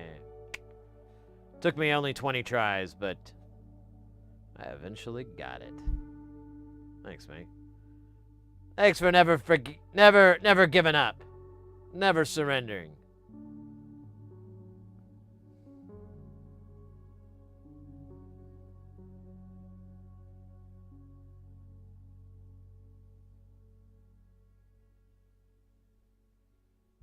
I think it's that noodle nap thing. Like part of my brain is shut down in favor of a nap. But this isn't a napping time.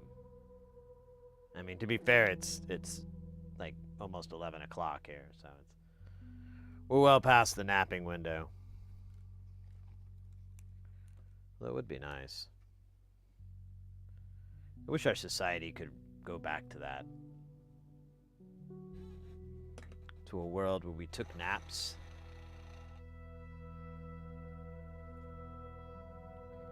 Like lots and lots of them. Whenever we felt like it.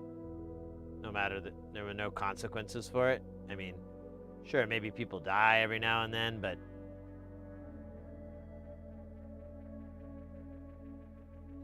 oh.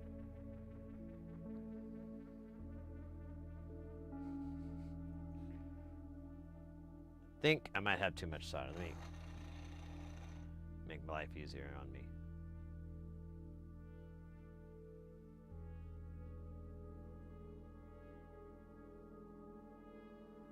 Uh-oh. Double your troubles. I'm gonna do that for now, and then I'm gonna do this guy. Alright, now we're back to you, buddy.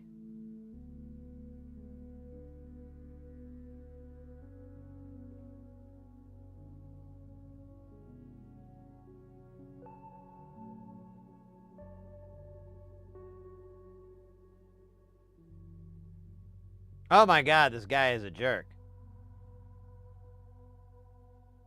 You hear what he called my girl?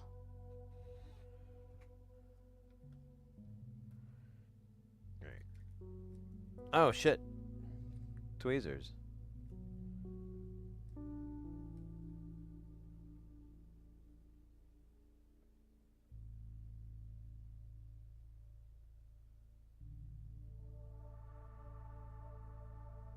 There we go.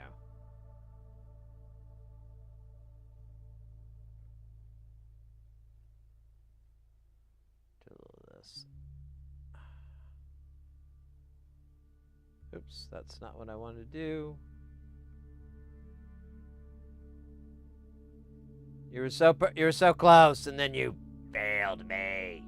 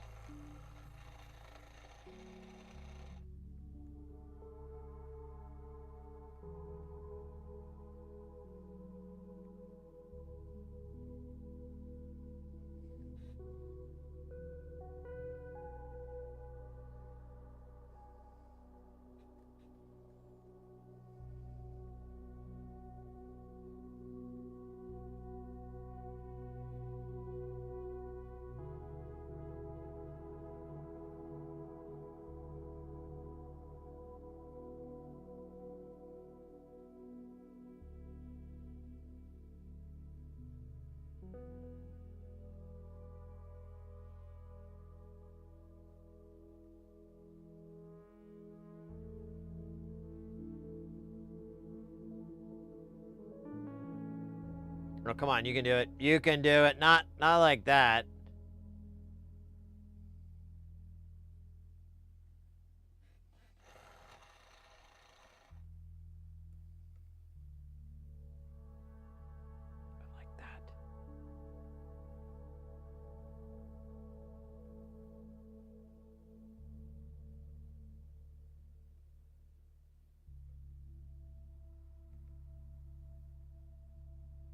Now I'm proud.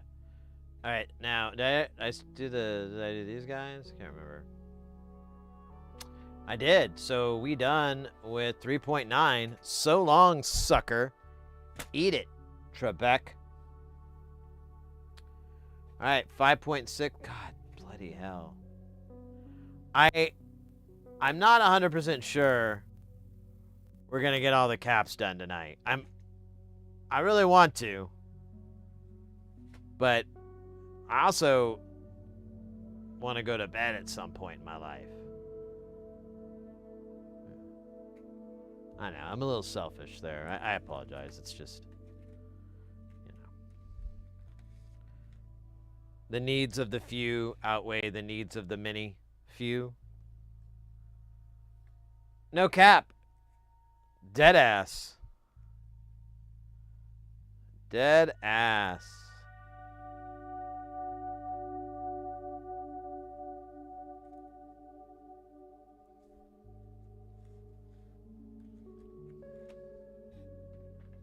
I know. My solder joints are chopped. But, you know, you just kind of learn to love them like a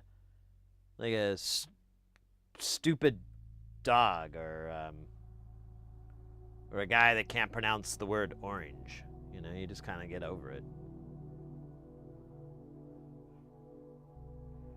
You're like, yeah, orange is kind of a tricky word. I'm gonna let that one slide. An ugly kitten? No such thing. No such thing. All kittens are beautiful. Haven't you seen the artwork on the back of a truck of RoboCop holding a kitten?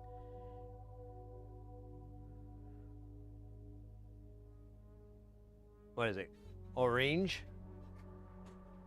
Oh, yeah, there's this great picture of RoboCop holding a kitten, and it says, all cats are beautiful. And I was like, wow, I don't remember that part in the movie. I kind of just remember the part with the guy that goes into the other guy's house, and he says, bitches, leave. It's kind of like the best part of the movie.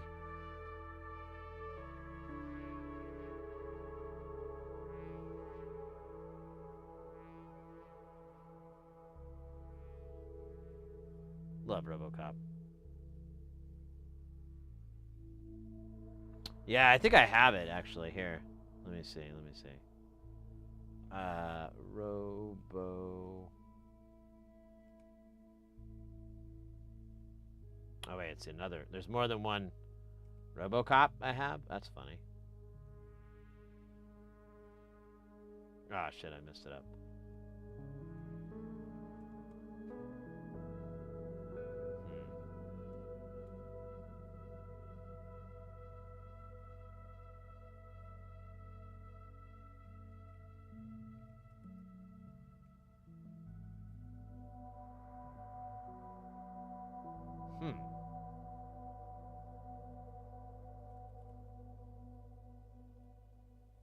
That's not it.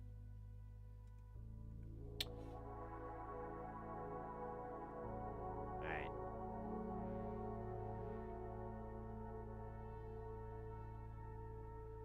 Ah, it's the internet. It's not part of the AI algo. Here in a second.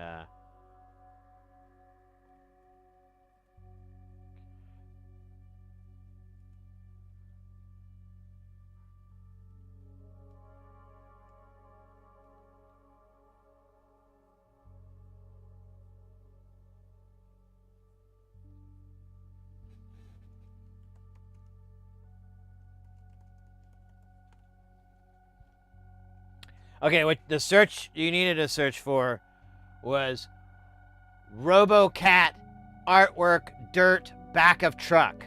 That's how you get it. Alright,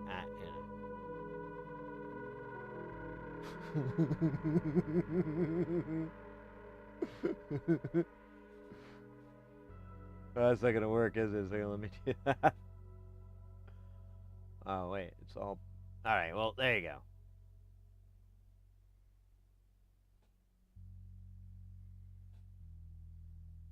I doubt this is real, because I'm not completely stupid. Mostly stupid though.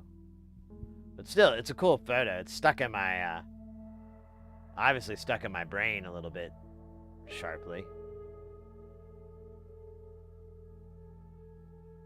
But, you know. Obsessions are good for artists and stalkers. Well, actually that doesn't sound very true. Probably not good to be a stalker. I mean, unless you're stocking at a grocery store. That stocking is admirable because you're feeding the people. Sort of. I kind of got lost. What are we doing again? Yeah, you know what? I mean, that's true. There's a lady here on Twitch we raid from time to time, and she does this amazing sand artwork with like a light table and everything. And yeah, the who knows? It could be, that could be real, but I'm gonna take it with a grain of salt. A barrel of monkeys. And a pocket full of shells.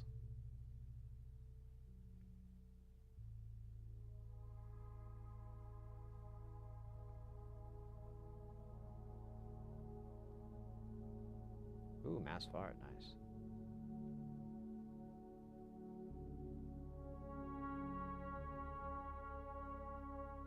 You can repipe? Repipe. Aw.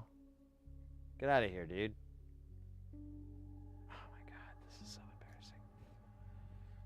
This guy needs to stay in his place. Maybe he needs a little tacking, huh? Little tick-a-tack? You want that, huh, buddy? Is that what you're looking for? All right, I got it for you right here, sweetheart. Special delivery. Doctor's orders.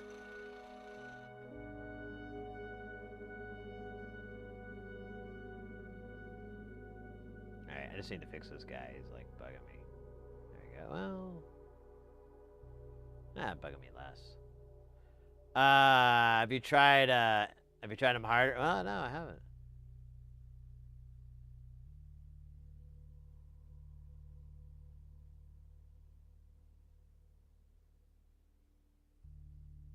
You're out of here? All right, mate. Take care.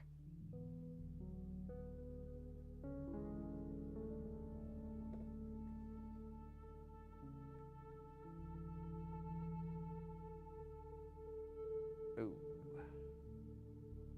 Doesn't look very good. Not really getting any better. Let's see if we can get this guy in. If we can get this guy in.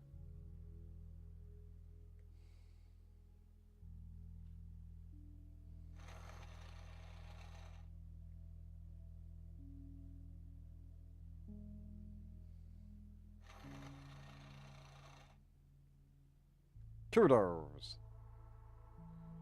You looking good, Carl. Kudos. Yeah, thanks, little man.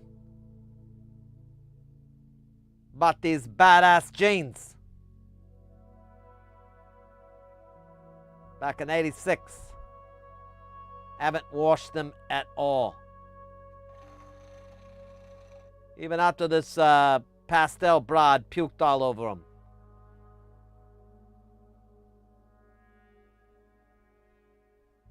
She was drinking a lot of schnapps, so it kind of, you know, added flavor to it. Had a little scent. Pina colada, I believe. I feel like I'm doing a very good Carl there. Like my Carl's kind of half there, half in the multiverse.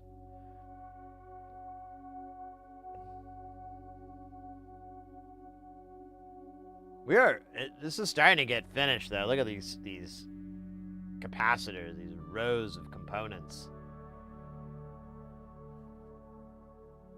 I need my list back here. Are we doing 8.2, aren't we? That's the value? I think it was. We did 5.9, now we're doing 8.2. And there is our next bundle of 8.2s. Wait, am I sure about that? I think we're still doing 5 points. See how my brain tried to trick me? That won't happen again.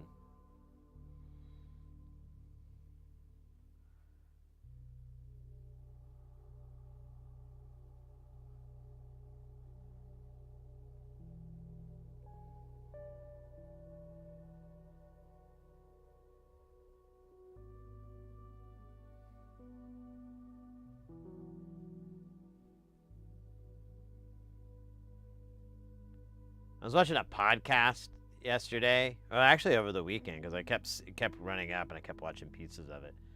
But it was with Katie Sagal, who was she's most famous for being Peggy Bundy on Married with Children, and the interview was very interesting. She's an interesting lady. Oddly relatable in a lot of ways. Very interesting, nice, kind of down to earth seeming lady for the most part. But man, the podcast kept having these weird audio glitches, and I knew exactly what it was because, like, oh yeah, I've made this mistake before once. Certainly wasn't for a major podcast. It was for like my own dumb shit. But basically, they had like a 2 or 3 camera shot. One was of the interviewee, one was of the interviewer, and then there was like a 2 shot of both of them, sitting across from each other. And every now and then, when the interviewer would talk, and then the interviewee would speak, you'd get this doubled audio, and I was like, "Oh my God, they didn't align the audio tracks," which is kind of the first thing you do when you go to edit something like that. You just align all the audios. You get up there, and you get the peak, and you just measure it, and you get it dead on. It kind of does it automatically, but in some instances, you gotta, pull up your sleeves and do it yourself. And they did, and they did a shit job. It started getting distracting. I was like, ugh. I remember why I don't watch this podcast.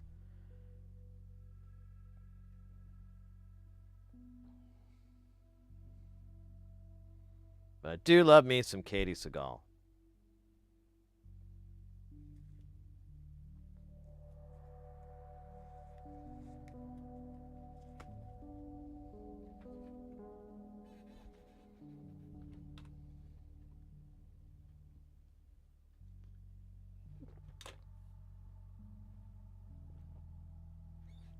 All right, now we gotta do 8.2, and we already know where that is. Oh, we did. There it is. Beautiful.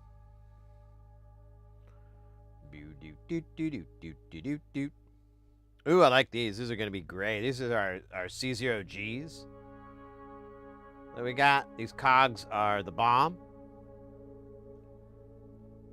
I call them cogs. I don't know if anybody else does. It seems like a natural thing to want to call them cogs, even though it's a 0, not the letter O. But, being dumb is actually kind of cool sometimes. I mean, look at me.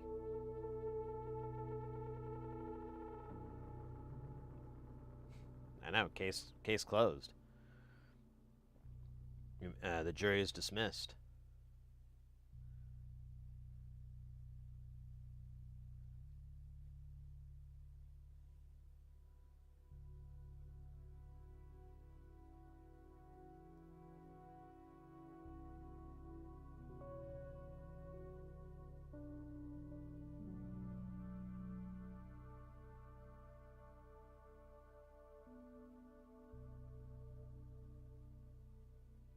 Oh, fuck, I went away. Okay, there we go. I thought I lost him. I was like, oh no!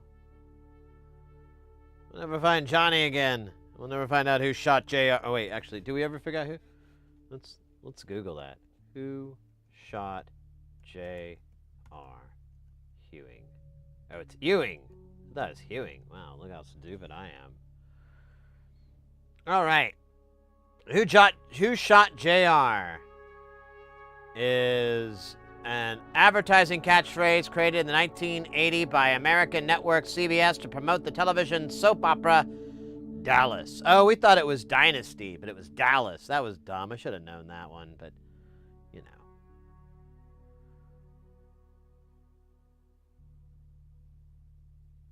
Okay, I'm going to skip ahead. Ultimately, the whodunit episode, which aired in November 21st, 1980, the person who pulled the trigger was revealed to be Kristen Shepard. Mary Crosby. Kristen was JR's scheming sister-in-law and mistress. Wait, he was his sister-in-law. My bad. Okay, I was like, this Dallas show just got really cranked it up a notch. Sister-in-law and mistress who shot him in the fit of anger. JR did not press charges, as Kristen claimed she was pregnant with with his child as a result of their affair. Dude. Now that's just an episode of Cops. Or Dateline. Life imitating art.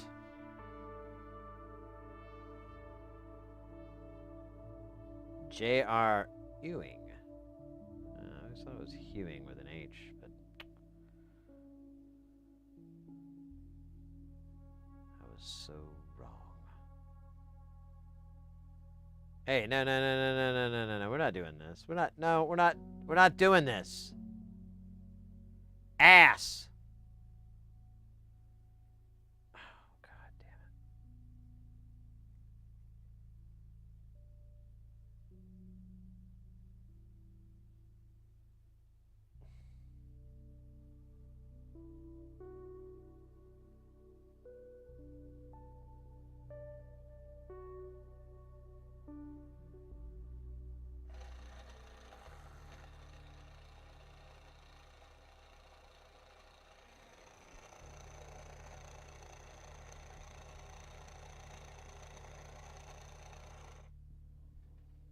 That gets scary. I had a Who Shot JR button with a big picture of Larry Hagman and the big ass Ewing. Oh yeah, mate. Hell yeah.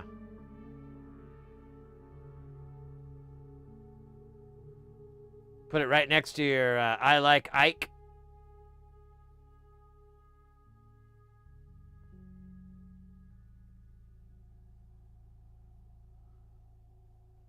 A little bit earlier in time, but you know. Buttons. Oh, come on!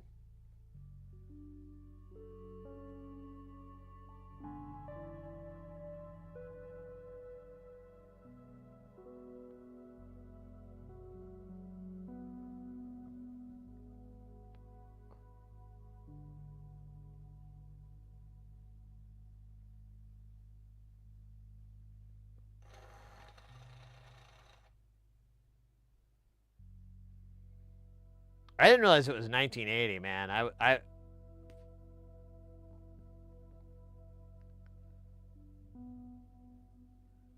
was like 3 or 4 years old. God damn it.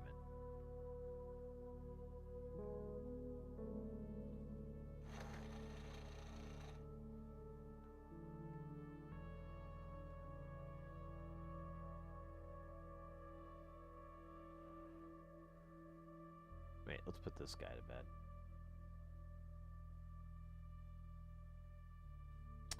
Alright, so now let's find the other 8.2 nanofarads. I have a sneaking suspicion I already found them.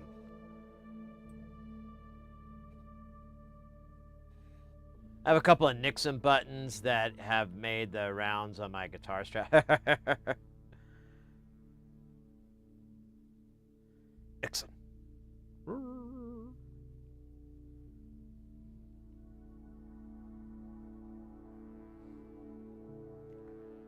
We all cracked open Dick Nixon's giant pincer claws. Enjoyed his sweet, sweet hand meat.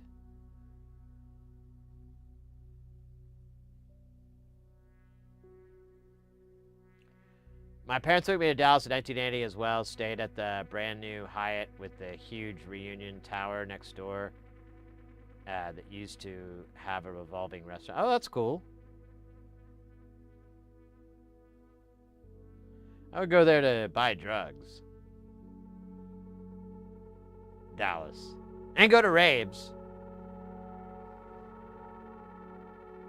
To buy and take drugs. But there was definitely some noble part of that story. I just can't think of what it is.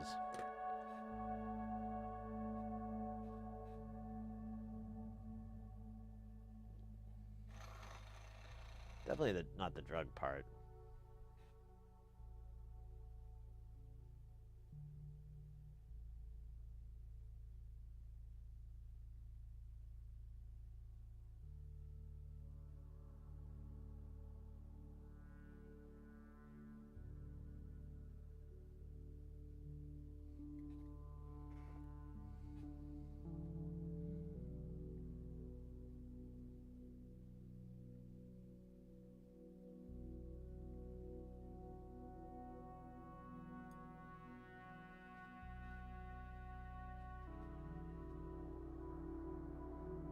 And now I realize it's in Texas.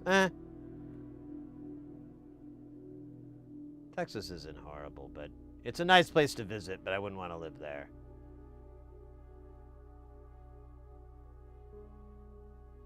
Same goes for California. Nice place to visit, but I couldn't see myself living there. I thought I was. And then I figured out what a terrible idea that was.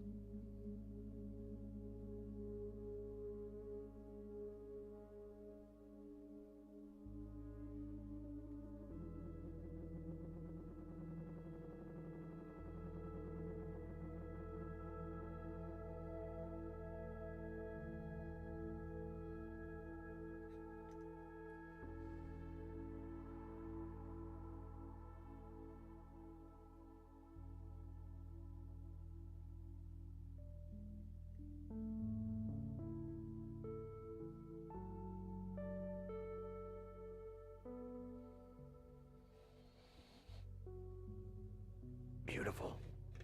All right, we're kind of getting a little bit of a pacing going there, you know, little bit of next up is 12 nanofarad from the nanofarad tree, found in South by Southwest Africa, near the California wine raisins.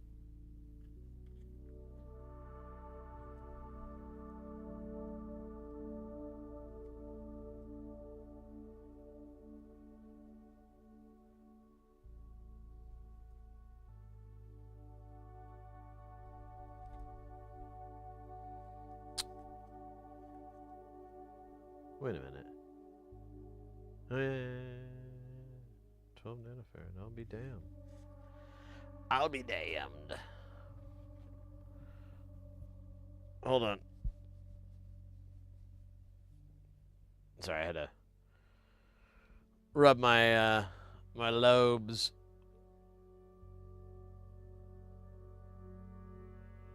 I could live in San Francisco or Santa Cruz for sure if it were any way affordable.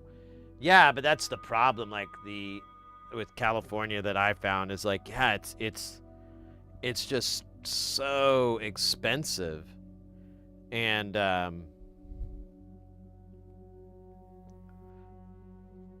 you know, I mean, in order to really, I don't know, it just seemed like not a great way to set fire to my money.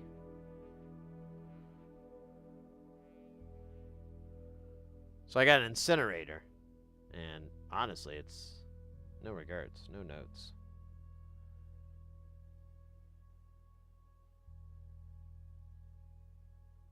I got replaced by tweakers.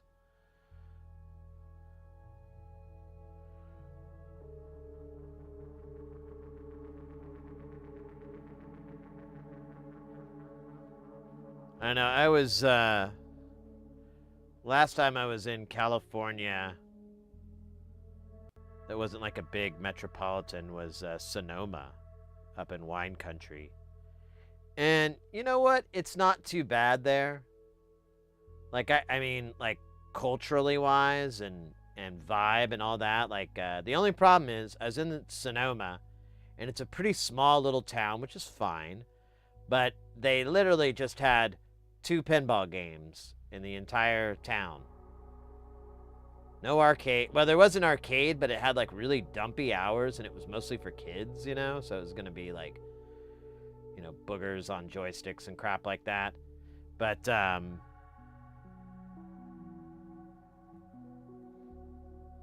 there was this bar I went to just about every night and would just play pinball there. And they only, you know, oh wait, I'm sorry, it wasn't 2. It was only 1 pinball machine. That's right. And it was Ghostbusters from Stern. And it didn't have any mods or any of the catches turned on. So it was insanely frustrating.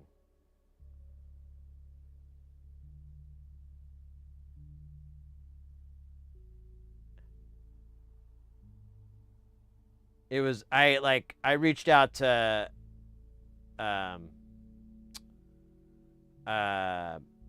Laser Lows, like, dude, this game is killing me. Is there anything I can do? And he's like, oh, does it have this? I'm like, no, it doesn't have the little center catch. It doesn't have the timer set for the scoop. It'll drain like half the time, and I can't do anything.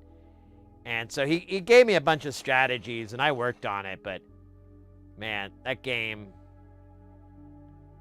it kind of ruined me because I really didn't want to play it anymore. Like anytime I've seen it elsewhere, I might have tried it, but I was like, oh man, this game is just so fucking hard. And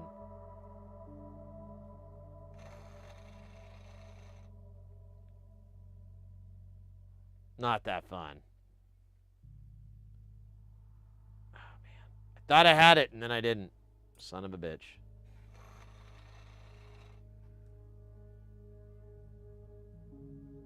More and more so regular kids can afford it.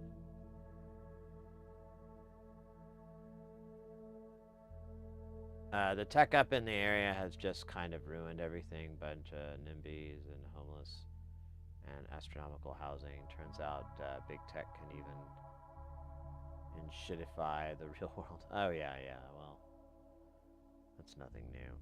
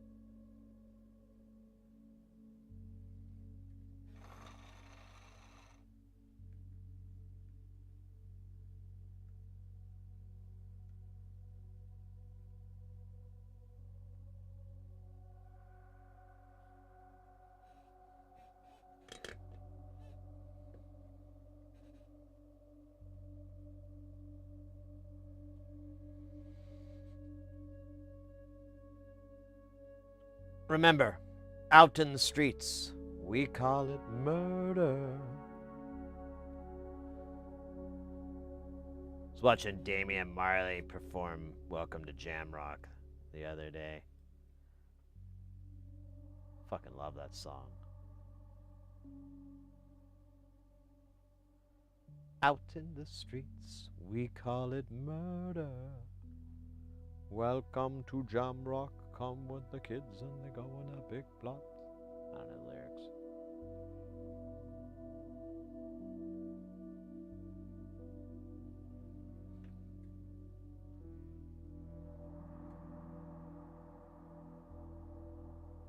The garlic fries.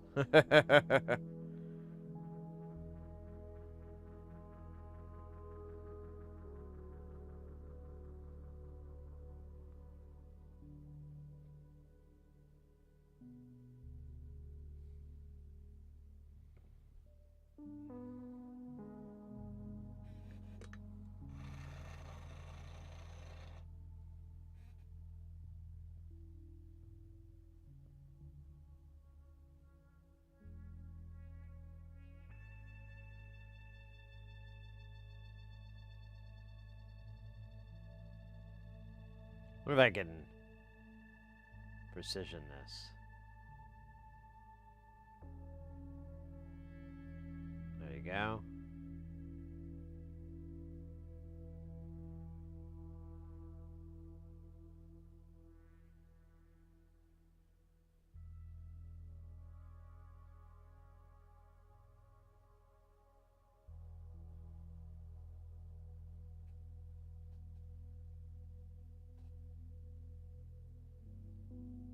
Yeah, the fruits and veggies and stuff that come out of California are amazing.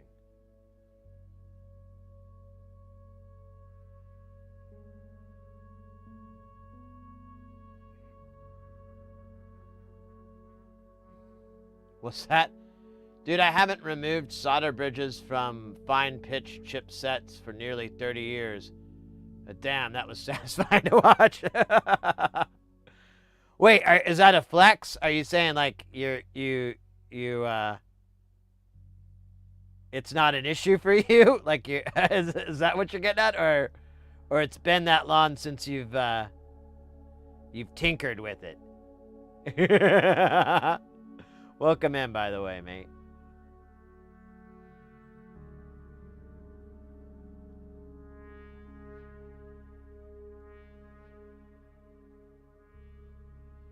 All these guys keep trying to bridge like that. They keep trying. Not cool. Not cool, resistors. Not cool,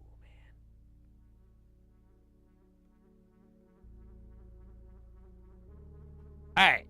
That was 12 nanofarad. Let's give a big hand for it. Came all the way out from Toledo, I believe. That's good stuff. I dug seeing all these stands to buy artichokes along the road. I would love having roadside chokes grow. Who wouldn't like a roadside choke? It's been the time since I did a professional. Like, oh, well, welcome in, mate. Awesome. Yeah, so our channel. Assuming you're new to here, it says so on the little dilly wop there. But our channel, we're all focused on getting people into soldering. We do a lot of SMD soldering. I do anyways, but, you know, we'll help people out if they want to learn how to do, you know, work on guitar pedals, do whole stuff. Hey, there you go with the follow. Thanks so much. And, but I do a lot of SMD because it's, you know, it's fun. It's fast, and it's furious. And, I forgot where I was going with this story. What about race cars? Oh, we need, next value we need. 18 nanofarad. But I will say the way I solder is really kind of stupid, and I don't know, if I said cavalier it'd make it sound like I was trying to be a Billy Badass or something, but it's just ridiculous. But it works for me, and I've had a couple of people come into chat and go, hey, I do it that way too, and I'm like, all right, vindication, baby. But it's mostly because I'm just, oh, shit. Well. Because I'm impatient. And so, it's more of an impatient soldering format. We've got some, SOIC chips, or SI, whatever the... It's not 1.25, or is it 1.25? It might be 1.25 pitch. It's a tiny pitch. Pitch.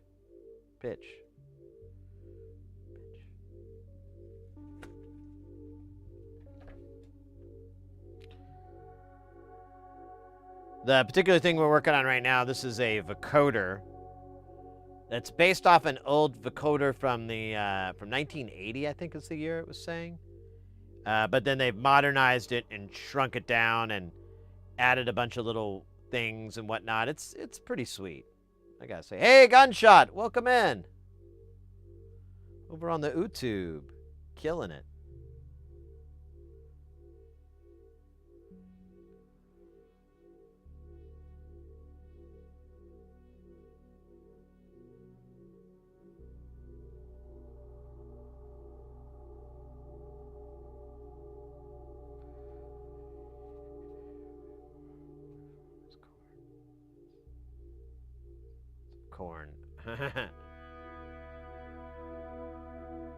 Defending the joints of fellow hand solderings and NLC. Oh my God, yeah, right?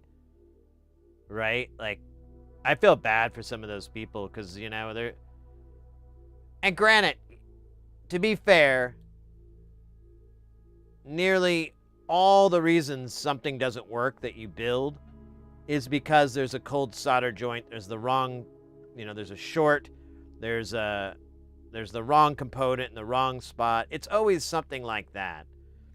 But, you know, a lot of these people, they'll take photos of their boards and the lighting is kind of, and it is really hard to tell. And, you know, shadows look like the absence of solder and stuff like that. So, I don't know. It's really the saddest thing in the world right now.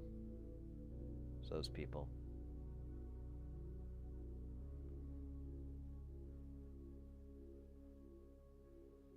What kind of music do you like? I like metalcore and deathcore.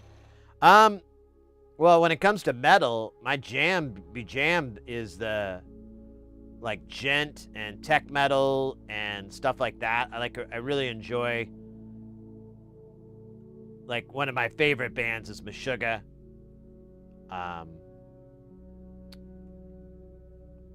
Try to think something more in like the metalcore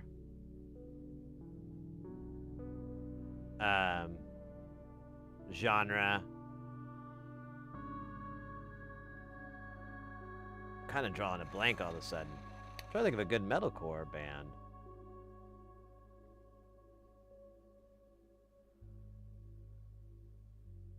Speaking of cores, though, I do love hardcore too, or tech, mathcore. Like, I kind of like the progressive stuff, but not too progressive. Still a lot of punk. Still a lot of craziness, you know.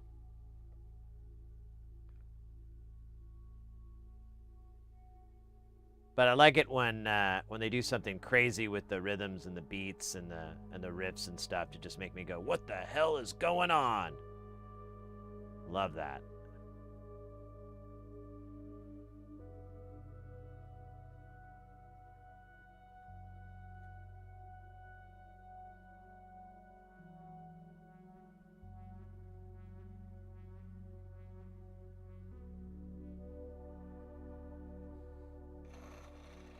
All three of us can solder better than Andrew. I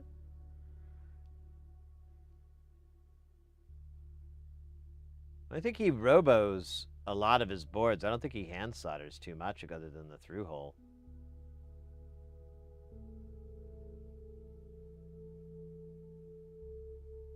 That's at least my impression. I don't.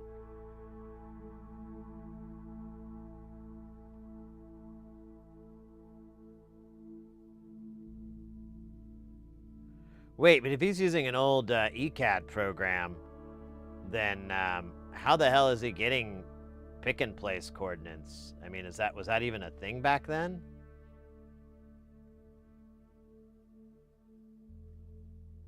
Oh my God, this is going sideways. What the hell? Why did it do that? Oh, I know why.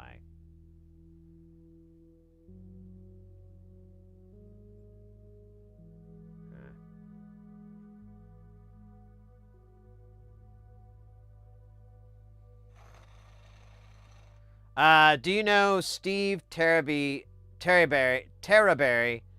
He calls himself Gent Boomer. No, I don't think I have.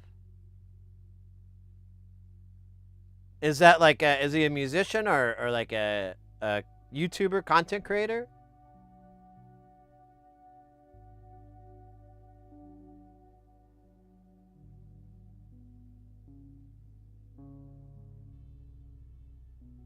Oh my God, what did I do? Why did I do that?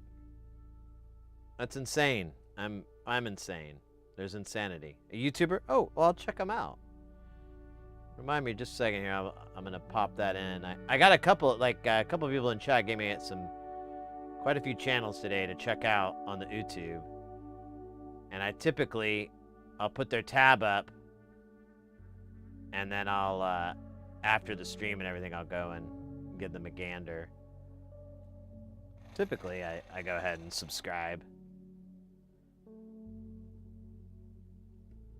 Typically.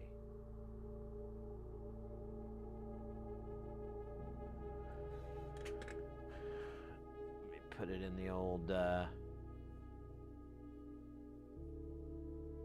you said the name was Steve Terraberry. Alright. Steve Terraberry, there it is. Jed Boomer. What? That guy looks younger than me. Yeah, that dude looks like he's like younger than I am. Or he's got good genes. One or the other. Hats off to him.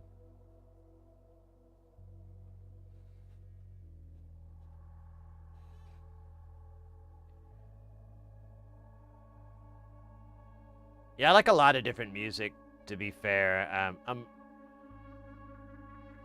As I get older, I tend to like find good things in a lot of different music that I think younger me would have just turned their nose up at.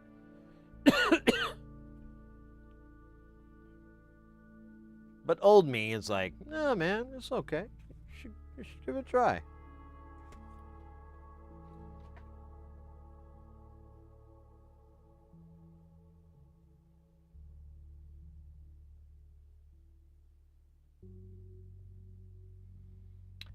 Malbush, my soldering skills are completely, you know, it's like riding a bike. It'll come back. Yeah, I think so too, Porphyry. He prefers to use paste. Yeah, he'll use paste and a stencil, and then he has a reflow oven. He also has a pick and place. That's how he used to do his fabrication. Like he'd have the boards populated with all the SMDs, and if you ordered one, back when he did that, he would just solder all the through-hole parts on and then ship it out.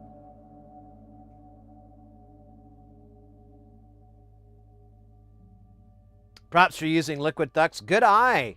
A lot of people don't catch on that we're, that's what's going on there. Yeah, it's Kester 951. It's alcohol-based. And then just throw it on there a bunch of times. Maybe oh, you know what? I might have already told you that that's what we're doing. Whatever. Let's just move on to the cool stuff. My mustache.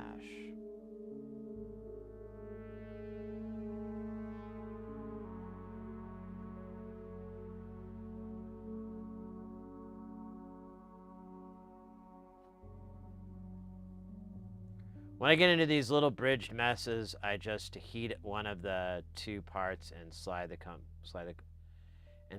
completely out to fix the tangle.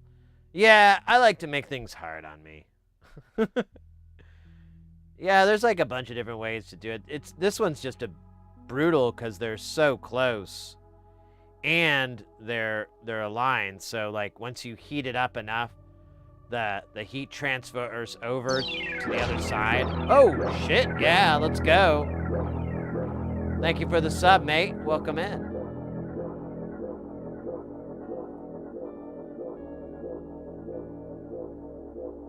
Oh, weird. It reversed your name in there. That's funny.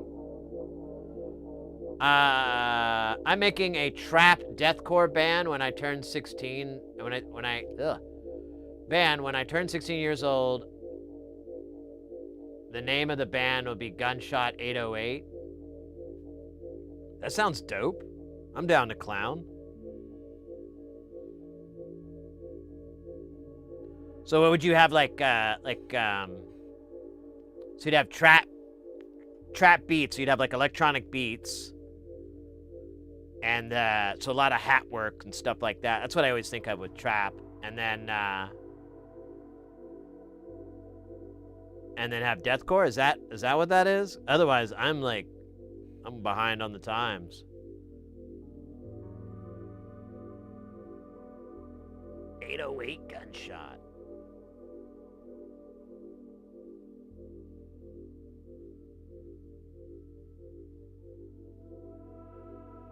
Thought those long comms would never end.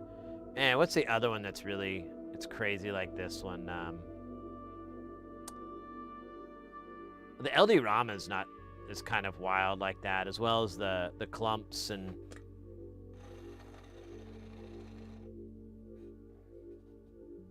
Oh, what the fug? Get out of here, you gross fucking piece of shit. Bastard.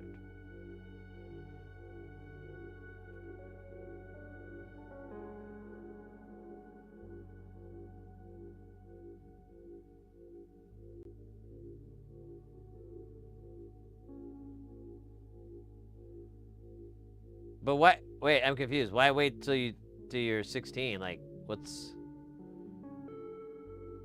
Is that the legal age to start writing music where you live? I mean, I was doing that. I was doing jams when I was like 13.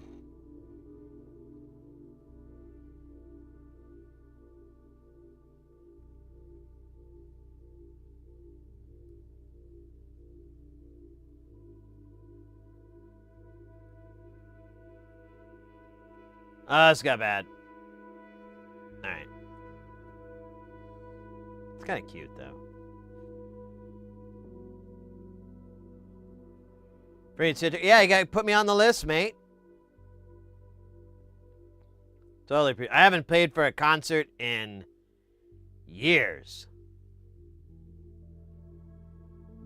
Oh, wait, you know what? That's not true. I did pay for Meshuggah. But then I found out like 2 weeks later, my buddy's like, oh, dude, I could have got you a ticket for that for free. And I'm like, oh, really? He's like, yeah. It'd be in the VIP section, though. And I'm like, oh. That's okay.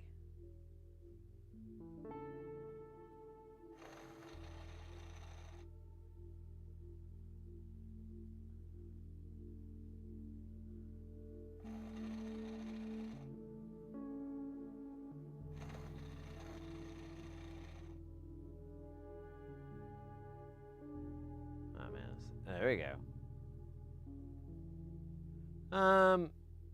I think we're gonna reflow this in the end, so I shouldn't be too crazy about these nubs and knobs and nibberders. So do you play guitar, Gunshot?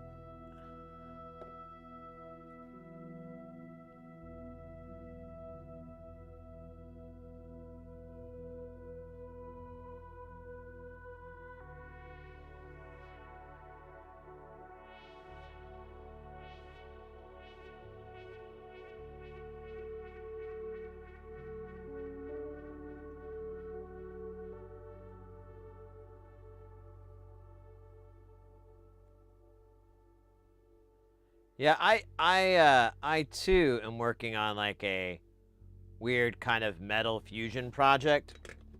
It's a long story though, but I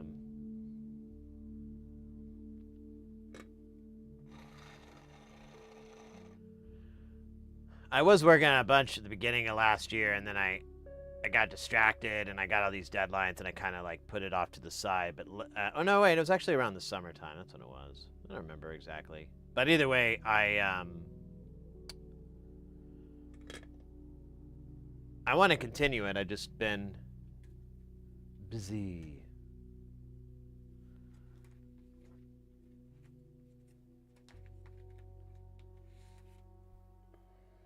It'd be a little weird. I don't know what you'd call it anyways. It's like, I don't know. There's like elements of drone and drone metal, and then gent and slowcore, and so it's kind of like Justin K. Broderick and Meshuggah and Sun, and it's just got a lot of influences from those kind of artists, and my plan is to take all the things I like about those particular artists and those genres, pick the things that I really, really enjoy, and cut away all the fat. Get rid of all the stuff I'm like, yeah, it's okay. It's not my favorite part. And just get rid of all that so I can just have everything I like about that music, those musicians and those artists, and just, do it my own way with a kazoo.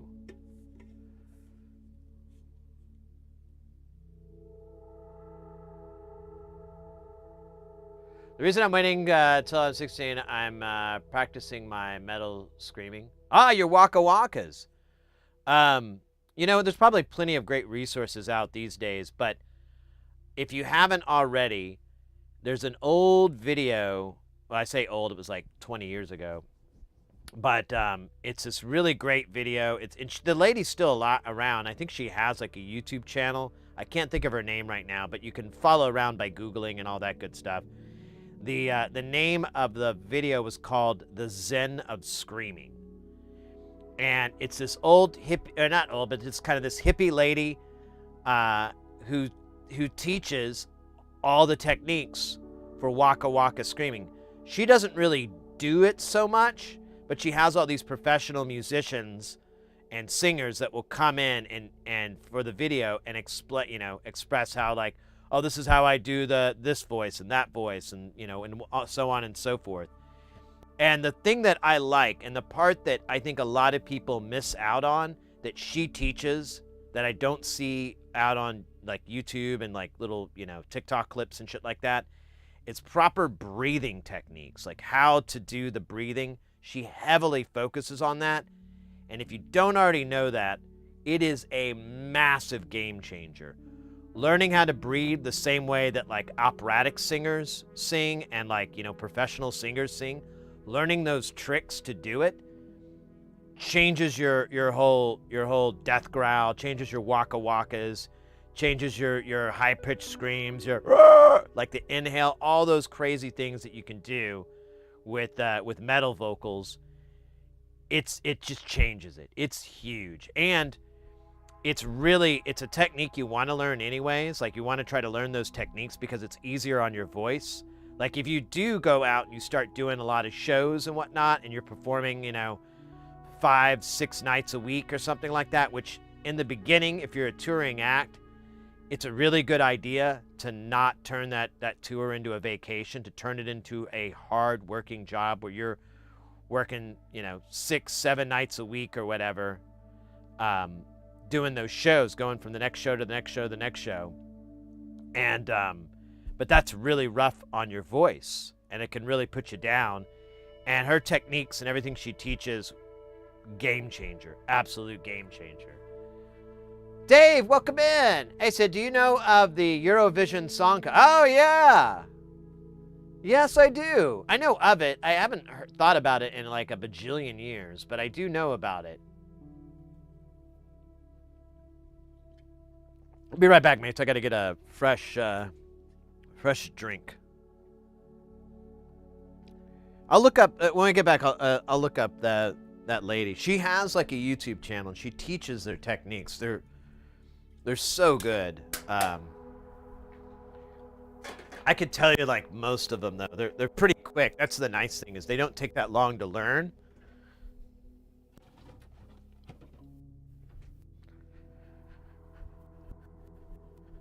But I also kind of am like, you know what? I don't want to ruin the hilariousness of the video.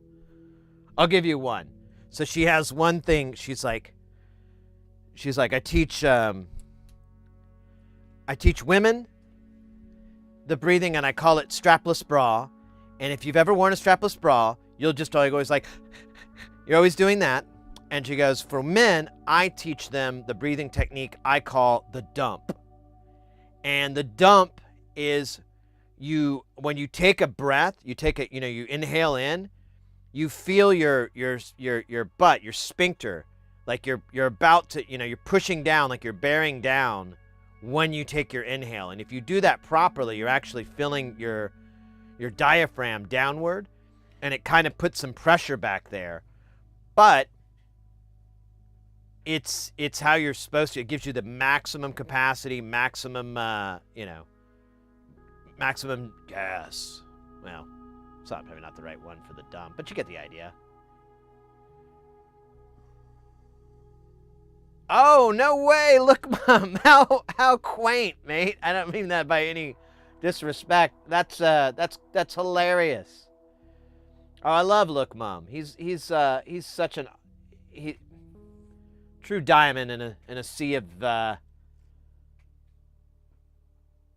broken glass. That doesn't make any sense. The Zen of screaming. Yeah, here we go. So it's the Zen of screaming. This is the lady. Melissa Cross, that's her name, Melissa Cross. If you're wanting to work on your waka waka singing, or just your singing in general, go take a dive into this lady's world. You can probably find the DVD. She might have it up for free. I think I had it on a torrent. But go check her thing out. It's if you want to, we're talking more specifically to Gunshot, but anybody can really benefit from her material. It helped me a great deal, and I already knew proper singing techniques, but I'd never heard them explained that way. And when you have that method of remembering how to do it, it honestly makes it a lot easier, because you're like, oh yeah, I got to push down on my butt.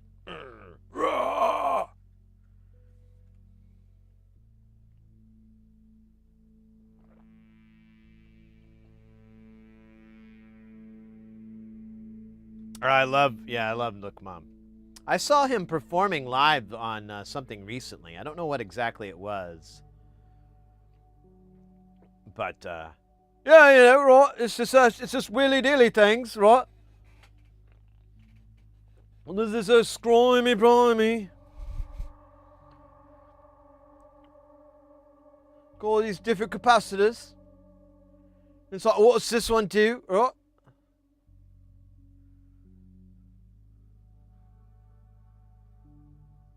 All right, we're doing 39.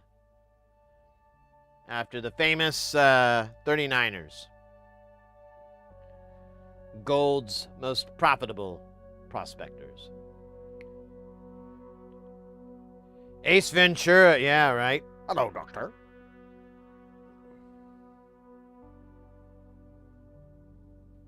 You know what's funny? Is like, the greatest dichotomy is Jim Carrey in Ace Ventura: Pet Detective when he grabs both of his cheeks and does the whole marionette, excuse me, and his butt talking. And then you flash forward to what is that movie called? Spotless Mind or whatever. I can't remember the drama that he did. Or if you can see like an interview where he's like talking about like things that he's very passionate about, and they're like, he's very solemn and everything about it. And he's, you put those two Jim Carreys next to each other, and you kind of can't take the one seriously for the other. It's, and I'm being sarcastic. It's, of course, people can be that complex, but still, when he's talking about, things that are very sad. Eternal Sunshine, thank you. He's talking about stuff that's like really solemn and serious and important. And then I always like, when he's doing that, I just cut in my brain to him going, hello, Doctor. Is there anything else? And I take him a little less seriously. I mean, that's on him. That's not me. And then vice versa. I watch him in Ace Ventura, or like on old episodes of In Living Color, and he's like Fire Marshal Bill or whatever. And I'm like, you think he's sad? You think it's sad that this one doesn't, this version of Jim Carrey doesn't know about future events for him? Huh. Anyways. I was born on the bayou.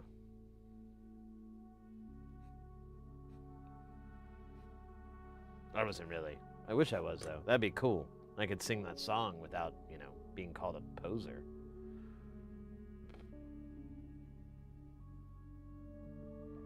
Who made a great music? Which music video did he do? Oh, make great music videos, plural. My bad. Yeah, I saw that movie a long time ago with this chick I was dating. And this probably like had been out for a few years, so God, this was like 2006 or something like that. And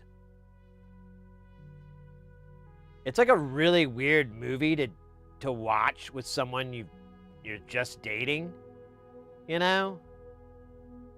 It's really kind of awkward. I was like, this is weird.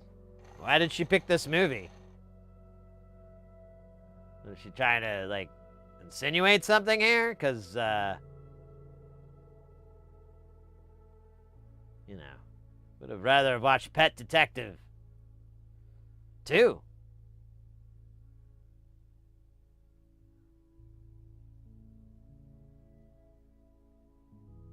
That's emotional obligation. But, to be fair, that woman, in hindsight, was,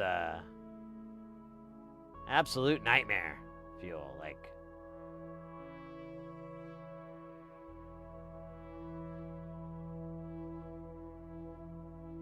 if you're talking about a toxic relationship, and I guess in hindsight, I could have seen that one coming from the spotless mind bit, but, you're like, I give this person a benefit of a doubt. No. Not that gal.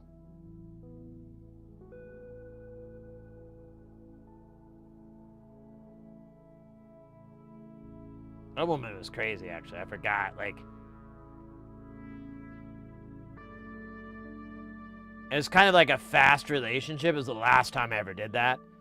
Because I was like, I gotta quit doing this. This is a bad idea. But I move in with her after dating for like maybe 3 months or something. Maybe less than that. And like, I start realizing there's like, this was not a good idea. But you know how you are when you're, getting sex regularly. Your brain, it's very fallible. Doesn't make the greatest of choices. And to be fair, I was like in my late 20s. So, you know what, that really doesn't help me as much as I thought it would. But anyways, the time I realized I was in trouble was like, she got really mad, or like we were fighting or something, and she just punched this hole like right in the drywall. And that kind of stopped everything. That was a big showstopper. She kind of like, cooled everything down and everything. And then I come back later, after things kind of chilled and we're both kind of, got it chilled out. And she's like moving a poster and hanging the poster over the hole in the wall. And I'm like, wait a goddamn minute. And I hadn't realized until then, at that very moment, I was like, oh, that explains why all the posters in her room, are shoulder level. Like nothing's up high. There's like maybe a couple things kind of high, but almost everything is about shoulder level. And so I don't remember if I did it when she was there or I waited till she was gone. But then I like looked back at all the puzzles or all the posters in the room, or like I don't think there's any framed paintings. This is just too young to do that. But any of the posters on the wall, I just pull it up. There's a big hole in the drywall, and I'm like, oh. I'm in a house with a crazy person. And because I remembered, I remember now. It's like she did that and she acted like it wasn't that big of a deal. But it's like a rental. And I'm like, dude, that's like putting a hole in the drywall is kind of a job to fix. You got to patch it. And we have textured walls here in Arizona. So you have to have someone come in and retexture it. And then, the paint's not going to match, so you're just going to have to repaint the whole wall. Unless you could get some sort of magic paint that matches. I don't know. But she didn't seem like it was a big deal. And that was when I was like, oh, no.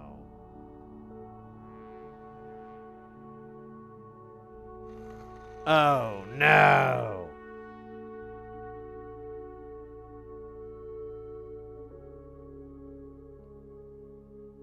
Man, that whole relationship sucked butt. I forgot about that. I don't want to dive down that too deep. So it'll bum everybody out.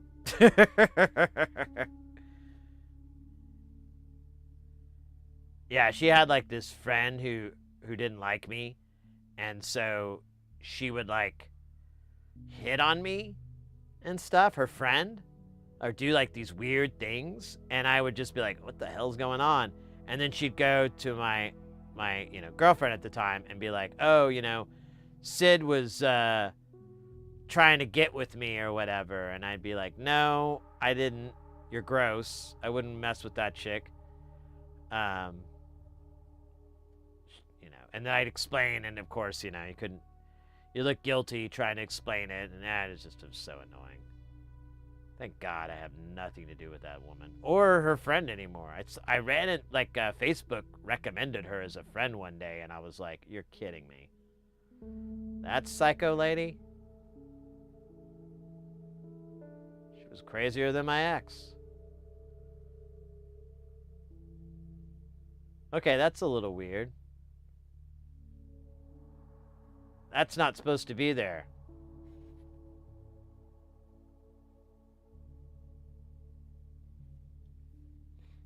I'm a little worried that where did the actual 39K go? Said the horsey. There was a solder bridge. Oh, did I miss it?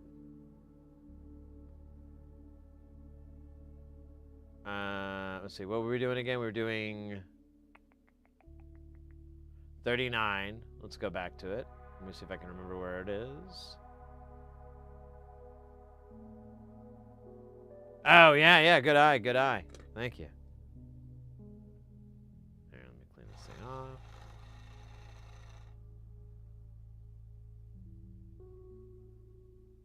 Donka. Oh, hey, Birdman. This is some of the stupidest soldering I've seen from anyone with as nice of a bench as this. What the fuck is even happening here? The fuck are you talking about? This is reverse wave soldering, bro.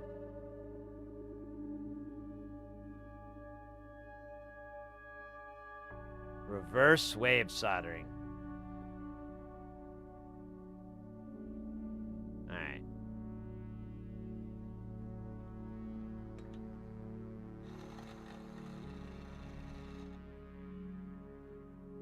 Alright, I gotta take this guy. I don't remember the story with why this one's here. I only know I wish it not to be here. Brand new! So long, Susie Q. Dankerman, welcome, man. Thank you for that follow. LFG.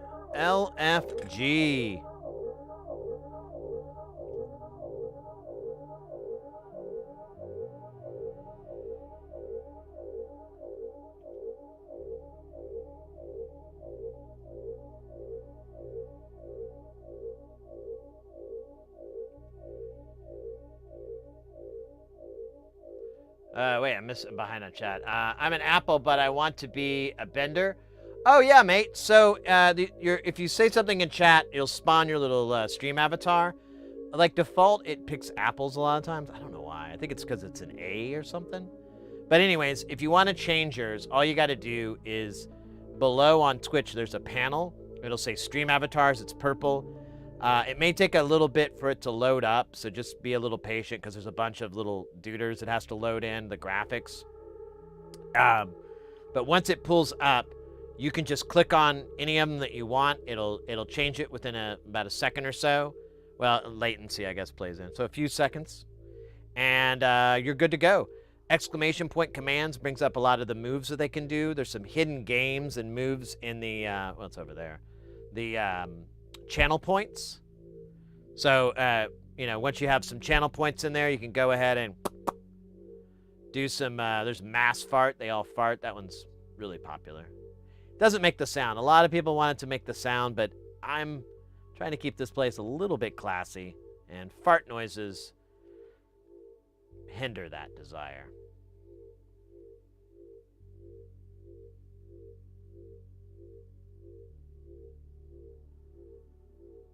Someone is having a... I know, mate. I don't get it. Whatever.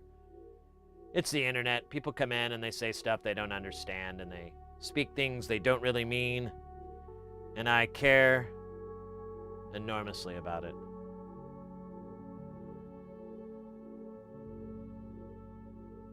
So much.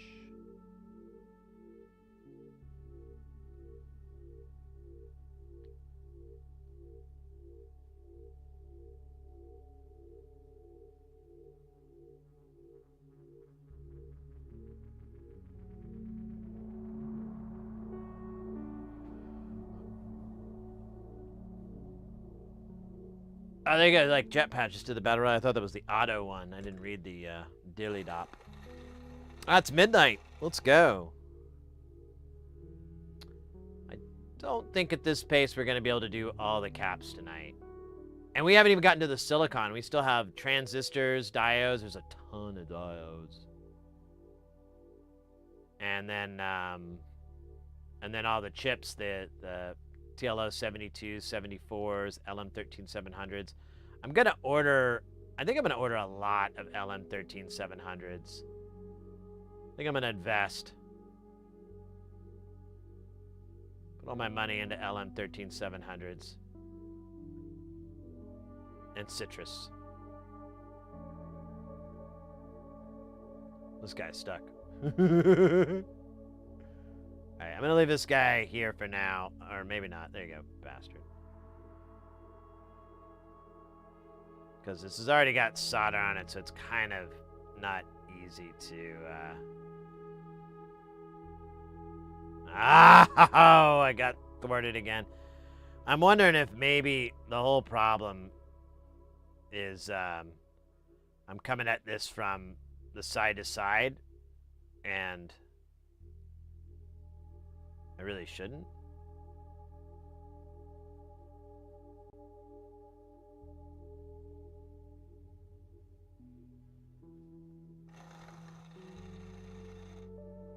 Everyone tries to stream. This is my mastery of no limits. All I do is sit back. I know, it's just like a regular battle royale.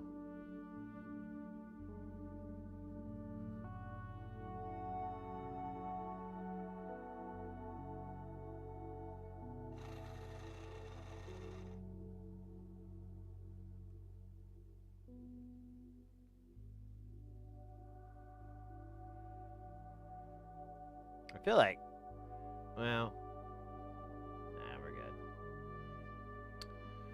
All right, that was all the 39s. That was awesome. Oh, let me hit this guy again. He looks weird.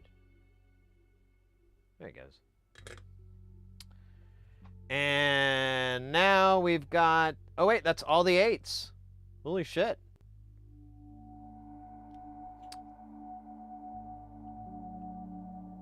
Okay, now we're getting down to the nitty-gritty here, kids.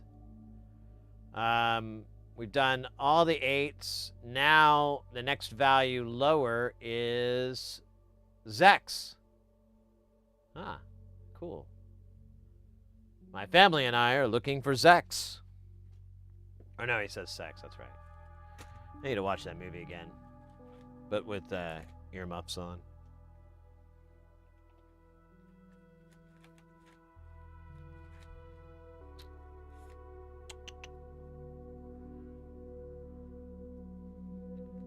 One, 2, 3, 4, 5, 6. That's awesome. It's 33 picofarads. So, yeah, I don't know. We'll figure it out. If I had a resistor where oh, there's one. If I had a resistor where a capacitor was supposed to be, then there's a chance there's a resistor open, or I don't know, I might have like thought I miscounted or something dumb. Probably something dumb though.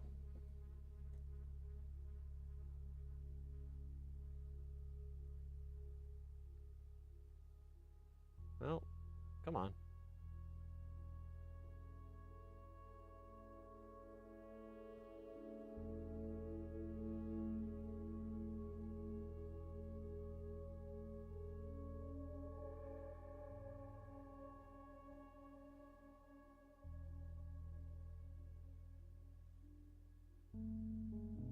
Oh, look at that. That guy's a little spike. Well, we'll get him. We'll get him.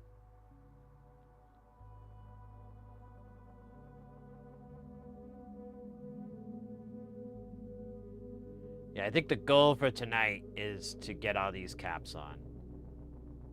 Unless I get really tired. Then the goal for tonight is to get most of the caps on.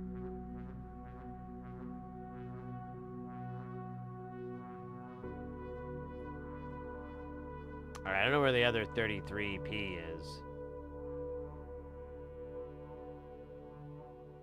And at this point, I'm too afraid to ask. There's that one going left and right. Let's do a lefty-righty, an east-west.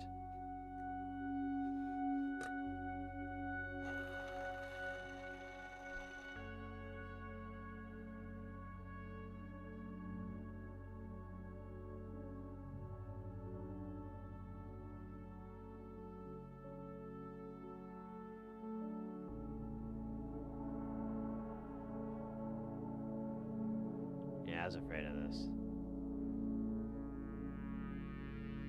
No, not anymore. Doobie doobie doobie doobie doobie. I wonder if there's a 33 down here. No, there's 33 nanofarads. Oh man, I hope I didn't screw that one up. No, that says 33p. All right. Let's get this kid on.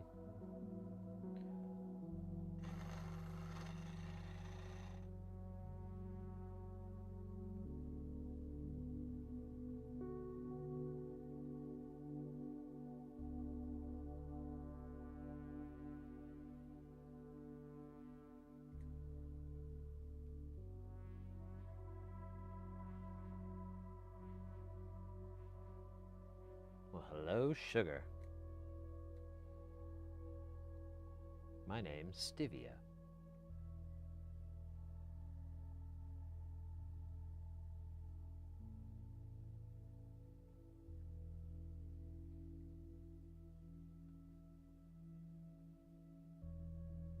Oh, yeah, this chance.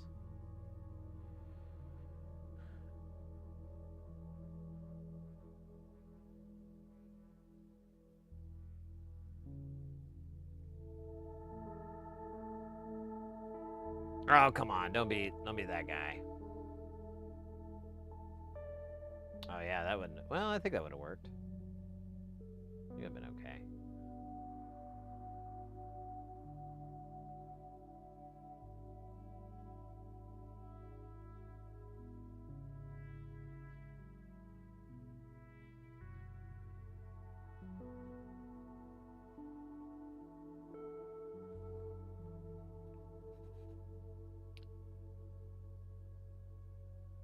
By the by, Mama Ruff, welcome in.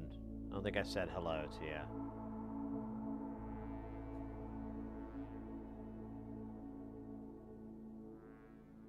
It's one of the downsides of my insane soldering method.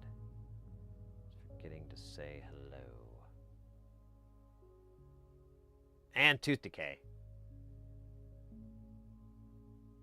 Yeah, I don't... Where is the other 33p?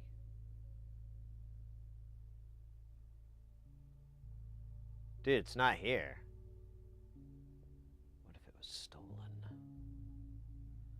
by a madman? So this little row on the right is done. Maybe we got it on the other board, mayhaps? I don't know. I don't know. Damn. I'm just telling you what I do.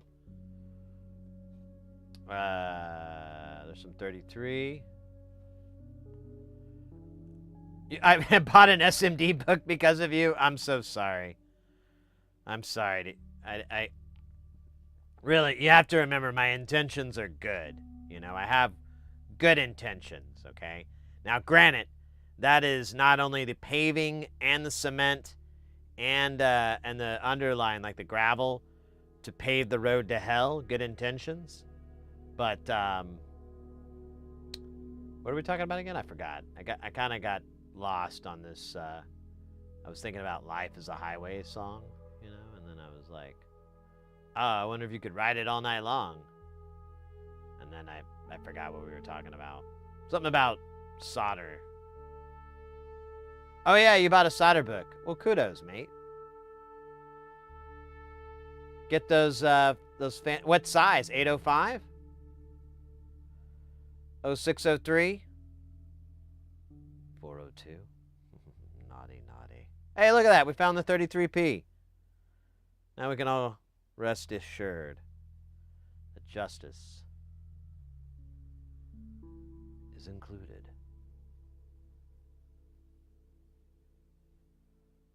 Oh, 1206. Let's go. I love it. 1206 is definitely the champion's party monster. Whatever the hell that meant. If you're looking for any, well, I don't recall. I don't think you do I don't think you're a modular cat. If memory is working with me right. Otherwise I was gonna suggest a project. Some projects from NLC that are 1206, 805, and you can put either one in there, and no one will bother you.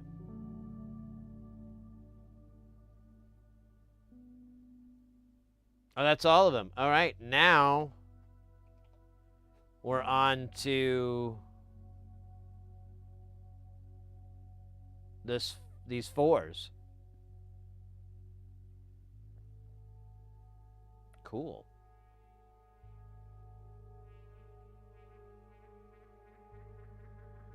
Perfect. My child strong-armed me into a library trip tonight, and I checked out a couple of electronics books. Oh, good. Good.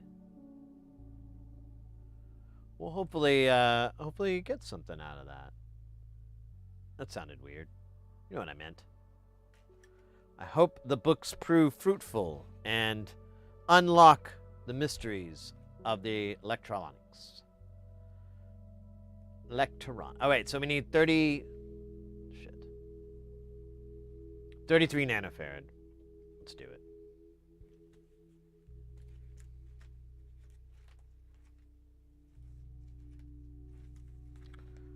That's a good problem to have, though. You have your kid, like, wanting you to go to the library. Making you take them there. That's a good problem to have. Unless they're using the library as a cover for their drug operation. I don't think that's your case, though. You seem like you got a good kid. But, you know, if it was my kid, I wouldn't be as fortunate. And then I'd find out little Sid Jr. was the next Heisenberg.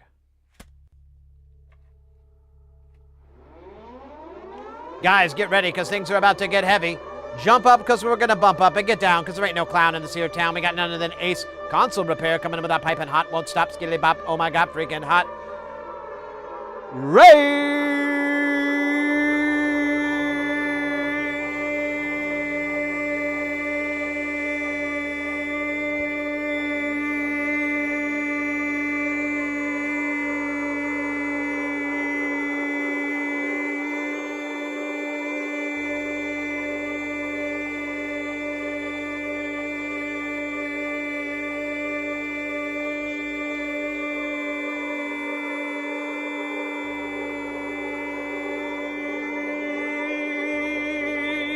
Yeah.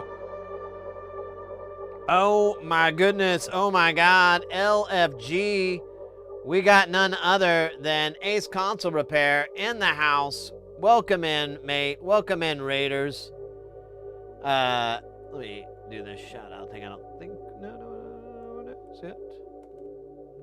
Booyah! If you want to check out Ace Console Repair, the link is in the Twitch chat. I'm not gonna dive too deep into the content type because, I mean, it's literally in the name.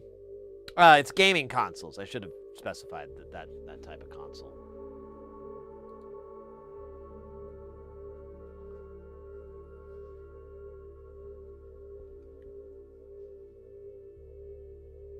Oh, did you mean to hit the stream together, Ace? I'm not set up to do that. It would all your audio would come through just a big wash of delay. And it'd be weird.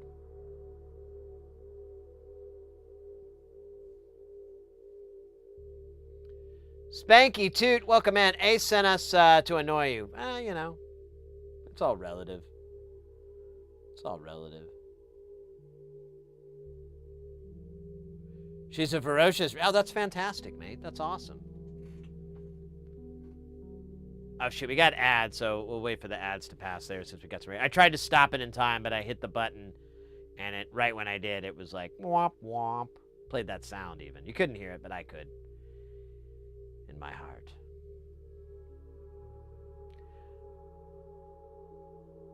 The textbook's made of hemp. That reminds me too much of C-Lab 2021. How are you guys making this money? Selling pot. Holders.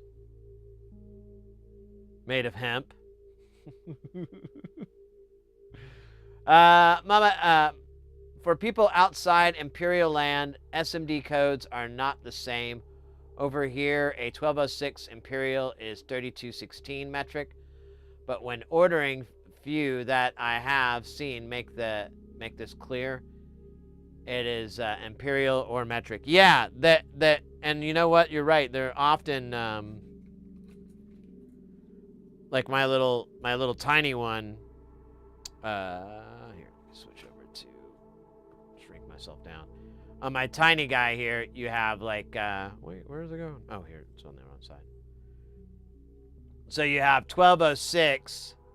Or 3225, and then you have 3216. So there's different widths for that.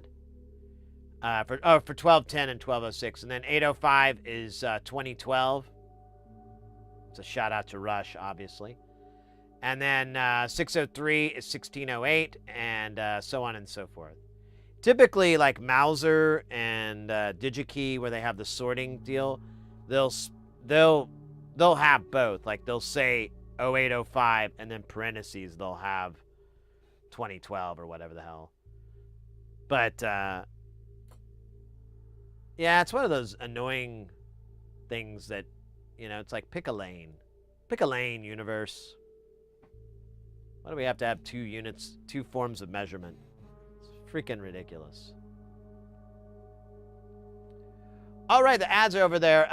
Welcome in, Ace. Welcome in, Raiders. What were you guys working on today? I mean, anything noteworthy? Any milestones accomplished or anything like that with the building and the fixing? If you've never been to our channel before, welcome in. We're an electronics channel. We focus mostly on the assembly and building, like soldering and getting good at soldering, things like that. We mostly do audio equipment. Every now and then we'll do some gaming stuff, but or a computer, or you know, we've got a whole bunch of these Elgato video encoders, video captures for like S-video, but it's analog. It's like S-video and composite, and it will convert it to USB, basically. Not literally, but well, actually literally, because we found the chip, and the chip inside it, that's all it does is convert analog video into USB 2 or 1 format, or protocol, or whatever the word is.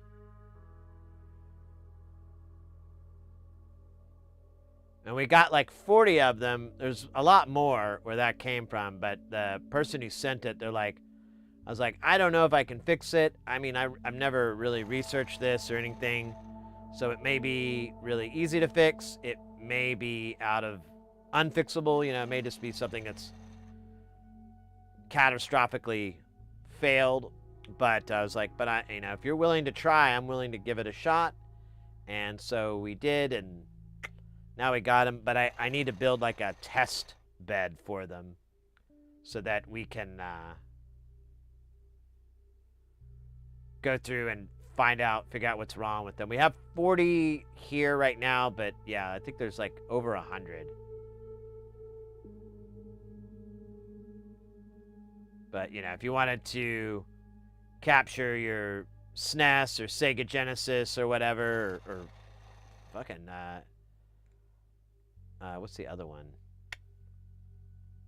N64, there you go. This card would be ideal for something like that. It's probably not the best thing out there, but it gets the job done.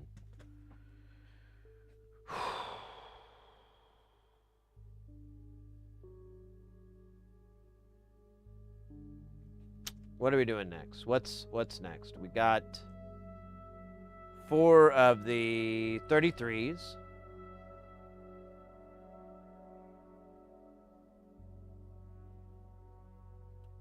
Now we need 4 of the 220 nanofarads.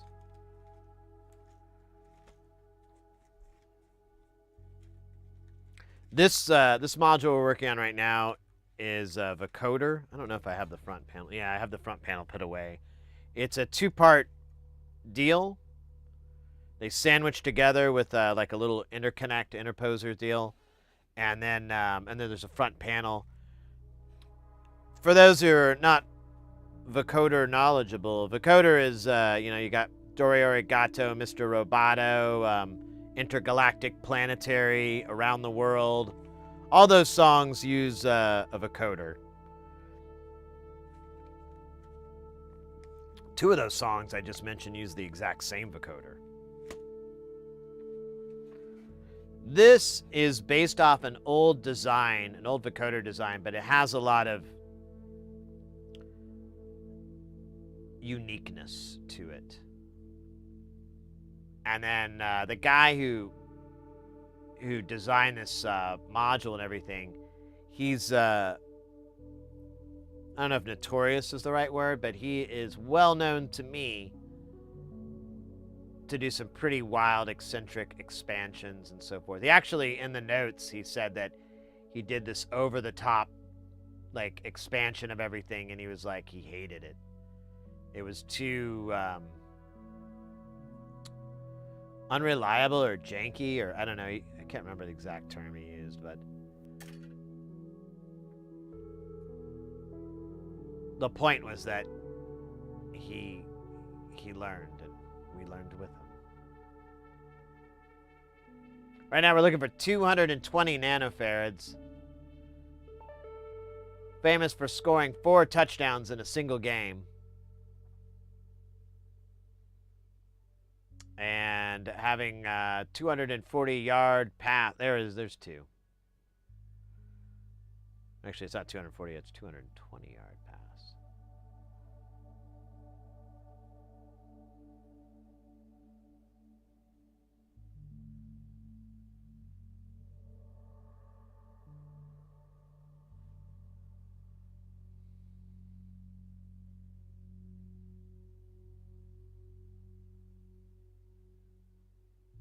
I was hoping to find the other pair.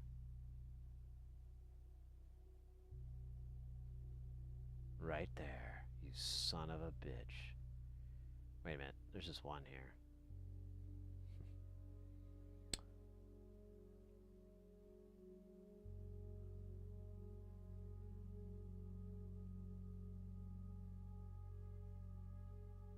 What does that say?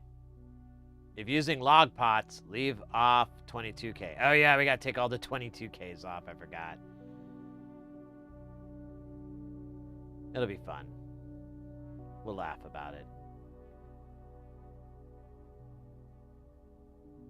Alright, I'm gonna go ahead and solder what I have in so far, and then we'll We'll search near and wide for the other 220 nanofarad. Then we'll dance magic dance.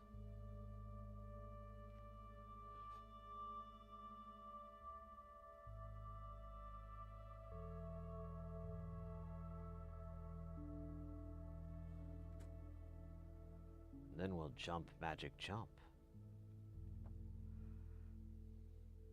Then we'll burp magic. Well, maybe we won't burp magic burp.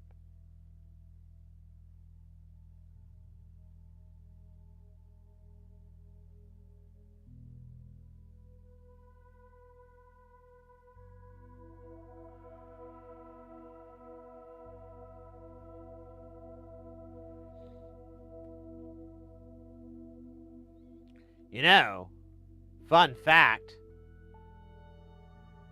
one of the choreographers for the dances and everything in Labyrinth was none other than Gates McFadden. Who's that? That name sounds familiar, but I don't know who that is. You're saying and screaming up in the air like a mad raven in the night. Why, that's none other than Star Trek The Next Generation's Beverly Crusher. Excuse me, Dr. Beverly Crusher.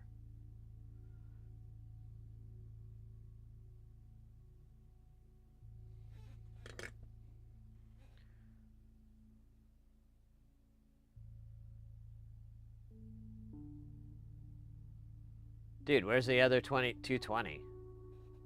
The Dancing Doctor, exactly. Exactly, Uncle Bill. How you doing, mate? Good to see you in the chat.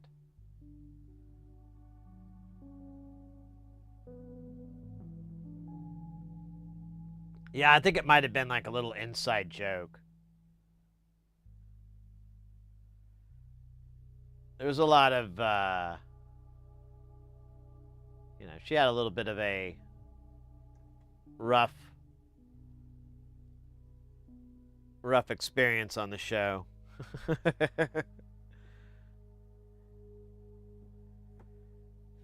Yeah, she's credited under her middle name or something like that in the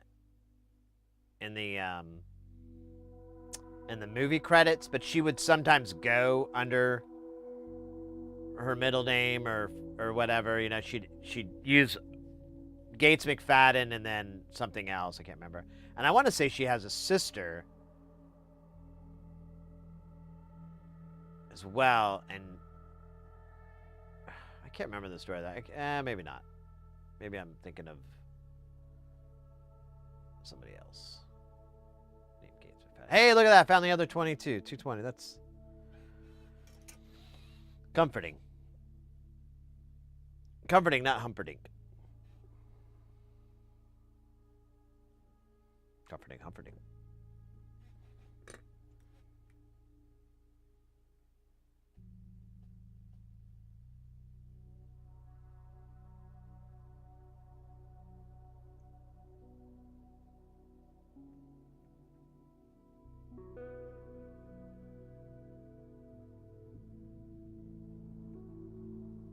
Yeah, if you're a big Star Trek fan, there's a cool. I haven't watched it lately. Well, listen to it really because it's more of an audio podcast. They do have like a little bit of video, but you can find them on Facebook. There's a. It's called Newbie Star Trek or Star Trek Newbie. I think it's Newbie Star Trek. And it's the format's pretty straightforward. You have three guys. Later on in the episodes, like several seasons in, they add a fourth person who's this woman. I don't remember her name. I haven't gotten that far, but I catch her in like clips and stuff. And just a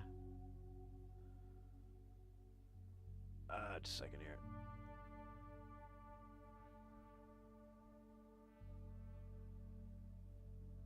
Oh shit! I guess we'll just go down the top and be done. So the format is like these three guys. One of them has seen all the Star Treks. He watched them growing up. He knows them very well, but he hasn't watched them again in a very long time. So it's been like a decade or so since the last time he's watched these episodes. The other guy would watch it, but in a very passive way, like it would be on TNN or something, or, you know, in syndication, and they might watch an episode, you know, and kind of half pay attention or whatever. And then the other guy has not seen any Star Trek.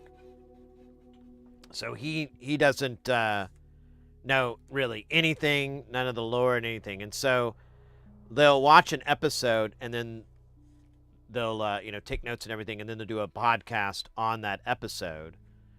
And they started out with TNG from the beginning, and it has been, it's really fascinating. Like they a lot of them have production, like television and film production backgrounds. So there's a lot of technical information that's very interesting, and just generally how shows are made. They have a lot of that inner working knowledge. So there's a lot of stuff there that I never knew about. And they'll be like, you know, oh yeah, blah, blah, blah, blah, blah. You know, they'll just be chatting about it. So it's really, like, I'll give you an example. One of the episodes, a somewhat infamous episode called "The Skin of Evil," which was the episode where the character Tasha Yar is written out of the show, and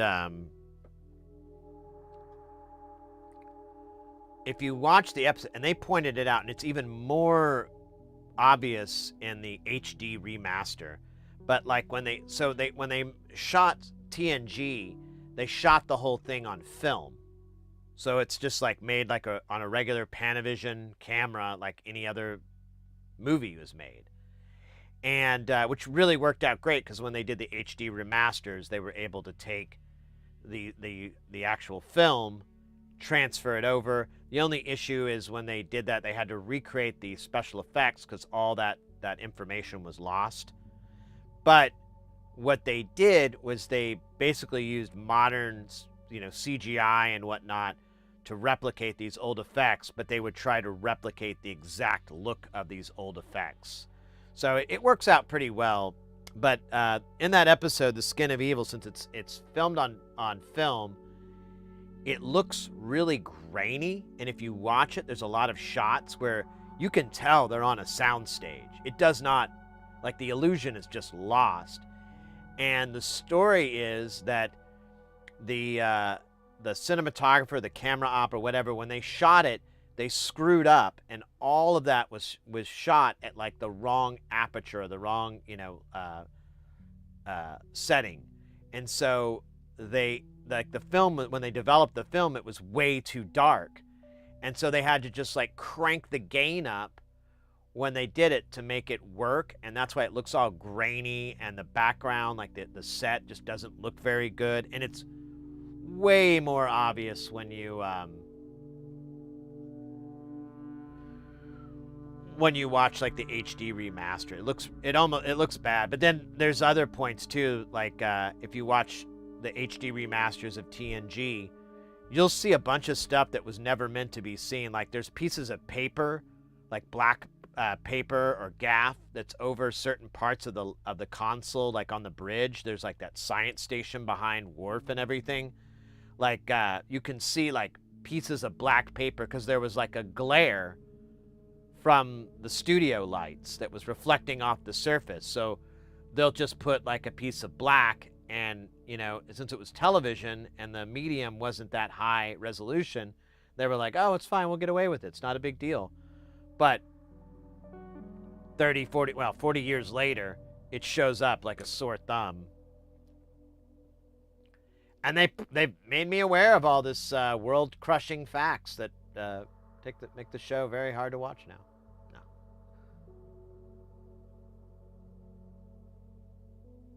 You're about 5 feet from gates at the... Oh, that's cool.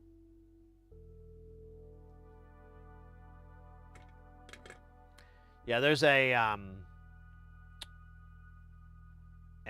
what do you call it? Oh wait, was that 10N or 10P? Ah, shit. That was 10N, not 10P. I need 10P. Son of a bitch. Glad I caught that in time.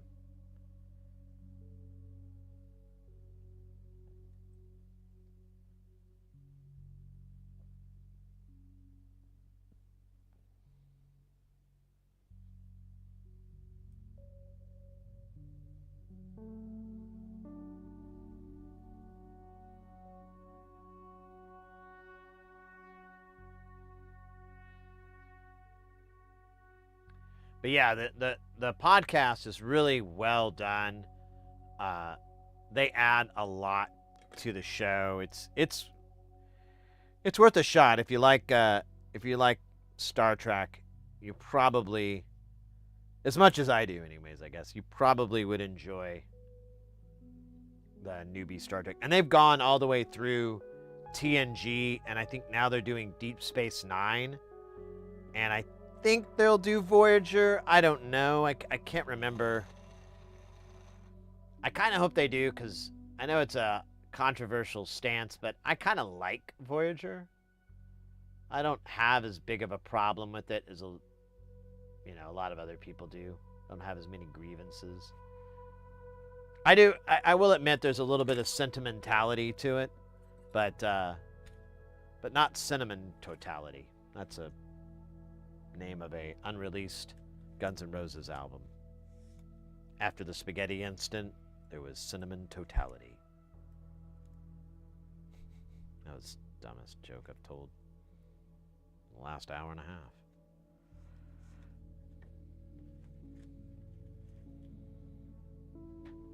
All right, I don't know where 15 picofarad is, but it's probably on here if it's anywhere. Have you listened to Improvised Star Trek? It's a podcast comedy. No, I've never heard of that. What's the format, or what's the gimmick? What's the deal? What's the trick?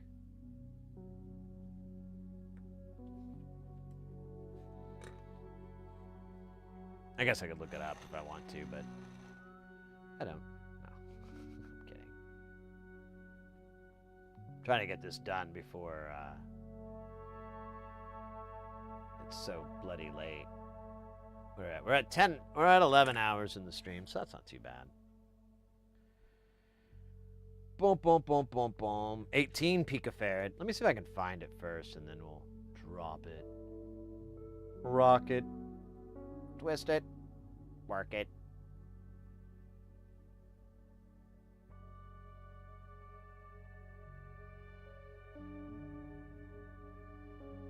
I found a newbie Star Trek for my podcast, for my podcatcher.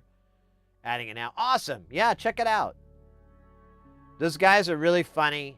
They have a really good knowledge of and honestly, like I don't know, Uncle Bill, if you're around my age or not, and you're kind of in a similar experience. Where like for me, I grew up watching it when I was a young kid, and but these guys are like one of the guys is they're younger generation. They're definitely younger than I am, and some of their takes, some of their perspectives on some of these episodes is just like mind-opening. Like, oh wow, I never thought about it like that, but I didn't have that generational viewpoint.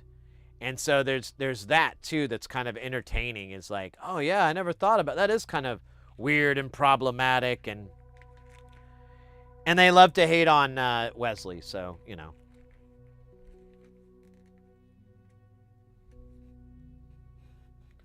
they make a lot of jokes about the Traveler and Wesley being and then they also make a lot of jokes how that's problematic because the Traveler's like so old, and why is he acting this way with this kid? It's funny. But cool. I'm glad. I hope you like it, mate. Glad somebody found a girl.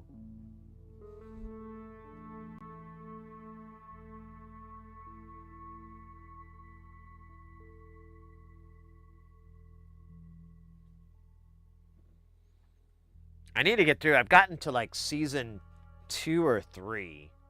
I think it's just season 2. So I'm not very far in the podcast, but all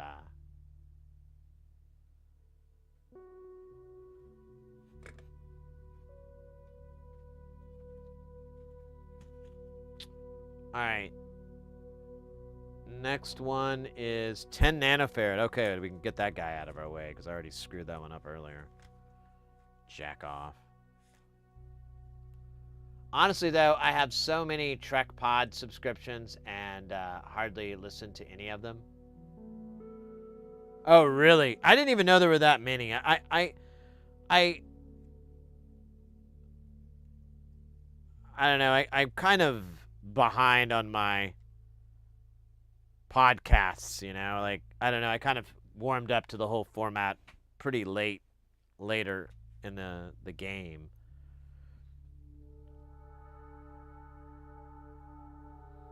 Well, you know what? Pick an episode of TNG that that you like or you're interested in, and try to find the pod for that one. I think that's probably going to be your best enjoyable experience. Although there's been a bunch I forgot all about, especially in the early seasons, because you know that I don't really care for the Star Trek. Really hit its stride in like seasons 4 and on. You know, like they really figured out how to. What the fuck did I just do?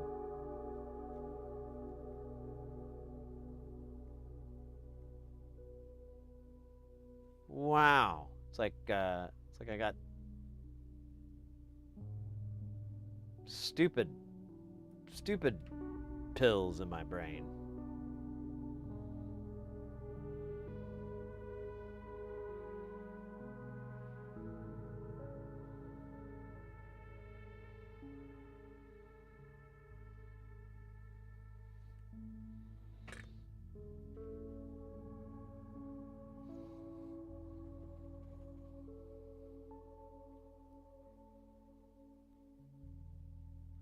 And then 22 is next, so there you go. We're just gonna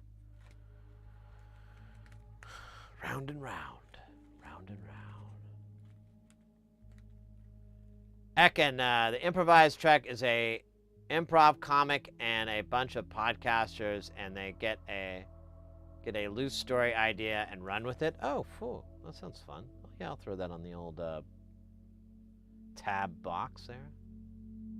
Love the L cars.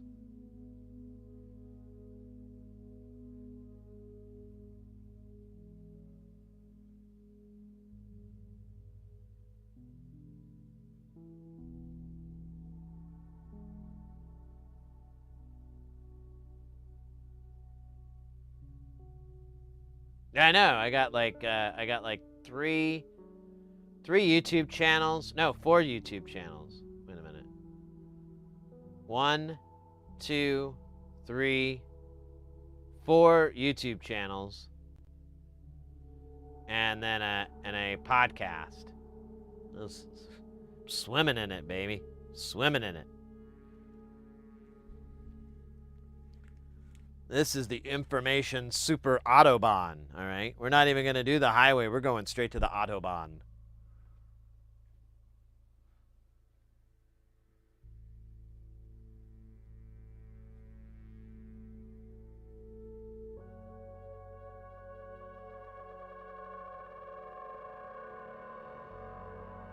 Yeah, and that's what I was thinking, Ekin. I was like, you know, if I can store some of these on my phone and listen to them on the plane, you know, and stuff like that, or, you know, when I'm in a long cab ride or whatever.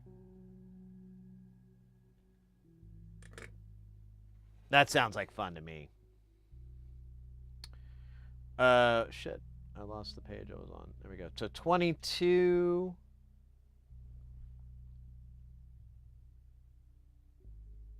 120. I think I saw that here too. There's 330. But I saw 120 around here. I thought I did. Maybe it's on the other board. I think it might be.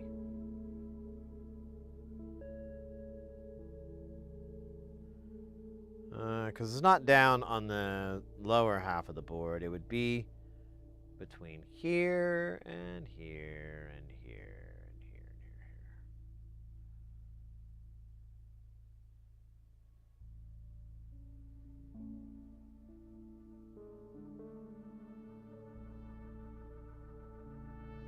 here. Alright, actually, it looks like we only have the 330 nanofarad cap left on this. Let's go ahead and just put it on, since I haven't pulled out any other caps yet. Yeah, a 120 is all we have left after this. Holy smokes, that's insane, dog. That's insane.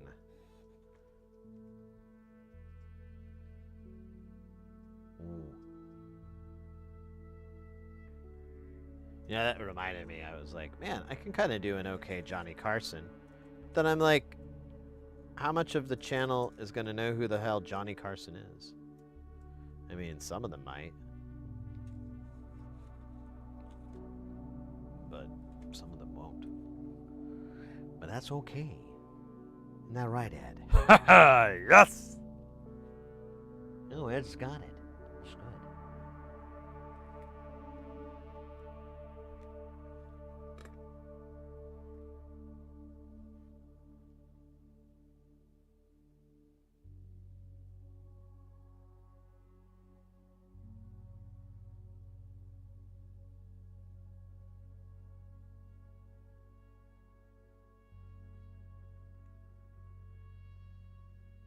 Perfect.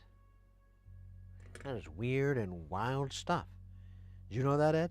No! Ha ha! Ed didn't know that.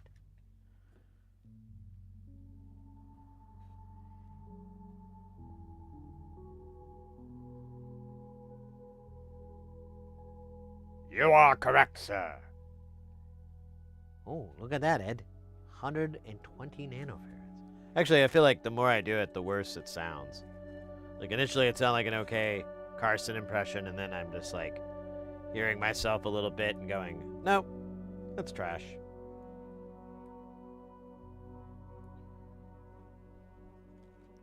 It's trash, Ed. Insanely high garbage. Ha ha ha ha. Ed thinks it's garbage, folks.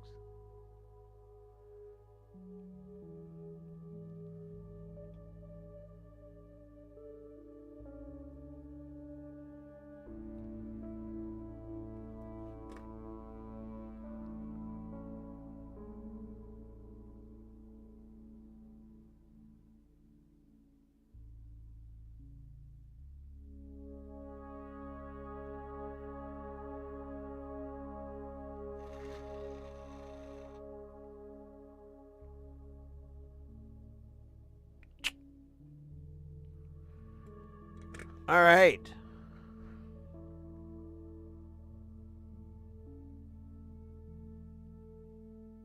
Dude.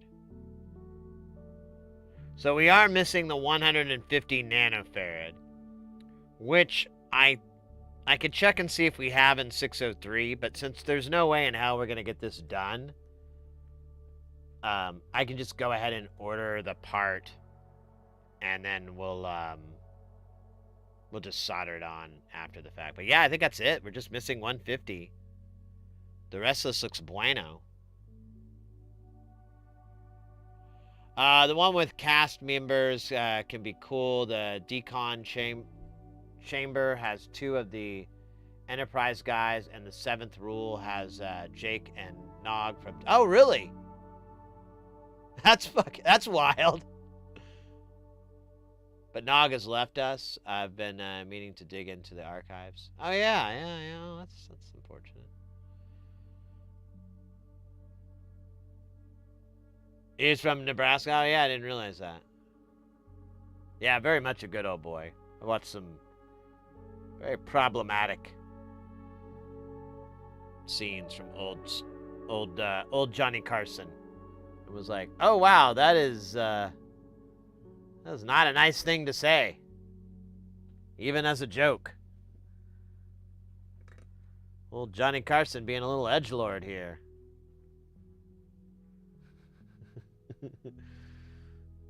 The original edgelord, Johnny Carson.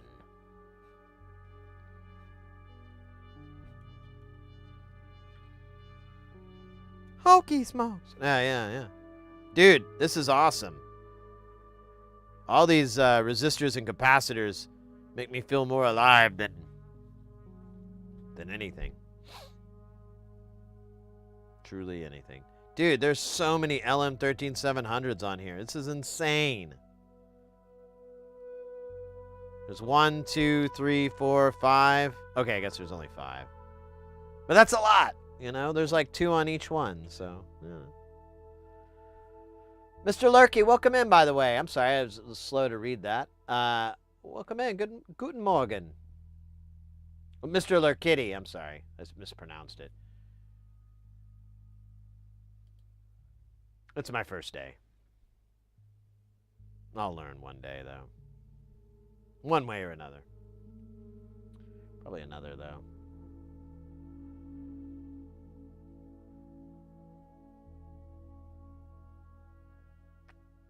All right.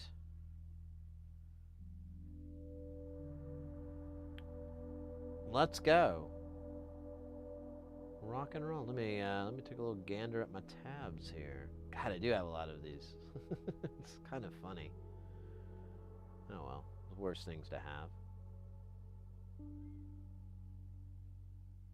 Oh wow, nice.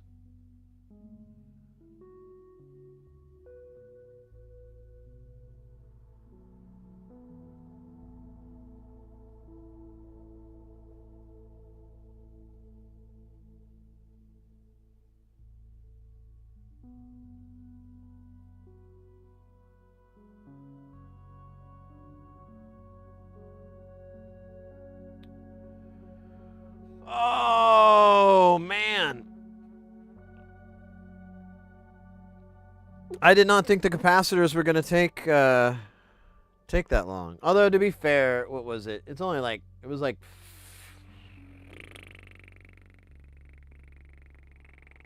5, 6, 7 hours of soldering with a little meal break. So let's just round down to 6 hours. Like 6 hours to put all the caps on. Jesus, that's nothing to be proud of. Nah, it's cool.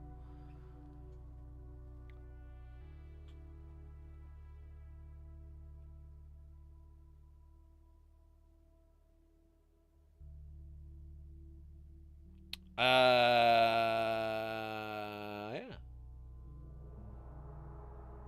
Well, what else can we do? Let's see. Well, let's see. Yeah, we've been going for 11 hours. That's a pretty decent stream, I would argue. Oh, God, I hope that didn't come to the mic. It was a barking spider.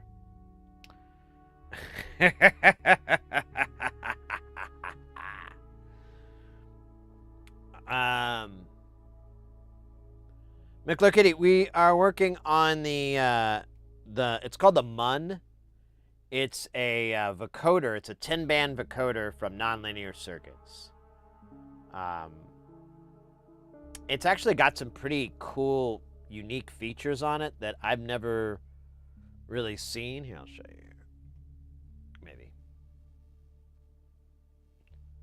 So, if you look at it here, so you've got your microphone and, you know, your input here. You can do different types of input, and then you have your carrier, which is going to be like your synthesizer or whatever. And then you have like some extra features in here that are nice, but here's the wild part. So there's your output. So if you want to do like intergalactic planetary, you just plug into here. But if you just want to hear the individual bands, you can do that. You can also use the envelopes when they're activated from the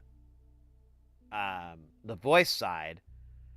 Those will shoot out envelope data. I'm sorry, up here. The envelope will output. At the same time, you can also just input your own envelopes into it. So it'll open up the different filters and bleed through whatever based off of what you put into it. So it's honestly, it's a pretty novel design. I'm kind of not a huge vocoder fan, and when I was building this, I just built it to do it. But as I started looking at it, and I realized, like, this is honestly a pretty cool design.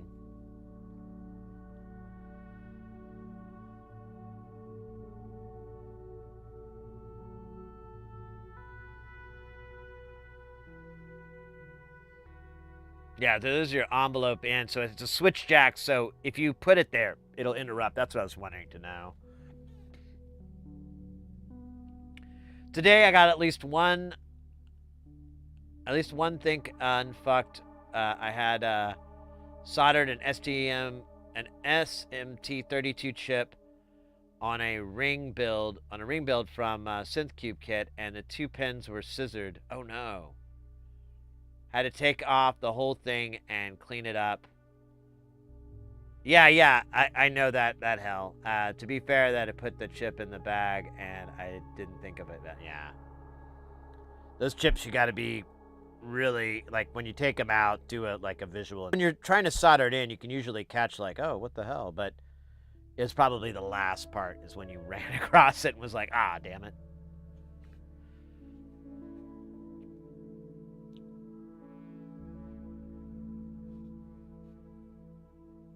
Yeah, and then here's the individual bus out.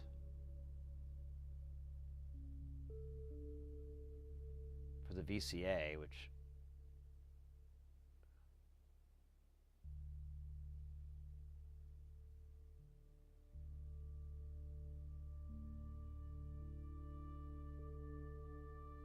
Wow, this thing is wild.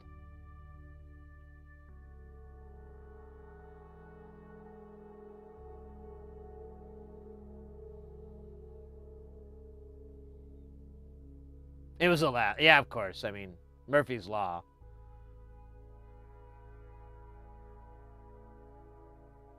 Oh, there you go. There's filter out.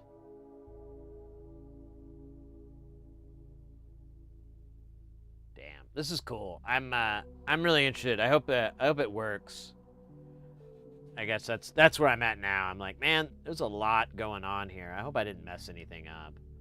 I only ran across one mistake. And it was pretty... It wasn't like... I don't know. I think it's okay. I don't know. I don't remember what happened with that particular resistor value.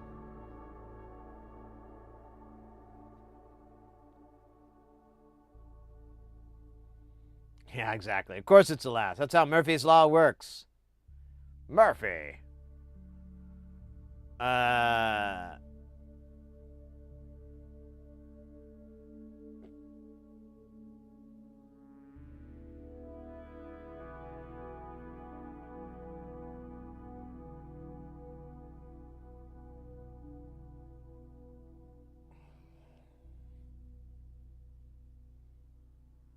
Man, my eyesight. I think it's my glasses. I can't tell. My eyesight is poopy. I need to get off my butt and call an eye doctor and be like, hey, my eyes are poopy. I need your expertise.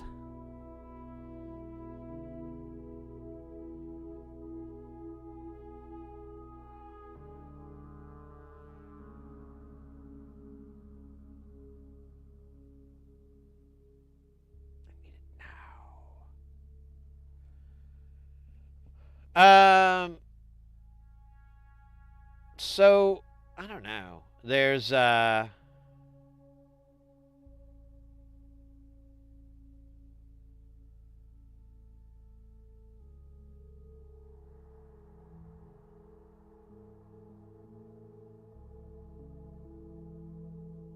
see here. We got a couple things on.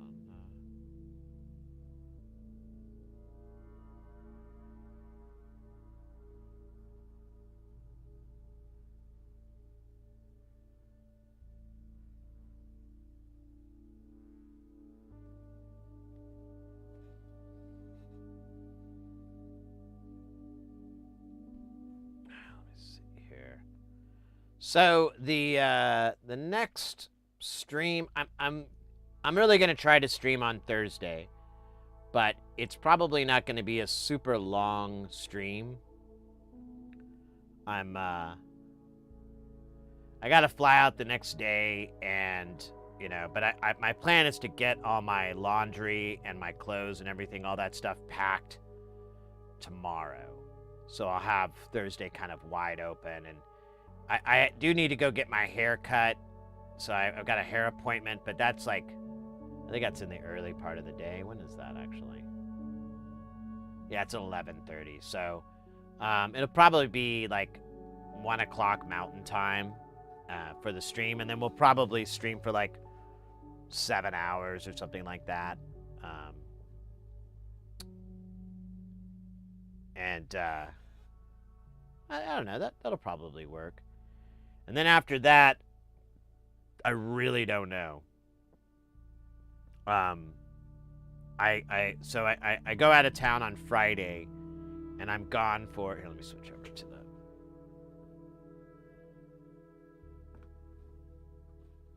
There we go. Well, you know what? I like that. I like that background. So I go to.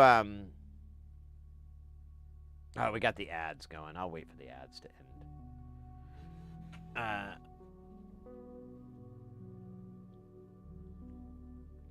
As anybody that's new to the channel doesn't know what's going on, they're probably stuck in ad land. Poor sons of bitches.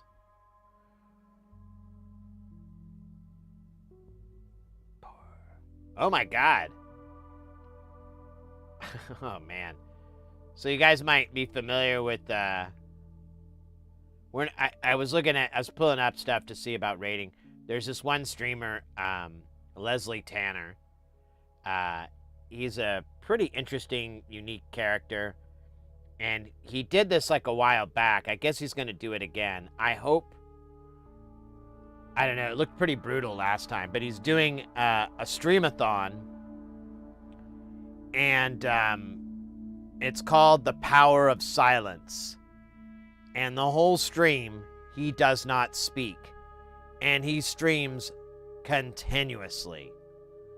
When I watched it, went on for like 12 days, and it's it gets a little bit weird, because like you tune in on the stream and he's just sitting in his kitchen, just eating a bowl of cereal, and occasionally nodding at something in chat, and yeah, it's just kind of crazy. At the end, it was like day 12.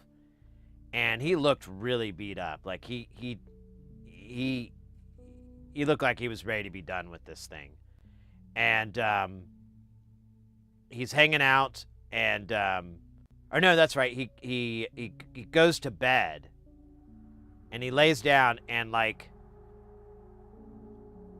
the timer like finally ran out. There was no more extension. The timer ran out, and like he got up, and he was kind of out of frame when he was laying down. Then he got up in frame, and he looked, real groggy and tired, and just beep, and this, the stream like went away, and it was over. And I was like, oh my god, that was 12 days of nonstop streaming and not speaking the whole time.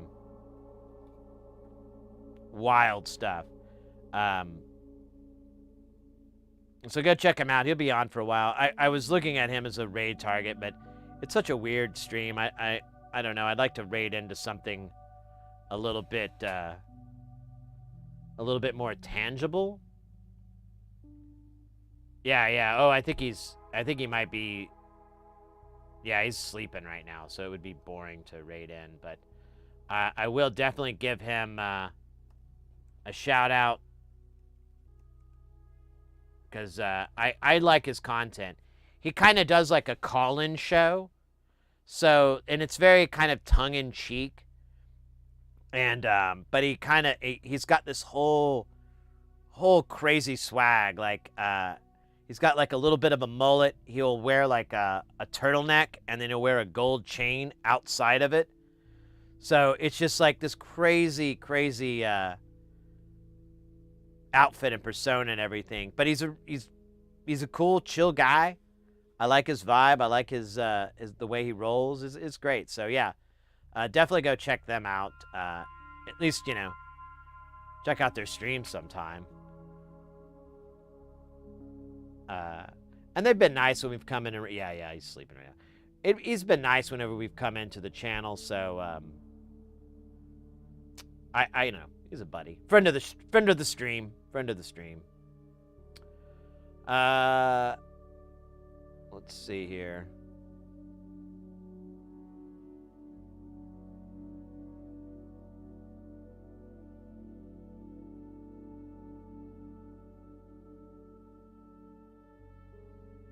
Yeah,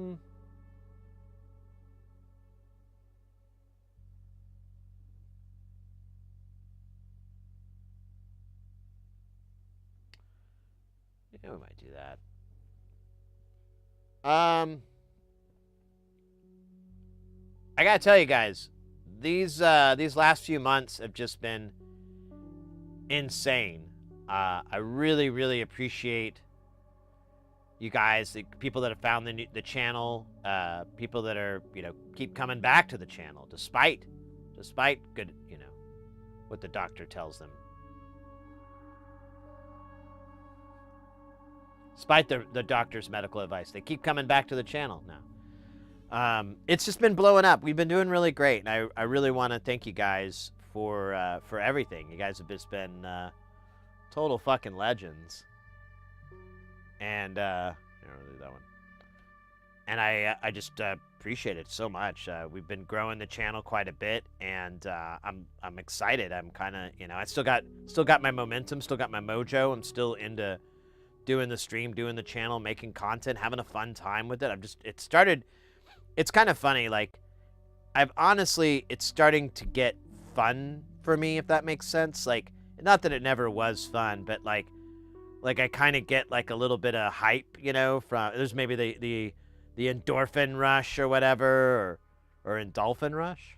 No, wait, that was Dolph Lundgren's failed Speed knockoff. Endorphin rush? No, I might have made that all up. But who's that? Lionel Itchy? What kind of stream is that? What kind of content is it? I think that sounds kind of familiar.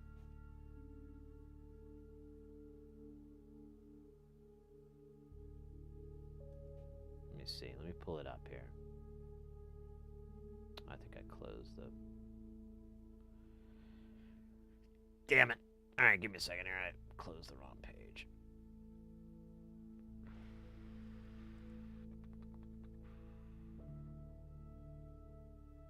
The general gives you a break to... That's annoying.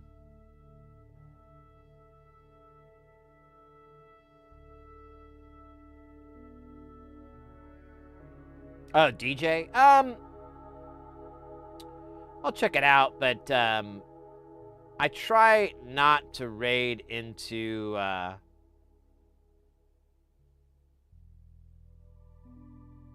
DJ's channels. I'll go into like a music channel for sure, but even then, I'm kind of like, I don't know, I don't know. Oh, it looks like my raid target, they're getting ready to bop out, so let me go to raid target 2. I got 2 of them.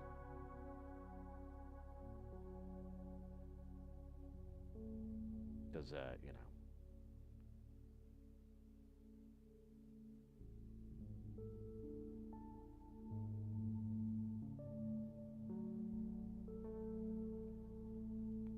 me see, let me do a refresh here.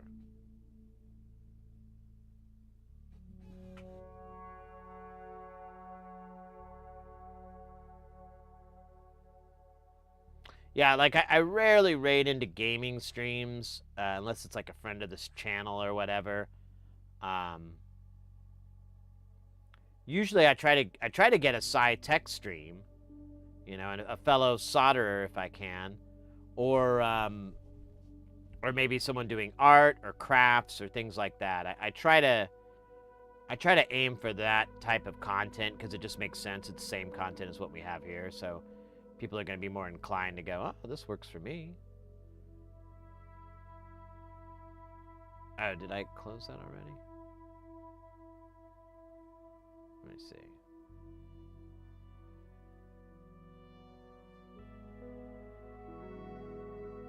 Yeah, it looks like they're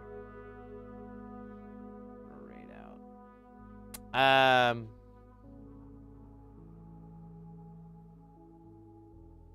It's sleepy time. Yeah, I hear you.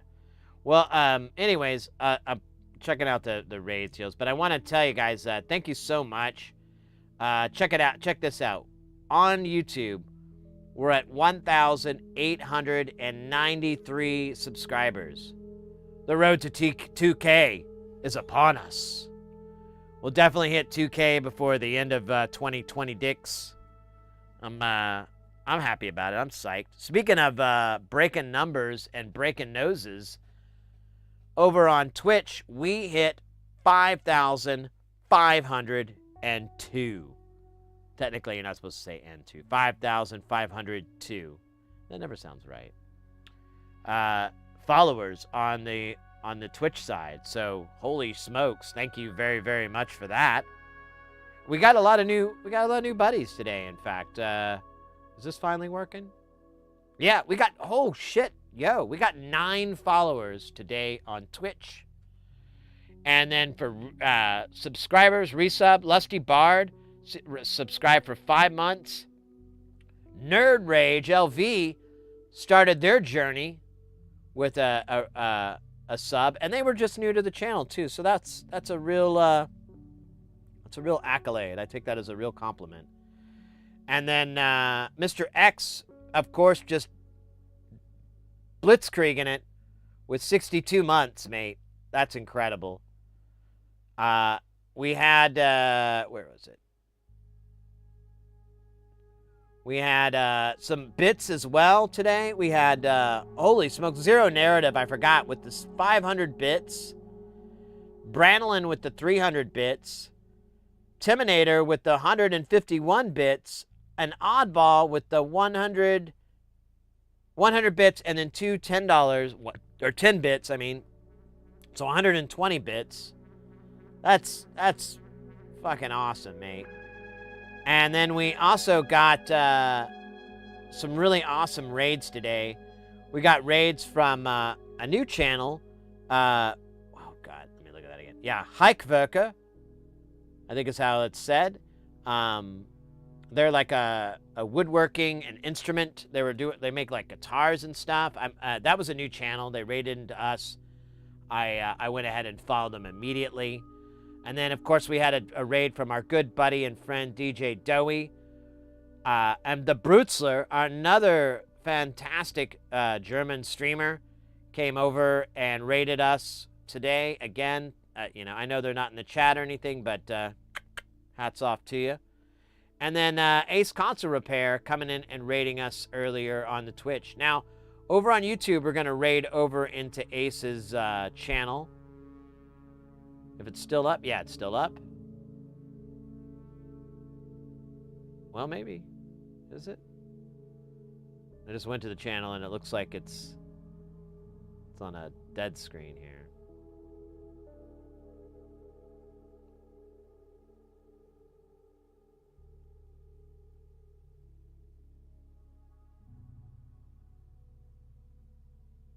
There might be something wrong with YouTube there. Or maybe it's not live anymore? Alright, may not raid into Ace over on YouTube. It may be a dud there. I don't know, YouTube's been having problems all day today. Yeah, it says they're live. So I'm not sure. Okay, it's just doing that. That's annoying as shit. Yeah, and then it spins out, so I'm not sure. All right, there we go. I think I got it working. Oh yeah, I think they ended their stream actually. I think that's like their closeout screen. I don't know. Very confused. Well, let me see on YouTube. I don't see anybody else that we can raid, so I'll try to raid in. If it's not, it's not. If it is, it is. It's not a big deal. We'll get over it. Before I forget, let me throw in the chat here our social media links. If you're into social media, definitely follow. We've got, since I'll be out of town on our YouTube, I have added, I've got in the hopper, in the queue, several videos. I've already been kind of dripping them out lately over the last week or so. There's a few more to come. Our Patreon, of course, any videos that we put on YouTube are going to be on the Patreon first, so definitely go to our Patreon and all that if you're into the Patreon lifestyle. And also on other like threads and so forth, you can always hook us up. Our Discord is probably the best for now, and you know, we'll see how that's going to turn out in the next few weeks. Not terribly happy about that news, but whining about it has fixed very little in my lifetime, so we'll just see what happens. Beyond that, mates, I want to thank everyone again for an awesome night.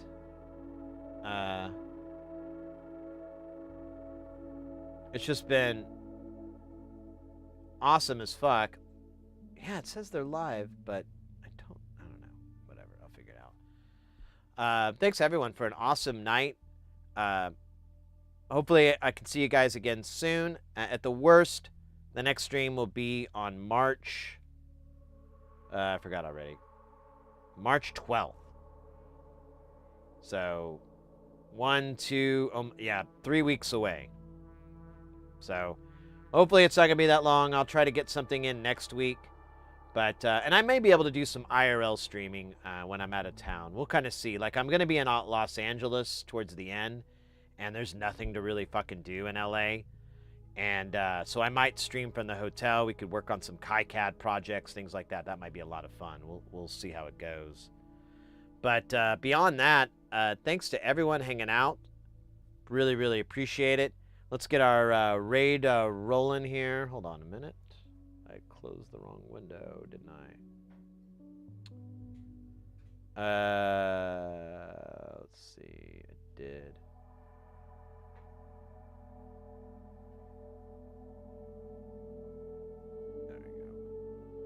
All right, I found a channel over on Twitch. They're doing game development or software development. What is this?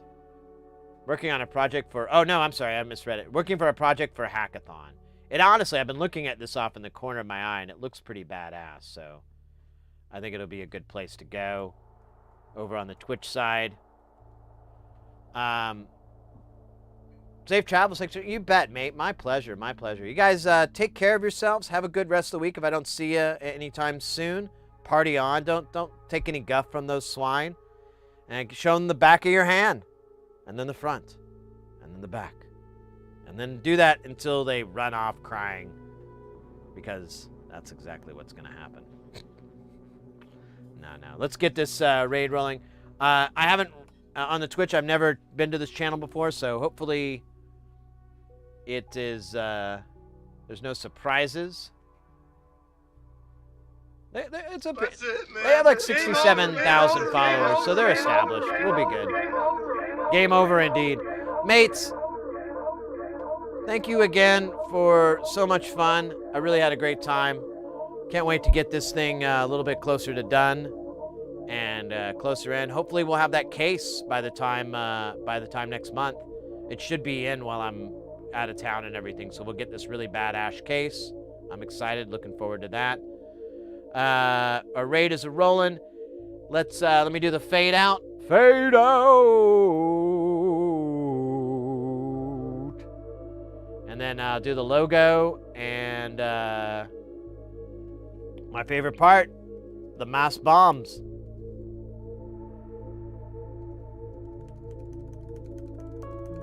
It's fun, trust me. Well, don't. It's kind of stupid. All right, mates. Party on. See you next time. And stay guile.